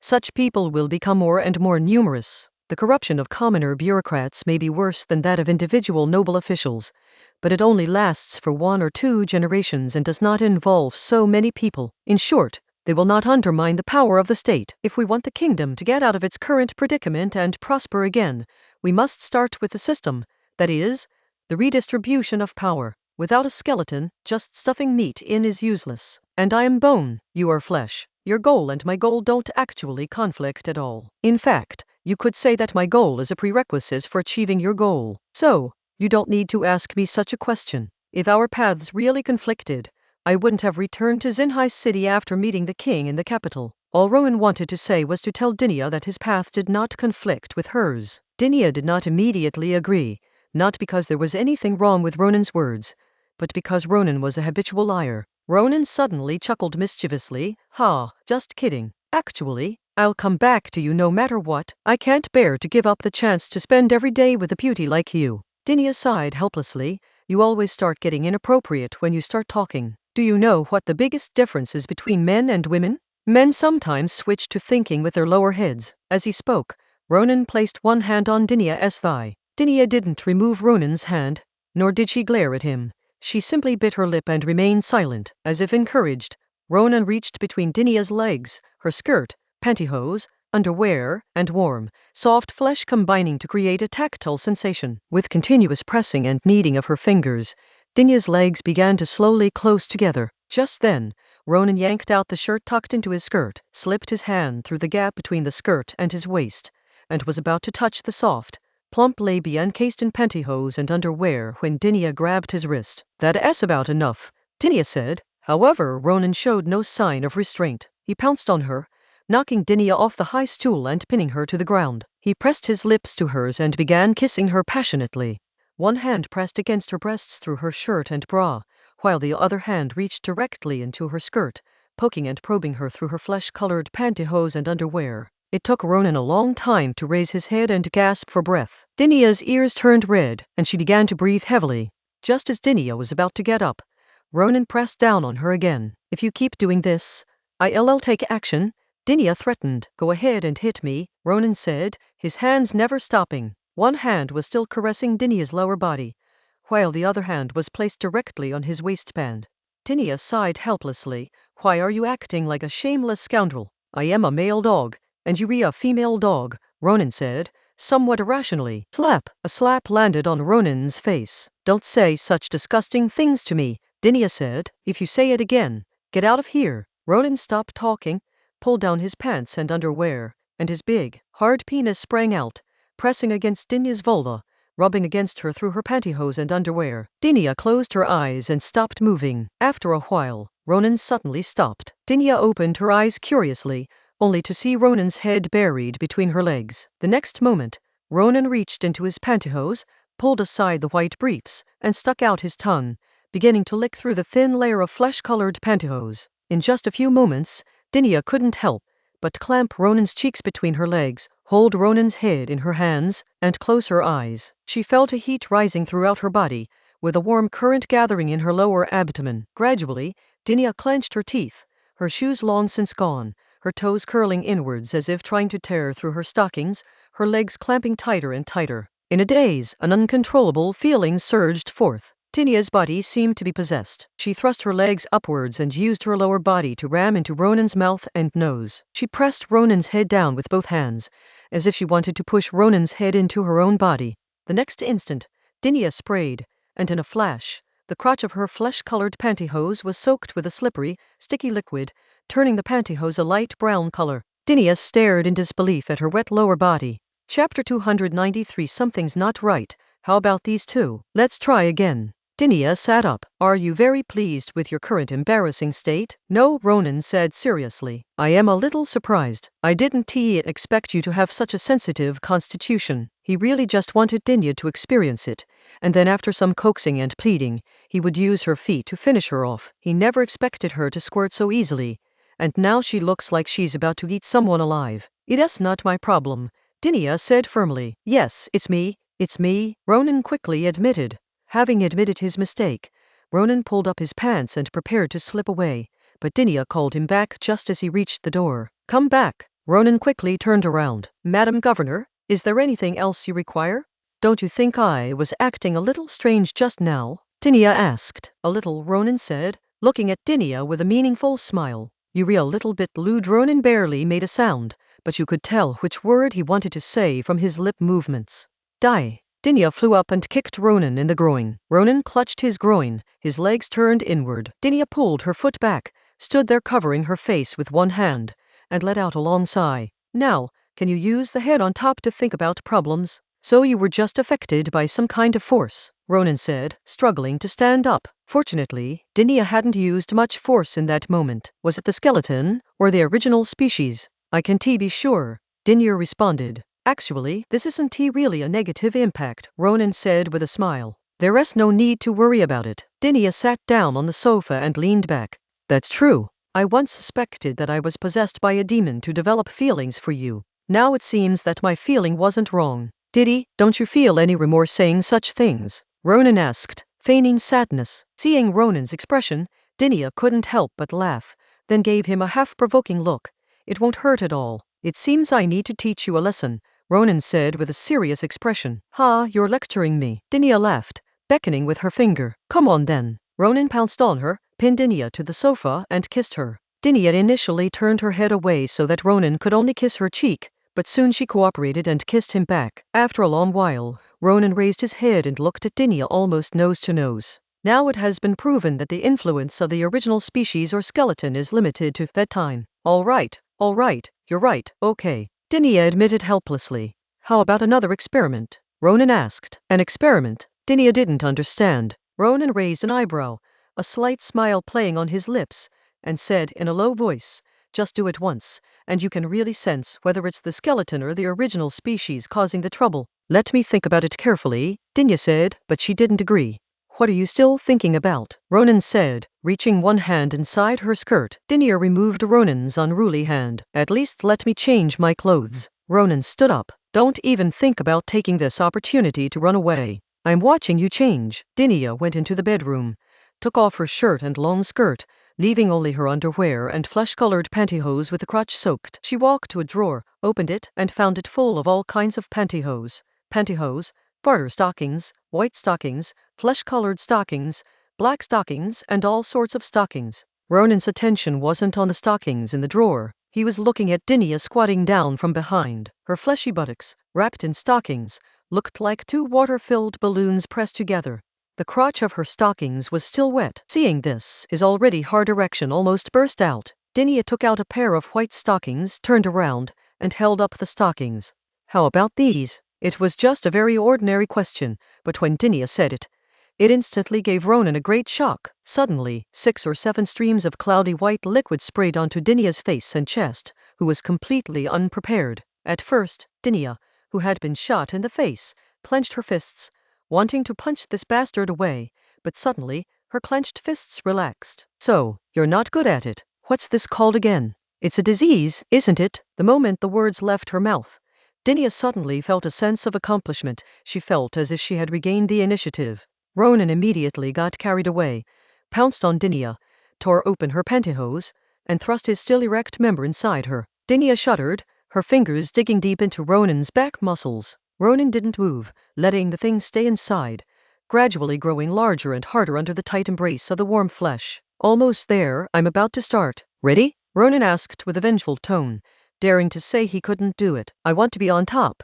Dinia pushed Ronan away with both hands and stood up. She hadn't expected that her position would allow Ronan to penetrate her completely, with most of his 20-centimeter-long member going in. Dinia's body jerked instantly, and she could only manage a soft ah as she covered her mouth with one hand, without making a sound. But she didn't move an inch. Aren't you supposed to be on top? Then why don't you move? Ronan provocatively said. Dinia still didn't move. Ronan gently pushed her chest, causing Dinia, whose body had completely softened, to fall down, returning to the missionary position with the man on top of the woman. Looks like it'll be my turn to do it, Ronan said smugly, and began to slowly thrust in and out. Dinia closed her eyes, gritted her teeth, wrapped her arms around Ronan's neck, and crossed her legs around Ronan's waist, her toes in her stockings sometimes opening and sometimes closing. After a long while, Dinia finally opened her eyes. Huh? That's it? This is nothing. I'll take care of you for an hour first. With that, Ronan began to accelerate and increase the force.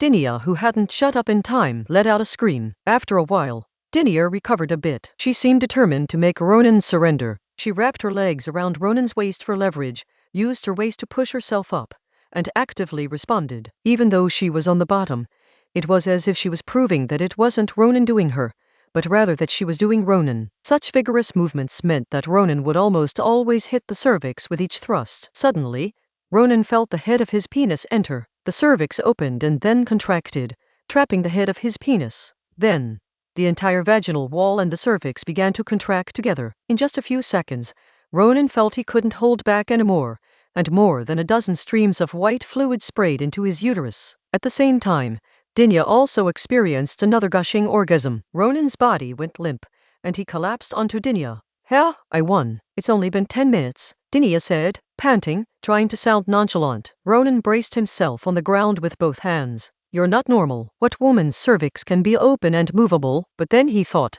this is too exciting. Again, this time, I'll kill you, Ronan said. If you don't come, you lose, Dinia said. Don't cheat like a child. Chapter 294 Writing a book.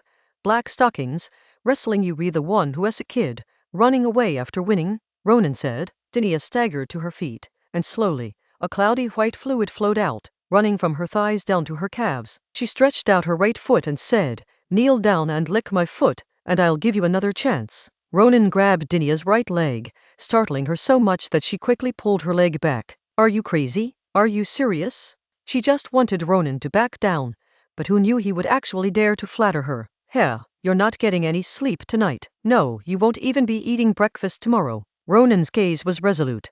He wouldn't stop until he'd rendered her paralyzed. Fine, I admit defeat. Dinia finally relented. You should rest for a while too. Seeing that Dinia's voice softened, Ronan didn't press the matter further. Okay, let's rest for a while and take a shower. I'm not going with you. With that, Dinia opened the closet, grabbed a bathrobe, and walked unsteadily to the bathroom. Dinia came out after taking a shower, wearing a pair of wicker slippers. The skin on her calves was soft, moist, and so white it seemed to glow. She was only wearing a long, purple, belted bathrobe with nothing underneath, and her chest jiggled with every step she took. Ronan caught a towel that Dinia threw to him, then went into the bathroom to take a shower, and came out wrapped in a towel. Ronan walked to the bar, finished the drink he hadn't finished, and said, I have something serious to tell you. What is it? Dinia asked, while dipping the ladyfingers into the blueberry jam in the jar. It was June, the season for blueberries to ripen. We've been in the New World for a year now, and we've basically done what we needed to do. Everything is basically on track.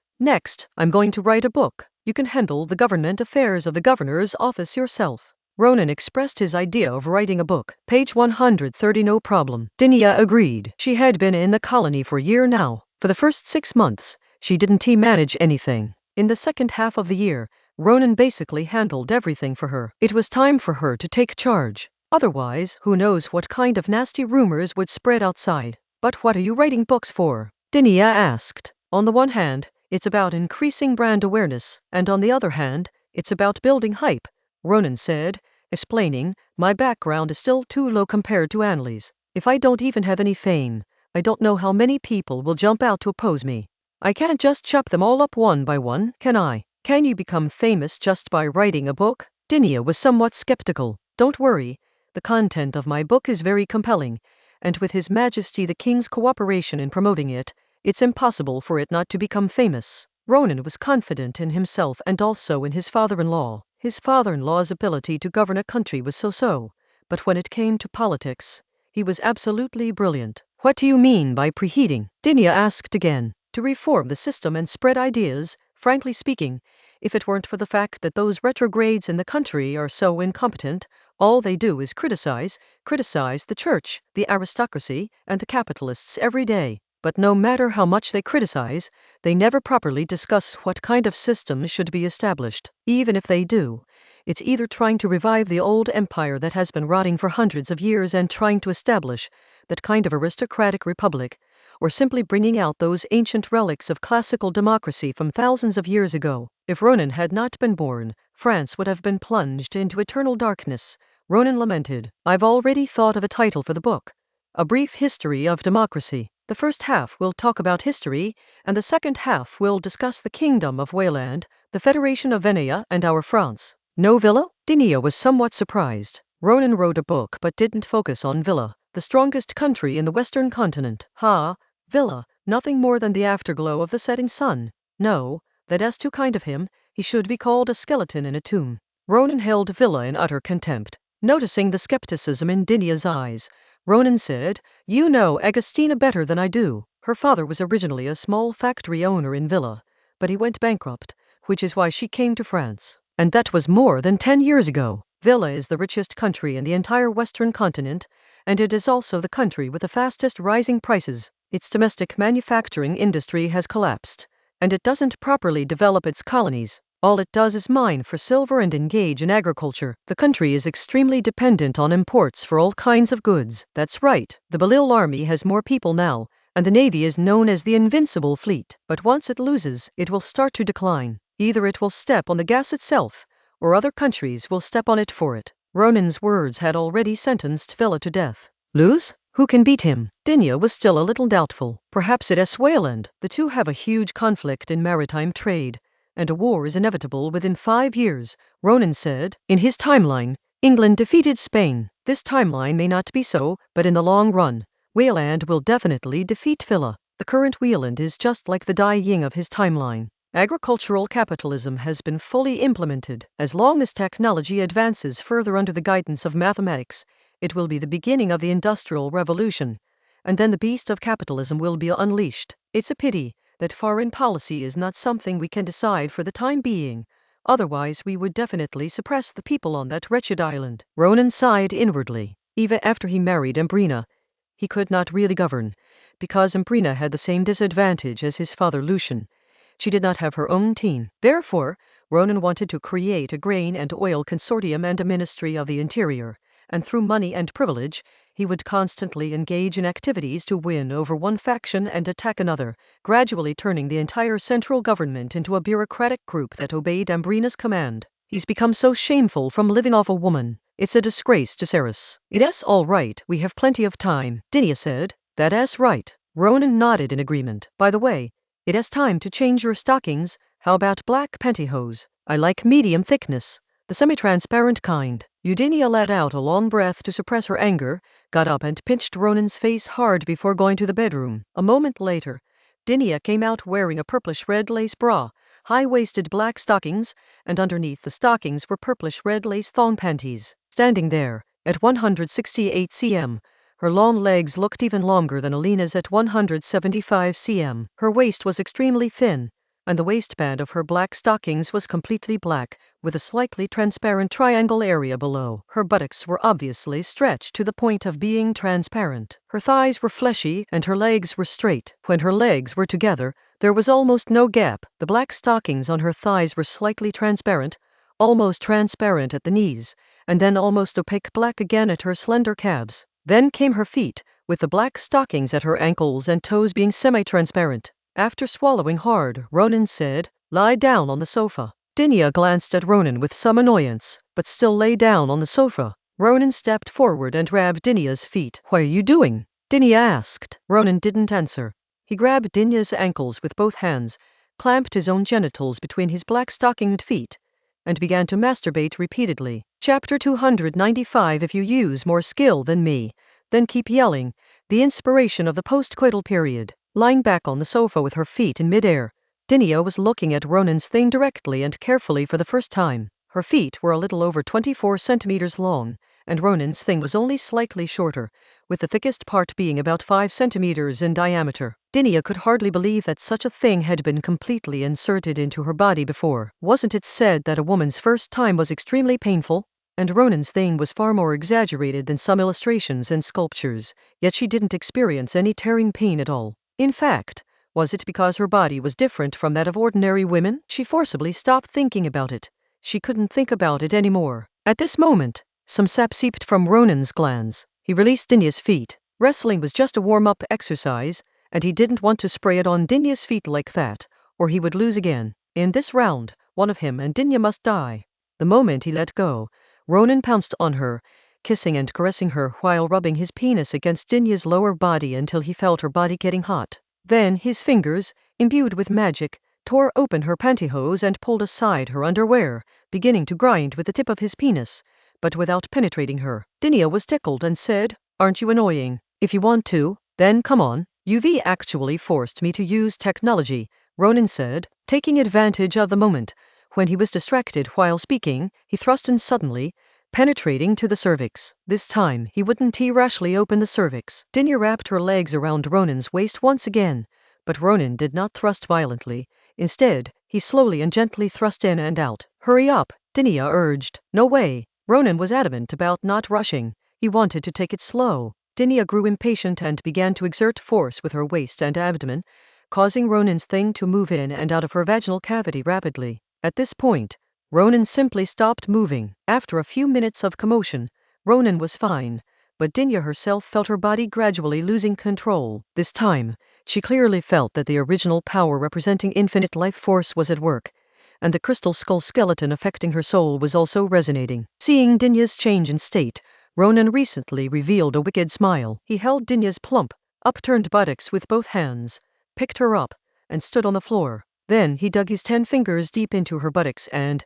while thrusting his waist and abdomen, made Dinia's body move up and down in mid-air. Dinia could only cling to Ronan's shoulder, close her eyes and grit her teeth to keep quiet. Her black-stockinged legs trembled and shook in the air. Her pale white hair, not yet dry, danced wildly. Water seeped from her lower body, soaking her socks, with a few drops even dripping onto the carpet. The continent's #1 female magician was being held and manipulated like a flesh toy. "Say something, why are you silent?" Ronan asked mischievously. Dinia couldn't speak, but she grabbed Ronan's strong shoulder muscles hard. After a long while, Dinia was put down. Her body, which was on the verge of losing control, staggered and almost lost her balance. Taking advantage of the opportunity, Ronan pounced on Dinia from behind, placed his hands on her waist, and began to enter her from behind. However, the visual impact of her black stockings and pert buttocks, which looked like two water balloons squeezed together, was too strong. In order to avoid losing control, Ronan had to close his eyes and start to speed up. Under the intense movements, the tear in the black stockings grew larger and larger, and the entire crotch area of the stockings was completely ripped. Once in that state, Dinia was almost out of control. A few minutes later, Dinia convulsed and ejaculated. Ronan stood up, still standing, but hadn't shot. Dinia lay on the ground, not getting up immediately. "I won," Ronan announced. After a while, Dinia stood up again. "Best of 3. Ronan, who was sitting on the sofa, pointed to his limp penis and said, "If it comes back, you'll have to wake it up yourself. Don't even think about it." Dinia refused without hesitation. Ronan shrugged. "Then let's call it a draw. There's still a long way to go. Let alone 3 innings and 2 wins, 5 innings, 7 innings, 9 innings, no problem." Dinia walked to the side, decisively ripped off her black stockings, wiped them off, and then put on a bathrobe. "I am going to sleep," Dinia said. "Wait a minute, I just had a sudden inspiration."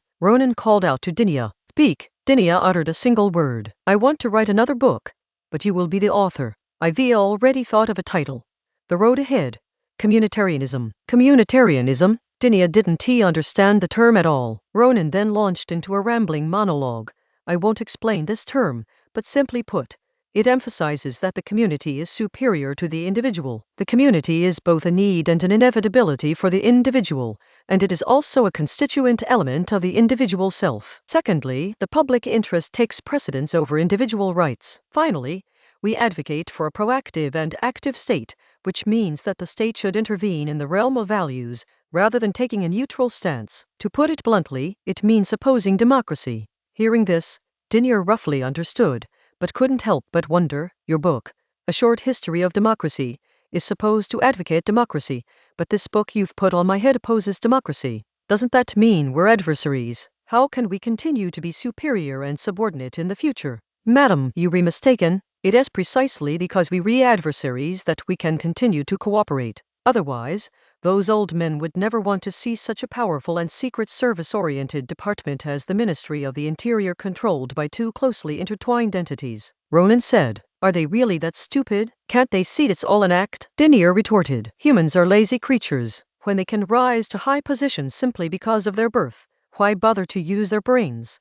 Those high-ranking officials are only slightly better than some other hopelessly stupid nobles. Besides, this can't be considered acting, can it? Isn't what I just said about communitarianism completely in line with your inner beliefs and stance?" Dinia's eyes lit up. It was true. The group was superior to the individual, public power was greater than private power, and state intervention were all her political propositions. "As for me, I'm easygoing. I don't have any particular stance. Democracy is fine, autocracy is fine, conservatism, communitarianism, or even socialism are all acceptable, as long as we don't go backwards." Ronan was absolutely telling the truth. He doesn't care about his stance, as long as he can become an official, a high-ranking official. What do isms, lines, ideologies have to do with him? What is professional? This is called professional. You really have the nerve to say that. I'm not chatting anymore. I'm going to sleep.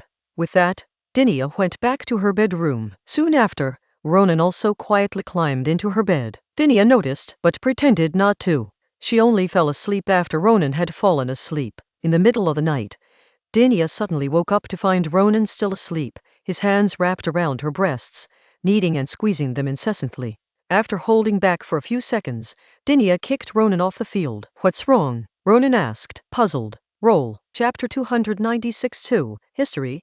Right and left are both me. The following day, Dinia's original plan was to attend a buffet hosted by several major factory owners from the Price Alliance. So she got up early and changed into a corset with a supportive effect and white stockings. Before she put on the corset and changed into a gorgeous white dress, Ronan pressed her against the wall by the window and had sex with her while she was standing. Finally, he smeared the remaining white fluid on her white stockings. Afterwards, Dinia put on a corset and a long skirt and left in ivory high heels. After resting for a while, Ronan left Dinia's residence, had a quick breakfast, and went to the Ministry of the Interior. He handed Ambrina a plan he had prepared before his incognito visit. For the next period of time, Ambrina, as his secretary, would take over the Ministry of the Interior of the governor's office in place of Ronan. Of course, the people who were actually in charge were Elena, the head of the Security Bureau, Alice, the head of the Inspection Bureau, and Ronald, the head of the Postal and Transportation Bureau. Ronald was the first officer under Louis to defect. The Security Bureau and the Governor's Office Command Center belonged solely to Dinia. The Security Bureau has been handed over to Agustina, and the Governor's Office Command Center is just an empty shell and can be ignored. Entrusting the task to Umbrina was, in a sense, Ronan's assignment for her. After all, she's destined to be queen. Even if it's decided that she won't be involved in much affairs anymore, she can't be completely ignorant. Afterwards, Ronan gave Alina and Alice some instructions and then went home. From this moment forward, he will dedicate himself to writing 2 books for the next few months. A Brief History of Democracy and the Road Ahead. Communitarianism. Let's start with the book A Short History of Democracy. The geography here differs somewhat from that of Ronan's original timeline, but overall the differences are minor, so the first generation of civilization still resides in Mesopotamia. For the Western continent, and more importantly, for the Western continent civilization, the second generation was the Aegean civilization. Like ancient Greece, this was not a self-generated civilization. Ronan still remembers that before he traveled through time, many people questioned Greece, mainly because they believed that such a barren place could not have given birth to such a brilliant civilization. They said that the history was fake history and that various mathematical and philosophical works were fake books. Clearly, these people haven't even read any pseudo-history and don't know that Greek civilization didn't just form on a few islands.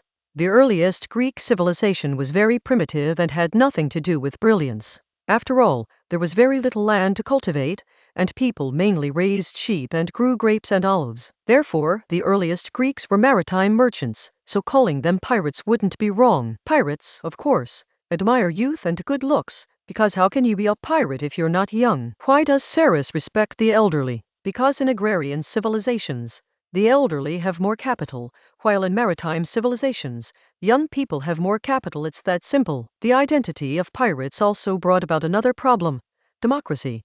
When a group of young people who were cut off from their families on land were on a ship, democracy arose, or rather, in this situation, it was impossible not to be democratic. Then came the Dark Ages of Greece, when Greece was defeated by barbarians. The defeat could be described as the downfall of a nation. While Greek Vikings roamed the world, it was during this period that Greece absorbed much of the cultural nourishment from the city-states of Asia Minor and even Egypt, truly beginning to develop its own writing system and subsequently its own culture and civilization. It was also during this period that Greece brought many things to that peninsula that looked like a pair of boots. Later, Greece proclaimed, "I, who Hansen, have returned," and restarted civilization around the Aegean Sea. From this period onward, the glorious era known to most people as pseudo-history began. Thus, classical democracy in its true sense was born. In the kingdom of foes, the world Ronan is currently in, this is exactly what the retrofaction is advocating. Then came Rome, but later,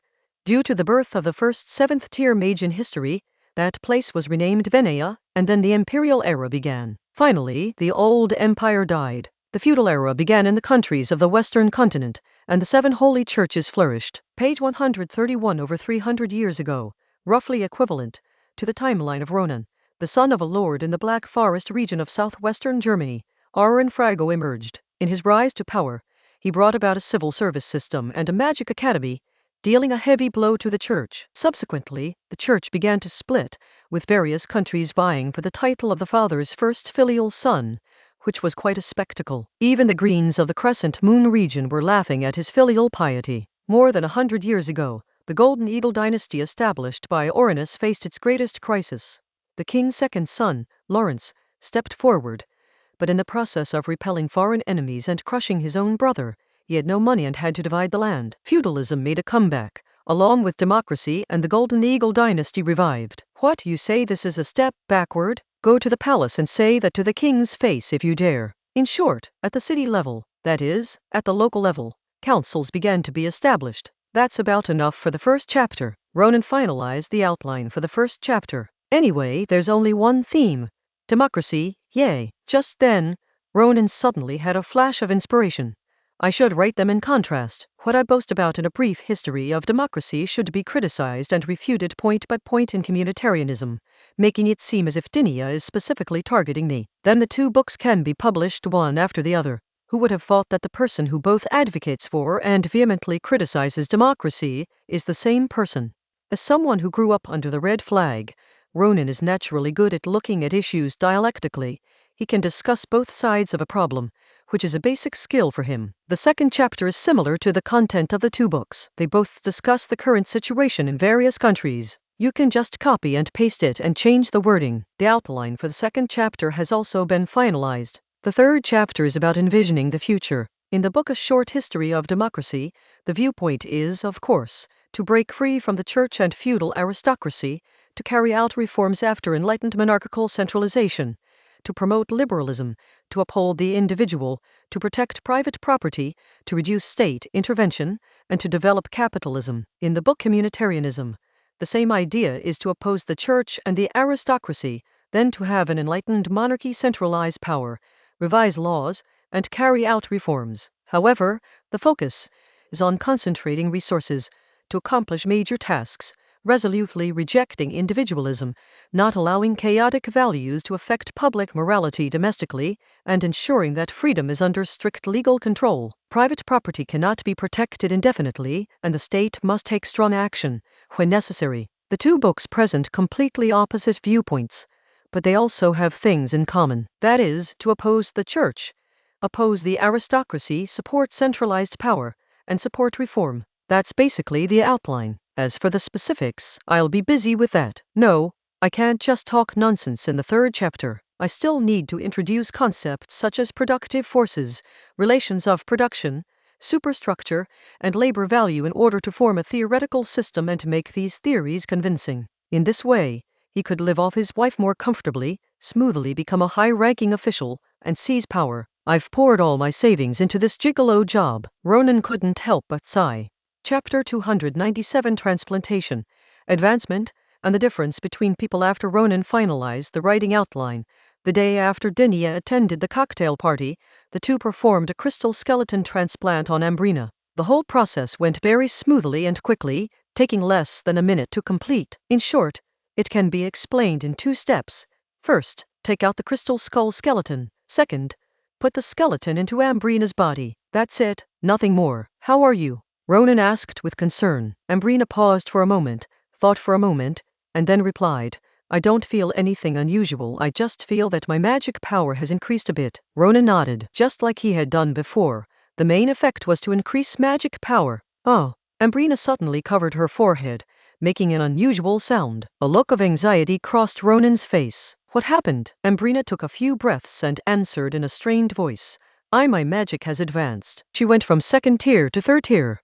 Ronan and Dinia both showed expressions of surprise. As we all know, the three types of magic have different ways of advancing. Destiny magic is advanced when one's magic power reaches or exceeds the corresponding limit, and one encounters a major choice in life. The changes that result from the advancement depend on one's own choices. The way to advance in the heavenly oath magic is to continuously fulfill one's oath. When the number of times and the time spent fulfilling the oath accumulate to a certain level, an advancement will occur. The changes brought about by the advancement depend on the choices the magician makes in order to fulfill the oath throughout the entire process. Ritual magic differs in that elemental magic is about control, while summoning is about cultivation. Essentially, they can be considered the same thing, which is to fill the experience bar to the maximum. It now appears that the direct positive benefits of the crystal skull skeleton are not limited to increasing the maximum mana, but include other benefits as well. What has become of your magic now? Ronan asked. Ambrina,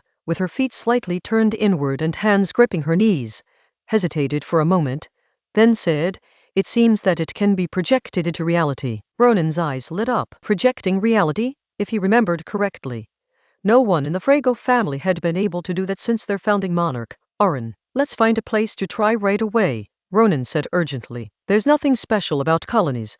You can find vast tracts of open land anywhere. Soon, Ronan, Dinia, and Ambrina arrived at an open area north of Cardenas City. This area was a rocky wasteland not far from the coast, almost barren, with not a single blade of grass growing on it, and not a single human being could be found there. Ambrina unleashed her special summoning magic, and soon a rectangular dining table appeared in front of her, while the surrounding environment, was completely transformed from wasteland into a rural village. Try using magic, Ambrina said.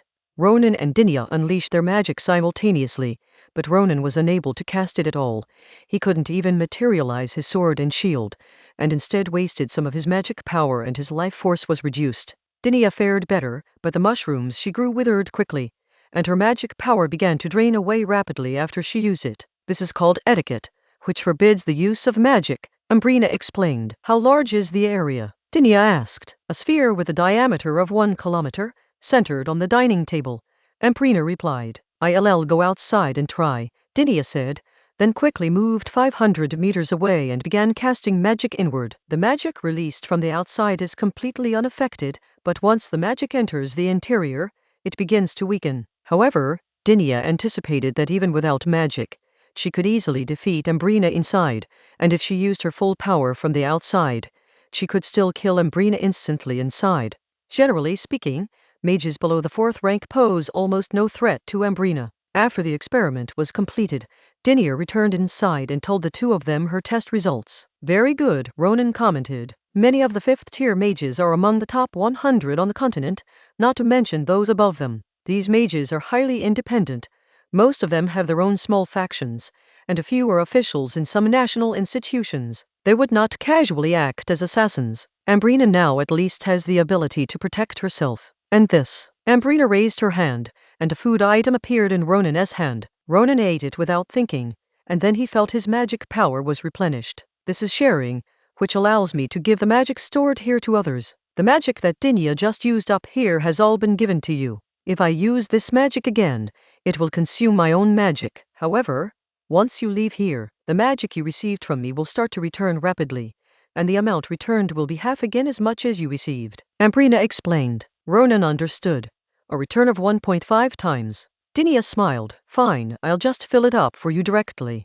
After saying that, she immediately began to unleash the red giant's attack, and the magic power was rapidly absorbed by the entire space. The red giant failed to spawn and only managed to grow into a 3-meter tall, incomplete form. Just 1 minute later, Ambrina hurriedly called for stop, it's full. The magic capacity here is very limited, roughly equivalent to her own magic capacity limit. As a 3rd-tier mage, her maximum magic power wasn't particularly high. This is the last one. Ambrina raised her hand and quiet, soothing music filled the air. Ronan felt a hypnotic effect. Ambrina then explained. There are special kinds of music that induce 3 kinds of emotional changes: hypnotic, exciting, and repressive. That's about it, Ambrina said, not particularly excited. This was the extent of her summoning power at the moment. That's already very good. This is an ability that can be applied to the battlefield, Ronan said. Ambrina's magic, like that of her ancestors, has extremely high tactical value. Summoning magic has both significant advantages and disadvantages. The advantage lies in its heritability, while the disadvantage is that different summons require different training methods, making it difficult to know how to upgrade them later on. As one of the oldest forms of magic, over thousands of years, there have been countless instances of fathers who are not as capable as sons. The Frago family is a prime example. To date, there have only been 2 truly powerful individuals: the founding monarch, Orleans, and the restorer, Lawrence. In fact, one could argue that there was only one, because Orleans's magic was actually a form of fate magic, which was mutated and passed down to his descendants. Lawrence, on the other hand, is the only one who has successfully trained the summon space to its highest level. Therefore, it's estimated that Ambrina will only reach the 4th rank at most in her lifetime. However, things are different now. If nothing unexpected happens, she will live a long time. As long as a person is alive, there are endless possibilities. Ronan is the same.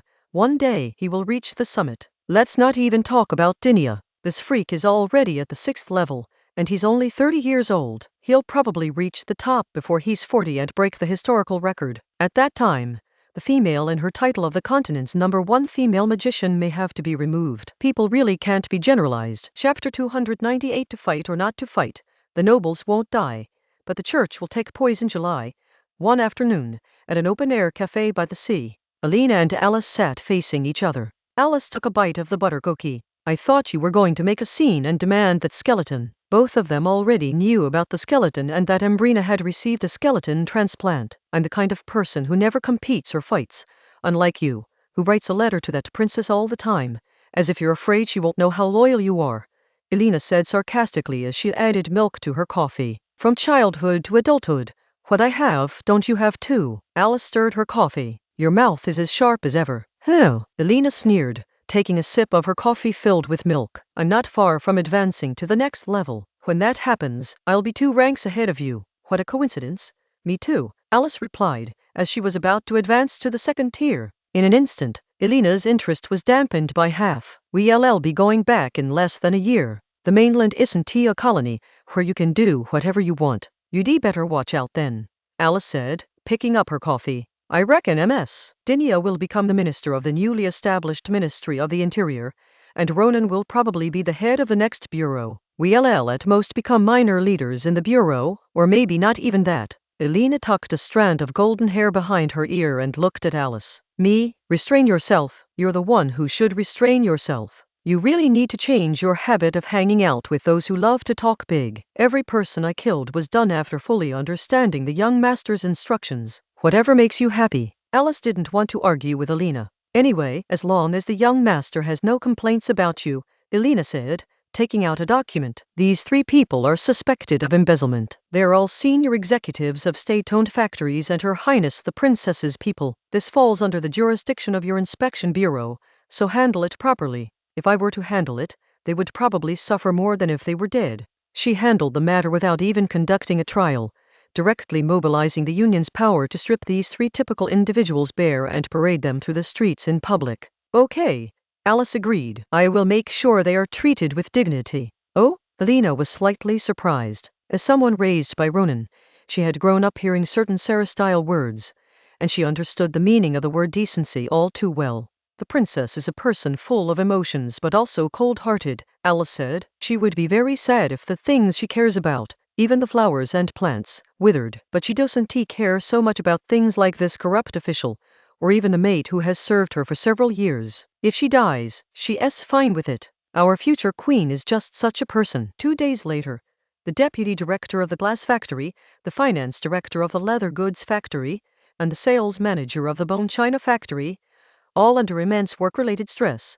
went on a trip together and were attacked by a bear, resulting in their accidental deaths. As Alice had predicted, Ambrina showed no reaction. She didn't care if someone died, so be it. 10 days later, at night, Ambrina sat in a rocking chair in Ronan's study, looking at the manuscript Ronan was writing, while Ronan continued writing on the other side. Ronan, Ambrina suddenly called out. Ronan stopped writing. Anli, what's up? Do we really want to eliminate the nobility? Ambrina asked. Through some of Ronan's remarks, she had already discerned a clear element of opposition to the nobility within him. Nobility isn't something that can be easily eliminated. Nobility, or rather, that status that places one above ordinary people, that mindset that 10 years of hard work can surpass the efforts of several generations of my family, will not disappear, Ronan said. Even if the noble crests on one's body disappear, that thing in one's heart will not disappear. With a change of power, nobles will naturally appear in new forms,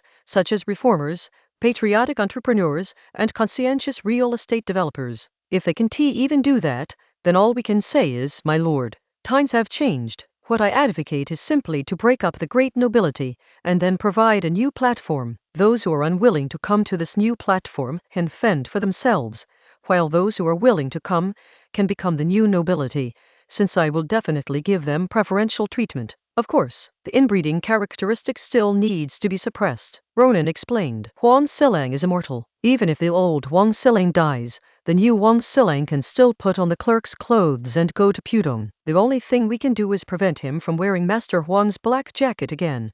It's just a white jacket. What about the church? Ambrina asked again. Ronan turned to Ambrina and said, I'm going to sell them the technology for the steam engine. Huh? Ambrina was so shocked that she couldn't close her mouth for a moment. If we cut off some of their privileges and stop giving them benefits, the church will really panic and they be capable of anything, Ronan said. The church in this world is not as easy to deal with as the church in his original world. It is a violent organization that has mastered a lot of high-end combat power. In your words, this is advanced productivity, Ambrina said incredulously. The church was already very powerful. If it gained such power, could it still control the church? Anli, do you know that the Kingdom of Fas is an agricultural country with a population of 20 million? and the national treasury mainly relies on land output. Page 132. Ronan said, to put it bluntly and perhaps inappropriately, in another timeline of France, by the time of Napoleon, even with the new legal code, it was merely a high-end version of the Qing dynasty, characterized by its superior ships and cannons. Here's another joke. After Britain colonized India, it raised import tariffs on cotton cloth because the reason was that the cotton cloth hand-woven by Indians, plus the cost of sea freight, was actually cheaper than the cotton cloth woven on advanced looms. This completely baffled Britain. Humans are also a means of production. Annually, when the church applies this advanced productivity on a large scale, their control over the grassroots in rural areas will be extremely weak. At that time, we can take advantage of the situation and regain control of the grassroots. Of course, they will definitely move to the city workers at that time. But when it comes to fooling, oh no, instructing workers, I think I am quite good at it. Ronan said with a smile. For the church, advanced productivity is a poison that can bring enormous benefits. It's getting late. You should go to sleep. I need to write for a while longer. After saying that, Ronan turned around, sat back down at his desk, picked up his pen and began to write. Ronan, I want to have a midnight snack, Ambrina said. Ronan turned around. What kind of late-night snack? Ambrina lifted her skirt, extending a slender, soft white silk stockinged foot. Her big toe moved slightly inside the stocking, making a seductive gesture. What do you think? Ambrina countered. How about we have some sex? Ronan suggested. Ambrina pouted. No, not there, at least. Definitely not. No, I meant rubbing against the cleft, Ronan explained. Ambrina's expression changed immediately. Then shall we give it a try? Your Highness, I obey your command. Chapter 299. Being targeted, reactions from various countries.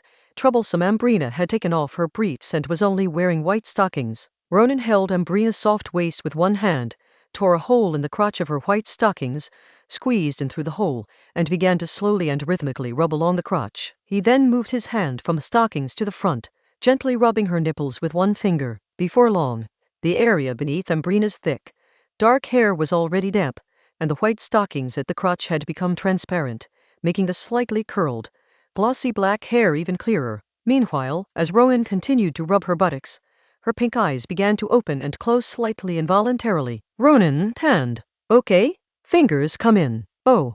Ronan stuck one finger in. In an instant, Ambrina tilted her head back slightly in satisfaction, then closed her eyes in blissful intoxication and turned to kiss Ronan. A moment later, Ambrina groaned softly. One more, just one more. Ronan inserted his middle and index fingers simultaneously, and Ambrina's warm flesh walls suddenly contracted. Just as he sensed that Ambrina was about to ejaculate, Ronan suddenly pulled his hand out, then pressed both hands against the outside of Ambrina's slightly fleshy thighs, making her thighs squeeze together, and then inserted them between her legs. The slippery feel of the stockings and the slight abrasion, combined with the fleshy sensation, quickly got Ronan into the mood and began to speed up, but Ambrina felt increasingly empty and lacking. At the same time, thousands of miles away, in the royal palace of the kingdom of Fez, in the king's sleeping quarters, King Lucian summoned 3 of the few ministers in the central government who were relatively close to him. The kingdom's political system can be described as a Frankenstein's monster,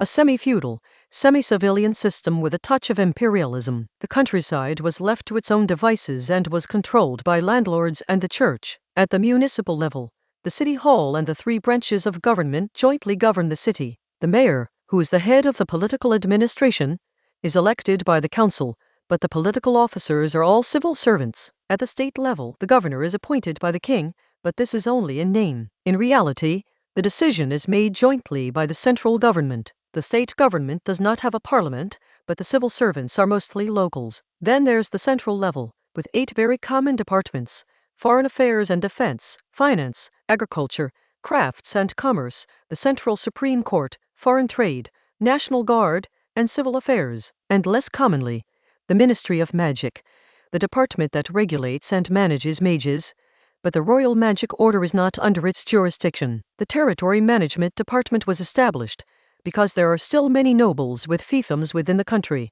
The heads of departments are all called ministers. Next is the Prime Minister Election Committee, which is responsible for selecting the Prime Minister from the candidates nominated by the King, with the King serving as the chairman of the election committee. These are all state institutions, but not the highest authority. There is also the Prime Minister's office, which reports directly to the Prime Minister and is responsible for liaising with and supervising the work of various departments, as well as the General Secretariat, which is responsible for conveying the Prime Minister's instructions. The king wasn't without resources. He had a mage's corps, a royal guard, and a military staff. In short, the guns were in the king's hands. However, the current king, Lucian, suffered a defeat that was not considered a loss at the beginning of his reign, and his military prestige was severely lacking. Of course, he wasn't much better in the central government either. After all, his eldest brother became a monk, and he only got the position after his second brother died. As a result, he has been in power for more than 10 years, and he dislikes the current prime minister very much, but he can't get rid of him. As king, there are 3 types of daily administrative meetings: ministerial meetings, royal meetings, and governors' report meetings. The Council of Ministers is attended by all ministers, but it's essentially a formality, not much different from the Grand Court Assembly in Saris. Then comes the Royal Council, where the Prime Minister and a few ministers discuss state affairs with the king. This is the real daily routine. Finally, there's the Governor's Report Meeting, held annually, mainly to hear reports from the governors about the situation in their respective states. But Lucian preferred private meetings, especially summoning a few close ministers alone at night, because he was at odds with the Prime Minister. Have you finished reading? Lucian asked the 3 of them. The Minister of Agriculture, the Minister of Foreign Trade, and the Minister of Civil Affairs nodded. The document they had just been looking at was a plan for the Ministry of the Interior drafted by Ronan. Although the 3 were not the most powerful ministers, they had managed to reach their positions, so they must have had some judgment. The so-called Ministry of the Interior was meant to weaken the Prime Minister's power on the one hand, and strengthen the King's power on the other. Your Majesty, we must proceed with caution, the Minister of Civil Affairs said. We should wait until the change of government and consider it based on the selection of the new Prime Minister, the Minister of Foreign Trade added. Lucian remained expressionless and silent. At this moment, the Minister of Agriculture said something that left the other 2 puzzled. Mr. Arts, who single-handedly led the grain and oil cooperative, along with Governor Dinia, I think that's enough to keep the Ministry of the Interior in place. It doesn't matter who comes in. Ha ha! Lucian burst into laughter. On the same night, in Wayland, which faces the kingdom of foes across the sea, Chancellor of the Exchequer Wheeland looked anxiously at the door. Soon after, a middle-aged secretary walked in, and the Minister of Commerce hurriedly stood up. How is it? The production of bone china is broken down into dozens of processes, and the core technology is in the hands of a few of Ronan's confidants who are difficult to bribe. In addition, there is that troublesome woman, Faith Marinette. It's impossible to steal the technology, the middle-aged secretary reported. Sigh. The Chancellor of the Exchequer sighed. He hadn't cared about the Lichfield incident before, since it was a matter for the military and the Ministry of Foreign Affairs, and had nothing to do with him, the Chancellor of the Exchequer. However, the bone china issue infuriated him. In just the last 2 months, the country had imported a large amount of bone china from the French colonies, which was a huge amount of money, and the country's tax revenue had been severely cut. Previously, porcelain imported from Venetian, whether genuine Sears export goods or imitations made by those damn Venetian merchants, was merely a luxury item. It was expensive, but its impact was limited. Now, this bone china is cheap and good quality, and with the added prestige of being made in France, it has directly affected many middle-income earners. With the conflict with Villars escalating at sea, they couldn't afford to be without money. Go. Contact the Minister of Foreign Affairs and the Minister of Commerce. We can't just buy, we have to sell. Find someone to contact Ronan as soon as possible. We, Wheeland, want to become their agents. The Chancellor of the Exchequer issued the order. Yes, Minister, the Secretary replied. At almost the same time, King Villa was also meeting with several close advisors, and he handed them letters from the colonies to look at. The king could be said to admire Ronan's skillful handling of the 2 counts and the inhabitants of the plains in the colony, but that was all. What truly ignited his desire was Ronan's ability to transform the French colony in a short period of time, with manufacturing taking off in just a year and a half. As for his country, it's not that its manufacturing sector had absolutely nothing, but it was certainly completely destroyed. What do you think of this Ronan? How about inviting him to our villa? The king asked. He admired Ronan, and in those days it was quite normal to invite a foreigner to serve as an official in one's country. He has already risen to a high position at a young age. Moreover, it is said that his relationship with that female governor is unusual. Chapter 300. Knowing, not knowing, the auction plan. After Ambrina finished her midnight snack, Ronan lost the energy to continue writing and went to bed. he was unaware that His Majesty the King, his father-in-law, valued his proposal regarding the Ministry of the Interior so highly that he had even summoned 3 of his close advisers, whom he had personally promoted, for questioning. However, Ronan believed that the king would definitely be interested. As the saying goes, action speaks louder than words. In Ronan's prediction, his clever father-in-law would at least have someone spread some rumors about the Ministry of the Interior. If he was bold enough, he would directly find an official of moderate rank and secretly instruct him to propose the establishment of the Ministry of the Interior in order to test the attitudes of different groups, especially the group represented by the Prime Minister, who are neutral in name, but fence-sitters. However, this is only the beginning. When the 2 books, A Brief History of Democracy and Communitarianism, were published in the kingdom, any conflict or disagreement will inevitably ignite a conflict. During the conflict, Ronan believed that his father-in-law had enough tacit understanding with him to understand his intentions and continue to cause trouble in the country. He also believed that his father-in-law always trusted him and believed that he could control the situation when the time came. Therefore, they carried out the agreement made during their previous meeting, although it was never explicitly stated. If you had asked Ambrina, who was also present at the time, she would definitely have asked with suspicion, did Ronan and his father have an agreement? But in fact, there was a silent agreement that King Lucian, who was getting closer and closer to death, would do all the bad things, and that Ambrina would do the good things after she came to power. Father-in-law, you'd better step up your game. Anley's goodness is entirely highlighted by your badness. Ronan couldn't help but sigh. Similarly, Ronan knew that the Waylanders would eventually want to get involved in the bone china business, but he didn't know they had reacted so quickly and already had their eyes on it. There's no way around it. Everyone in Wheeland is now working at full speed. Government officials are nothing like Dai Ying from Ronan's original timeline. The current Wheeland, from the people to the officials, are all very decisive. After all, those without decisiveness probably wouldn't survive. However, Ronan planned to sell the state-owned bone china factory in the colony, as well as several other factories. And it's fast. The reason is simple. Once he and Dinia leave, the so-called state-run system simply cannot be maintained. The colony is not like New Sea City, which Ronan has been managing for many years. The civil servants and local forces here are neither Ronan's nor Dinia's people, and the colony's territory is much larger than New Sea City. It is impossible to accomplish the 2 whatevers. Given this, rather than watching colonial officials and factory managers collude with some businessmen to create chaos in the factories, then let the workers suffer losses, and finally let private individuals take over, it would be better to put them up for auction from the beginning. Ronan will sell to whoever offers the best terms. Of course, Ronan will take all the core technical personnel with him. These technicians were originally brought from his homeland, so there won't be any problems. From now on, the bone china factory will only be producing ordinary pottery, not exquisite bone china. As for the porcelain factory, it will naturally be built to the east of the capital. In Ronan's original timeline, there was a ceramics factory located east of Paris, France. The glass factory, leather goods factory, and food factory were sold off intact. All the technical staff of the textile factory were taken away, as were the machines. However, the textile factory can still use Ronan's machines in the future, but it will have to pay for them. Although Ronan's actions weakened the colony's power, he still managed to leave behind some factories, enough to prevent the colony from becoming a place that could only export raw materials. At the same time, Ronan also built a stable pool of resources for the indigenous forces, allowing for sustainable exploitation. In addition, there were minor adjustments to the governor's bureaucratic system and the price cartel, a monopoly organization that was slowly becoming tainted with the stench of capitalism. It can be said that in just 1.5 years since Ronan arrived in the colony, he has enabled it to achieve a leap forward. Even if some people reverse course after he leaves, it is still much, much better than before. Well, I'm not being modest. How did I, a mayor's secretary, end up in the colony and in charge of operations?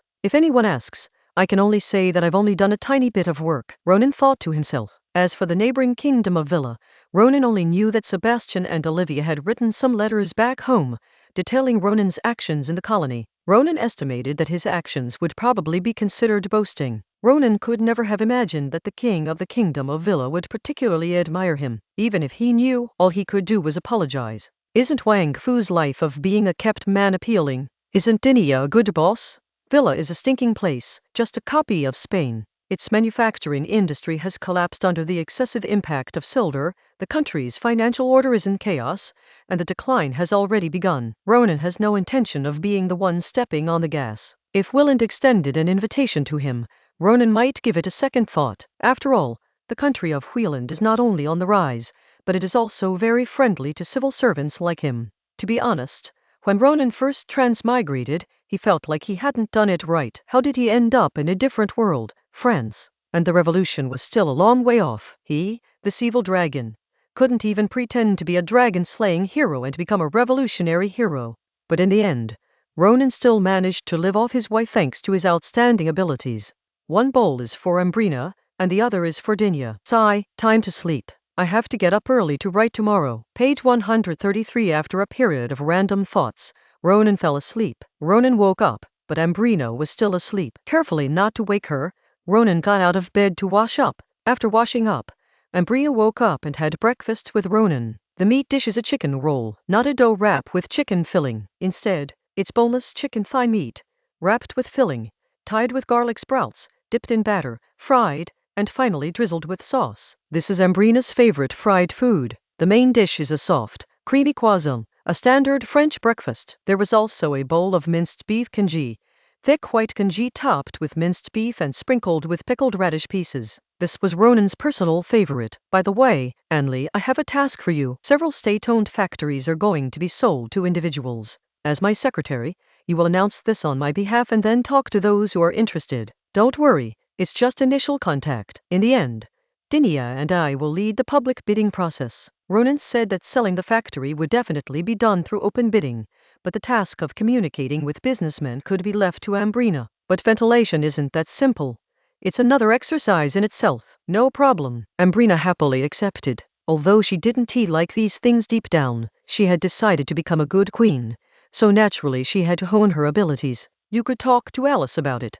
She should be able to give you some advice, Ronan added. Actually, it would be better to talk to Alina, but Ambrina and Alina are rather distant. Chapter 301. A deformed group, appreciators, and the art of dissemination. A small airship is flying at high speed in the sky above the sea. This airship is magic itself, not something created by a magician using magic. Inside the airship, a man who looked to be in his 30s looked at the white-haired old man beside him and said, I never expected that you would leave Iceland and take the initiative to participate in this negotiation. I'm not interested in your business dealings. I'm just using his connections to hitch a ride and meet the #1 female magician on the continent, the old man replied, glancing at the person sleeping next to him with an eye mask on.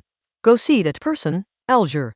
A man who looked to be in his 30s was now even more puzzled. The old man before me is one of the strongest mages of our time, the strongest elemental mage without exception. He is Victor Church, born into the nobility of Wayland. After becoming the rightful ruler at the age of 20, he left Wayland to travel around. In his middle age, he returned to Wayland to marry and have children. 60 years ago, he joined forces with another group of lords to restart the constitutional cabinet, which had been abolished, and changed the entire Wayland. He is known as the Elemental Lord. 30 years ago, he reached the pinnacle, and in the same year, his only son committed suicide. Victor left Wheeland and took a group of magicians to Iceland. Those who didn't know him might have thought he was ruling over territory, but those who did were still surprised by the actions of this most powerful magician. He was actually using magic to change the environment of Iceland, while the magicians gathered around him were tinkering with all sorts of strange things. Why do you want to see her? Alger asked. Victor, as if he were elegantly enjoying afternoon tea, calmly uttered a sentence. The current state of the magician community is far too distorted. Deformed? Alger asked, puzzled. Don't you think that the vast majority of mages are killing machines? The low-level ones are assassins, and the high-level ones are leaders of violent groups. That's what mages are like. Some upright magicians' magic is not very lethal, but it can bring positive effects to society. However, they still try their best to convert their abilities into combat power. Isn't this a deformity? Victor countered with a question. Well, there's nothing we can do about it, Alger said helplessly, because he knew that the so-called certain magicians he was referring to were Victor's only son, who longed to be as powerful as his father, but couldn't, and ultimately chose to commit suicide in his depression. But as he said, there's nothing you can do about it. Although Alger had never heard of that saying, as a magician, He knew the principle that stockpiling grain instead of guns makes your house a granary, while stockpiling guns instead of grain makes everywhere a granary. 2,000 years ago, magic was born.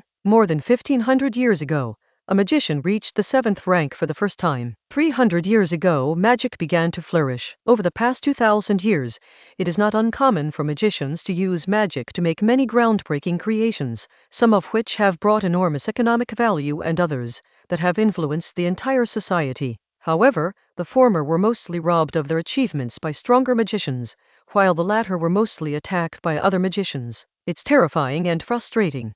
The most fundamental logic in this world is violence. Magicians are the most violent group of people. Victor was able to use magic in Iceland to do whatever he wanted without any interference, firstly because he was far from the center, and secondly because no one could defeat him. Victor spoke slowly. Magicians should be advanced, but they do the most barbaric things in the world. If some technologies were to develop further, especially firearms, perhaps many magicians would jump out and cause destruction.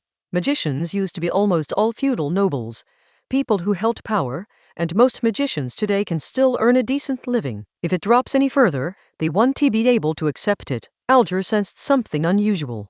You don't mean to leave your inheritance to that woman, do you? She's French. Victor did not answer. But not answering is also a form of answer. Can't you choose a successor within the country? Alger asked in a low voice. Victor still did not answer. Those who are young enough are not strong enough, and those who are strong enough are not young enough. Those in their 50s and 60s have long been accustomed to enjoying everything because of their status as high-level mages. In fact, Dinya could have enjoyed it all, but she didn't, at least not yet. She became a national hero at the age of 18, and more than 10 years later, she still retains her sharp edge. This is what Victor values about her. Victor felt that Dinya's ideals were too small, merely changing the situation of one country. She didn't understand that only by changing the entire landscape of the magician world could the world truly enter a new era. Thinking of this, Victor couldn't help but sigh. At this moment, a man who looked exactly like a 16 or 17-year-old boy lifted his eye mask, rubbed his sleepy eyes, and said, "Teacher, you've been talking about this woman for years. If I didn't know you well enough, I would almost suspect that you, this old tree, are about to come back to life." Alger's heart skipped a beat. The only person who would dare to speak to this old man like that was Isaiah, who looked like a young man, but was actually nearly 80 years old. In this business negotiation, Alger was responsible for being friendly, while Isaiah was responsible for threatening. On the other side, the French colonies. After discussing it with Alice, Ambrina spread some rumors through civil servants in the governor's office, in the form of casual conversation, that several newly established but promising state-owned factories were going to be sold to private individuals. The civil servants spread the word through the wives, and soon, all the influential merchants in the colony knew about it. Everyone was itching to know, but no one dared to take any action, or even to inquire directly. Ronan's Ministry of the Interior was simply too ruthless.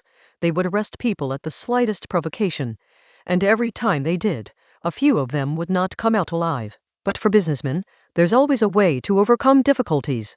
They spread the news directly to the workers. Many of the workers in the state-owned factories were lower-class white immigrants. The natives didn't dare to cause trouble, but the businessmen were far more daring. After all, state-owned factories offer very good benefits. If they were to become private, things would be very different. Seeing that everything was going according to plan, Alice and Ambrina summoned the chairpersons of the various unions. They first offered some reassurance, and then regretfully stated that the state-owned factory was indeed to be sold to the workers. However, the governor cared about the workers, so he decided that anyone or any consortium that wanted to buy the state-owned factory would have to obtain the union's approval. The union leaders were immediately satisfied and promised to go back and persuade the workers to stop causing trouble. A week later, Ambry will announce that she would publicly solicit bids for the sale of the state-owned factory. After announcing the news, Ambrina breathed a sigh of relief, thinking that everything would be fine once she followed the procedures step by step. But the next day she felt terrible. Merchants from all walks of life sought her out,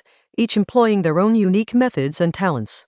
If it were a matter of shady dealings or bribery, that wouldn't be a problem, but the problem is that these businessmen are all extremely upright. Chapter 302 Perseverance, Stance, and Unexpected Visitor. These businessmen, either individually or in groups, would discuss with her what development plans they would implement if they took over, what they could achieve, and what disastrous consequences would result if someone else took over. In his words, He was always thinking about the future of the colony. Ambrina was completely confused. Everyone seemed to have a point, but the problem was that their points contradicted each other. It couldn't be that they were all right, could it? That evening, Ambrina found Ronan, who was writing a manuscript. If you really find it difficult, you can stop here, Ronan said. Ambrina said almost without hesitation, I want to continue. In fact, she could have withdrawn from the meeting, because Ronan's task for her was simply to communicate with the businessmen, and she had already accomplished that task well. She could leave the rest to her, but having already completed the preliminary work, Ambrina still wanted to continue, because she wanted to hone her skills and prove herself. The next day at noon, Ambrina went to see Alice, hoping she could give her some more advice. Meanwhile, Alice was having lunch with Alina. This was certainly not because the two were on good terms, but because the sale of the factory involved the union, which had always been handled by Alina's security department. Alina was very familiar with the union. She was the one who spearheaded its organization back in UC City, even though she had turned it into something resembling a gang. Alice's Oversight Bureau targets officials, and the sale of the state-owned factory itself had nothing to do with her. But Alina will definitely be involved. Your Highness, it is difficult for me to offer an opinion on this matter, Alice said in response to Ambrina's inquiry. Making plans is something she excels at, but choosing a reliable person from a large pool of people is not her forte. It is simple, Alina suddenly said. Regardless of whether you think what those unscrupulous merchants are saying makes sense or not, just treat it as nonsense and ask them to do things your way. Then see how they react. Put the arrogant ones and the honest ones on your blacklist. The former don't even pretend, and the latter like to pretend too much. How could they possibly do things my way? I am just a secretary, Ambrina said with some difficulty. Her current role was merely that of a secretary and an organizer of this resale event. She had no decision-making power whatsoever. Alina spoke rudely in front of Ambrina, chewing her steak as she spoke.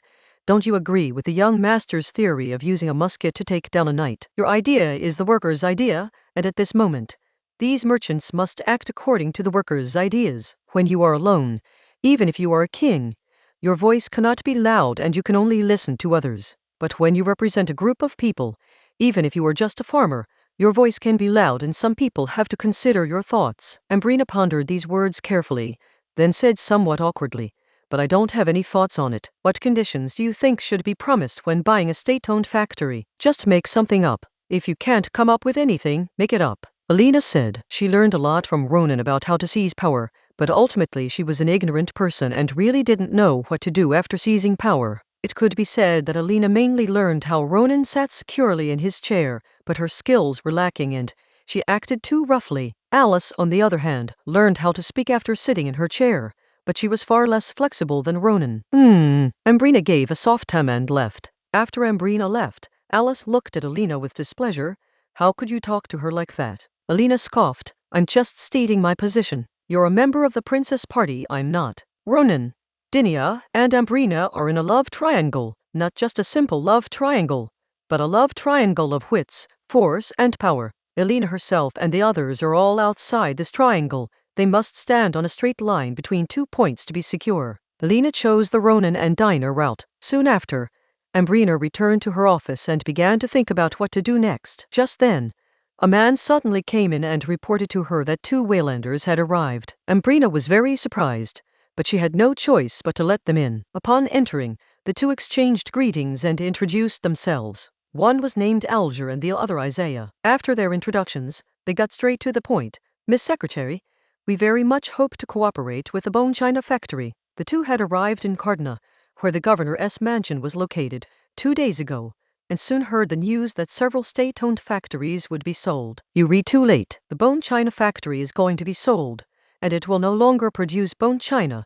It will mainly produce pottery, Ambrina said. The coarsely glazed pottery was still valuable to the merchants of the colony, but the Waylanders certainly wouldn't have considered it. Alger wasn't surprised at all by Ambrina's words. Such a good factory was going to be sold, which meant Ronan and Dinia were leaving. Since they were leaving, they would definitely take the core components with them. Alger bowed respectfully and asked, then, could you please introduce me to Mr. Ronan? After thinking for a moment, Ambrina did not refuse. This, tomorrow then. Thank you very much. Alger expressed his gratitude, and then left with Isaiah. After the 2 left, Ambrina fell into thought again. With her head down and fingers piercing her hair, She thought for a long time, but she could only find one entry point. The businessman who bought the factory had to pay extra money to build a school specifically for the children of the workers, and promised to give the workers a discount on tuition fees. At the same time, a hospital would also be built. As for maintaining the workers' original treatment, Ambrina hadn't considered it. She knew very well that the state-owned factory originally had good treatment, because it was upstream in the industrial chain and made huge profits by exploiting downstream workers. The governor's office wasn't solely focused on making money, which was why it offered such good treatment. But after the businessman bought it, he integrated the upstream and downstream. Would he exploit himself? Besides, all the businessman was thinking about was making money. Therefore, a decrease in compensation is inevitable. We can only try to make up for it elsewhere. That's all Ambrina could think of. Just as Ambrina was having her initial idea, an uninvited guest arrived at Ronan's room. An elderly man, wearing round-framed glasses with thin silver chains attached to the temples and hanging around his neck, had an old face, but a straight posture and a spirited demeanor. His simple clothes could not conceal his elegant and gentlemanly air. However, what Ronan was concerned about was not the old man's demeanor, but rather how this gentleman had managed to appear before him without him noticing. "Hello, Mr. Ronan," the old man said. "You can just call me Victor." "Mr. Victor, may I ask what brings you here?" Ronan asked politely. "Meet the two most promising young people I know." Chapter 303. Impatience, Doubt, and the Old Parable. A seaside villa in the Eastport district of Cardona City, a property that Ronan bought in the name of the Ministry of the Interior. Of course, just like a luxury carriage in the New City Hall, this thing bought in the name of the government is for his personal use only. However, Ronan only visited once or twice, because this was a place he used to entertain guests, and very few people in the colonies could become his guests. At this very moment, Ronan, Dinia, and the legendary 7th-tier elemental mage Victor were sitting on either side of a tea table on a balcony where they could see the sea with just a turn of their heads. Page 134. Victor Church is not the old man's full name. After all, a nobleman's full name would not be so short. Church is not even his surname. Church means church in Wayland. This legendary magician traveled around the western continent in his youth under the guise of pilgrimage, using churches as inns. After returning home in middle age, he called himself Victor Church and abandoned his noble surname. Others might not be able to do it this way, but he can. At the time, I was even a little proud, because even though I did something that made the circle very unhappy, they still had to praise me in return. Victor recounted this story from 60 years ago with a calm demeanor, neither proud nor contemptuous. Even at over 100 years old, he still firmly believes that some things are wrong, but he no longer experiences emotional fluctuations because of these things he disagrees with. "You're not just going to tell those well-known stories about yourself, are you?" Ronan asked. The stories of this old man, Victor, are truly well known in the magic community. Impatientness is something to be envied, Victor murmured. "I'm here simply hoping you can set your sights a little further." Dinia remained silent. Ronan guessed part of the other party's intention, so he asked cooperatively, for example, changing the entire landscape of the magic world. Just talking about orthodox magicians, there are very few high-ranking ones. The vast majority are low-ranking, and their combat power is not very strong. In fact, some of them have no combat power at all. If they were willing to use their magic for technological research, production and construction, the benefits they might bring to this world would be far greater than if they used that little bit of power as a weapon. In fact, I think even someone like me should focus on changing the world, rather than using force as a long-term deterrent. Victor slowly finished explaining his views and aspirations. "But magic has always been a means of violence," Ronan said regretfully. Before Victor could speak, Dinia turned to Ronan and said, "It's always been this way, so it's correct. I am not saying this is right, but that existence itself has its own rationale.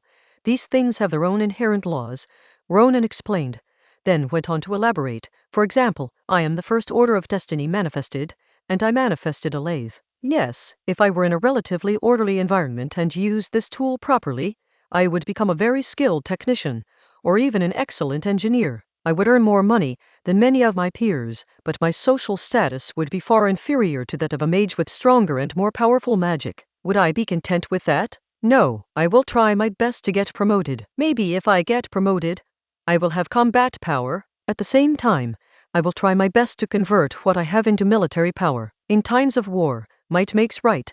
In times of peace, the level of magic and the strength of power determine status. In the end, the only path left for magicians is to compete to see who has the greatest power. Of course, I admit that some magicians have become obsessed. Ronan stated the facts. Advising a mage not to focus on power is like telling a scholar in ancient Saras to stop thinking about taking the imperial examinations and do something else. Have you heard the story of Fan Jin passing the imperial examination? Once you pass, you have everything. Clearly, you also believe that this phenomenon in the magical world has become abnormal, Victor said. So some changes should be made. Ronan nodded, then changed the subject. May I ask, how many more magicians have followed you on Iceland in the last 30 years? No one has increased. They've come and gone. But 2 are missing, Victor answered truthfully. Ronan poured a cup of tea and handed it to Victor. You are so famous that you can attract many idealistic young people.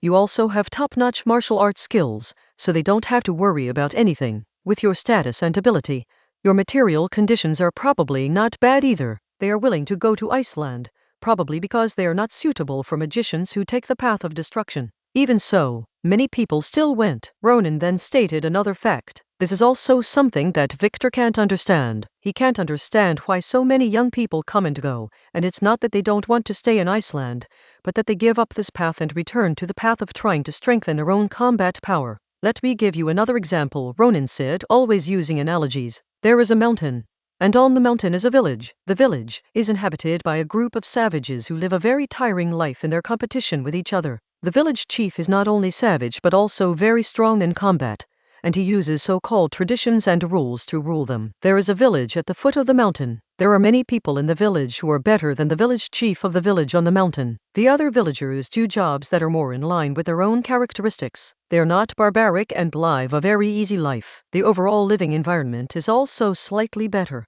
Now, you want to relocate the villagers from the mountain. How do you plan to do it? Both Victor and Dinia understood Ronan's metaphor. The village on the mountain represented the distorted part of the current magical world, while the village at the foot of the mountain represented the ideal state that Victor pursued.